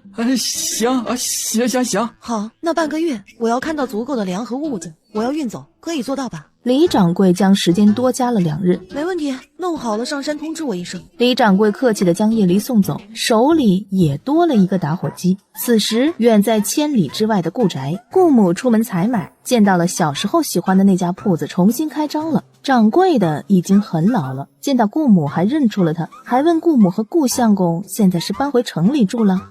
就是怀念您的老手艺了，这馄饨吃了那么多家，只有您做的味道啊，让我惦记了许久。好，那我给你准备1碗大碗的。顾母坐在了铺子最角落的位置，不知道怎么的就想起当初顾川他爹顾元盛出见时的样子了。那一年他才14岁，祭祖的时候因为惦记着后山的花就要开了，采花的时候一不小心踩到了一个人的腿，发现是一个满脸血的男人，他吓得就要喊救命。这男人就瞬间睁开双眼，下一刻一双指节分明的手狠狠掐住他纤细的脖颈。你放开我找人救你，不是要害你的，你也不是我害的。他松下心弦，眼神慢慢涣散，一个用力将自己头上的簪子拔下来，一把扎进了黑衣男子的胸前，男人重新昏死过去。顾母咳了几下，心虚地看着黑衣男的伤口，这是他扎出来的呢。他偷偷上前用手指戳戳，男子一动不动。等到顾母将人包扎好，又小跑着回去告诉了爹娘，回来一看，已经不见那个人的身影了。后来这男人竟然找到了顾母，还上门提亲了。许家父母打听来的消息是，顾元盛是个很有出息的后生，许家就应下了亲事。再后来16岁的顾母嫁给了顾元盛，为他操持家庭，生儿育女，甚至在他死后都谨记着顾元盛对顾家村的热爱。一转眼顾元盛都去了6年了，回去的时候看着2只鸽子同时飞进了他家的后门，还来回盘旋了一下，忽然从他的身上掉下来一个小东西，砸在了顾母的头发上。顾母以为是鸟屎，却发现从自己头上掉下来的是一个竹筒。伯母，不好意思啊，这是我养的信鸽带来的信件。顾母哦了2声，不好意思地将竹筒递过去。谢谢伯母帮我捡到了。玉书点头示意，进了屋子。顾母看着自己的手，总觉得有什么东西和自己错身而过。屋内，玉书狠狠地松了一口气，将竹筒打开后，更是庆幸这个竹筒没被顾母给拆开，毕竟里面装着的信息，顾母一时之间肯定是接受不了的，因为纸条上赫然写下了老大的爹，也就是顾元盛的近况。玉书叹了口气，这都叫什么事儿啊？老大总是说隐瞒秘密，可总有一天会泄露出来的。另一边，椰风寨里看着好几辆板车被推上山，顾川不可谓不惊讶。好了，都归置起来吧。也不知道老大是哪里招来的富家小姐做媳妇儿。叶风寨知道内情的那些老人都对叶离感激在心。难怪老大给您送的难得一见的铁木，您都直接拿出来做簪子用。这随和的姿态，一点都不像那些带了点珍贵东西就高人一等的太太那样。原来是您拥有更多的财富呀！这东西很稀罕吗？可不是嘛，这东西是我们特供给药谷的，每年也就那么几斤吧。这东西啊可不好弄，就这么一根簪子，少说1000两，说是做什么药油的材料，总之是很稀罕的东西。叶离心里涌上一股甜蜜，顾川原来那么早就给他送这样珍贵的东西了吗？在耶风寨10几日的生活里，发现了一个比较棘手的问题，钱也几乎用完了。他下山了一趟，跟那个李掌柜聊了一会儿，还真被他找到了一个商机。新皇登基，封了不少新贵，这些新贵根基都不深，想要充门面，自然是需要那许多的金银玉石来撑场面了。这也就造成了近期玉石价格的高涨。若是能前往西北一趟，运回了多少玉石或者那形状浑然天成的大石头，少说赚100倍的利润呢。西北大漠那边有一块宝地，有许多玉矿就交错在那里。月圆之时，他们会集中在一处地方开市，只要你出钱买货，在方圆50里内保你平安无事。那些个原料玉石啊，价格便宜的没话说，都是拿回来就能翻100倍的料子。50里外财务不安全，那没事啊，他有空间，这不是问题，大不了到时候偷梁换柱，明面上运输石头，其实玉料都藏在空间里不就行了？这要是一来一回的，他不直接得变成小富婆？叶离上山后对顾川提了这件事儿，追逃走的账房短期内是追不到的，这件事可以慢慢做。眼下耶风寨的物资不缺，但是寨子是要给药谷上供的吧，这样才能交换我们需要的药物。事不宜迟，你就让我去吧。你去，娘子，你什么时候才能清楚？我才应该是家里的顶梁柱，有时候你会让我都忘了一个男人的职责了。大不了我负责赚钱养家，你……顾川挑眉看着他，你负责买花，点个订阅吧。为夫怎抵得过娘子眼波流转？今天也没吃甜食啊，怎么那么会说话？你再尝尝。惬意的度过了几日，顾川终于松口了。此去大漠少说数月，不如先回家一趟，这样也好安心上路，年前再赶回来便是。顾川安排好寨子里的事情，就和叶离准备回城了。当两人风尘仆仆回归，却在顾宅外被一个人给拦住了，一下子就冲向了顾川，在顾川耳边说着什么。顾川一愣，就失了先机，被这个女人一下子握住了手臂，要拉他进去。也就是说，只有叶离被挡在了外面，顾川能进去。那不远处就走过来2个人。大姐大，这是顾公子的未婚妻吴明珠，有契约的那种。那姑娘是5天前和她的丫鬟一起到这里的，但是后来兄弟们有注意到，这对主仆已经来了府城不短时间了，一出现就在顾宅门外哭那顾元胜，哭他死去的家人，最后晕倒在了顾宅里面的顾夫人，只能将人给弄进去了呀。谁知这一进去就不走了，彻底住了下来。是的，这2人来的蹊跷，之前就出现在了府城却不现身，住在简陋的客栈里。5日前进了顾宅后，就开始拜访街坊邻居，说他是有婚书的顾家正经少奶奶。街坊邻居都说我是名不正言不顺抢人家夫君的那个是吧？大姐大，这些话您不必在意的，只要顾公子……他也停下了话头，因为刚才顾川可是毫不犹豫的就跟着那吴明珠进了顾宅，一直没出来。你到底要做什么？作为交易，你若是有什么条件，我可以帮你。若你想用那个消息控制我一辈子，你觉得可能吗？我没想威胁你，那婚书是真的。我爹6年前就死了，你给我看的文书，明显是最近几年的，你当红傻子呢？我有长相有身段，还会绣花弹琴，吟诗作对，你对我有什么不满吗？我都可以改的。我不管你到底是怎么知道那件事的，你最好收敛一点。除了承认这个婚书，要多少钱，或者要我答应你做什么，都可以提，不然就别怪我不客气了。顾公子啊，你可真是天真！你觉得我会毫无准备的过来吗？要是我出了什么事情，在暗处保护我的人就会将那件事抖露出来。你猜猜，那件事抖露出来之后，你们顾家承受得住吗？你承受得住吗？你就那么笃定这件事说出来，我得到的一定就是苦果？顾公子尽可以试试。唉，这世道不安全，我也是为了自己找一个容身之所罢了。你要是喜欢那个村姑，接进来做个妾室也好，平妻也罢，我都不会介意。只要她给我端茶倒水，叫一声姐姐，我就认了她。你要屁友可以，做丫鬟或是做表亲，我能让你有饭吃，有衣穿。多余的你别逼我鱼死网破。你还是不是男人？我一个大姑娘亲自送上门，你竟然拒绝我，还打了鱼死网破的念头。你知不知道这个秘密？我只要一公布出来，你全家都要完蛋，包括你和那个村姑，说不定不死不休。顾川一下捏住了他的下巴，手上的大力几乎掐断了吴明珠的下颌。本集又结束了，我们下集再见喽。他的丫鬟循声赶来，顾川冷笑着加大了力气，外面的丫鬟直接一脚踹开了门，显然是个练家子。我不管你是谁派来的，带着什么目的，我家里人要是少半根汗毛，你都会死无葬身之地。他一声不吭地被那个丫鬟带走了。顾川注意到那个丫鬟看着他的时候，眼中闪过一丝杀意。顾川出门去找了水，净手净面，见自己没什么异常了，才出门朝着武馆去了。顾公子，这是我们武馆的地方，没经过通报大姐大的允许，我是不能放您进去的。顾川深吸一口气，请溜子进去通报。顾川等了片刻，我们大姐大说，请您先解决了您未婚妻的事情，她暂时不想见你。顾川微怔，不敢相信叶离竟然直接就给他定了罪。这里面有误会，你告诉我娘子。还没说完，顾川抿唇咽下了解释，离开了。顾公子已经走了，只要他来，只要他家里那位没走，你都拦着，不用汇报。是大姐大。渐渐的，一些传言就瞒不住了。都是我的错，为什么要把人给抬进来？他就是吃了顾元胜这3个字的亏，这次又办了坏事，把自家媳妇儿都给气走了。他们都说吴小姐才是我嫂子，我不想要那个只会教我做事的嫂子，我要叶离嫂子，叶离才是嫂子，我要嫂子娘。我去嫂子那里住，回头你把我的衣服送过来就好了呀，我会把嫂子带回来的。顾母追了2步，没追上2个孩子，心里竟然存了希望，搞不好玲玲真把人劝回来了呢。嫂子，玲玲好想你啊！你怎么过来了？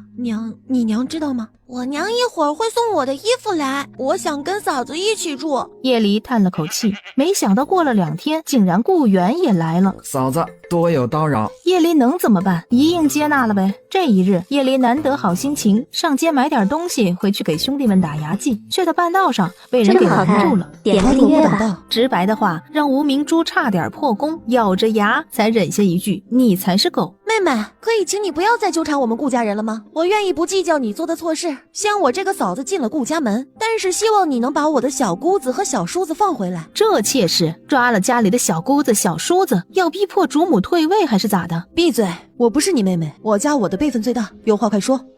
你以为你力气大就可以为所欲为了吗？与其在这哭，不如跟我上武馆，看看是我挟持了他们，还是他们不敢在顾宅住了，要到我那里讨个安稳，或者你要见官，这都没问题。不要见官！蠢货！丫鬟在心中暗骂了一声，为什么这个站里的妻室反而会这么担心和一个妾室对簿公堂呢？我是担心相公和婆婆吓到了，哪像你啊，根本就不在乎相公和婆婆。我可是顾家有婚书的妻室，你怎么可以在我面前如此放肆？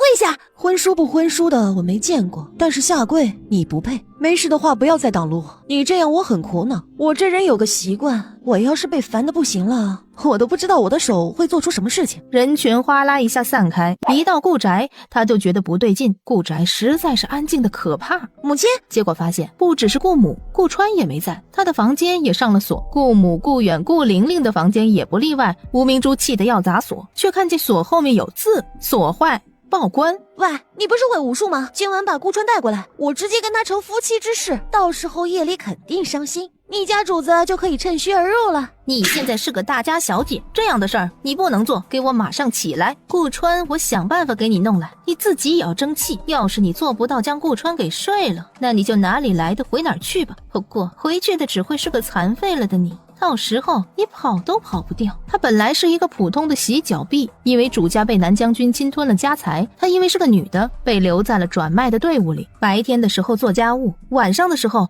服务那些队伍里的男人。直到她遇上了那位贵族公子，她将吴明珠从那样肮脏可怕的魔窟中解救了出来。我不能回去，不能变成残废。考虑一下你的身份，你只要到时候躺在床上给人玩就行了，哪里那么多问题？点个订阅吧。直接开始脱衣服。你干嘛脱衣服啊？我跟你说啊，男女授受不亲，而且是我知道了。知道自己无论如何是斗不过这个丫鬟的，次日拎着自己做的几样点心上了武馆的门。哎呀，妹妹，你作甚来撞我？我没有撞你，我没那时间。因为吴明珠的拦路，叶离被身后的顾川追上了。你来做什么？不，我是说顾公子，我本来是想给你送我亲手做的点心的。不打扰二位郎才女貌眉来眼去了，我这边要关门了，弟们看能不能给我让出块地方来呢？你也不必装腔作势，就你这点点心，一看就知道是街上石锦记的，还你亲手做的，不是闹笑话吗？你胡说什么？我都没怪你弄坏了我的点心，你怎可这样对我这个顾家未来主母？打住，好吧。你弱不弱，骗不骗人，都和我没关系，不用故意借着我的名头表现你自己温婉可人，我不吃这套。还有啊，你下次要出来给你什么未婚夫、什么公子哥送吃的，最好看着点路，别又弄坏点心又撞到人。我是女的，你也是女的，都是做女人，我凭什么让着你？你要是想继续拿我做法子做下去啊，他很不好意思，我没那个义务。至于男人，哼。顾川听见这个口气，心中咯噔一下。至于男人，是你的就会是你的，不是你的，你用尽千般手段，他依旧不是你的。还有，你家人没教过你浪费是可耻的吗？我看你也像是一个家里有点小钱钱的小家碧玉，怎么一点文化气质都没有呢？谁知盘中餐，粒粒皆辛苦，你知道吗？行了，不用感谢我对你的醍醐灌顶，我要走了。相公，其实我提醒过你，不要来打扰我心爱之人，是你自己不听的。我给你最后3天时间，你要是不离开我们的视线，那你就永远走不了了。以后也不必送什么给我，我娘子还是养得起我的。你早些回去吧，我也要进去了。顾川来到叶离的门前，娘子，是我，顾川。你还知道回来？不送送你那位正妻？娘子，你非要这么说吗？我不是已经跟你解释过了吗？顾川确实在2天前就潜入了武馆，将吴明珠来者不善的前因后果都说了。见叶离移开眼神，显然又想避开这次谈话了。顾川直接开始脱衣服。你干嘛脱衣服啊？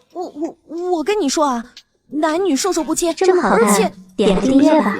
对，娘子，你若是不相信我，一定是我还没有到让你相信的地步。可该向娘子你请罪的。别脱了，我信你，你不用请罪，你是清白的。我信你，你不是早就跟我说过了，这个人来路不明，对我们顾家怀有敌意吗？我只是吃醋了。太好了，顾母正在给顾玲玲缝衣服呢。哥哥嫂子2个人抱在了一起。真的？你看见了？是啊。哎呀，在一起就好，在一起就好啊！吴明珠又被丫鬟鞭笞了一顿，再也忍不住了，要叶离将顾家人全部还回去，不然那就要告官了。哎呀，这是不怕我告了？找到什么把柄还是新主意了？怎么脑子会点花活就瞎编乱造我的出身和来历，还说我是首富的女儿？笑死个人！你这么会编，怎么不编你是皇帝的媳妇儿？那你可就是尊贵的皇后了，一人之下万人之上呢。还有啊，我现在过得挺满意的，现在的生活没让我觉得不好，你就不要费心思来我们顾家捣乱了。你要是继续下去，我不保证你以后天天都能见到美丽的太阳。吴明珠气得半死，直接上手要抽叶离一巴掌，可是偏偏叶离他就躲开了，叶离还给了他一脚，他被自己的鼻血吓到了。墙外继续听得更清楚啊！玉书将吴明珠的丫鬟架着进来，这下才算是抓了个现行。相公，顾川默契的点点头，让玉书将那丫鬟点了穴道带走。半个时辰后，情绪和心理防线都崩溃的吴明珠已经将一切都全盘托出，都是一位神秘的公子搞的鬼。他告诉吴明珠，叶离是首富的女儿，需要他将叶离和顾川分开，会还吴明珠自由，也会给吴明珠一大笔钱。原来是这样，中途你就没想过要逃走吗？那丫鬟的武功实在是高强，为人还暴力恐怖，我根本就不是她的对手，想跑也是不可能的。叶离心情稍微有点复杂，一方面是惊讶于有人会这么处心积虑地对待自己，还有一方面是对于之前在顾家村的时候叶家人那么肆无忌惮的陷害，原来还真的是因为叶离不是叶家的孩子。你既然想要自由，你就走吧。吴明珠惊喜的连连磕头，撒腿就跑。本集又结束了，我们下集再见喽。再一路到嘴唇按压一下，然后手经过顾川的下巴、喉结。吴明珠走了，丫鬟那边的审问没什么进展。为了防止吴明珠口中的接应的人，就算吴明珠之前交代的时候说那只是他编造出来的，真正来分离叶离顾川的就是和他在一起的那个丫鬟。顾川是不信的，小心为上。自从父亲请罪那件事情过后好几日，叶离脑子里根本就压制不住思想上狂奔的黄色野马，他想要了顾川。试想一下，顾川被自己强势地按在床板上，然后一下拔掉他固定头发的簪子，接着手指从顾川的额头、眉间、睫毛、鼻梁，再一路到嘴唇，按压一下，然后手经过顾川的下巴、喉结，再将顾川的领口一下子拉开，露出鲜嫩，露出胸肌、腹肌，接着和顾川这样那样这样。完蛋了，奔腾的野马又开始了。英子，你怎么流鼻血？叶离深觉自己没出息，只敢看不敢吃。我没事，我就是上火了。好，我去换衣服，你在这里不要动，我一会儿就过来看看。不行，我们就去找大夫。好。随后快手快脚套了一件衣服，撒腿就跑。难不成真是爱到深处，自然就想睡了？主子爷，亮鱼儿已经按照您的吩咐投放了，不过没能造成什么作用，就被抓到了。没关系，这样就够了。找机会把那丫鬟给杀了。是。他的目的一开始就不是直接离间叶离和顾川，而是将叶离的身世迷雾带到他们中间。事情的有趣程度可远远不止这些。整整5日，府城都没什么动静，叶离也重新萌生了想去孕玉石的念头。没想到促成这件事的反而是来自顾家。你怎么敢这样欺负为娘？你爹没死这件事儿，你竟然瞒了我6年，你真是瞒得为娘好苦啊！娘，是孩儿不对，但是孩儿并不是6年前就知道爹没死，这个消息也是去年的时候才开始有眉目。2个月前，孩儿亲自派人查证，这才确认了的。还请娘不要这样伤心了。带我去边城。娘，先不说边城路途遥远，就说顾家有2个小辈，那就一起走。我就不信了。不过他很快反应过来，玲玲才6岁，那就把玲玲和顾远放在你大舅家里，我跟你去。若不是他昨日想好好收拾一下每一个房间，看看在他们住在叶离那边的时候，无名珠有没有对顾家的东西胡乱侵占改变，简直冥冥中注定一样。竹筒里的短信掉了出来，顾母一眼就看到了顾元盛。这么好看，点个订阅吧。慢慢的泣不成声，到最后变为只想着让儿子顾川给自己一个明确的说法，以及亲自去一趟边城，问问那个死鬼为什么6年了就是没有想起他顾曲氏，没想起顾家村，没想起他的儿子，还有那个时候还在他肚子里的玲玲。顾母一下子昏死了过去。娘！顾母这一闭眼，却是2天2夜都不曾再睁开过。令堂这是心病，只能等他自己想开了才会醒来。用一个旁观者的角度，看到了自己认识顾元盛，看到自己被求婚，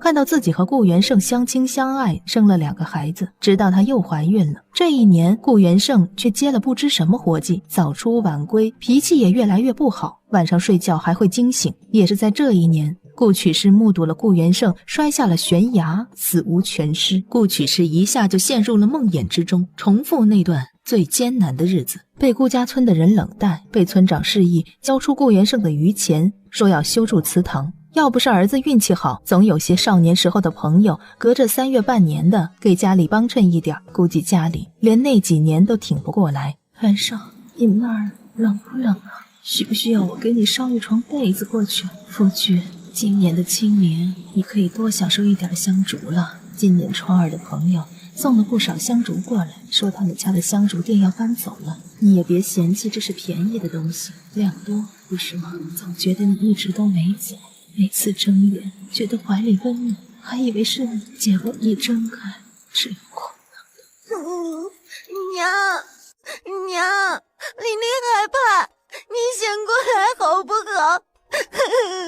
他怎么了？难不成随着顾元盛去了？不对，这哭声他总觉得十分的熟悉，是玲玲的声音。他想起来了，顾元盛没死，只是流落到外地，残忍地抛下了以前的一切，开始了新的生活。他不能睁不开眼，要起来。思及此，顾母猛地睁开了眼睛。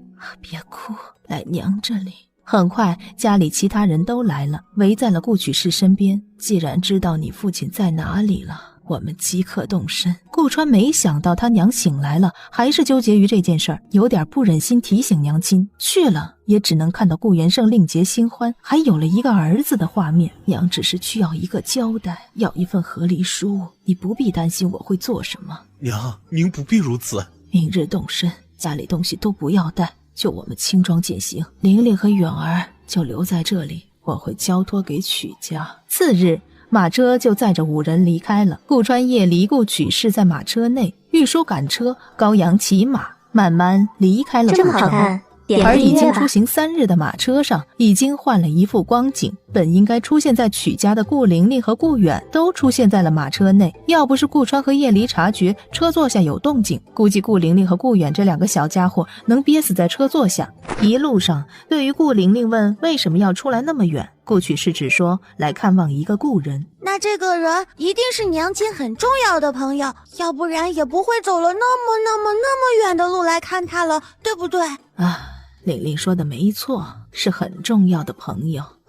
我也想念我很重要的朋友小石头和狗儿，不知道他们2个现在有没有想我？我猜他们一定很想你。你早点睡，我们明天要走很远，还有可能要在外面睡觉呢。早点看了我的朋友，我就带你早点回去，到时候你就可以跟狗儿还有小石头一起开心的玩了。好的娘，那我早点睡了，你也早点睡啊。一夜好眠，大家还在匆匆行路。另一边，在边城顾宅里，相公喝药。见顾元胜喝了下去，可是又有新战事起，相公这段时日总是辗转反侧，精神不济，为妻很是担心呢。没事，毕竟年纪上来了，也许是精力不足吧。等到顾元胜睡去了，张婉儿悄悄起身。你怎么下来了？我总觉得心神不宁。前段时间那个小厮，你们找到机会动他了吗？按照我们看，这小厮并没有什么问题，确实是因为被当初的家主在街上毒打而被顾元胜买回来的，而且习性和表现都只是一个普通的下等穷苦人，不识字，手上也没有练武的痕迹。上次我们安排人泼馊水，他的反应也是普通人的反应，被泼了之后还破口大骂，被管事训了后还唯唯诺诺，若是个探子不太可能做到这个程度。张婉儿得到这样的结论，心里稍微安定了一点，重新又回到了屋子。相公，婉儿是希望和你长久的。喝了加料药汁的顾元胜均匀地呼吸着。黑衣人见张婉儿走了，决定将这件事情给汇报出去。去吧。扑腾扑腾的，铁甲军头头顾元胜的后院里惊飞一只这么好看，点订阅吧。那边传来了消息，进来。看完纸条，老头子就是不让我安宁啊！我不是说了，叶离那女人已经让我碰壁好几次了，还给我找事。这个夜莺按理说应该是飞到老头子那边的，却被驱赶过来。不过他自己也没想到，当初想玩弄1、2的村妇叶离竟然有着那样的身份，现在还和顾元胜的儿子顾川有了情分。司马善提笔回了信件，一直守在门外的妙龄少女再次进来，收走了司马善桌上重新封存起来的竹筒。晚上到我屋子里来。刚才想起叶离那女人，竟然觉得有了反应。丫鬟点头，脸颊微红。与此同时，叶离一行人也抵达了边城。玉书和高阳出门去调查顾元胜现在的情况，顺便联系上安排在顾元胜那里的小厮。顾将军今日出门了，家里只剩下了他现在的妻子张家女。娘，真的要去吗？这么多年了，就当我给自己的解脱吧。几个人起身一起去了顾家。这年头还真是打什么秋风的借口都有啊！还顾家妻要见我们顾将军，你配吗？还不快点自己滚！顾曲氏并没有生气，说要进去见见新夫人。什么新夫人？你怎么说话的？找打是不是？我说你这个老村妇，耳朵听不见了聋了，我让你滚！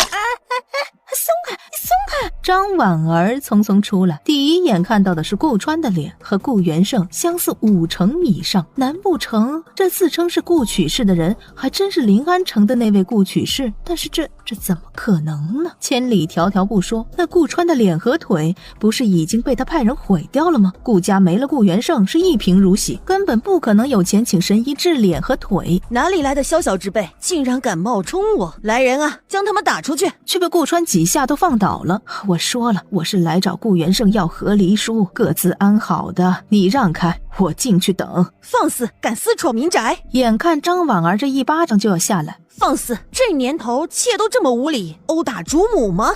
本集又结束了，我们下集再见喽。此时顾元胜听到有人冒充他原配妻什么的，来将军府上圣事的消息，一路上不停在想，到底是什么人敢在边城欺负张家女和顾元胜的妻呢？此时张婉儿已经高高在上的继续赶人了，嘴里也说着难听的话。眼看顾曲氏扬起手就要打下来，张婉儿蜷缩了一下没有躲，看上去就是心甘情愿的。啪的一声，与此同时顾元胜翻身下马。谁欺负你的，为父给你做主。顾元胜挥手就要招护院抓了这些人处置，却被顾川的脸给震慑住了。这张脸和他像了6、7成。虽然我不是很想叫，但是在你和我娘没和离之前，我还是要叫你一声公爹。我儿才4岁。顾远的目光移开了，父亲没了的时候，他差不多也是这个年纪。我是你停妻再娶的原配生的孩子的媳妇儿，公爹又不是只有这么一个儿子。胡说八道！相公啊，你别激动，要是弄得旧伤复发了就不好了。你别怪这位不是姐姐吧？你别怪这位姐姐了，许是人家太思念男人了，认错了也情有可原。叶离直接掀开了顾曲氏一直抱着的包袱，露出了里面的牌位。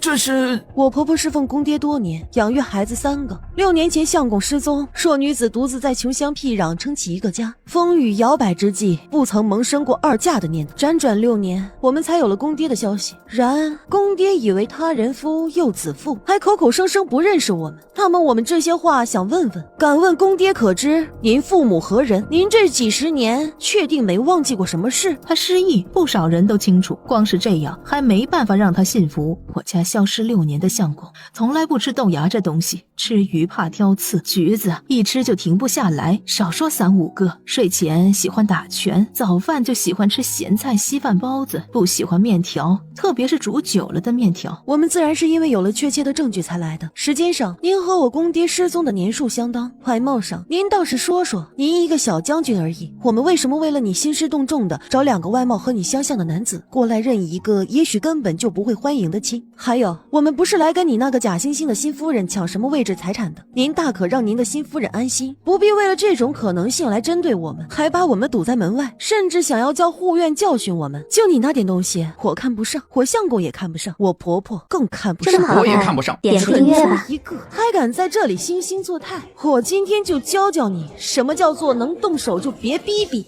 我婆婆来，一是想看看惦记了这么多年的人是不是健康安全，一方面也是不想你留个停妻再娶的名声，自愿选你要一份和离书。顾元胜他现在心里头很乱，脑子里似乎有2个声音在争吵。不是的，不是这样的，你是张婉儿的相公，不能有第2个妻子，这些人是骗人的，你自己心里清楚，他们说的都是对的。看那2个孩子跟你的相似程度，还有那位抱着牌位的女人给你的感觉，以及他说的每一个小毛病，难道不是你顾元胜的吗？外界就算知道你是失忆的，可是有谁能知道你这些生活上的细节呢？第2个声音占据了上风，张婉儿见势不妙，一下跪了下来。原来是姐姐，看来当真是我糊涂了。这么多年，活给元胜生儿育女，操持家事，隔3差5就有些不3不4的人上来认亲，说是元胜的亲朋。我也是被骗了太多次，不堪其扰，之前才那般态度的。既然是姐姐，那就请入内休息吧。姐姐可是不原谅我，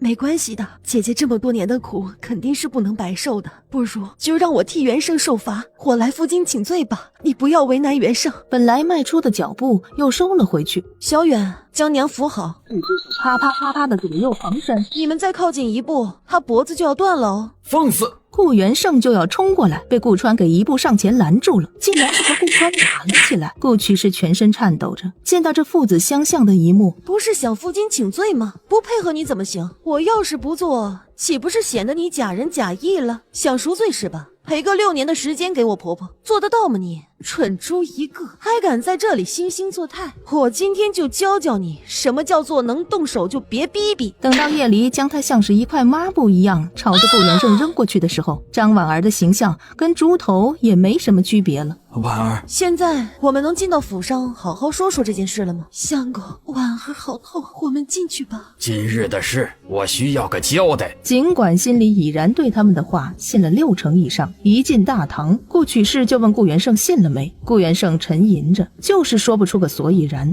我明白了。顾曲氏将牌位拿起，再高高砸下，如此这件事儿就在你我之间过去了。娘，我知你这般作态已经是信了，但是你和以前不一样了。你在权衡利弊，你在想着我们的出现会不会动摇你现在的地位是吧？就算空缺了6、7年，我依然对你了如指掌。顾元生，我不管你以后会不会想起我们母子4人，以后会不会后悔，如今你这一皱眉，我已经死心。从今以后，你我就各不相干了。慢着，你们当我顾将军府上是什么地方？容你们在这儿伤了我妻之后，想来就来，想走就走。点个订阅吧。父子相残，这画面他接受不了。顾川分心，被顾元胜一掌打在了肩膀上。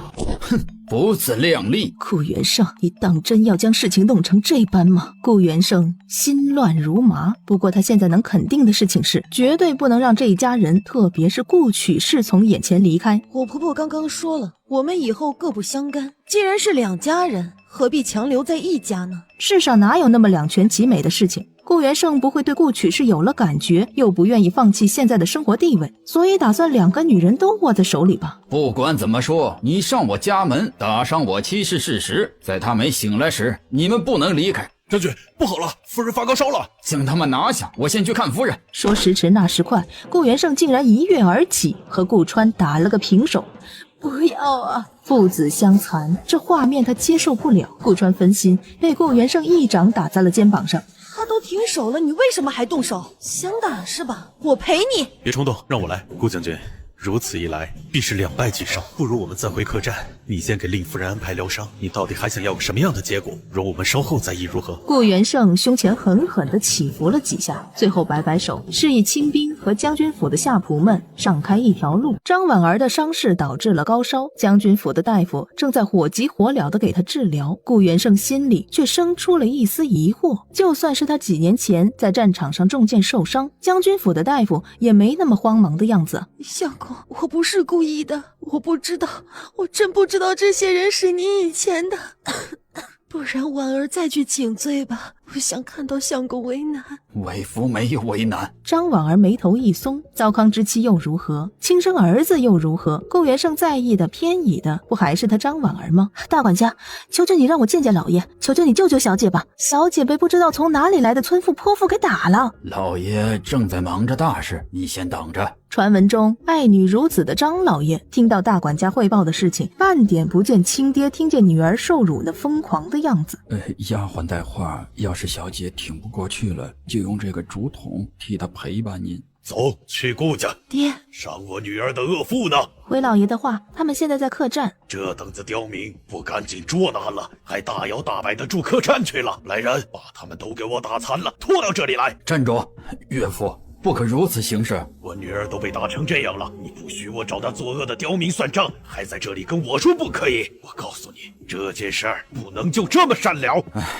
事情不是岳父大人想的那样，那些人是我失忆之前的糟糠妻，还有这么好看，点个订阅吧。他们不是。见顾元胜朝他投射疑惑的目光，他们怎么知道你是他们家的相公？莫不是那大秋风的，或者做仙人跳的吧？我说女婿，你可不能这么糊涂啊！顾元胜一番动之以情，晓之以理，算是将张老爷劝了下来。静香的张夫人回来了，你别担心，乔娘的就一个无知泼妇罢了，难不成能比你爹后宅的那些小妖精还厉害？哼，娘非臊死他，让他捂着脸皮回他的农村去。娘，您真好。抱着小孙孙阿宝，直接去的夜里几个人下榻的客栈。宝少爷不愧是顾将军的独子呢，这身上穿的都是那绫罗绸缎吧？顾将军这3个字引起夜里这一桌的动容。哟，张夫人，您带小宝可真好。是呢，这小宝这样好的相貌，又是顾将军的独子，哪能跟那些山村野民相比呢？以为戴个假头花，穿双假珍珠鞋子就能鱼目混珠了？哼，笑话！也不照照镜子看看自己什么货色。不如上包厢吃吧，免得倒胃口。哎，你们是哪个乡下来的吧？正好我家宝啊吃腻了鸡鸭鱼肉，听说你们乡下都吃不起这些东西的，不如跟我们家宝说说你们都吃的什么野菜烂泥的，也好让我们家宝多吃点饭，好好长大，继承他爹顾元胜的将军之位啊。哎，哪里来的500只鸭子嘎嘎嘎的，吵得我们吃饭都没心情了。掌柜的，你们这楼里吃个饭还送客人听鸭子戏的？喂，无知刁妇，话不是这么说的。你知道我是谁吗？你就敢这样说我？当心我找我女婿！好笑，你不知道你自己是谁，还想着别人知道你是谁。我拜托你人傻了，就好好的留在家里，不要出来给别人添麻烦。伙计，我们改在楼上雅间吃，不然什么阿猫阿狗、烂泥野菜都能来打搅我们吃饭，倒了我们的胃口。看来在外面收拾这些人是不行了，必须弄到院子里。这般想着，张夫人就自己找上了自己的女婿顾元胜，说出了想要请着顾曲氏一家人来府上小住的意思。恐怕不行。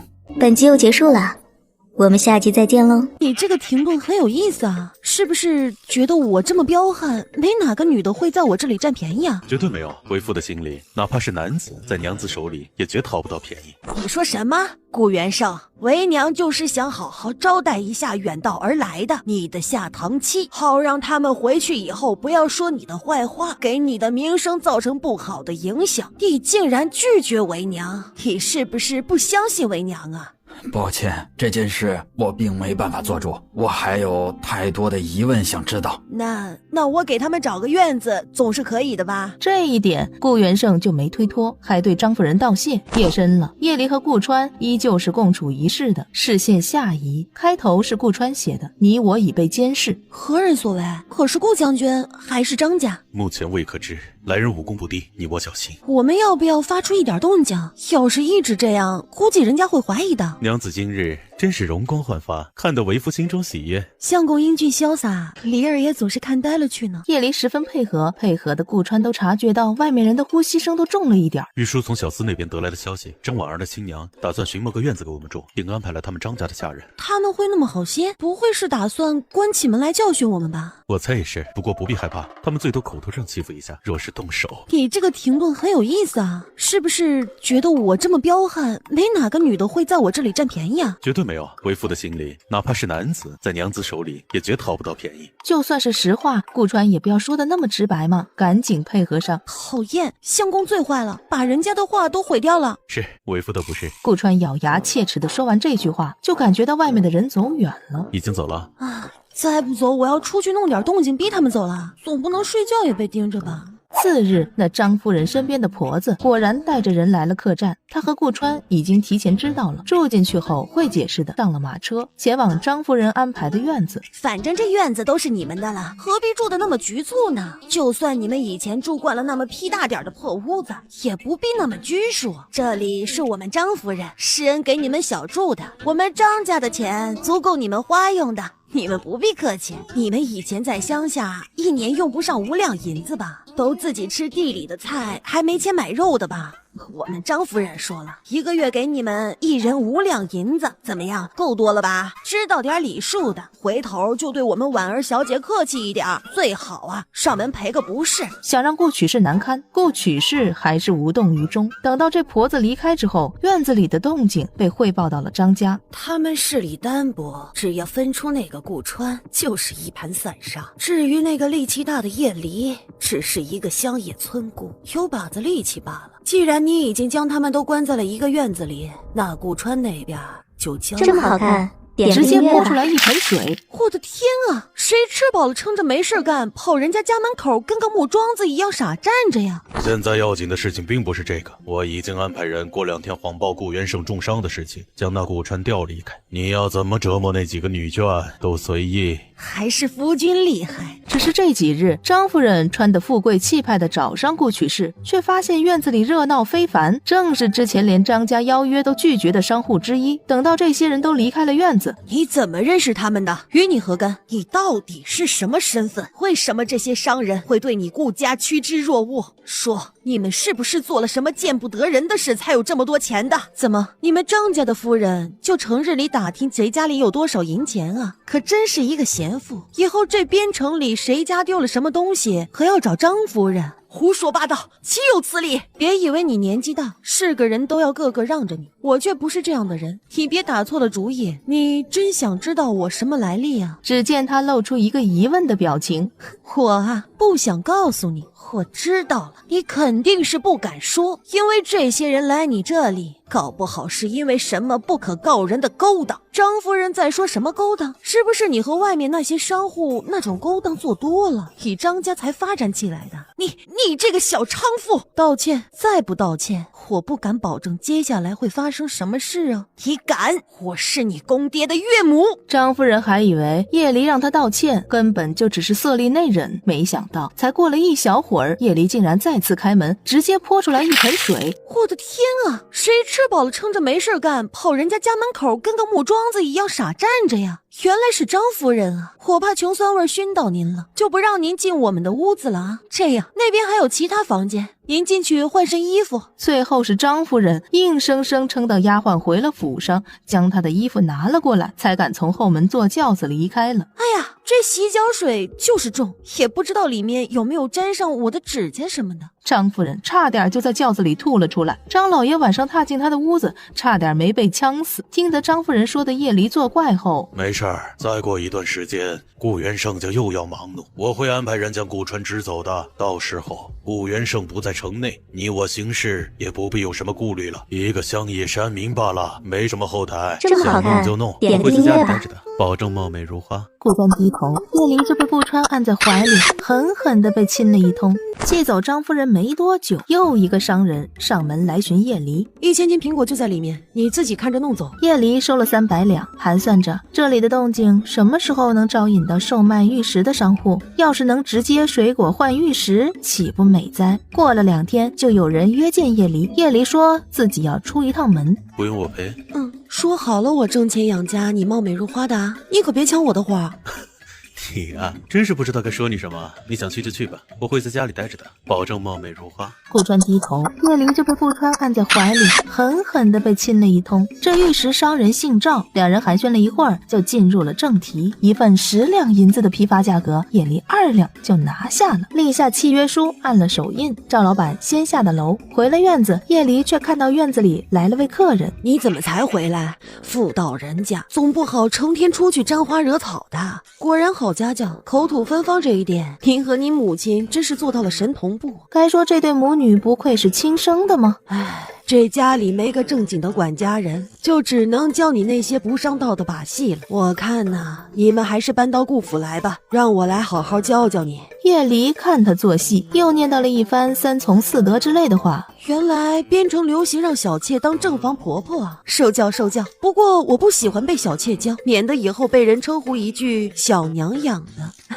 抱歉了，唉，果真是没人教的。张婉儿仍旧不生气，我可是顾郎明媒正娶的妻子，是这个家的主母，谁教你小娘养的这几个字，着实肮脏了。我瞧着你还有几分灵性，年岁也不大，干脆呀，就随我回去，我会好好教教你的，到时候也会给你置办行头，让你看起来和顾将军儿媳妇儿这几个字相匹配。这是准备用金银细软来打动叶离了？哎呀，带着数百两上千两的簪子，竟然被人当成了2身好衣服就能打发的人，难呐！不过提到配不配，这个叶离还真的要说清楚。点个订阅吧。配不配，我们心里知道就好。我们夫妻光明正大，不抢人家的家眷，我们自然是配的，行吧？你觉得趁人家什么都不记得，硬把别人架上了花轿带回家，这行为是明媒正娶？那就明媒正娶吧。敢问今日来，您就是来狡辩您是不是不要脸的小娘的，还是有别的事要说？狡辩？去他娘的狡辩！放肆！竟然敢对我这个婆婆这样说话！来人啊，给我教教她规矩！叶离和那几个丫鬟一对上就觉得不妙，这些看起来柔弱的丫鬟身上都是带了武功内力的，只是叶离的体力实在是太好了，他们根本就做不到伤他或者是抓他。你们几个废物，一个村妇都抓不住，我们顾家养你们做什么？快抓住他，好好教教他规矩！就在张婉儿忍不住想说死伤无论的时候，门外有个人沉着脸进来了。相公，你怎么会在这里？张婉儿视线后移，看到顾曲氏从顾元盛身后几步路的地方慢慢走了过来。好一个抓村妇！张氏，我家的儿媳妇儿什么时候轮到你这个妾室来管教？相公，你怎么会和他在一起？顾元盛没有上前，只是看了一眼顾曲氏，看你这一身气派，倒像是会注意礼仪尊卑的女子，怎的现在当着这么多下人的面，如此对着我儿媳大呼小叫，是谁给你的权利这样做？原以为你携恩嫁与顾元胜已经是你最不要脸的举动，没想到你的心倒是不小，想教规矩是吧？那我先教你。顾元胜与我未曾和离，那你就是个妾室，想认规矩，先给我磕头敬茶，自称奴婢再说。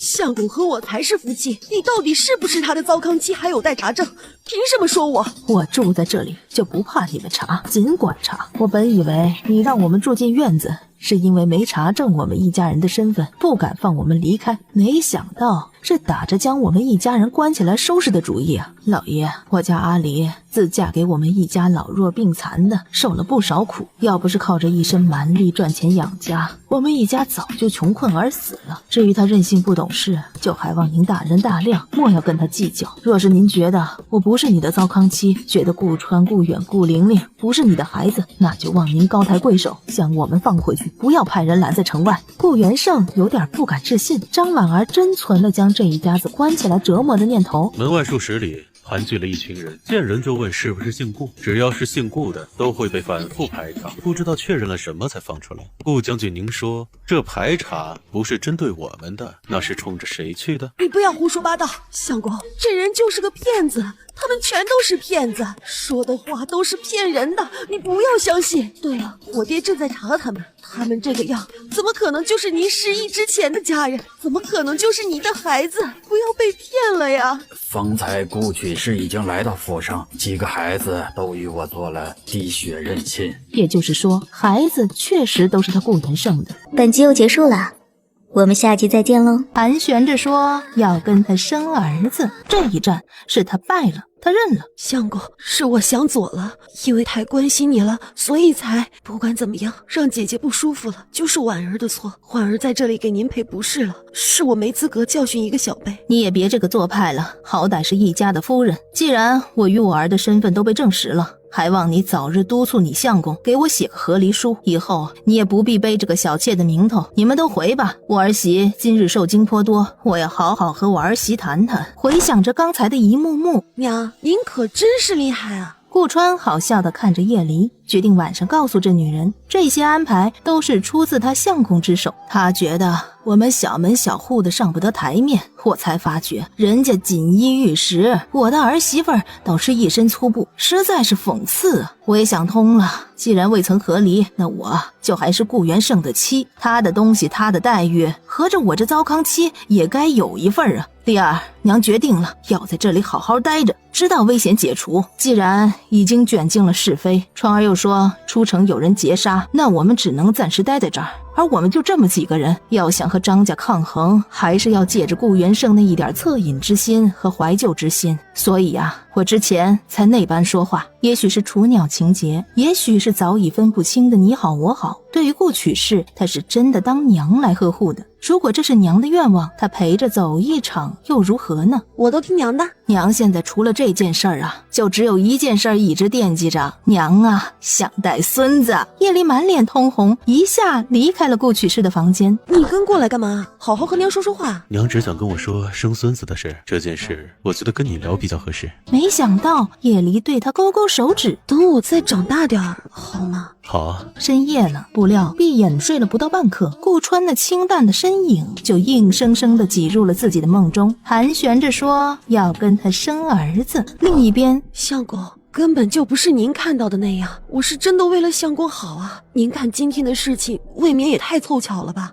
怎么就被您撞见我教育那没规矩的叶离了？定是他们算计好的，那些人哄着你做滴血认亲，说不定是在里面动了什么手脚。还有那个什么琳琳的，说不定是当年以为你遭遇不测的时候，顾曲是和别人生的。哪有这么凑巧，就在你失踪前肚子里揣了一个孩子？相公，顾元胜不为所动。我从未说要把人接回来，只是我作为人夫人父，这么些年一直都没能归家，给家里带来了那么多的烦恼和悲伤，一时过意不去，想着补偿一二罢了。为何你一定要做点什么来对付人家呢？我虽年纪渐长，人却还明白着，没有上赶着做王八的癖好。这次滴血认亲是我安排的，人也是我找的边城德高望重的老人。婉儿，你是觉得我年纪大了，好糊弄吗？相公正值春秋鼎盛之年，年富力强，边城的一切还需要相公继续效力，为何说这样的话？既然滴血认亲了，婉儿也就安心了，以后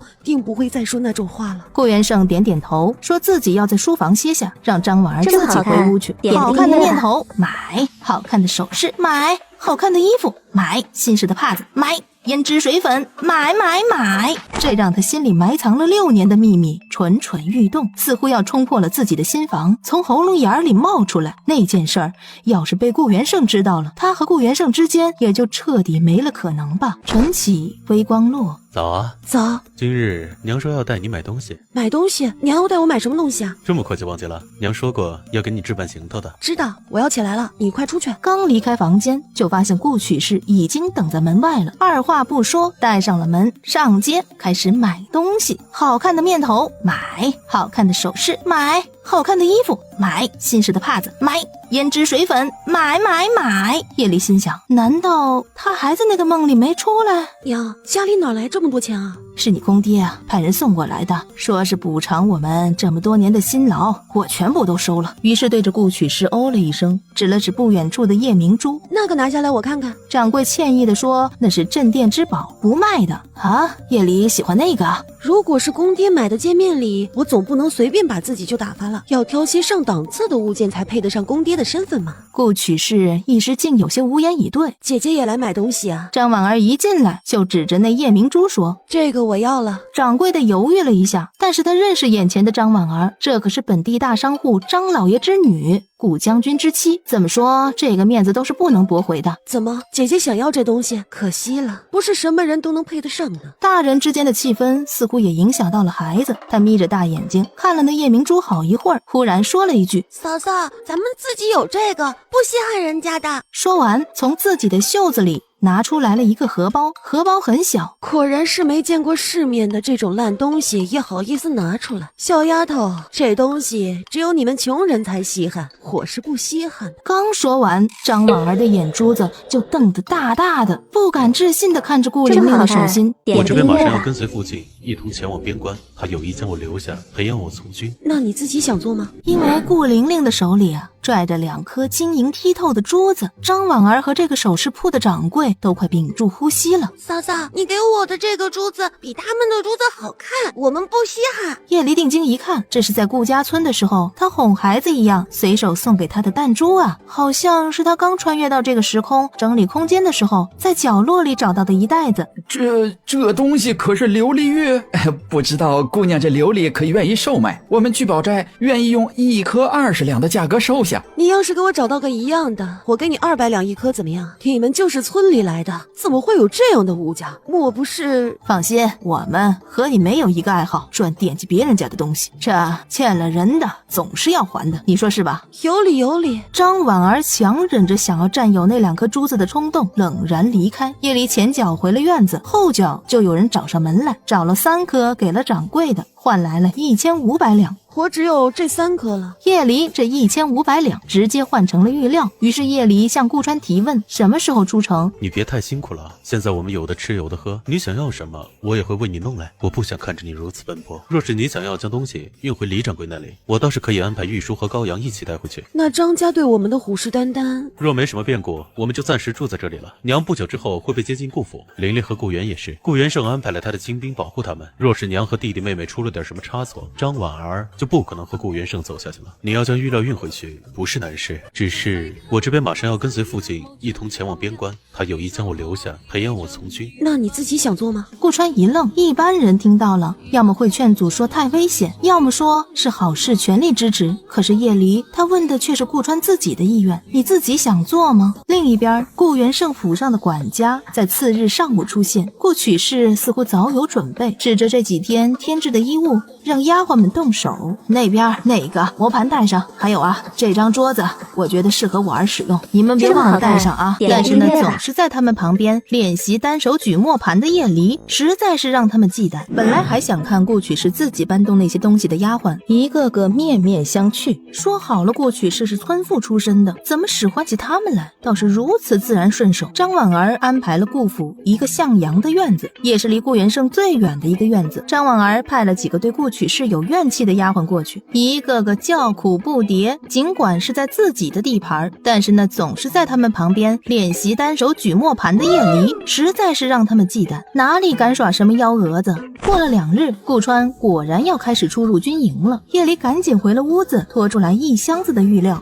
嫂子什么时候折腾了这么多玉料的？按照临安城的玉料价格，这么1箱子少说6、7千两。2人护着这1箱子玉料，都觉得路上要加倍小心。顾川看着2人走远了，最晚15日，我一定会回来一趟。好，那你自己小心。我很快回来。说完，不敢继续看叶离，转身出了顾府。半个时辰后，残阳如血，漫天黄沙在空中没有规律的扬起落下。川儿过来，这是我儿顾川，从今日开始就与各位兄弟们一起共守边陲。负责今日探路的古灵回来换岗，显然干渴的不行了。一边坐着的图巴哈没说话，将腰间的水囊解下来丢给了他。今日巡查，羌地族似乎并无异样。辛苦了，快点回去休息吧。我阿娘给你做了点饼子，就等你回来吃。图巴哈那张干裂苍白的嘴唇微张，声音不大，却带着一种不符合年龄的低沉沙哑。那双总是冰冷的眸子，不知道在透过黄沙看着什么。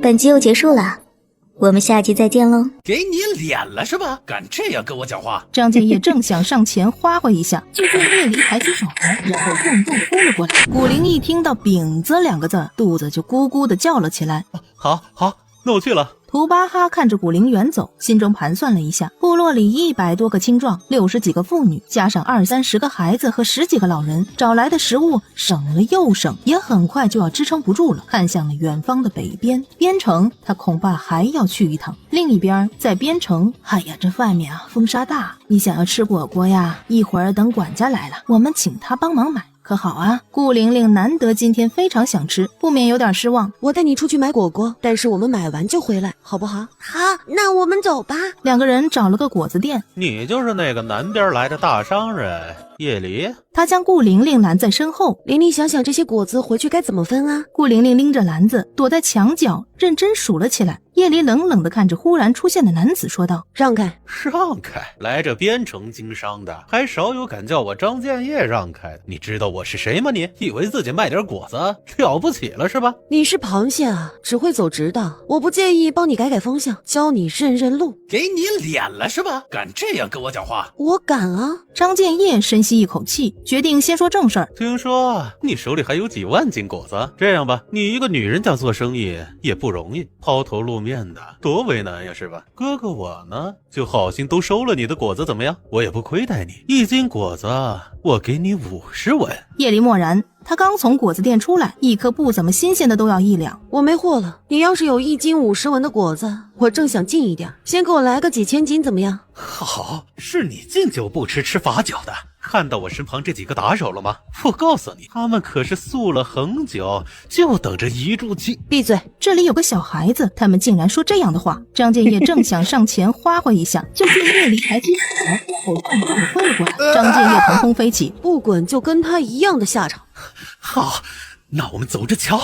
不行了，这个女人好恐怖，她要找舅舅求助。张建业几乎是屁滚尿流的离开。蹲在地上的顾玲玲见到这一幕，她也好想变成这样的大人呐。顾玲玲一激动，站起来的时候不小心撞翻了篮子。顾玲玲哎呀一声就要过去捡，看着那颗果子被人捡起来。姑娘，这是你的东西。谢谢。姑娘胆子倒是够大，本事大才能胆子大。他似乎并不为叶离一介女流说这样的话有失体统，反而露出了赞赏的神情。叶离心里高兴，除了顾川，竟然有第2个异性能接受他的与众不同。兄弟，吃吗？他看了一眼叶离，将果子接了过来，咬了一口。萍水相逢，到这里点头之交也差不多了。姑娘且慢，在下图巴哈，方才听出姑娘是商人，不知可否和在下做笔生意？我先将小姑子送回家，您到一旁的香客来等等如何？图巴哈点点头，目送叶离远去。没想到这位姐姐看着也就跟我差不多大，竟然已经是别人家的妇人了。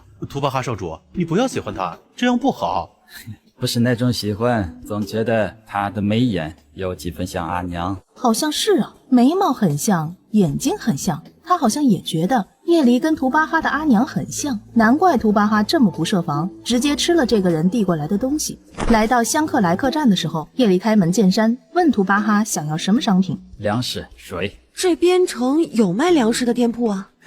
我要的数量比较大，边城内但凡粮食单价购买超过100斤的，都会被告知张家，由他出面制定价格。要的粮食越多，那么他就价格抬得越高。张家说的是张婉儿的那个张家吗？我虽是异族人，但从未做过伤害你们王朝的事情。我们大漠上的绿洲和居住地少，粮食和水十分短缺，之前一直是用玉石玉料来边城交换的。但是6年前，张家横空成为边城富商，并且有了个将军女婿后，他就开始对我们压榨，玉料要的更多，给的粮食和补给价格是一抬再抬。我这次也是实属无奈，才会因为听到巷子口的对话向姑娘求助。你让我想想。图巴哈就说他会在边城逗留3天，若是夜离第3天还没想好，那他只能先购买张家给的高价粮。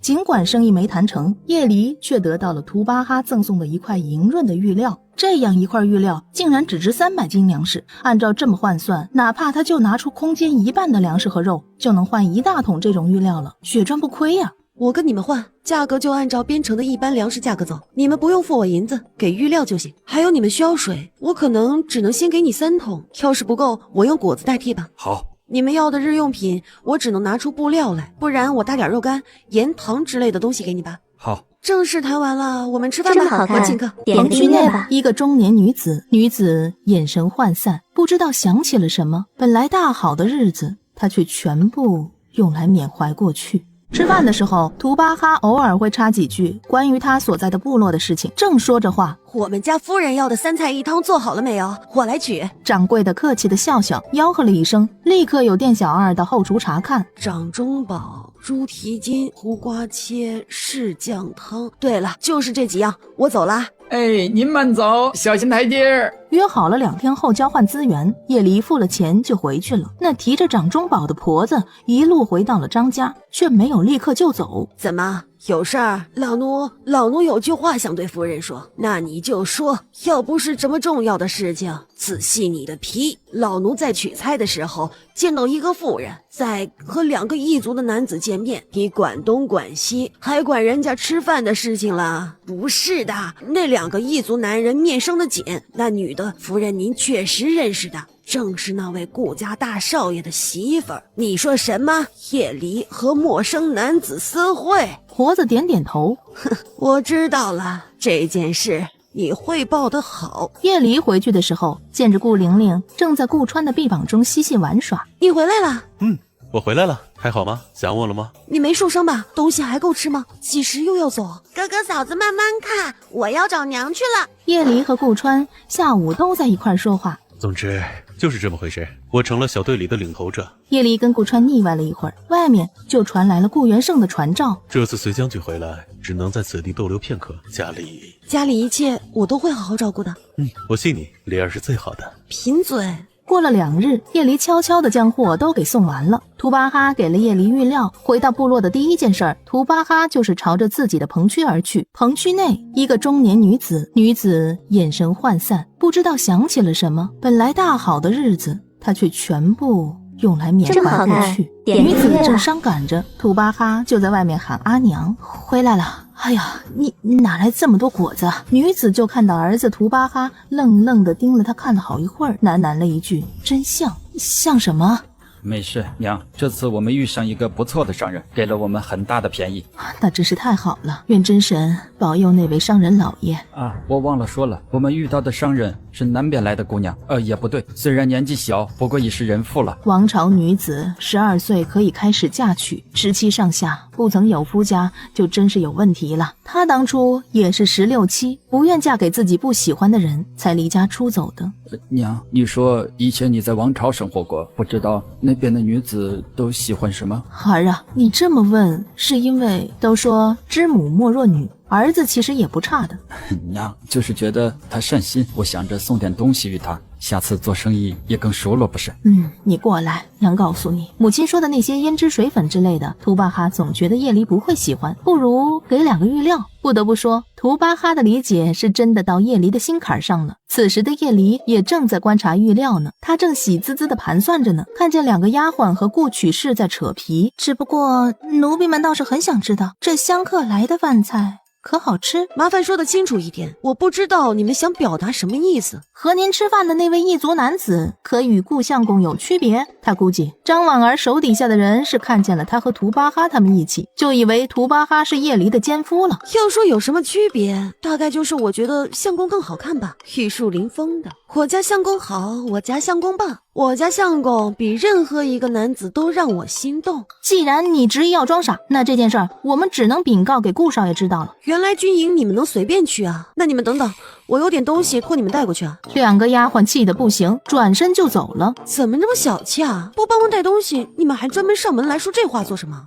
本集又结束了，我们下集再见喽。叶离和外男接触的消息给透露到了军营，顾川被找上之后，你说的可属实？此刻看着顾川俊脸严肃，只以为他是生气了，于是点点头。哦，你确定你是张夫人派来送信给我的？她有那么好的心，还关心我的私人生活？那是当然，我们夫人可善心了，顾公子以后可要记住我们夫人的好啊。你们张夫人也真是厉害，军营这种地方都可以随便安排人进。那是，毕竟这军营能发展得好，也多亏了我们张家以前的资助，要不然哪有铁甲军的今天。你要说的我都已经知道了，回去告诉你们夫人一句话，告诉夫人，劳烦她不要再盯着我家里人了，自家的事都理不清，就别抻着脖子盯着别人家了。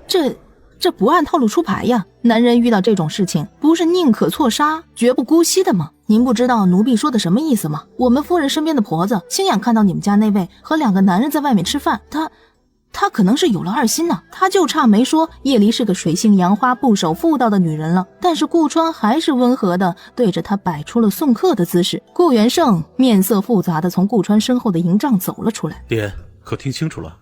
我都听到了，这件事回去之后我会处理的。只是他说的叶离和男子吃饭的事情，你要不要查查？不必，那日随您回去，叶离就已经告诉我前因后果了。他一向光明磊落，这件事儿也没有瞒着我。顾元盛叹了一口气，不知怎的，心中竟然有一种隐约的羡慕。这羌族今日又在2里地之外挑衅了，本来可视而不见，只等对方再靠近半里直接打的，却出现了一点变故。他们故意不靠近，引起实打实的战争，却频频骚扰要往边城做交易的其他异族人。这玉料和某种矿石对王朝经济大有裨益，且那些玉料由城内商家对外销出，才能源源不断购进外来的粮食供给，让边城欣欣向荣，也能让外面这些本分异族人繁衍生息，继续提供玉料，实在是一个双赢的生意。只是据边城商会的禀告，他们一直合作的商户本来应该前几日就来的，如今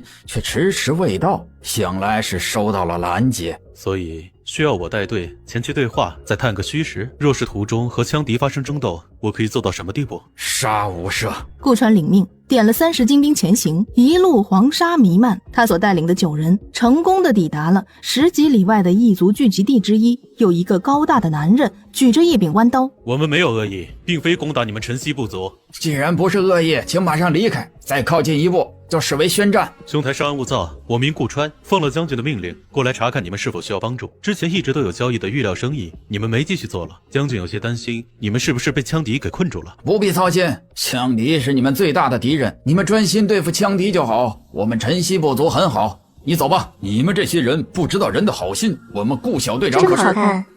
顾川阻止了精兵的插嘴，试图再劝说一下图巴哈，然而已经摆出了攻击的姿势，还没等下令先撤退，一支羽箭破空而来，羌敌进犯。顾川调转马头，看向了踏着黄沙而来的羌敌一族。图巴哈见顾川竟然还背对自己，心里有了一丝信任。顾川，可否一同作战？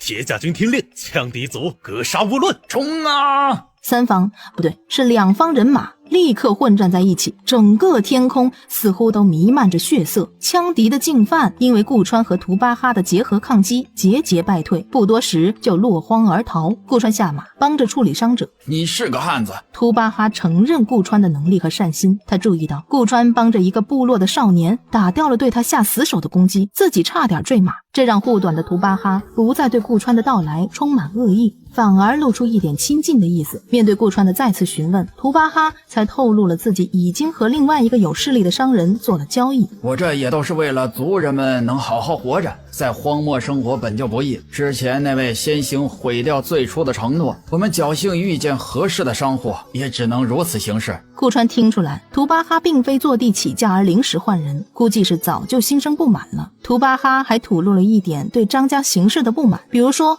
联合其他商户掐断他买粮的可能，顾川都一一记下了。顾川心中叹了一句大漠孤烟直，提鞭加速，一路直奔军营。顾川找到了顾元盛，对他汇报了此行的一切事宜。顾元盛安排副将看守好城门，自己一路驰骋回到了府上。顾川还不能离开，只能又托了顾元盛寄信给叶离，编成顾府上。顾曲是一家可在家。张婉儿的笑脸差点就维持不住了。小宝在家可想你了。顾元盛从他身边走过，径直进去找人。张婉儿脸色阴沉，看着顾元盛进了偏院。夫人，宴席这么好看吗？点小宝和公爹当真是一点都不像呢。顾元盛顿了顿，狐疑地看着叶离。叶离，什么话能说，什么不能说，你不知道吗？白的多摆上2壶酒水。是。叶离收到顾川的信件，对上面顾川的问题写完来龙去脉，叶离将自己是怎么认识图巴哈的事情也一一写上。晚上，张婉儿设宴给顾元盛洗尘，接到邀请的顾曲氏也没端着，带着一家一起到了前厅用饭。相公，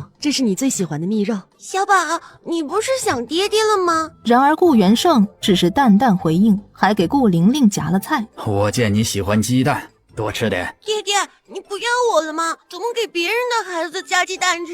别人来我们家做客，想吃就吃。小宝，你不可以没礼貌。顾玲玲一听，赶紧将鸡蛋给顾元盛夹回去。叶离见状，直接将鸡蛋端起来，放在顾玲玲的旁边。吃吧，嫂嫂只给你夹。哼，你们没吃过鸡蛋啊？小宝，不得胡说，你玲玲姐姐以前没吃过几次。哎呀，姐姐，小孩子童言无忌而已，你不会生气吧？我什么也没说，你这般作态作甚呢？至于你说的别人，不会指的是我们吧？玲玲是元盛的闺女，你故意这么说，又作何解释呢？小宝和公爹当真是一点都不像呢。顾元盛顿了顿，狐疑地看着叶离。叶离，什么话能说，什么不能说，你不知道吗？不就是因为小宝说了2句你不喜欢听的话吗？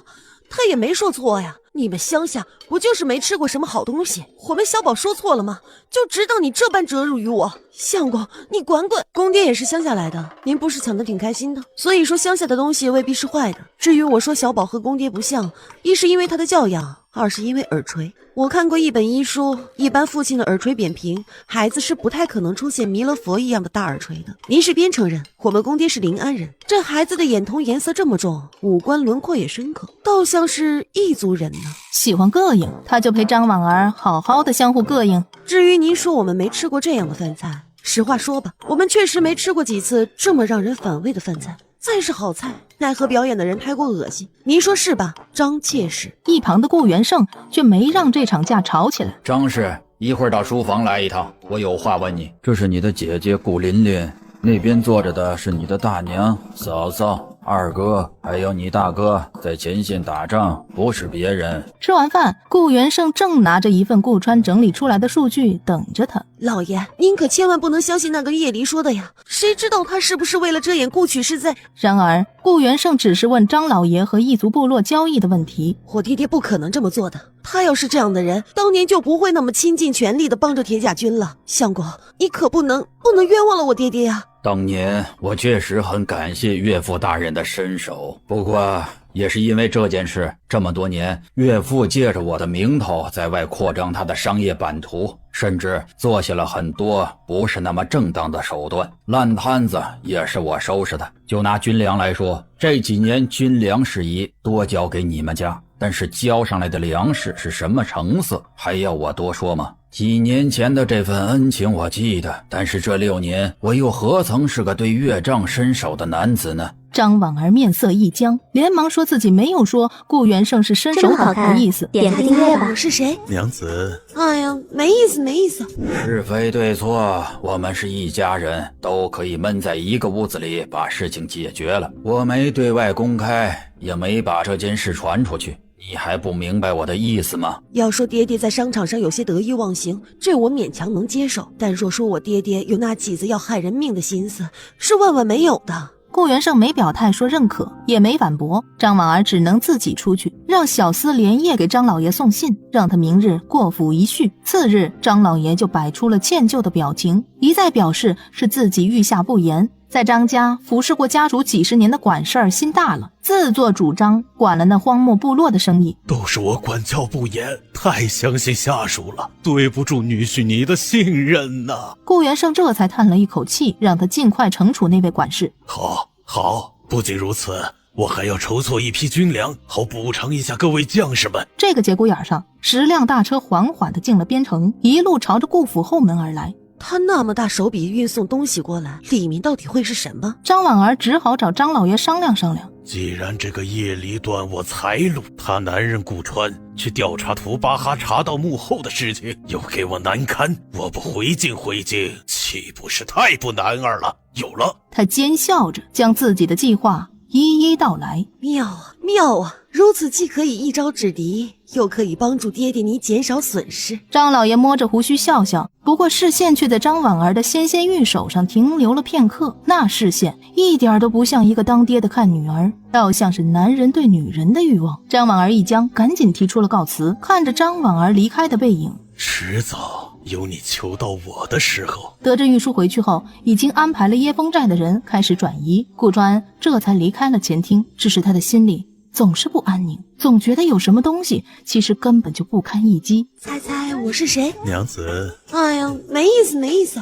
本集又结束了，我们下集再见喽。你想要为夫怎么回答？顾川这个男人啊，声音低下来，简直是自带气泡音加低音炮，谁顶得住啊？顾川日日向张家催促军粮，5日后没迎来军粮，却迎来了顾元胜。一到顾府，就跟着风风火火的张婉儿来到了叶离租住的那个院子，理由是张管家准备的军粮不见了。他们查到是进了这个院子。你们不能进去。元胜，你还不相信我，觉得我是小心眼，觉得我是心坏了，污蔑叶离。现在你看看，这像是我污蔑人的样子吗？我这都是为了军粮着想啊！你难道忍心看着你的兵将们再次忍饥挨饿吗？挥挥手，他手下的几个丫鬟立刻冲了上去。我走，我带着孩子们走好了。就当我从来没来过边城，我就当我丈夫几年前就死了，行不行？不要再这样折辱我们了。清者自清。公爹当真要让这些人冤枉我，抄我的屋子吗？一旁的顾川想帮着说两句，却被叶离隐晦地捏了捏手心。眼看3个人纠缠着叶离成功，剩下的那个直接拉开了门，对着里面的麻袋们拍了拍。你可有什么话说？这个真是，谁不知道前线的将士们正等着这批粮食救命呢？你就为了几个钱，就做下如此天理难容、罪恶滔天的罪行，这下我也帮不了你了。要查便查吧，只是希望下次不要再用这样的手段来折磨我。这么好看，点个订阅吧。这是第一次，也是最后一次跟你喝这种茶，等事情了了再向你赔罪。若是查出我妻无辜，希望您能应允，让我们搬出顾家。这样的豺狼之地，我们是不敢待下去了。张婉儿早就安排好了一切，若我是冤枉了你们，自愿赔上白银千两作为补偿，并且亲自道歉。好，相信张妾室一定是个一言九鼎的人，我就等着您给的银两了。开袋子吧。最先碰到袋子的那个丫鬟从头上拔下一根钗子，直接插进了麻袋中。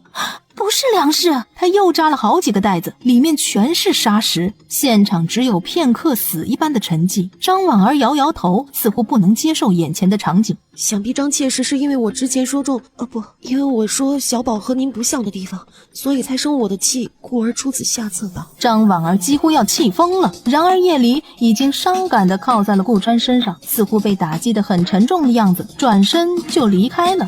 顾川扶着叶离回了偏院，给他端了一碗药茶。叶离不想喝，只是安神的茶罢了，要做戏就做全套吧。叶离捧着茶碗，趁着顾川没注意，将茶水全都转移到了自己的空间里。顾川转过脸来，已经见到叶离的茶碗空空，温和地笑了笑，将茶杯端走了。一出了院子，娘子，这是第一次，也是最后一次跟你喝这种茶，等事情了了再向你赔罪。陷害失利，张婉儿还因为孩子身上的毛病被顾元胜怀疑。张婉儿终于忍不住进了密室，找到了黑衣人。您可一定要帮帮我，那个叶离不能再留了。你说不能留就不能留，你也不想想，现在顾元胜可是派人保护着他。既是如此，那我要是被顾元胜发现了秘密的身份，我倒是要看看你又有什么好结果。说是我被抓了，我可不敢保证嘴里会说出点什么来。黑衣人眼神一凛，将面罩摘下来，露出来的赫然是张老爷的面孔。张老爷朝着张婉儿靠近了2步，伸手摸她。你是不是忘记了自己的身份？真以为当初的救命之恩是真的？你不会觉得一直能够光明正大的当顾元胜的妻子吧？张婉儿猛地一震，她确实忘了自己并不是什么富商女儿，只是一个密探，被安排在顾元胜身边的密探，以后甚至会因为老爷的吩咐将顾元胜诛杀的那种密探。而张老爷其实也不是什么张老爷，而是戴着人皮面具的密探。7年前来到边城接近张老爷，将张老爷杀了，取而代之罢了。之后才顺手安排张婉儿将被他们弄晕的顾元胜带到了边城。张婉儿被张老爷抱到了一旁的床榻上，恍惚间又回到了第一次在见到顾元胜这个任务目标的时候。一见顾元胜，张婉儿的心底却产生了一股奇妙的电流。可惜一切终究只是骗局。一番转转成欢之后，和张老爷这一番身体交流后，这件事马上告诉主子，看看主子有什么指示，我们先对一下口供，以免明日都被盘问出来。还有那个叶离，这么好看，要弄死叶离的5脏6腑都在瞬间抽搐着，他无法接受，也不能接受竟然得到这样的真相。你能明白自己的使命很好，既然顾元胜已经怀疑上小宝和你了，那么我们必须做好随时对顾元胜进行诛杀的准备。都7年了，还是没见到顾元胜和那位巨骨见面，想必他也是被巨骨给遗忘了。我们就算杀了他，主子也不会多心疼。本来当初给我们的命令就是能接触到巨骨就接触，接触不到就杀了顾元胜。乍一听要杀顾元胜，张婉儿的心中还是有些丝丝不舍。不过这段时间发生的诸多种种也不容他多考虑了。我知道了。深夜，顾元胜在书房歇下了，却有一道人影从书房出来。已确认晨曦部落有位地位高的寡居女了。是，图巴哈是他的大儿子，至于小女儿，基本可以确定是叶离了。爹，是不是我们的计划可以准备收网了？我的人已经在不远的发镇随时等候信息了，到时候一定将张家这对假老爷小姐一网打尽。稍安勿躁，6、7年我们都忍下来，一定要找个适合的时机再动手。顾川点点头，将顾元胜送走了。若是张婉儿在此地，一定不敢置信，他跟了7年的男人竟然并未失忆，和顾川的关系也全然不见生疏。可惜这一幕他是看不见了，看见的人是叶离。什么晨曦部落，什么寡居女的小女儿，什么计划？谁？顾川手成爪状，朝着黑暗中抓去，抓到的却是脸色煞白的叶离。娘子，你听我说。顾川抓着叶离的肩膀，却又不知道该从何下口。他听到了多少他不知道，不知道他什么时候在这里的，不知道自己给他服下了安眠散，又是亲眼看着他喝下去的，却没用。叶离不知道顾川在想那一杯根本就没进他口的药茶。这个自己在意识最先看到的人，也是相处以来最亲密的人。公爹没有失忆，让我猜猜，你们这几年布下的这个局面和我有关，所以我不是叶家人的女儿。顾川一愣，还是点点头。看见顾川的点头，叶离只觉得心脏猛地收缩，像是有一只大手无情的蹂躏。顷刻间，叶离的5脏6腑都在瞬间抽搐着，他无法接受，也不能接受，竟然得到这样的真相。事情就是叶离听到的那样，顾元胜6年前就没有失忆，一切都是计划好的。顾元胜之前因后果，却只通知了顾川，就靠一个顾川派来的小厮和顾川半年一交流。是我想的那样吗？抱歉。顾川打从一开始心里就是明白自己身上的使命的，对叶离的转变也只是因为叶离帮着养家，叶离是为了他用昂贵虎骨泡酒还被人骗，这才让顾川重视了叶离。再后来的事情越来越复杂，看来事情的真相可能远远不止自己猜测的那样。他们既然早就知道自己不是叶家的女儿，是什么外族的血脉，那他和原身与众不同的一切，岂不是早都被一直观察叶离的顾川了然于心？难怪他能那么自然地接受了一个背叛家庭6、7年的父亲，还心无旁骛地投入到了战场中。叶离细思极恐，顾川一直遵守男女本分，这在热恋的人里面是很难控制的，除非顾川早就知道他和他长久不了。顾川心里也很乱，想说不是每一件事都是带着目的的，只是一切的发展实在是罄竹难书。我就想知道，就想听听，到底什么时候你才开始利用我的？或者说，看上了我什么东西？是不是我们之间发生的所有一切，都是因为你的目的、你的设计，包括摔下悬崖的那次？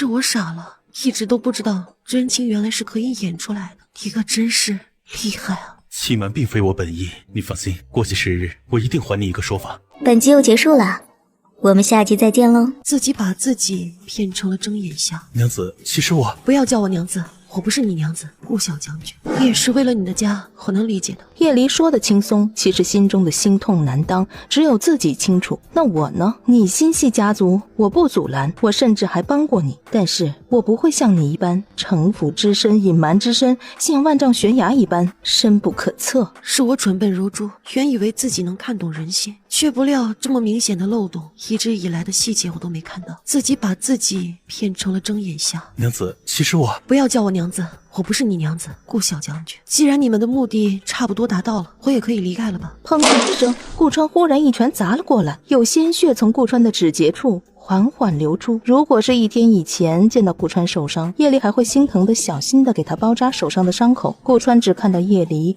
一脸的淡漠。你要打我吗？你不要这样。打他？怎么可能打他？我不会伤害你。一直以来的温和儒雅，此刻从他的脸上是半点都不见了。给我1个月的时间，我会给你一个交代。以后我陪你去你想去的地方，陪你做你想做的事。你不要这样对我，好不好，娘子？以前听他叫娘子，叶离的内心是羞涩，但是现在听他叫娘子，叶离只觉得可怕，只觉得是害人，还有点反胃。从头到尾，这个人的脸上竟然一直都是戴着面具的吗？你真的很聪明，很厉害。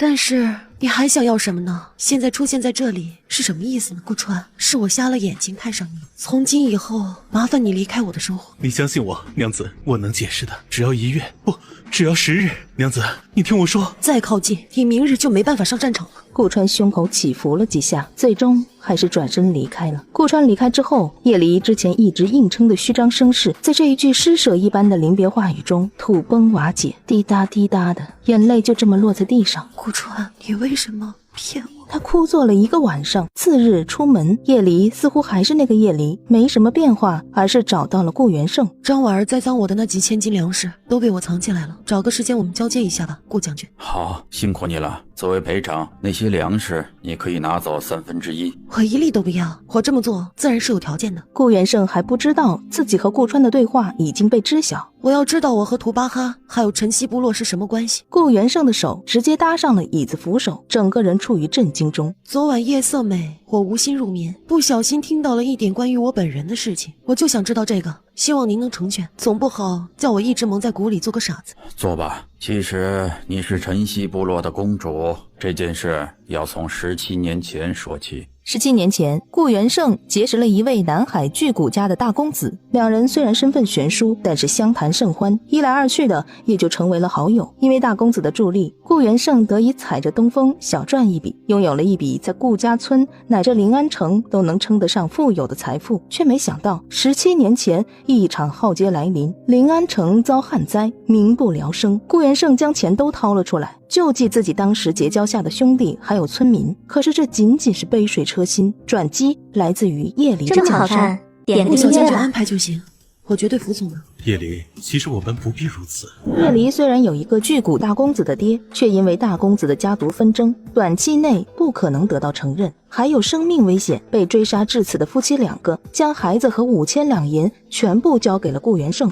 顾元盛本想亲自收养这个孩子，就发现了在镇上调查他的人马，于是顾元盛将孩子托付给叶家，顾元盛就给了他们家200两银子，嘱咐他们好好收养这个女婴，但是也没说女婴的身份。叶离过了几年还算舒坦的日子，但是叶家见顾元盛似乎没继续当摇钱树，不断给钱的打算，就开始对待叶离眼睛不是眼睛，鼻子不是鼻子的。后来又过了2年，顾元盛刚联系上大公子，却被大公子央求一件事儿，希望他能改头换面，到边城从军，接近晨曦部落。再后来，顾家村的事情你们自己经历了，而我这边也阴差阳错错卷进了一起针对大公子的阴谋里面，将计就计，跟张家这对假父女演起了戏码。图巴哈是你哥哥，却也并非是你娘亲生。他早年丧父，父亲也在你姥爷当年那支大商队中一起卷进是非，命丧中原，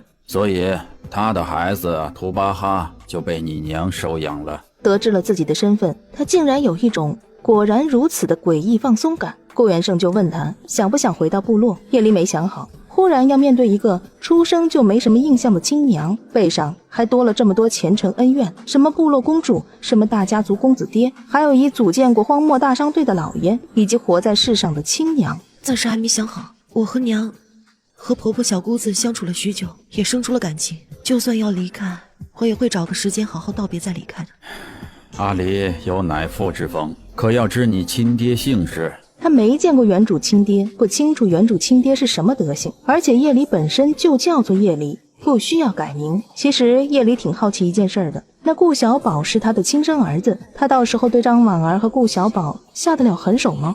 赤子无辜，我会想办法安顿，只是他不是我的孩子。这6、7年，我与张婉儿相敬如宾。有些话要是说得太明显，就显得轻佻了。严格意义来说，顾元胜并没有背叛他的妻子。从顾元胜处出来，叶离迎面就遇上了顾川，他表情小心。今日开始要捕鱼，我会安排你们先出城一段时间，等这边都结束了，我接你们回来。原本顾川想说接叶离的，但是这句话突然就哽在喉咙里，变成了接你们。顾小将军安排就行，我绝对服从的。叶离，其实我们不必如此。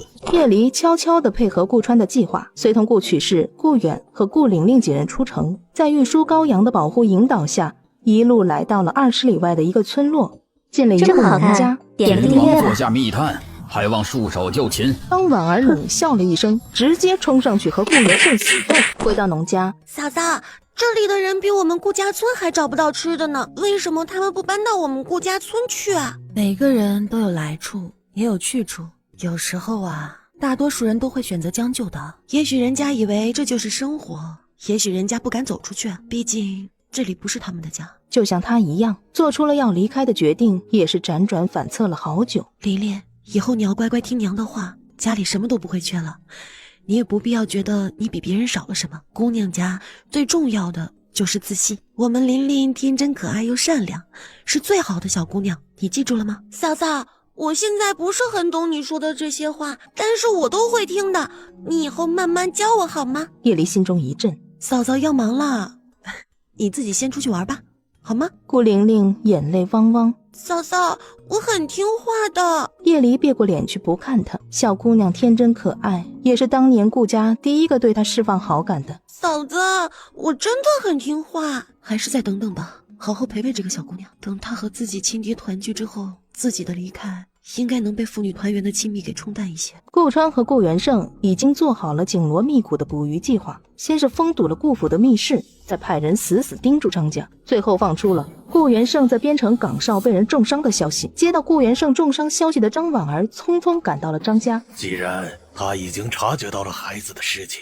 又开始不受控制，我们只能先把人控制起来，谋后再定。张婉儿前往了边城哨所，只是前脚踏进了门槛，后脚便被早就守在一边的士兵们攻击了。他眼神一凛，一改以前的柔弱贵妇人的形象，跟捕快们缠斗起来。这些捕快根本就不是他的对手。张婉儿恶从心起，决定把这些人全部都杀了。横空却出现一剑，秦王坐下密探，还望束手就擒，回头是岸。若继续冥顽不灵，负隅顽抗，就别怪我不客气了。张婉儿冷笑了一声，直接冲上去和顾元胜死斗，却敌不过顾元胜，被狼狈地按压在地上。一旁还能自由行动的捕快们上来上枷锁，把他嘴巴也堵上。密探的手段层出不穷，要是牙缝里有毒囊，那可就耽误事了。与此同时，张老爷也陷入了和顾川的私斗中。打斗中，他竟然一下撕开了自己的伪装，变成了一个身着黑衣的精瘦男人。一番你来我往，张老爷不慎被拍了一掌，从半空中落下，被早就守在一边的铁甲军给制住。等到顾川的手将张老爷那张诡异不服帖的脸皮撕下来，露出一张张夫人完全不熟悉的脸。这是怎么回事？我竟是在梦中吗？顾川没时间跟他多解释，只将被偷出来的昏迷小宝扔在了他的怀里。张婉儿和你丈夫早就不是原来的人了，都是被杀害后由秦王的密探给伪装顶上他们的身份的。这个孩子是张婉儿当初暗算你家老爷留下的种，也算是你们张家的人了，还望你以后好好教育这个孩子。一夜之间，女儿不是他所出，是个密探。张老爷的脸皮更是在他的面前被撕下，剩下的这个孩子，谁又知道是什么呢？孩子我们已经用了药，醒来之后会如出生婴儿般懵懂，你好好带着，以后对你对张家也是个交代。若是不愿养育，你可以给点钱送到别家没有孩子的那些农人家里。总之，这孩子5个时辰后醒来，便是一张白纸了。要怎么做，就看你自己了。本集又结束了，我们下集再见喽。我和你娘再不分开了。好，太好了，爹娘、姑姑、嫂子、二哥，我们都要在一起。叶离勾了勾唇角，没有应答。张婉儿不愧是经受过特殊训练的，死活都没招出秦王和他们的关系。我再给你最后一次机会，秦王和羌敌往来的证据，你是交还是不交？我就是贪财好色，见老爷你容貌俊朗，气宇轩昂，便心生了陪伴的意思，并不知道你说的秦王是什么人。看来你是不肯招了。我们的孩子也要好好善待他呀。真当本将军糊涂了？那孩子是个什么来历，还要我明说吗？张婉儿见最后一个可以打动顾元胜的筹码都被识破，只能颓然地站在墙边，一言不发了。看好，别让他有什么闪失，不日发往京城。顾元胜翻身上马，一刻也等不得，扬马侧鞭，朝着顾曲氏安顿的那个村庄而去。落地下马，顾元胜携手顾曲氏在屋子里独处了很长时间。叶离担心顾曲氏接受不了，因为顾曲氏也是被蒙在鼓里的那个，6、7年都过着丧夫的生活。不多时，叶离只听得里面爆发出了一阵哀嚎，再然后就是嘤嘤的哭泣声，最后是一长串的埋怨和数落。差不多1个时辰后，顾曲氏和顾元胜从屋子里走出来，两个人相互对视的眼神含情脉脉，而顾元胜也终于不必遮掩自己对顾远和顾玲玲的疼惜之情。顾玲玲花了好一会儿功夫才反应过来，我有爹了，真的吗？那之前你家里的弟弟怎么办？我有爹，他就没爹了吗？这个问题他该如何解释呢？他暂时住在你爹家里，就像是我们暂时住在张伯伯他们家里。难道我们就是他的小孩了吗？啊，那他是回了自己的家？对，有机会你可以去他家看看他。那你是大将军吗？是。以后我和娘还要回顾家村吗？娘说要来看一个好朋友最后一面的。朋友已经见了，我和你娘再不分开了。好，太好了，爹娘、姑姑、嫂子、二哥，我们都要在一起。叶离勾了勾唇角，没有应答。这一日，顾府来了一群满是风沙的异族人，来人是图巴哈。你都知道了？我知道了。那你愿意跟我们走吗？部落里100多口人，原本不止这些人，但是部落的日子不是很好过，有一些女族人选择到羌敌生活，有一些在前几年的沙尘暴中不知去向，也有个别战死的，到最后就剩下这100多人。部落里的生活艰苦，洗澡基本是不太可能的，基本上是用干沙在身上蹭蹭，女子倒是2、3月能清洗一次。绿洲的水3月一涨满，基本就是那时候洗的。吃的东西不曾有菌菇，绿洲也能生长能吃的东西，还有部落冒险来边城交换粮食。衣食住行，图巴哈都说得清楚，并这么好看，点是那张相似的五官，那慈爱的眼神，让叶离对部落也有了归属感。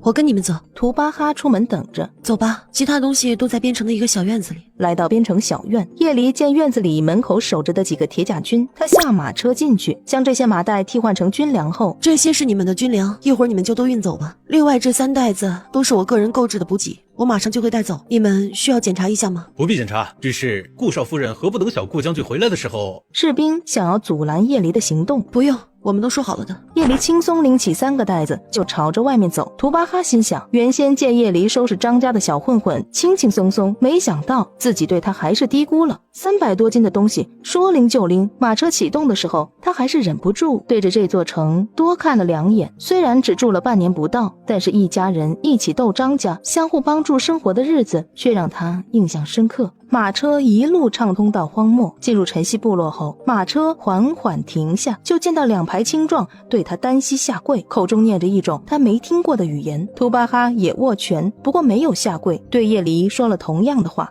我们再说，欢迎晨曦公主回归。一个农女一跃成为公主，一时间叶离心情复杂。不必客气，带我见见娘。见到居二娘，叶离一眼从她身上察觉到了浓厚的感情，尽管自己还没有带入是她女儿的情感，但是那张相似的五官，那慈爱的眼神，让叶离对部落也有了归属感。居二娘似乎想起了她的过往，露出了一点因为回忆而神伤的表情。原来鞠二娘本名是金阁日，父亲是部落里德高望重的商人。那时候的部落足足有成千上万的族民，金阁日也就是后来换了名字的鞠二娘，早就跟着部落里一位勇士定下了亲事。少女心性的鞠二娘在10几年前偷溜上父亲的商队，因为怕被发现，她半路就溜下车，却也因此被不良的恶霸盯上，被另外一支商队的年轻公子给救下，因此结了一段缘分。再后来2个商队都遇上了一对不明身份的人马，情况危机之中，公子将鞠二娘藏身在一处山坳中，给了信物，自己只见上前缠斗。等一切尘埃落定，见到的就是一地的残尸。鞠二娘无根浮萍一般漂泊了1年，却机缘巧合的因为当年公子给的玉佩而和他再续前缘。点订阅吧。叶离话都没说完，就被顾川俯身一捞，给带到了马上。熟知叶离的一切，也是这时候鞠二娘才得知公子的家族是南海巨贾，他是下一任的继承人。鞠二娘这样的身份自然是不能进入他们家为妻的。公子也是个倔脾气，就和鞠二娘在外面生活，不回去了。后来啊，我肚子里有了你，我们却也再次遇到那股不明势力的追杀。生下你没多久，我和他也再次分离，我被出来找我的族人带回去，他也不见了踪影。后来有商队送来一批丰盛的惊人的物资，说是弥补我那2年和他在一起。接下来发生的事情就是叶离所托非人，原身在叶家受了很多的苦。但是鞠二娘和那位公子跟顾元胜有什么关系？为什么顾元胜会故意失忆？和那3番2次找上公子的不明势力是不是有关系？娘，都过去了。正说着呢，有人来访。叶离掀起眼皮看了一眼外面，一人一骑，马上的人是他认识的，来访接待便是。他说来找娘子，妹妹你看。行，我出去见见。叶离拒绝了母亲要跟过来的意思。顾小将军倒是艺高人胆大，一个人也敢闯这荒漠，就不怕这风沙和荒漠里的枪敌劫匪把你劫走了？毕竟你们父子的大业可还没结。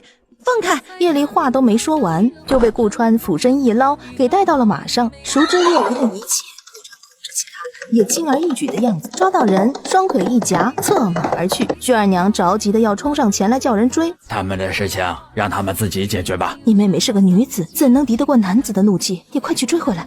我更担心的是顾川敌得过我们晨曦的公主不？鞠二娘一头雾水，顾川策马将叶离带出去好远一段路，叶离就要从马上下来，却差点摔下去，被顾川一把抱着一跃而起，2人翻滚出去好远。不过叶离从头到尾都被顾川狠狠地摁在自己的怀中。等到滚落结束，叶离发现顾川的俊脸和手背都已经沾满了风沙，他的心不知道为什么忽然就软了下来。何必在意？说好了从此路人的。怎么可能？说好的，你挣钱养家，我貌美如花，你可不能食言。你倒是好意思拿这句话出来说。叶离，我心悦你，这点绝无掺假。若掺假，愿我明日便以马革过失，不得好。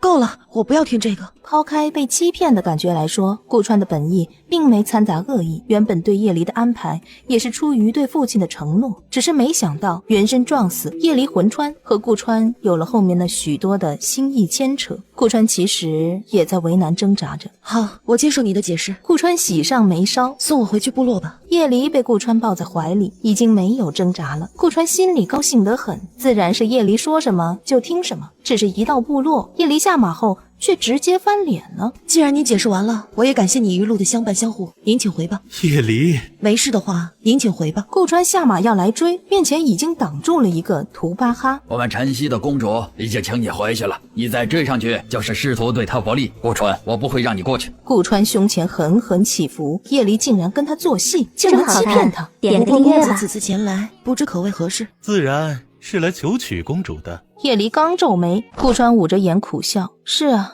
这么点小欺骗，自己都能气成这个样子。他骗了瞒了叶离那么多，难不成心里还真觉得嘴皮子动动就能解决一切，天下大同了？大舅哥，是我想差了，今日我先回去，过2日我再来看娘子，这2日就麻烦你了。叶离虽涮了一把顾川，让他感受一下什么叫做异地而处，自己心里却也不好过。之所以不想面对顾川，有一部分原因是因为顾川对自己的欺骗，有一部分也是因为自己才是那个拥有不能说出口的秘密的人吧。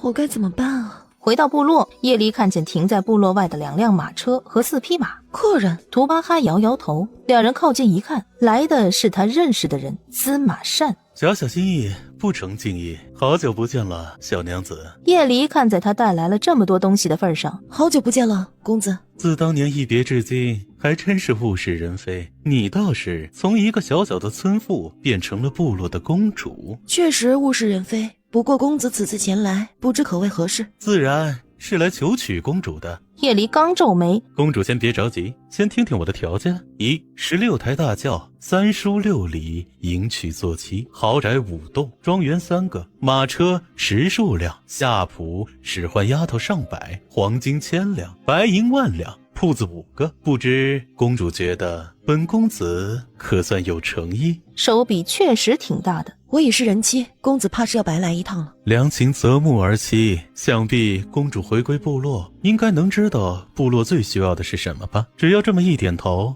你的部落将成为荒原上最强盛的部落。你也说了良禽择木，它是形容禽兽的择偶标准，我是人，自然不懂。叶离冷笑，拿部落压他，恐怕司马善的目的并非单纯的想娶个公主那么简单，非那些玉料不可。可是就算看上了玉料这个资源，司马善大可不必娶一个已经结了亲事的女人，所以他背后的想法估计更深。小娘子，这还是谈不妥了。笑话，我可没把自己当作商品出售的意思。退一万步来说，我就算要自卖，就你买得起吗？我荒漠多少玉料，豪宅香车，只要我想都能拥有。以往可没听说这大漠有哪个部族发达起来的，10几年前倒是走见过商队，不过已经没落消失了。难不成小娘子打算用嘴皮子的功夫来支撑起你们部落的辉煌？作为一个在京城挥挥手就能招来一群女子青睐，2品官员以下的大家小姐随便挑选，他觉得他看上了谁，再加上点物质的加成，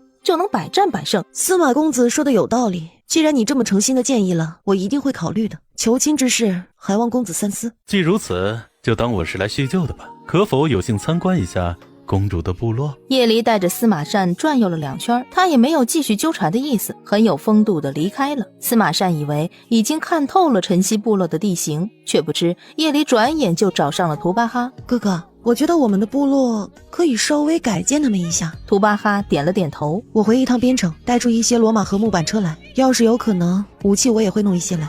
本集又结束了，我们下集再见喽。他一个用力，顾川被推倒在地面上，用自己将顾川压制住，紧紧地束缚住了顾川的所有行动。他靠近了顾川送来的那只鸽子，一炷香后，一只灰色不起眼的鸽子朝着边城飞去。顾川接到信件，上面的内容是叶离写给顾元胜的。你说他希望能和边城做良性商业贸易，这是个什么意思？就是我们不要扣押他们来往的补给队伍，他们也保证自己不会对边城构成威胁。现在她可是公主了，人都是会变的，何况她的身份一下拔高，我见她又较为强势，还有一身怪力。叶离不是那样的人。你为何这般肯定？因为我喜爱他，无论他是什么身份，他在我心里都是最好的。以前是我没有把握时机解释我的一切，明知道他的性子，却还是遮遮掩掩扭扭捏捏，是我之错，我来承担所有的后果，但是我不能失去他。可是边城这里很快就是我们故姓了，接下来要对付秦王了。眼下这个时候正是你发迹的最佳时期，你的椰风寨已经被接管，为父是觉得这个节骨眼儿你可以拼一个前程出来。顾川却觉得顾元胜是最适合做这件事的人，他无意争斗过多，认识叶离后只想和叶离相守平淡充实一生。也许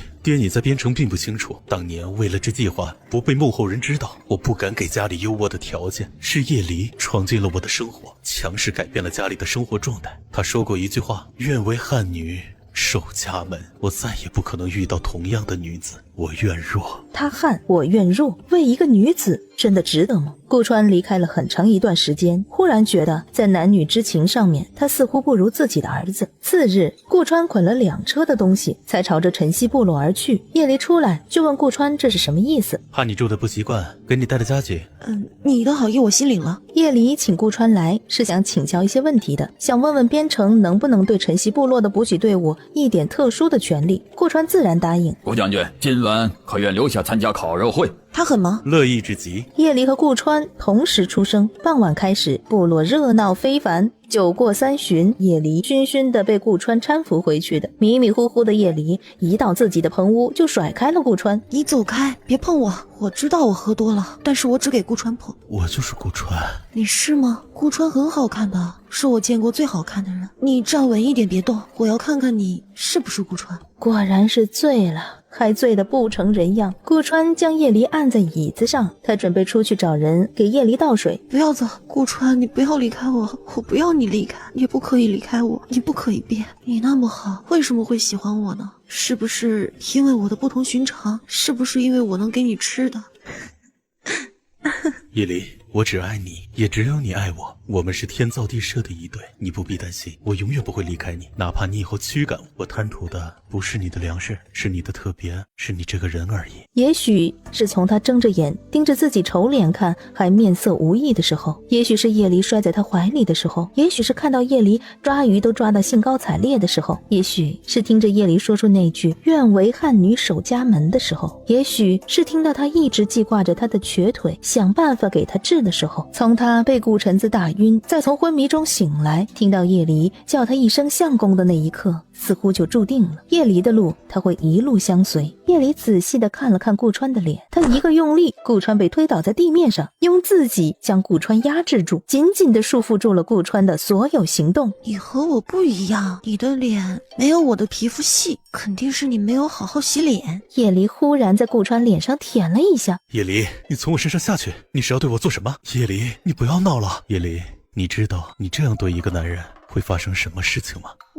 我没想做什么，我就是想尝尝你的味道。这么久了，我们两个结婚是合法夫妻，竟然一直盖棉被聊天。可是你说过的，你要等到你18。那好，等我18了，一定和你来一场霸王硬上弓。顾川一听，脸都红透了，狠心将叶离从自己身上推下来，自己几乎是落荒而逃。他对这个女人似乎永远都没辙。叶离次日醒来，几乎是完全不记得昨晚发生过的事情。薛二娘端着热水进来，见到的就是有点发怔的叶离。离儿，你这身子可还爽利？叶离摇晃了一下脑袋，觉得脑袋里顿顿的，问薛二娘现在是什么时候？你这一觉睡得倒是挺久的，这都要吃午饭了，赶紧起来漱漱口。昨晚呢，顾川留宿在部落里了，你过去同他说说话。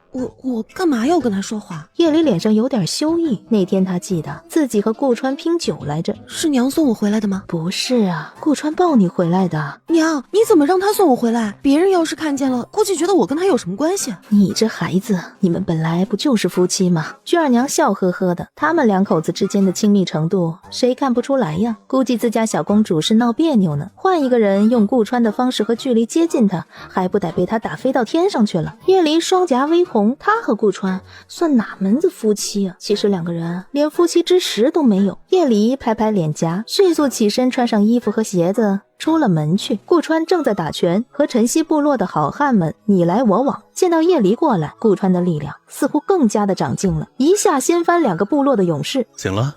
叶离不自在地移开视线，顾川估计是入乡随俗，上身都和部落的勇士们一样打赤膊，劲瘦的身躯显露无遗。走吧，用饭去。顾川和叶离一左一右朝着吃饭的临时食堂走去。听说你设计了不少建筑的图纸。叶离了一声，我能不能看看？叶离的视线投过来，我就是看看有没有什么能帮得上忙的地方，如果唐突了，我很抱歉。这是部落的秘密，你不是部落的人，我不能拿出部落布局建设图，很抱歉。是我太唐突了，你不用说抱歉。一个部落的布防图和全貌图怎么可以给他一个王朝的边城小将看呢？顾川吃完了这顿中午饭就匆匆离开了。叶离觉得自己还要出门一趟，朝着南边快马加鞭的走一趟。可是你一个人出去，这未免太危险了。你不想部落变得强盛吗？还是你觉得我做不到为部落强盛添砖加瓦？我不是这个意思，只是我觉得你一个人出去不安全而已，要不然我找人随你前去。叶离心道，其实他自己出去才安全呢，可是这话也不怎么好说出口。忽然一个人名浮现在他的脑海里。这个人的名字就是顾川。如果他愿意帮忙的话，那自己应该就能得到图巴哈和菊二娘的松口，组建商队出远门了吧？若是顾川虽行，我尚且能安心些。只不过他能丢下边城事务跟你走吗？顾川是边城守将，他父亲是多年的将军了，在边城经营了那么多年。这时候顾元盛正在收拢边城的绝对势力，想必不会让儿子为了陪女人出门而让他错过升职的重要时机。夜离微怔，顾川说过让他等上1个月，他会陪着自己，给自己一个交代。顾川的爹顾元盛要是他阻止，顾川会怎么办呢？尽管心里没什么底，叶离还是试探的用灰色信鸽给顾川发了短信件过去。没想到顾川次日就亲自到了晨曦部落。什么时候出发？你来的真早，吃点东西慢慢说。昨日收到叶离的短信件，说不雀跃是骗人的，他恨不得当晚就过来带着叶离离开，但是理智最终是拉回了他。他先是说服了父亲，再用最快的速度交接了手上的事务，今日便心无旁骛的来到了部落外等候他的公主。我想组建一支商队，第一次我带队出去，打算这一次出门就找个固定的点，让他们成为晨曦部落商队日后出行的采货点。高阳玉说我留在了边城，若是按照你所说，日后商队出行你不必全程跟，而是第一次就找好交易驻地。我建议你从部落里挑选一些靠谱的人手带上，就可以从这次出行的人员中培养1-2个熟门熟路的，下次就可以直接交给那人负责。叶离带着顾川找图巴哈和居二娘一起座谈了很久，最后商队的事情定下了。叶离离开后，居二娘就忍不住背过身流了眼泪。这孩子骨子就像他的姥爷，天生有朝外闯荡的天性。自己从袖子其实是空间里掏出了钢珠枪，对准了枪敌的领队人。次日，部落的人给叶离送行。大哥，现在城里已经没什么张老爷阻碍你进城补给了。他拿出一块木牌，这是顾川给的，说是只要拿着这个进城买粮之类的补给，不会有人再跟你恶意加价。徐二娘也眼泪汪汪的给叶离送行，有怜惜心疼不舍，也有骄傲。本来车队一路上算是通畅无阻，但是天不遂人愿，麻烦还是上来了。几乎是平地里冒出了一群人。顾川将叶离的脸蒙好，并且悄悄给叶离递了一个匕首一样的东西，你自己留着。拿好了，我会保护你，但是我不想承受哪怕微乎其微的万一。这一群像是土匪一样的人扬声说了什么，吉吉可上来解释。在他看来，若是能舍弃一点粮食物资换来一些安宁，自然是愿意的。对方要我们所有的马匹。这些都是什么人？是枪敌的人。叶离扫了一眼，也就20几个人，能打。马匹是不可能让的，我们部落的马匹本就不多，你们愿意随我一战吗？就在战斗一触即发的时候，随着一阵马蹄声响，周围忽然多了一群人马，粗略估计就有100人之多。部落勇士们首先迎上，刀光剑影，血液喷溅。对方马匹良多，又熟悉地形，好在没过多久，勇士们这里也亮出了杀手锏。一番射杀之下，对面人手损失了一部分，后退了不少。叶离这边人马得到喘息，立刻进行休整。叶离手脚发凉，顾川护着他，手臂被砍了一刀，他立刻抽出了帕子，赶紧按住了顾川的伤口。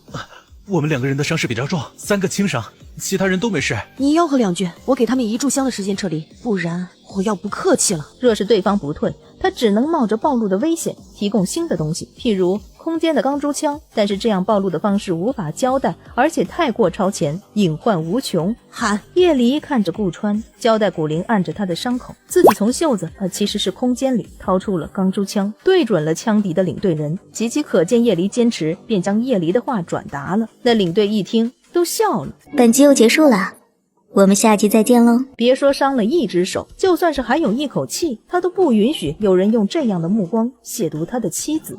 不用1炷香的事情，眨眨眼功夫，我就把你们都收下了。男的换钱，女的嘛，要是你们跪起来求我们也许一会儿会对你温柔一些哦。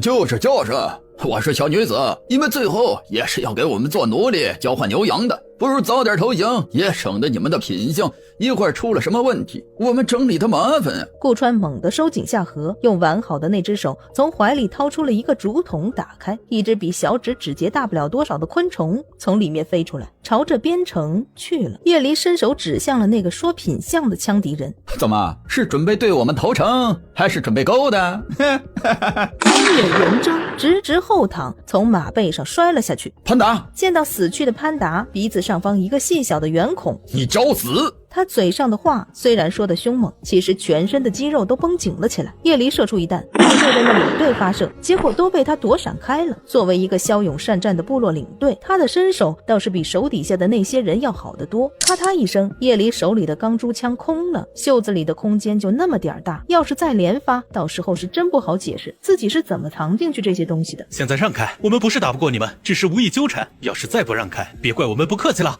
领队，这是什么东西啊？要是用这东西来攻打我们，我们可没什么还手的力气啊！见叶离迟迟不发第二次，我估摸着这东西少见，不然那臭女人也不会停下来。你刚才那东西给我，我们放你们一条生路。顾川站了起来，举起了手中的刀剑，站在叶离面前。别说伤了一只手，就算是还有一口气，他都不允许有人用这样的目光亵渎他的妻子。不远处就是边城，我已经发出信号，各位再坚持坚持。就在枪敌领队准备用人海战术先抓了叶离再说的时候，边城开了，松动顿时边城的人有关系，撤！见到援军来，顾川松弛下来，叶离一弯腰，一个用力将顾川打横抱起，朝着马车而去。赶过来的300铁甲军全部呆住了，他们的眼睛是真的没问题，怎么感觉看到了一个个头小小的女子，一把抱起了他们的小将军。公主威武，常规操作，这没啥没啥。女红什么的，他还是敬而远之吧。胸口碎大石，徒手掰砖头之类的，来得更便捷，快速实用。玉书说顾川和叶离要回来的时候，顾举事正在给顾元胜捏肩。离儿也回来了，要知道他可是半月有余没见到自己的儿媳妇了。顾元胜对他解释了很多，但是顾举事不难猜出叶离在其中的角色。他和自己一样被蒙在鼓里多时，乍听到这些消息，心里肯定难以轻松接纳。是的，夫人，大少爷和大少奶奶已经在门外了。待到两夫妻见着门外的一幕，顾川是被叶离抱着下马车的。顾元胜的脑中无端就想起了顾川那晚对他说过的那句话：他若悍，我愿弱。顾川眼睛是闭着的，把顾取士着急坏了，连声追问这是怎么回事。顾川他是因为遇到江敌的人挑衅了。顾川忽然睁眼，阻止了他想大包大揽的话。这姑娘一开口绝对是要说此事都是他的过错。放我下来，我伤的是手，不是腿，放心，我能站稳的。叶离这才反应过来，自己是担心过度。叶离尴尬的简直能用鞋底在原地抠出一栋屋子。路上遇到羌敌人挑衅，他们已经靠近了边城之前禁止他们闯入的安全距离。爹，我觉得应该警告一下他们，以免他们生了侥幸和恶意，再三试探我们的底线。我绝对不允许羌敌人伤害到我朝百姓的一分一毫。爹，我先去疗伤了，娘子可以搀扶我进屋吗？叶离顾不上纠正顾川说的娘子二字，赶紧扶稳了顾川，朝着顾川说的屋子而去。迟了一步的顾玲玲拎着小裙子飞奔过来，被顾元胜一把揪住了衣领子。好生看着娘，我都好多个白天和晚上都没有见到嫂子了，我想嫂子了，你让我去看看嫂子吗？你哥哥受了点伤，现在大夫要给他治伤，我们不要去打扰他们。那嫂子为什么可以在？为什么他就不会打扰大夫治哥哥？难道嫂子是大夫吗？哼，对你哥来说，你嫂子可比大夫厉害得多了。娘子因何看得这般仔细？以前你受伤，我对伤口处理的似乎不是很好，我想多看看，也许下次能帮他好点。晚些时候，顾玲玲才得以见到叶离。怎么把嫂子都给忘了？尽管她确实生顾川的气，不让她再叫自己娘子，但是在顾玲玲面前，她还是那个一直对顾玲玲护爱有加的嫂子。顾玲玲笑逐颜开，说着自己被爹地要求学刺绣、学认字，真的很辛苦。叶离明白，这是顾元胜要对回归的千金进行贵族家里的教育。你爹娘对你好，你也要乖乖听话。那嫂子，你也学这些东西吗？女红什么的，她还是敬而远之吧。比起捏着针在屋子里待上一个下午，把自己憋成个斗鸡眼，她觉得胸口碎大石、徒手掰砖头之类的来得更便捷、快速实用。你嫂子我呢，不适合这些东西。要不是为了以后不会被人骗，连写字我也不想学。像你这样的小姑娘，倒是可以好好学学。我例外，毕竟我是个这么好看，是什么？点个滴上床，别墨迹了。将她打横抱起，放到了床上。行了，睡吧。那3个字就是女汉子。嫂子，你这样厉害的人是什么呀？你快告诉玲玲。叶离咳嗽2声，清了清嗓子，有些尴尬的开口道：那个叫女汉子。女汉子就是虽然是个女的，但汉子能做的事儿我也能做。顾玲玲煞有其事的点点头。嫂子虽然入不得厅堂，却能上山下海，打猎爬树。像嫂子这样超级厉害的女侠，原来叫做女汉子。那我也要当女汉子。一旁喝药的顾川一脸的黑线。妹妹，你嫂子没告诉你，她能做到力拔300斤，才有资格成为你眼中的女侠。你呀，还是好好学你的女红吧。不一会儿传来顾玲玲对顾元盛说不学女红要学举铁，却被教训得哭了的声音。叶离和顾川没能在顾将军府上待多久，两人便出发了。随行的除了御书高阳、岌岌可、古灵之外，还有顾元盛多给的6名精兵，专程为顾川护航。第一日的运气还不错，落脚的地方是个小镇，有客栈。殿下还有多少间上房？上房都在2楼，有6间。你看您需要多少？御书算了一下，一个屋子住2个大男人，顾川叶离住一间正好。全都要了。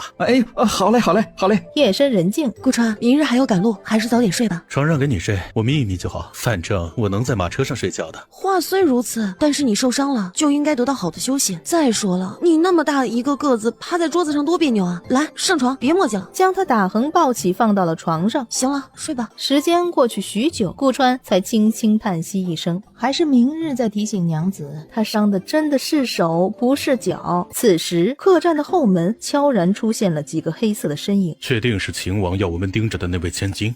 是和司马公子给的画像一般无二，看着倒像是个普通的小丫鬟，至于那么大张旗鼓的盯着吗？不如今晚我直接吹香把他们都糊涂。秦王大人做事自然有秦王大人的道理，哪里容得了我们质疑？你若是轻举妄动，到时候出了差错，可别怪我不念旧情，公事公办。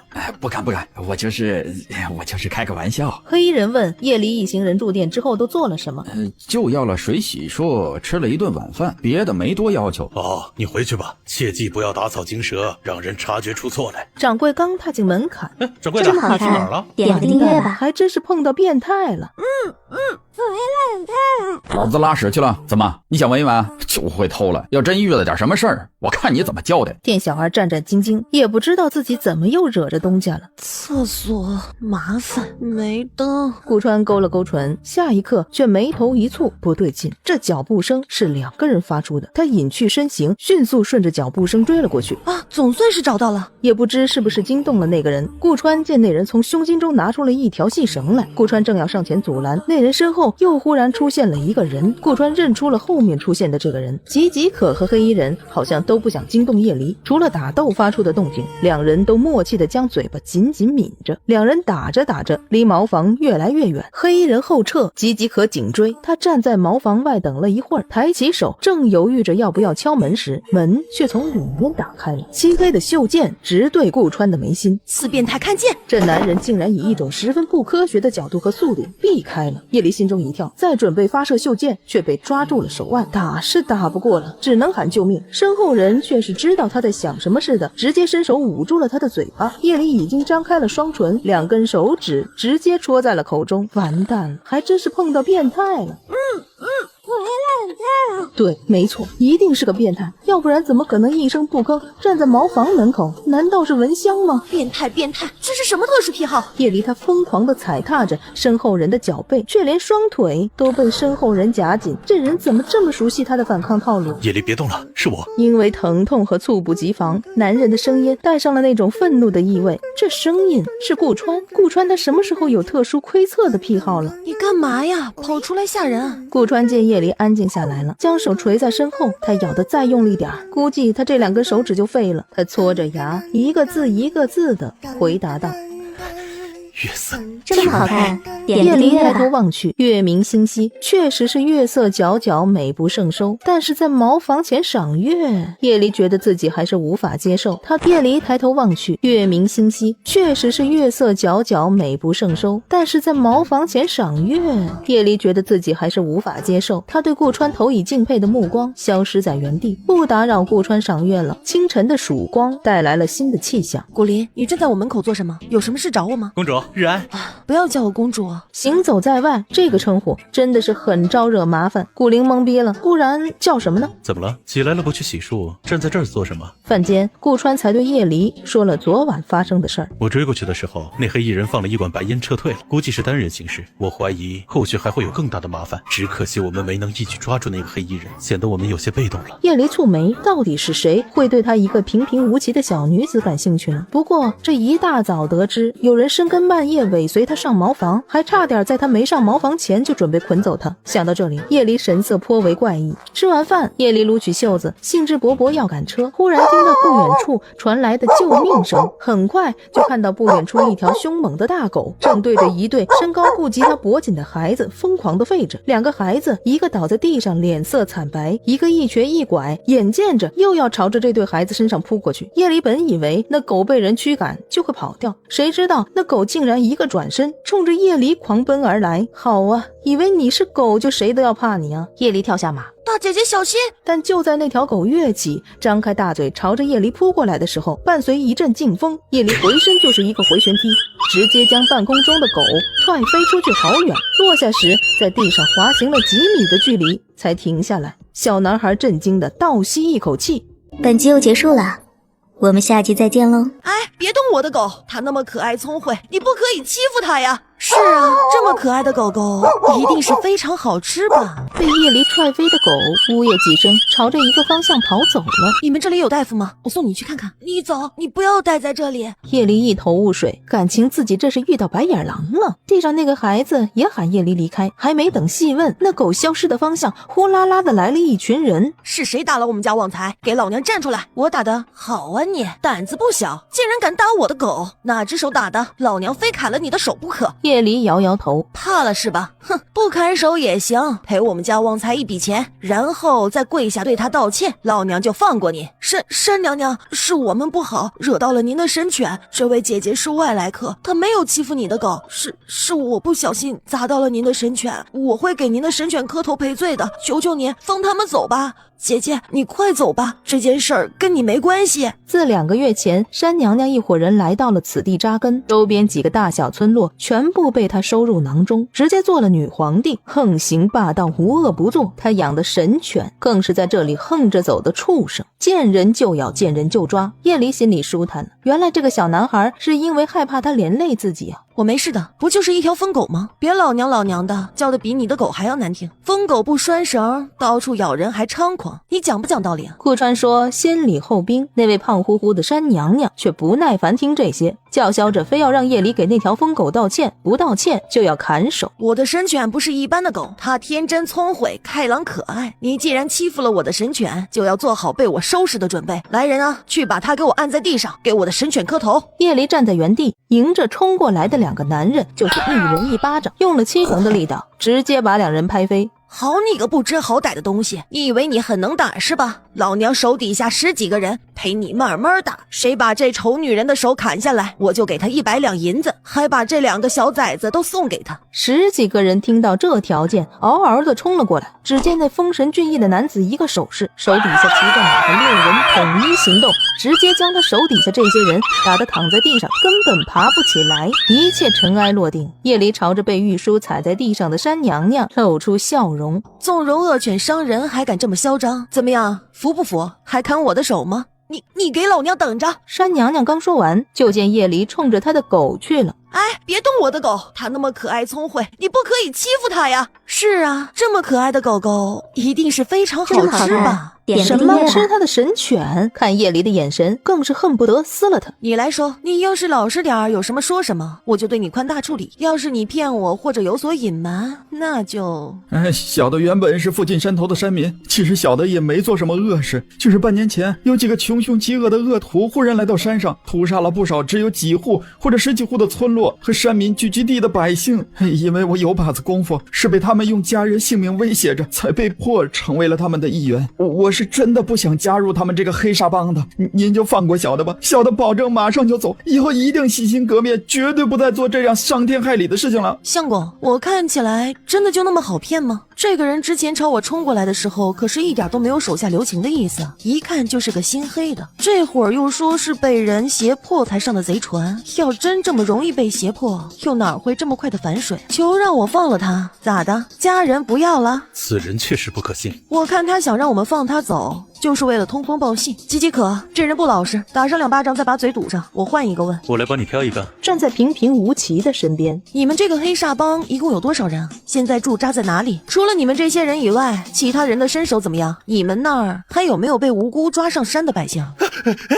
我说，不要杀我，不要杀我！黑煞帮是从南边来的，驻扎在山上，一个帮主4个堂主，其中一个堂主就是山娘娘。不过山娘娘也就是在这几个村落横行霸道罢了，另外3个堂主才是主事的。还有刚才被那位大爷刺死的，就是4个堂主之一，据说他是帮主心腹，手里揣着黑煞帮的半数家当。叶离眼前一亮，正数家当。叶离猛地冲过去，他径直扑到了顾川的怀里，将脑袋死死地埋在了他的胸前。叶离贼兮兮地眯起眼，对这不义之财他势在必得。叶离见顾川面色平静，将他拉到一边。相公，还记得我以前说过的话吗？顾川歪着脑袋看他。相公，我想同你商量个事儿，我准备去山上和黑煞帮的人叙叙旧，你在山下审问审问这些人，最好问出剩下的半数家当在哪个位置，可好？顾川眉峰一挑，相公，你就答应我吧，这一路上我也欠你一条件，好不好？因为装可怜，叶离的眼神如山间溪水，清澈透明。顾川狼狈地移开视线，再看下去，他肯定就要无条件妥协了。最少带4个人一起上山，不许受伤，不然下一次我不会再听从你的意见。叶离疯狂点头，为表示自己会注意安全。顾川无奈点了岌岌可、武灵、元师5、元师6。记住，上山的目的是护的，而不是财物。是。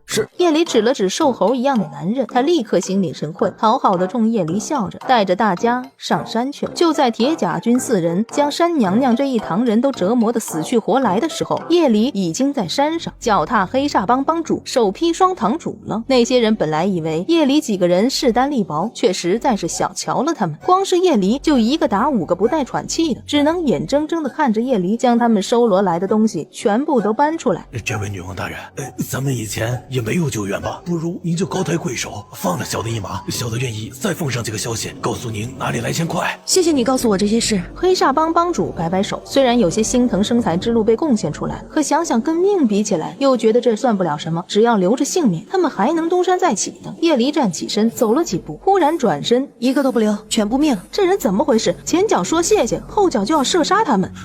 你不讲道义，跟你们这些畜生讲什么道义啊？从末世来的人，对于心怀恶意的歹人，灭口才是最好的选择。到了半山腰的时候，他第一眼就看到顾川站在原地等他。叶离猛地冲过去，他径直扑到了顾川的怀里，将脑袋死死地埋在了他的胸前。点个音乐吧。没事。你对我还有什么不能说的吗？是不是在山上遇上了什么事？叶离摇摇头，在顾川的唇上吧唧了一口。以往他哪里会因为杀了穷凶极恶的人感到茫然，他也许是生活的有点安逸，毕竟这顾川是将他照顾得越来越细致，让他也越来越矫情了。等2人追上商队，叶离问他还记得张香生吗？张香生，让我想想，是镇上的那个张香生，他托人给琳琳做媒的那个。那时候我跟踪过他们，最早也是在那时候听到过黑煞帮这3个字。不过后来黑煞帮要到顾家村里屠村，已经被我全灭了。这个黑煞帮又是哪里来的？这件事你不必费心，袁十一他们会查清楚的。后面那辆车上绑着的人，袁十一会从他们身上问出一些事由。商队行进了20里路，总算是找到了一个规模不小的农庄。夜晚，顾川拿着袁十一从山娘娘等人口中提审出来的供词，这些人原本都是一些山沟里的乌合之众，于3个月前陆陆续续被人凑成一个团伙，取名黑煞帮，引到了这一片地方，简直是直接在告诉他，有人故意安排了黑煞帮拦在这里为恶。那么对方的目的是什么？那些人还在5里地外。袁十一点点头，只留最听话的那个和山娘娘，其他人全部都处理了。袁十一不会问顾川的决定，只服从命令。叶离这一晚睡得很是安宁。起了？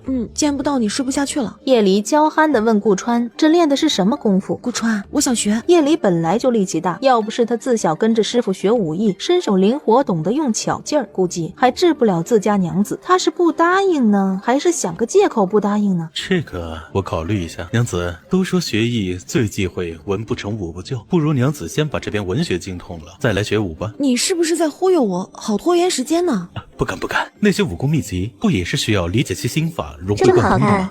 反正你有心机了，还沉得住气。当初也是愣将我瞒在鼓里团团转呢。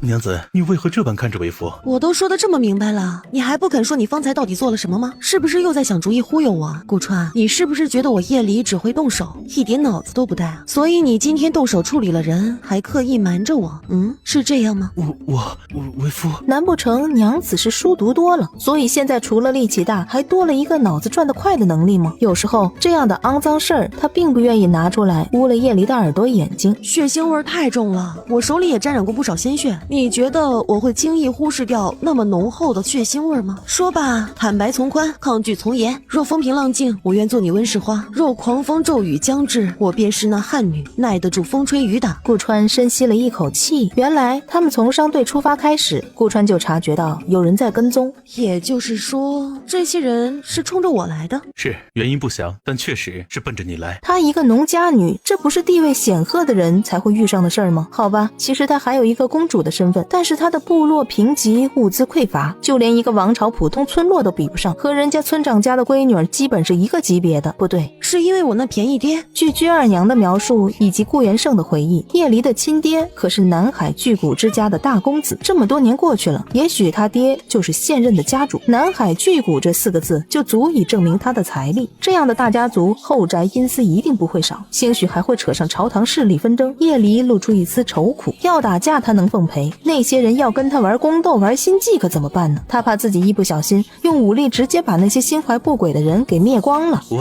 兵来将挡，水来土屯，我有办法转移他们的视线，你不必太过惊慌。那好吧，还是交给你来做吧，反正你有心机了，还沉得住气。当初也是愣将我瞒在鼓里团团转呢。本集又结束了，我们下集再见喽。俊老爷身边却坐了一个小丫鬟，小丫鬟左手一只鸡腿，吃得正香。顾川将商队分成3批前行，第一批冒充随处可见的江湖人士，第2批就是顾川做老爷。只不过叶离不想扮演大家夫人，折中选择了扮演顾川的小丫鬟。小城标题宋城，有士兵站在城门处检查过往人群。哎呀，真是忙活了好几个时辰，愣是没看到这么大阵仗的车队，会不会是他们的人弄错了呀？白劳累我们忙活一场。白姐姐啊，要不然我们让别人看着，去那逍遥馆休息片刻。你以为上头为什么飞鸽传书让我们亲自把关啊？务必把那什么公主留在此地，不就是因为事关重要，需要我们小心行事？你还敢做出这个懒散的样子？小青，要是出了什么差错，我不会包庇你的。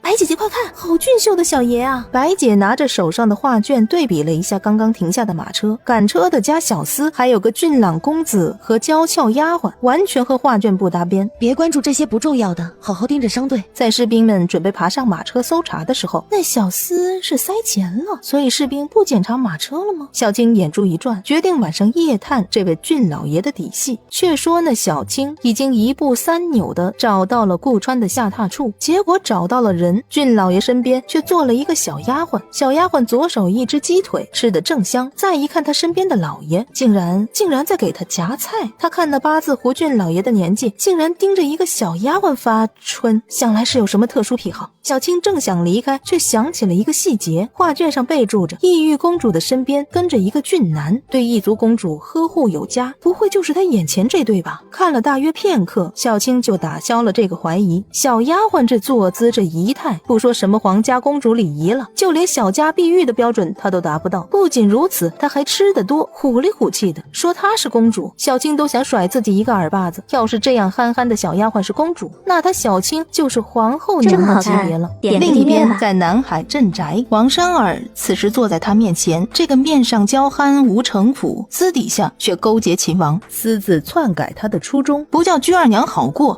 又在郑和德自己的闺女现世后，和秦王的人再次合作，置叶离于死地。夫君为何这般看我？珊儿，还记得林秀才吗？不知道老爷这是何意呀？当初你王家颇有家资，看不上要进京赶考的林秀才，你割舍不下这份情，找我帮忙成亲。彼时我也被家中人催着成婚，不要惦记外面的菊儿娘。当时我见你豪迈胆子大，颇有几分江湖儿女的爽朗，便和你做了这交易。你许诺我可找我的菊儿娘，你可和你的林秀才在一起，默默做一对苦命鸳鸯。林秀才不是没了吗？前几年林秀才屡次不中举，回来没多久就郁郁而终了。郑和德还以为他要挺不过来了，正想放他自由身，和离出去陪伴林秀才和他生下的闺女。谁知王珊儿出来后，将闺女接进了府上，却是用小丫鬟的名义。所以林秀才去后，你便将主意打到我头上了吗？你们说好的情深不寿呢？所以您如今是嫌弃我了吗？竟然把我看作是那样的人。郑和德心有所属，早早和鞠二娘分开的第3年，自己给自己下了药。想法虽然怪异，但是这个做法却让郑和德10年来都没有沾过女人。外面的人说他不能生，他也认。希望你能时刻记住当时我们在一起的初衷，要不是因为你对林秀才的深情，我不会选择你跟我在一起。我自然是记得林哥哥的，就不劳您费心了。今日也是您请我来共饮的，若无事，我先走了。不能这么下去，他传唤心腹，如此这般吩咐了一番。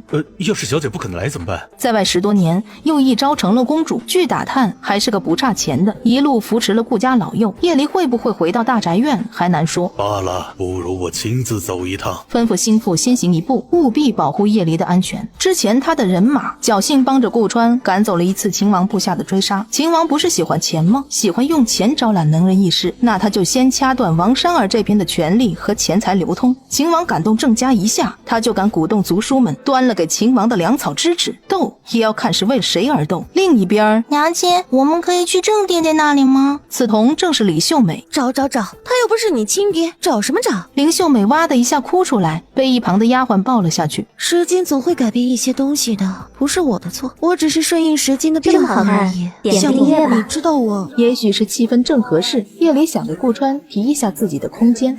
因为这里有个小村子，所以顾川分辨出来了，快靠近临安城，意思也就是说快要靠近顾家村了。叶离竟然有点近乡情怯的感觉。在顾家村生活了2年多后，因为顾取氏的决定，一家人远赴边城，却也阴差阳错地得知了自己的身世。到回来，这又是大半年过去了，也不知道姥姥姥爷他们还好吗？许氏过得不错。当初要离开，他留了不少钱在曲家的，靠着那些钱，还有叶离帮他们要回来的地，再加上方圆刀也在临安城，想来曲家人的日子应该不差。进了临安城后，叶离便上方家门拜访了。坐，你喝茶。当初要不是叶离相助，一家人真是过得连路边的乞丐都不如的。这次回来就不离开临安城了吧？这回来的可不是个好时候，你们呐，别回顾家村了，早点来城里住着吧。老太太想起这段时间的流言蜚语，还有自家儿子每天忙碌，那些求情的人千篇一律的都是来问城里的官员搬不搬撤不撤的。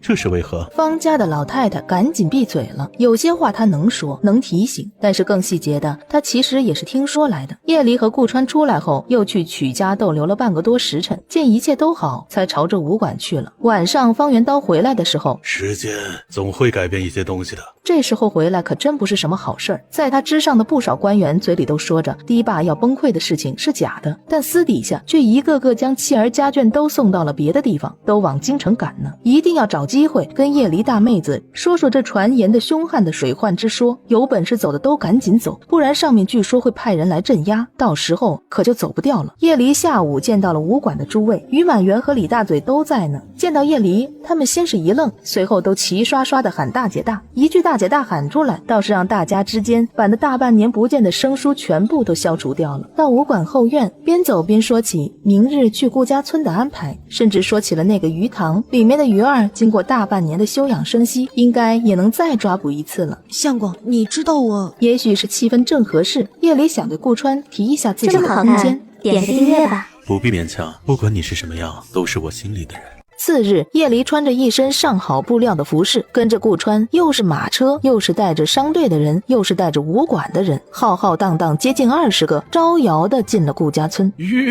顾满，玉书大哥，这是你们要回来了？走，你们那个院子我一直有让我娘和大嫂去整理的。一行人继续前进了一段路，是顾大哥和嫂子回来了。我的个乖乖，这些骑马的都是什么人呢？一个端着表情，怪吓人的，我都不敢朝他们脸上看呢。就是那一个个的还配着刀剑，也不知道是哪里来的人物。顾川、叶离他们怎么会和这样的人在一块儿啊？我比较想知道他们是在哪里发大财了。看看叶离穿的那一身，哎呀，比县令家的小姐还要贵气呢。叶家这边，叶花战战兢兢地站在门口，小声地呼叫着叶老太，说他家断粮了。老娘不让你带点东西回来就不错了，你还想从这个家里抠点出去？这眼下哪里不能找口吃的，你愣是惯着你家那口子。我可告诉你，你惯着就惯着，别找老娘一起惯，老娘管不动那祖宗。叶花焦头烂额，只能先回去了。正转身呢，叶花愣住了。奶，叶离回来了。叶老太一个哆嗦，我找到我的母亲了。你找到你亲娘了？我可不是你姐，你姐大概早就死了，被你们害死了。胎发给我，还有当初那个襁褓也还给我，我们做个最后的了断。叶老太点点头，回去拿了胎发，却犹豫地问可不可以要一点钱。是你弟？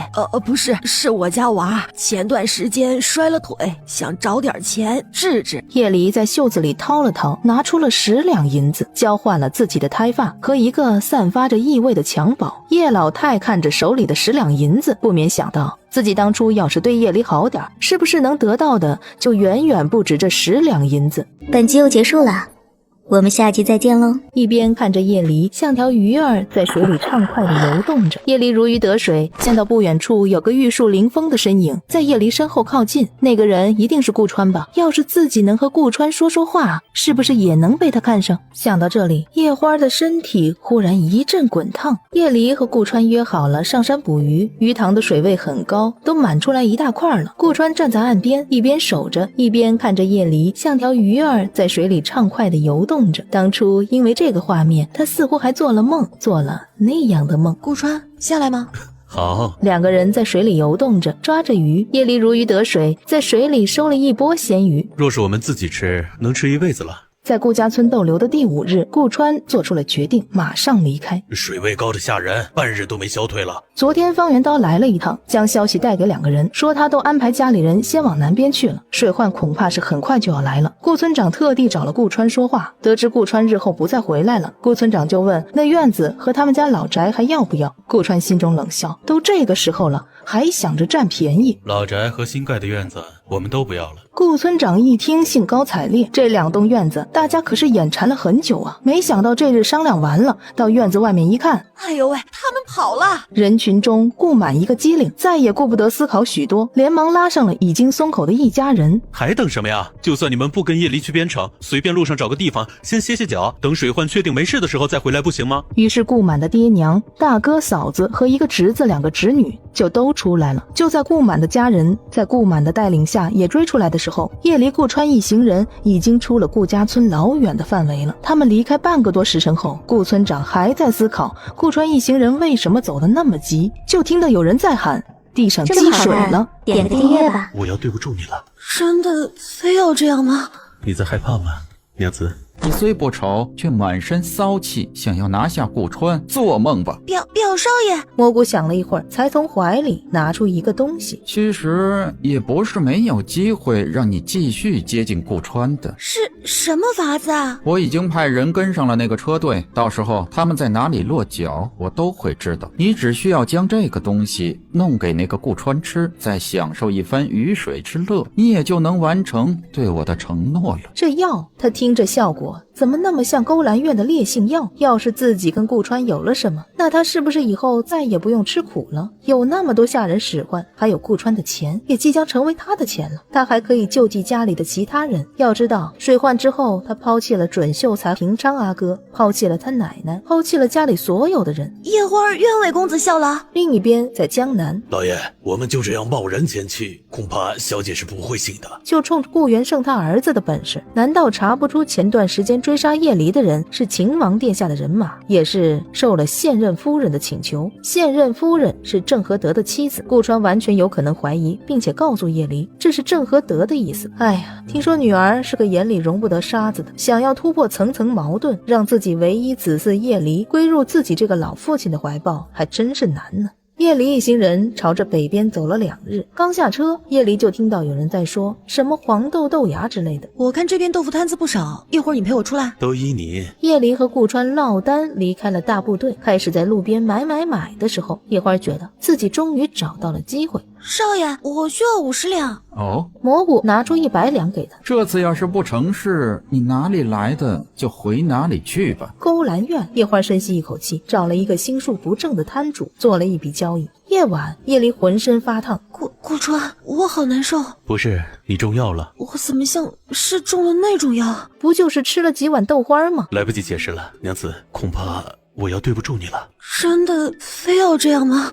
你在害怕吗，娘子？这么好看，点个音乐吧。是你吗，顾川？是我。你愿意吗？愿意。我是第一次。我也是，幸好是和你。不管如何，今日你便彻底成为我的妻，完完全全属于我了。娘子，以后我们不要再盖被子纯聊天了好吗？你这叫我怎么回答？让叶离忽然想起了2人第一次的见面。初醒时见到半玉面半罗刹的脸，他问他怎么还没死。也许是缘分，就是那个时候定下了。帐一拉，夜色沉沉，蜡烛燃烧了一夜缱绻。与此同时，蘑菇得知叶花鬼鬼祟祟上楼，被陈大妮认出来，扔出客栈后，对这个成事不足败事有余的叶花彻底失去了耐性。处理了。对了，脸不要被人认出来。朔月东影，所谓月黑风高夜，杀人放火时。半晌后，一个妙龄少女死在了河沟内。天干物燥，小心火烛。杀人了！杀人了！清晨的清风，叶离眨眨眼，一时间有点懵，全身上下既没有被车碾压过的痛楚，也没有某些文学作品里的舒爽，就是感觉累。难道自己天赋异禀？娘子早。跟人睡了之后，这第一句话要说什么呢？叶离憋了好一会儿。你辛苦了。顾川侧过脸去，叶离发誓，他听到了扑哧一声笑。你辛苦了，辛苦了，苦了。叶离捂着脸，饶是他这样大大咧咧的人，也不免为自己这么无厘头的一句话感到羞耻。不是，我的意思是你很棒。他到底在说什么呀？顾川这下是真的憋不住了。顾川从床上下来，出去叫水。叶离死活要顾川先出去，直到顾川关上门，看着床上某处的斑斑血迹，叶离大手一挥，直接将它收起来。这样的东西可不能流落在外面。叶离昨天和顾川逛的时候，叶离遇到了一个奇怪的现象。之前说2斤1文的商户不知道怎么的，忽然自己降价，叶离反而不买了。还想起了一路上遇到的那些追杀的人，在这间粮店1斤黄豆都没买。这位大老爷，您也看到了，不是我们粮店不卖，是那2位怎么说都不要啊！是不是你演得太浮夸了？粮食店老板冤死了，明明是这位老爷的要求太奇怪了，哪有补贴他这个粮店老板钱，让自己降价卖给顾川、叶离2个陌生人的？叶离直接指了指他的下面，就是那个有问题啊，他没办法让人怀孕了，难不成他们准备在黄豆里下毒？不排除这个可能，我已经让玉叔他们去查查了，一会儿就知道是为什么了。没多久，我有件事想要告诉你，你知道你爹娘的身世吧？知道啊，怎么了？你娘你是见过了，也知道这些年她是怎么过来的。我知道你心里柔软，也尊重家庭，所以才会不辞辛劳出来搜寻物资，准备回去改善一下部落的环境。而你的父亲是一位很有钱的巨富，我们之前查到的杀手就是来自于他的家族，花了大价钱维系着的秦王的手下。而且我还查到你的亲生父亲已经娶妻，所以我就不想拿这些事儿来烦你。你说的是这次的黄豆的事情，是我那个亲生父亲给我做的局。叶离从未见过亲生父亲，对这个人的印象和了解也只是来源于顾元胜和他亲娘居二娘2个人口中的只言片语，知道自己的父亲已经抛弃了居二娘的承诺，娶了妻子。既然他都开始自己的第2春，为什么还要来找我？可知道他家里有没有多出几个孩子？我所查到的是2位看似恩爱，当年的大公子也只娶了一位王小姐，10年来都没有纳妾，同房丫鬟也没有。只是2夫妻虽然在外人面前表现的恩爱，却没有子嗣。不会他那里有什么问题吧？顾川一开始还没反应过来，叶离直接指了指他的下面，就是那个有问题啊，他没办法让人怀孕了。也许正是因为这样，他才在时隔10几年后找上自己这个亲生闺女。那他岂不是要回去继承亿万家产？虽说他抱着改造部落、自创一片天地的心愿，但是能继承亿万家产什么的，也不是不能勉强为之啊。顾川不自觉地将双腿并拢了一点。对于妻子大大咧咧拿他的男性尊严来说事儿，他也是很无奈呀。娘子在他人面前万万不可如此。我只对你这样。顾川失笑，只觉得自己对叶离真是没办法。让我瞧瞧这脸皮都厚成什么样了。本集又结束了，我们下集再见喽。郑和德点点头，余光给了顾川一眼，长得差强人意吧。既然知道对方的身份，叶离也动了见见这位当年的大公子的心思。玉书作为商队的管家，将叶离的要求转述。他知道我，还要见我。是的，我们家夫人说想跟您亲自谈谈黄豆的生意。黄豆？郑和德嘴角抽抽，100两的生意对他来说还真是破天荒的头一回。不过能见到二娘和他的孩子，那就叨扰了。郑和德整装出发，进去之后，郑和德第一次面对面见到了自己的闺女。顾川起身迎了一下，叶离也站起来，请坐。郑和德点点头，余光给了顾川一眼，长得差强人意吧。老夫郑和德，这位是……叶离都笑了，这富豪爹爹竟然那么会演戏吗？您不知道我是叶离，我娘是居二娘，10几年前跟你在中原相遇相爱，就有了我。这个介绍您清楚吗？郑和德哽住了，这么直白，让他之前设想的各种局面都没办法用上了。知道的。一场郑和德设想中应该洒满狗血、痛哭流涕，或者叶离死活不接受的局面是出现不了了，变成了我是你和你心爱女人的闺女，你应该是我爹。是的，没错，你说的没错。就在双方开始单刀直入认亲的时候，边城以外今天还没有叶离的消息吗？还没有。顾将军说上一封信是他们在顾家村寄的，据说了结恩怨去了。再往南边走一段时间，就是传说中遍地是鱼米的江南了。江南？居二娘去过那地方，郑和德带她去的。娘知道江南是什么样子？居二娘点点头，说了江南的水，江南的景色，江南处处都是皮肤白皙的俊秀人。头领，不好了，向敌人射了一支箭，箭上还有一份血书。图巴哈皱眉，打开血书一看，半月之内会来收粮食，没有1000斤粮食，每少1斤杀一个人。想要抢夺我们维持生计的粮食，那就先算算你们自己有没有那么多牛羊来换取俘虏吧。叶离叹了口气，是他自己先入为主的带入了自己前世那些择偶观，他并没有决断的权利和资格。你喜欢就好，剩下的15辆板车是我跟你娘走的聘礼，你帮我参详一下，还缺点啥？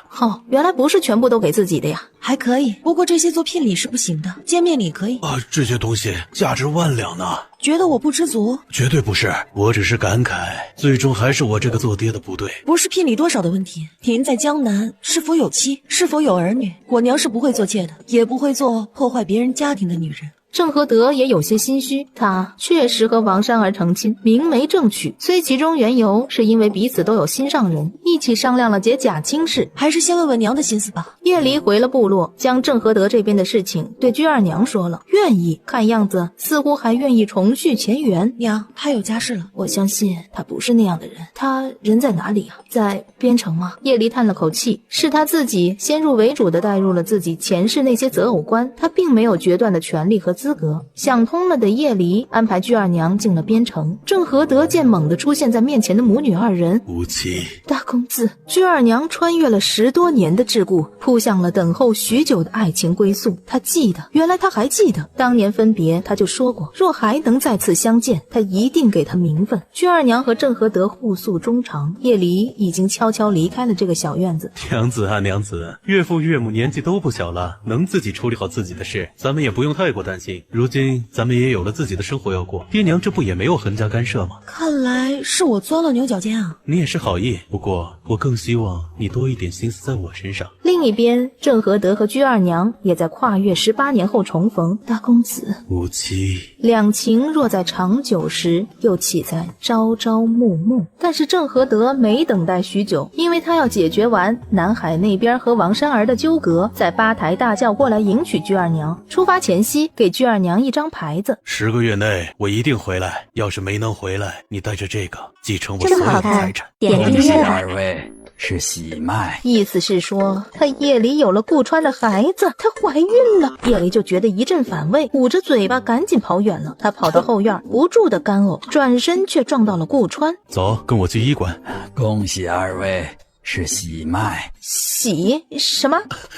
这太好了，太好了！意思是说他夜里有了顾川的孩子，她怀孕了。娘子，我们回吧。走出了医馆，咱们有孩子了。顾川低声嗯了一声，说实话他也很惊讶，因为叶离早就说过不想20之前要孩子，所以叶离说那个什么避开排卵期这些话他听不懂，但他都配合，最多2个人动手动口不动真格，所以这孩子在这样的情况下能到来，也算是突破了他娘亲的严防死守了。命里有时终须有，看来说的就是这么个意思了。叶离忽然有点惶恐，他能面对丧尸面不改色挥刀砍，能在面对敌人的时候举箭就射，也能上山下水力大无比，可是面对一个突然到来的在他肚子里孕育的小生命，他却不知道要怎么办了。他是不是有些东西不能吃，有些东西不能用，是不是不能像之前那样跑动？叶离还没整理出怀孕后不能做的 N 件事儿，可这事儿就不需要他操心了，因为叶离怀孕的喜讯第一时间被告知了顾将军府上。顾曲是难得强势，非要叶离住到府上亲自照顾。之前这孩子性子野，他就随着年轻人去了。小年轻喜欢过自己的日子也很正常，但如今可不行，这可是他家第一个孙辈儿，不容有失，也就象征着叶离怀孕的全程都会被顾曲是亲自照顾。顾川派人给晨曦部落送了信，说叶离怀孕的事情，属下却带回来一个消息，晨曦部落正如临大敌，羌敌那边已经连续骚扰了2天。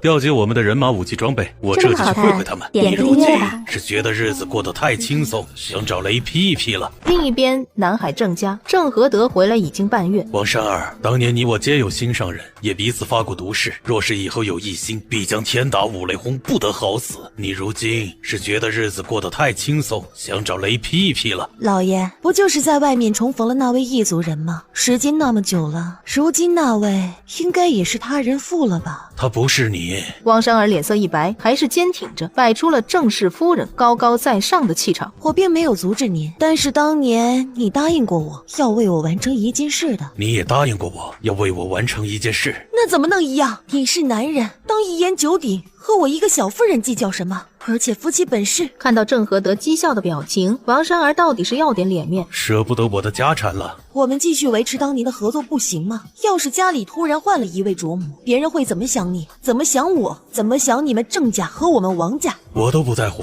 你在乎什么？你不是老是说你们王家只知道从你身上剥下一层皮来供养他们，而且以前就设计分离你和你的心上人，如今正好断了关系，不是全了你当年恨不得断亲的念想？说来说去，你就一定要赶我走？郑和德，郑大公子，我好歹也服侍了你10几年。郑和德嗤笑，服侍他的是丫头小厮随从马夫管家，什么时候王珊儿成了丫鬟了？再说了，这么多年自己就没碰过他，甚至允许他出去幽会他的心上人。后来王珊儿更是情不自禁，直接怀上了心上人的孩子，还是郑和德亲自将人接送到避暑的庄子里休息了大半年，安排人帮他接生，还把孩子送到了那个人的手上。你当初带进来多少东西，我们当初就记录在案，我绝不会占你一分一毫。你要是按照以前的我们说的那样好聚好散，我会抽我能用的资产中的2层给你，足够你过上一辈子逍遥的日子。你那个孩子，你也能让他顺顺当当的长大成人，而不是寄养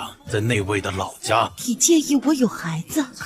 可是不能变吗？时间过去了那么久，很多事情都物是人非了，就不能有变化吗？你要是觉得钱不够，我能再给你1成。王珊儿，好聚好散。我要4成。没有了，一开始你就是冲着4成来的吧？既然你听不懂我说话，我也可以学学。别说是4成，王珊儿，你补贴你娘家里的东西，全部都会从你的嫁妆里面扣。我郑和德的东西，1分都不会到你的手里。其实，在产房内部，叶离正在吸溜面条，但是叶离这样悠哉的姿态还是第一个。只不过他此行来对顾宅对边城绝对没有伤害或者侵占之意，他要的除了找回当年那段情，还有郑家100年的基业。且王珊儿一直都是用郑家的名义来资助秦王起事的，要是秦王被清算，那郑家绝对逃不了。他从来不是什么大好人，甚至自私的要命。他如今图谋的就是将家族带到一个新的地方重新开始。他第一人选是妻子所在的部落，谁知道图巴哈年纪不大，却一下子听出了他的弦外之音，并且不不愿意和荒原之外的异国人进行接触，可是要跟顾元盛合作的话，这么多年过去，他变了。说起来，小婿一直没能多跟您讨教经商之道。如今我顾家儿女也将出现新的一代，我这做爹的也一直惦记着赚些养儿钱，不知道岳父可有那特殊的生财之道？贤婿言重了，阿离这边光是我补上的嫁妆，就足够在边城这样的地方无忧无虑的活上2辈子了。你只管安心帮衬你爹，抓好这边城的商务便是了。秦王对我们顾家、对边城虎视眈眈，前不久还派了2个女探子前来我家，试图扰乱后院，并且偷盗布防图。我们与秦王之间早就结仇，若是秦王起事，必定不会放过边城顾宅，届时未必能保得住您给的那些财产。之前秦王找上你们，是因为我郑家有人用钱收买了他，导致他盯上了顾家，盯上了阿离。如今我已经全身而退，他们还是要插足的话，那就不是私仇了。你且放心，我一定找到最合适的办法，让我们彼此之间双赢。王珊儿买凶是私仇，如今他和王珊儿分开了，秦王还是穷追猛打的话，肯定只是为了他郑和德带走的那些财物，以及边城的地势势力能作为他最后退路等因素。秦王是想彻底利用他郑家，又想踩着顾元盛保下的边城作为最后的根据地，想得美。见郑和德心中有了决断，顾川也不想多留。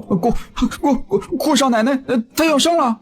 什么？顾川和郑和德同时惊呼。此时顾宅的气氛稍微有点微妙，只见2个半老徐娘在产房外面给叶离加油打气。产房外面等了10几个大夫和稳婆，乍看上去似乎是哪家的奶奶夫人生产不顺利了，才弄出个那么大的阵仗。其实在产房内部，叶离正在吸溜面条，她的肚子虽然已经开始一阵阵的难受，但是稳婆说还能吃碗面，一会儿生孩子的时候才会有力气。稳婆见过不少产妇，但是叶离这样悠哉的姿态还是第一个。本集又结束了，我们下集再见喽。还有一个，直到又一声哇，第2个孩子也出来了。我治好了，感觉我好像要生了，用力呀，少奶奶！少小姐，加把劲儿，疼就喊出来。这叶离一声不吭的样子更让人心惊胆战。哇的一声，孩子清亮的嗓音从屋内传出，让2个相互握手的妇人脸上一喜。顾川也欣喜地看向了这边。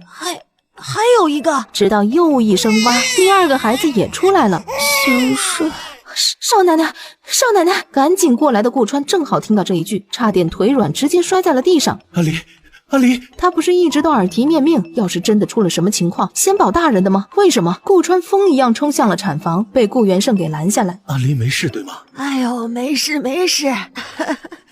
哎呀，恭喜顾老爷，贺喜顾夫人，顾少奶奶生了2个少爷。顾少奶奶也康健着，这会儿累了，正在休息呢。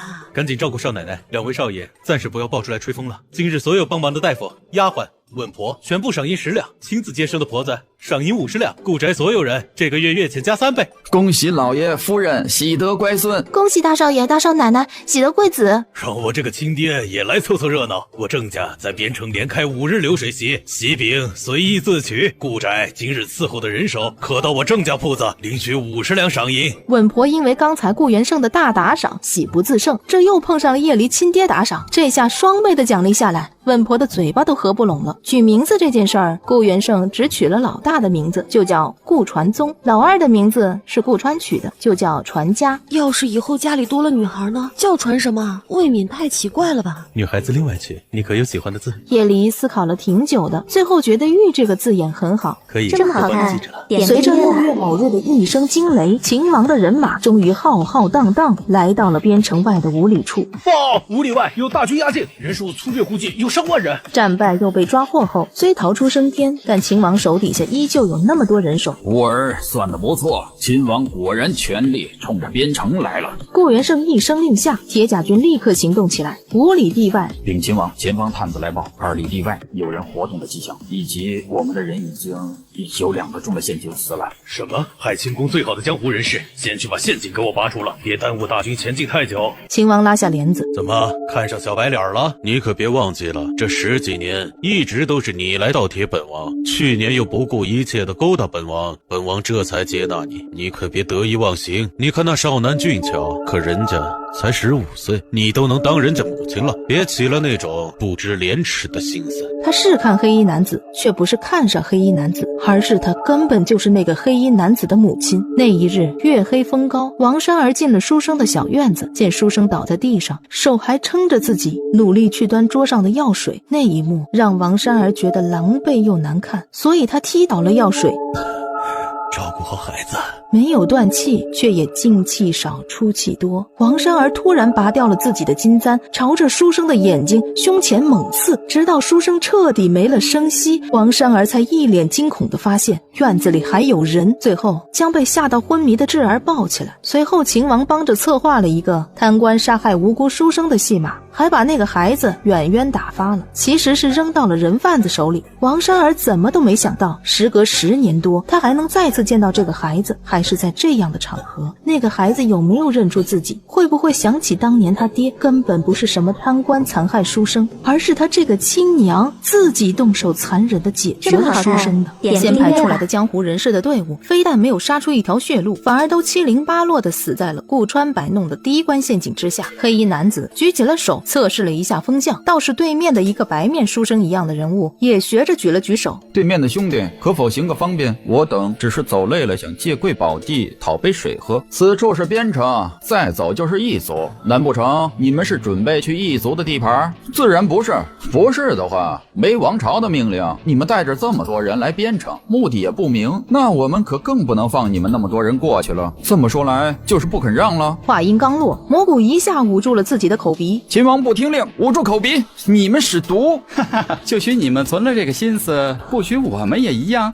刚才你是侧风向吧？可惜了，是我们这边占了便利啊。秦王这边见探路的人几乎尽数死亡，前锋不对，还晕了一大片。他对顾川拱拱手，让开了道路。看着那些人中陷阱后又被训练有素的顾川带的队伍杀了个七零八落，秦王也吓得让后人撤退。毕竟留得青山不愁没柴烧。跑了一会儿，蘑菇呢？蘑菇并不在撤退的队伍里。不好了，后面已经有追兵了，快撤吧！晋王殿下，撤，全速撤！秦王灰溜溜的撤退，临时找了一个山头住了上去。说来也是巧合，正是之前司马善设局要套路叶离的那个山头。别庄也还在，只是除了空屋子，里面什么都没有罢了。里面的东西早就被搬空。一行人稍作休息，不多时，清兵就来报蘑菇回来了。秦王身边正在拧干湿布巾的王珊儿眼神微动，竟是不自觉地松了一口气。你不能杀我，你是我儿子，不然天理不容。蘑菇高举了手，细细的粉末从手中飘出，整间屋子的人全部都倒下了。蘑菇，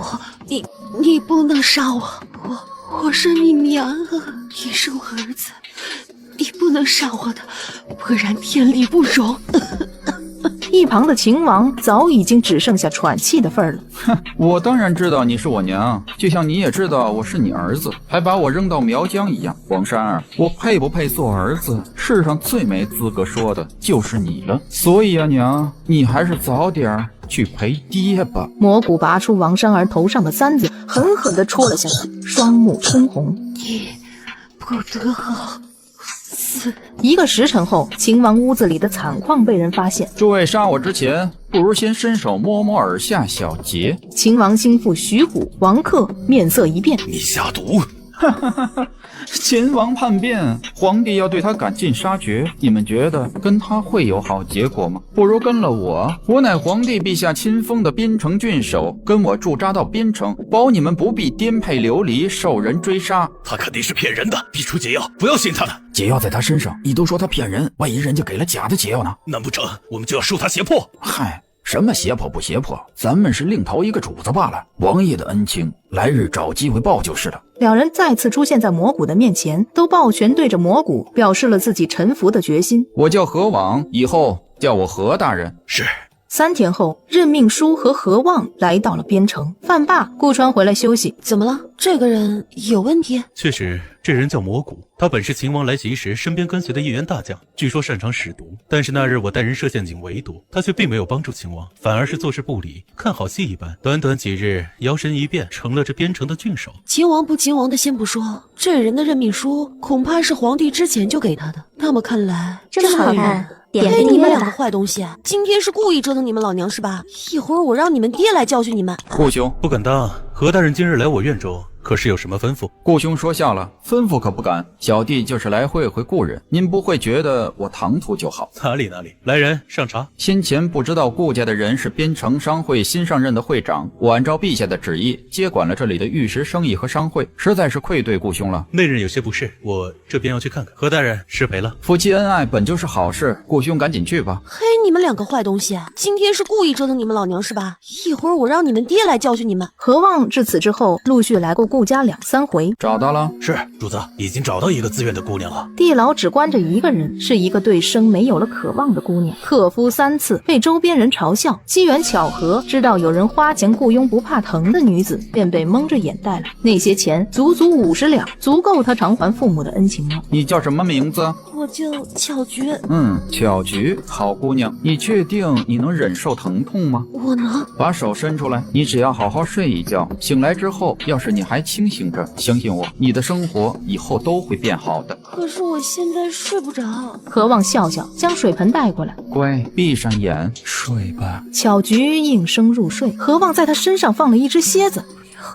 好痛，别扯我，别咬我，好可怕！巧菊拼命使劲儿，却动弹不得，身上的灼热痛楚越来越清晰。从始至终，何望都盯着巧菊的脸，像在瞧什么有趣的事物。等我，夜里，等我找到让你全心全意属于我的办法，我就来接你。因为何望身上有着皇帝的旨意，而且何望对进出边城的商品管理得很严格，有时候还要按下郑和德的车队检查，这让叶离不得不亲自出马这么好看，何望。点个音乐吧。叶夫人，我乃顾家父。顾少夫人，公式化的询问对方来这边适不适应，有什么需要顾家帮忙的，能做到的话他会尽力的。那便多谢顾少夫人了。何望温柔地看着叶离，我就开门见山了，我来是为了我父亲进城的货物被你们拦截了，我想问问何大人要怎样才肯将那些货物和我父亲的下人放离府衙？上好的龙井，顾少夫人不来点儿？何大人若是没听清，我再问一遍，我父亲的货物和下人什么时候可以放离府衙？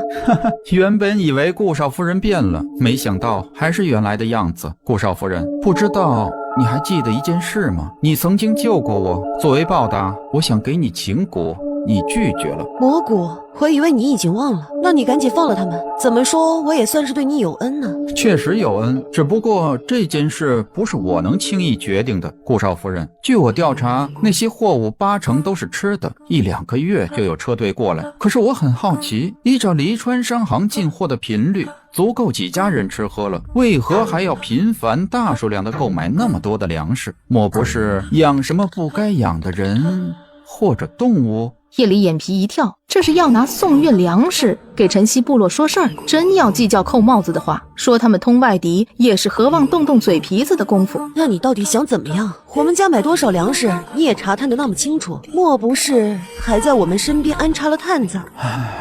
顾少夫人，这可不是求人的态度。古有三顾茅庐，你才来我这边一趟，就要我按照你的命令行事，是不是太轻易了？既然如此，还有2顾，今天我就先告辞了，还望何大人不要对我父的下人和货物动什么手脚。顾少夫人，这就要走了？何望露出一个遗憾的表情。本集又结束了，我们下集再见喽。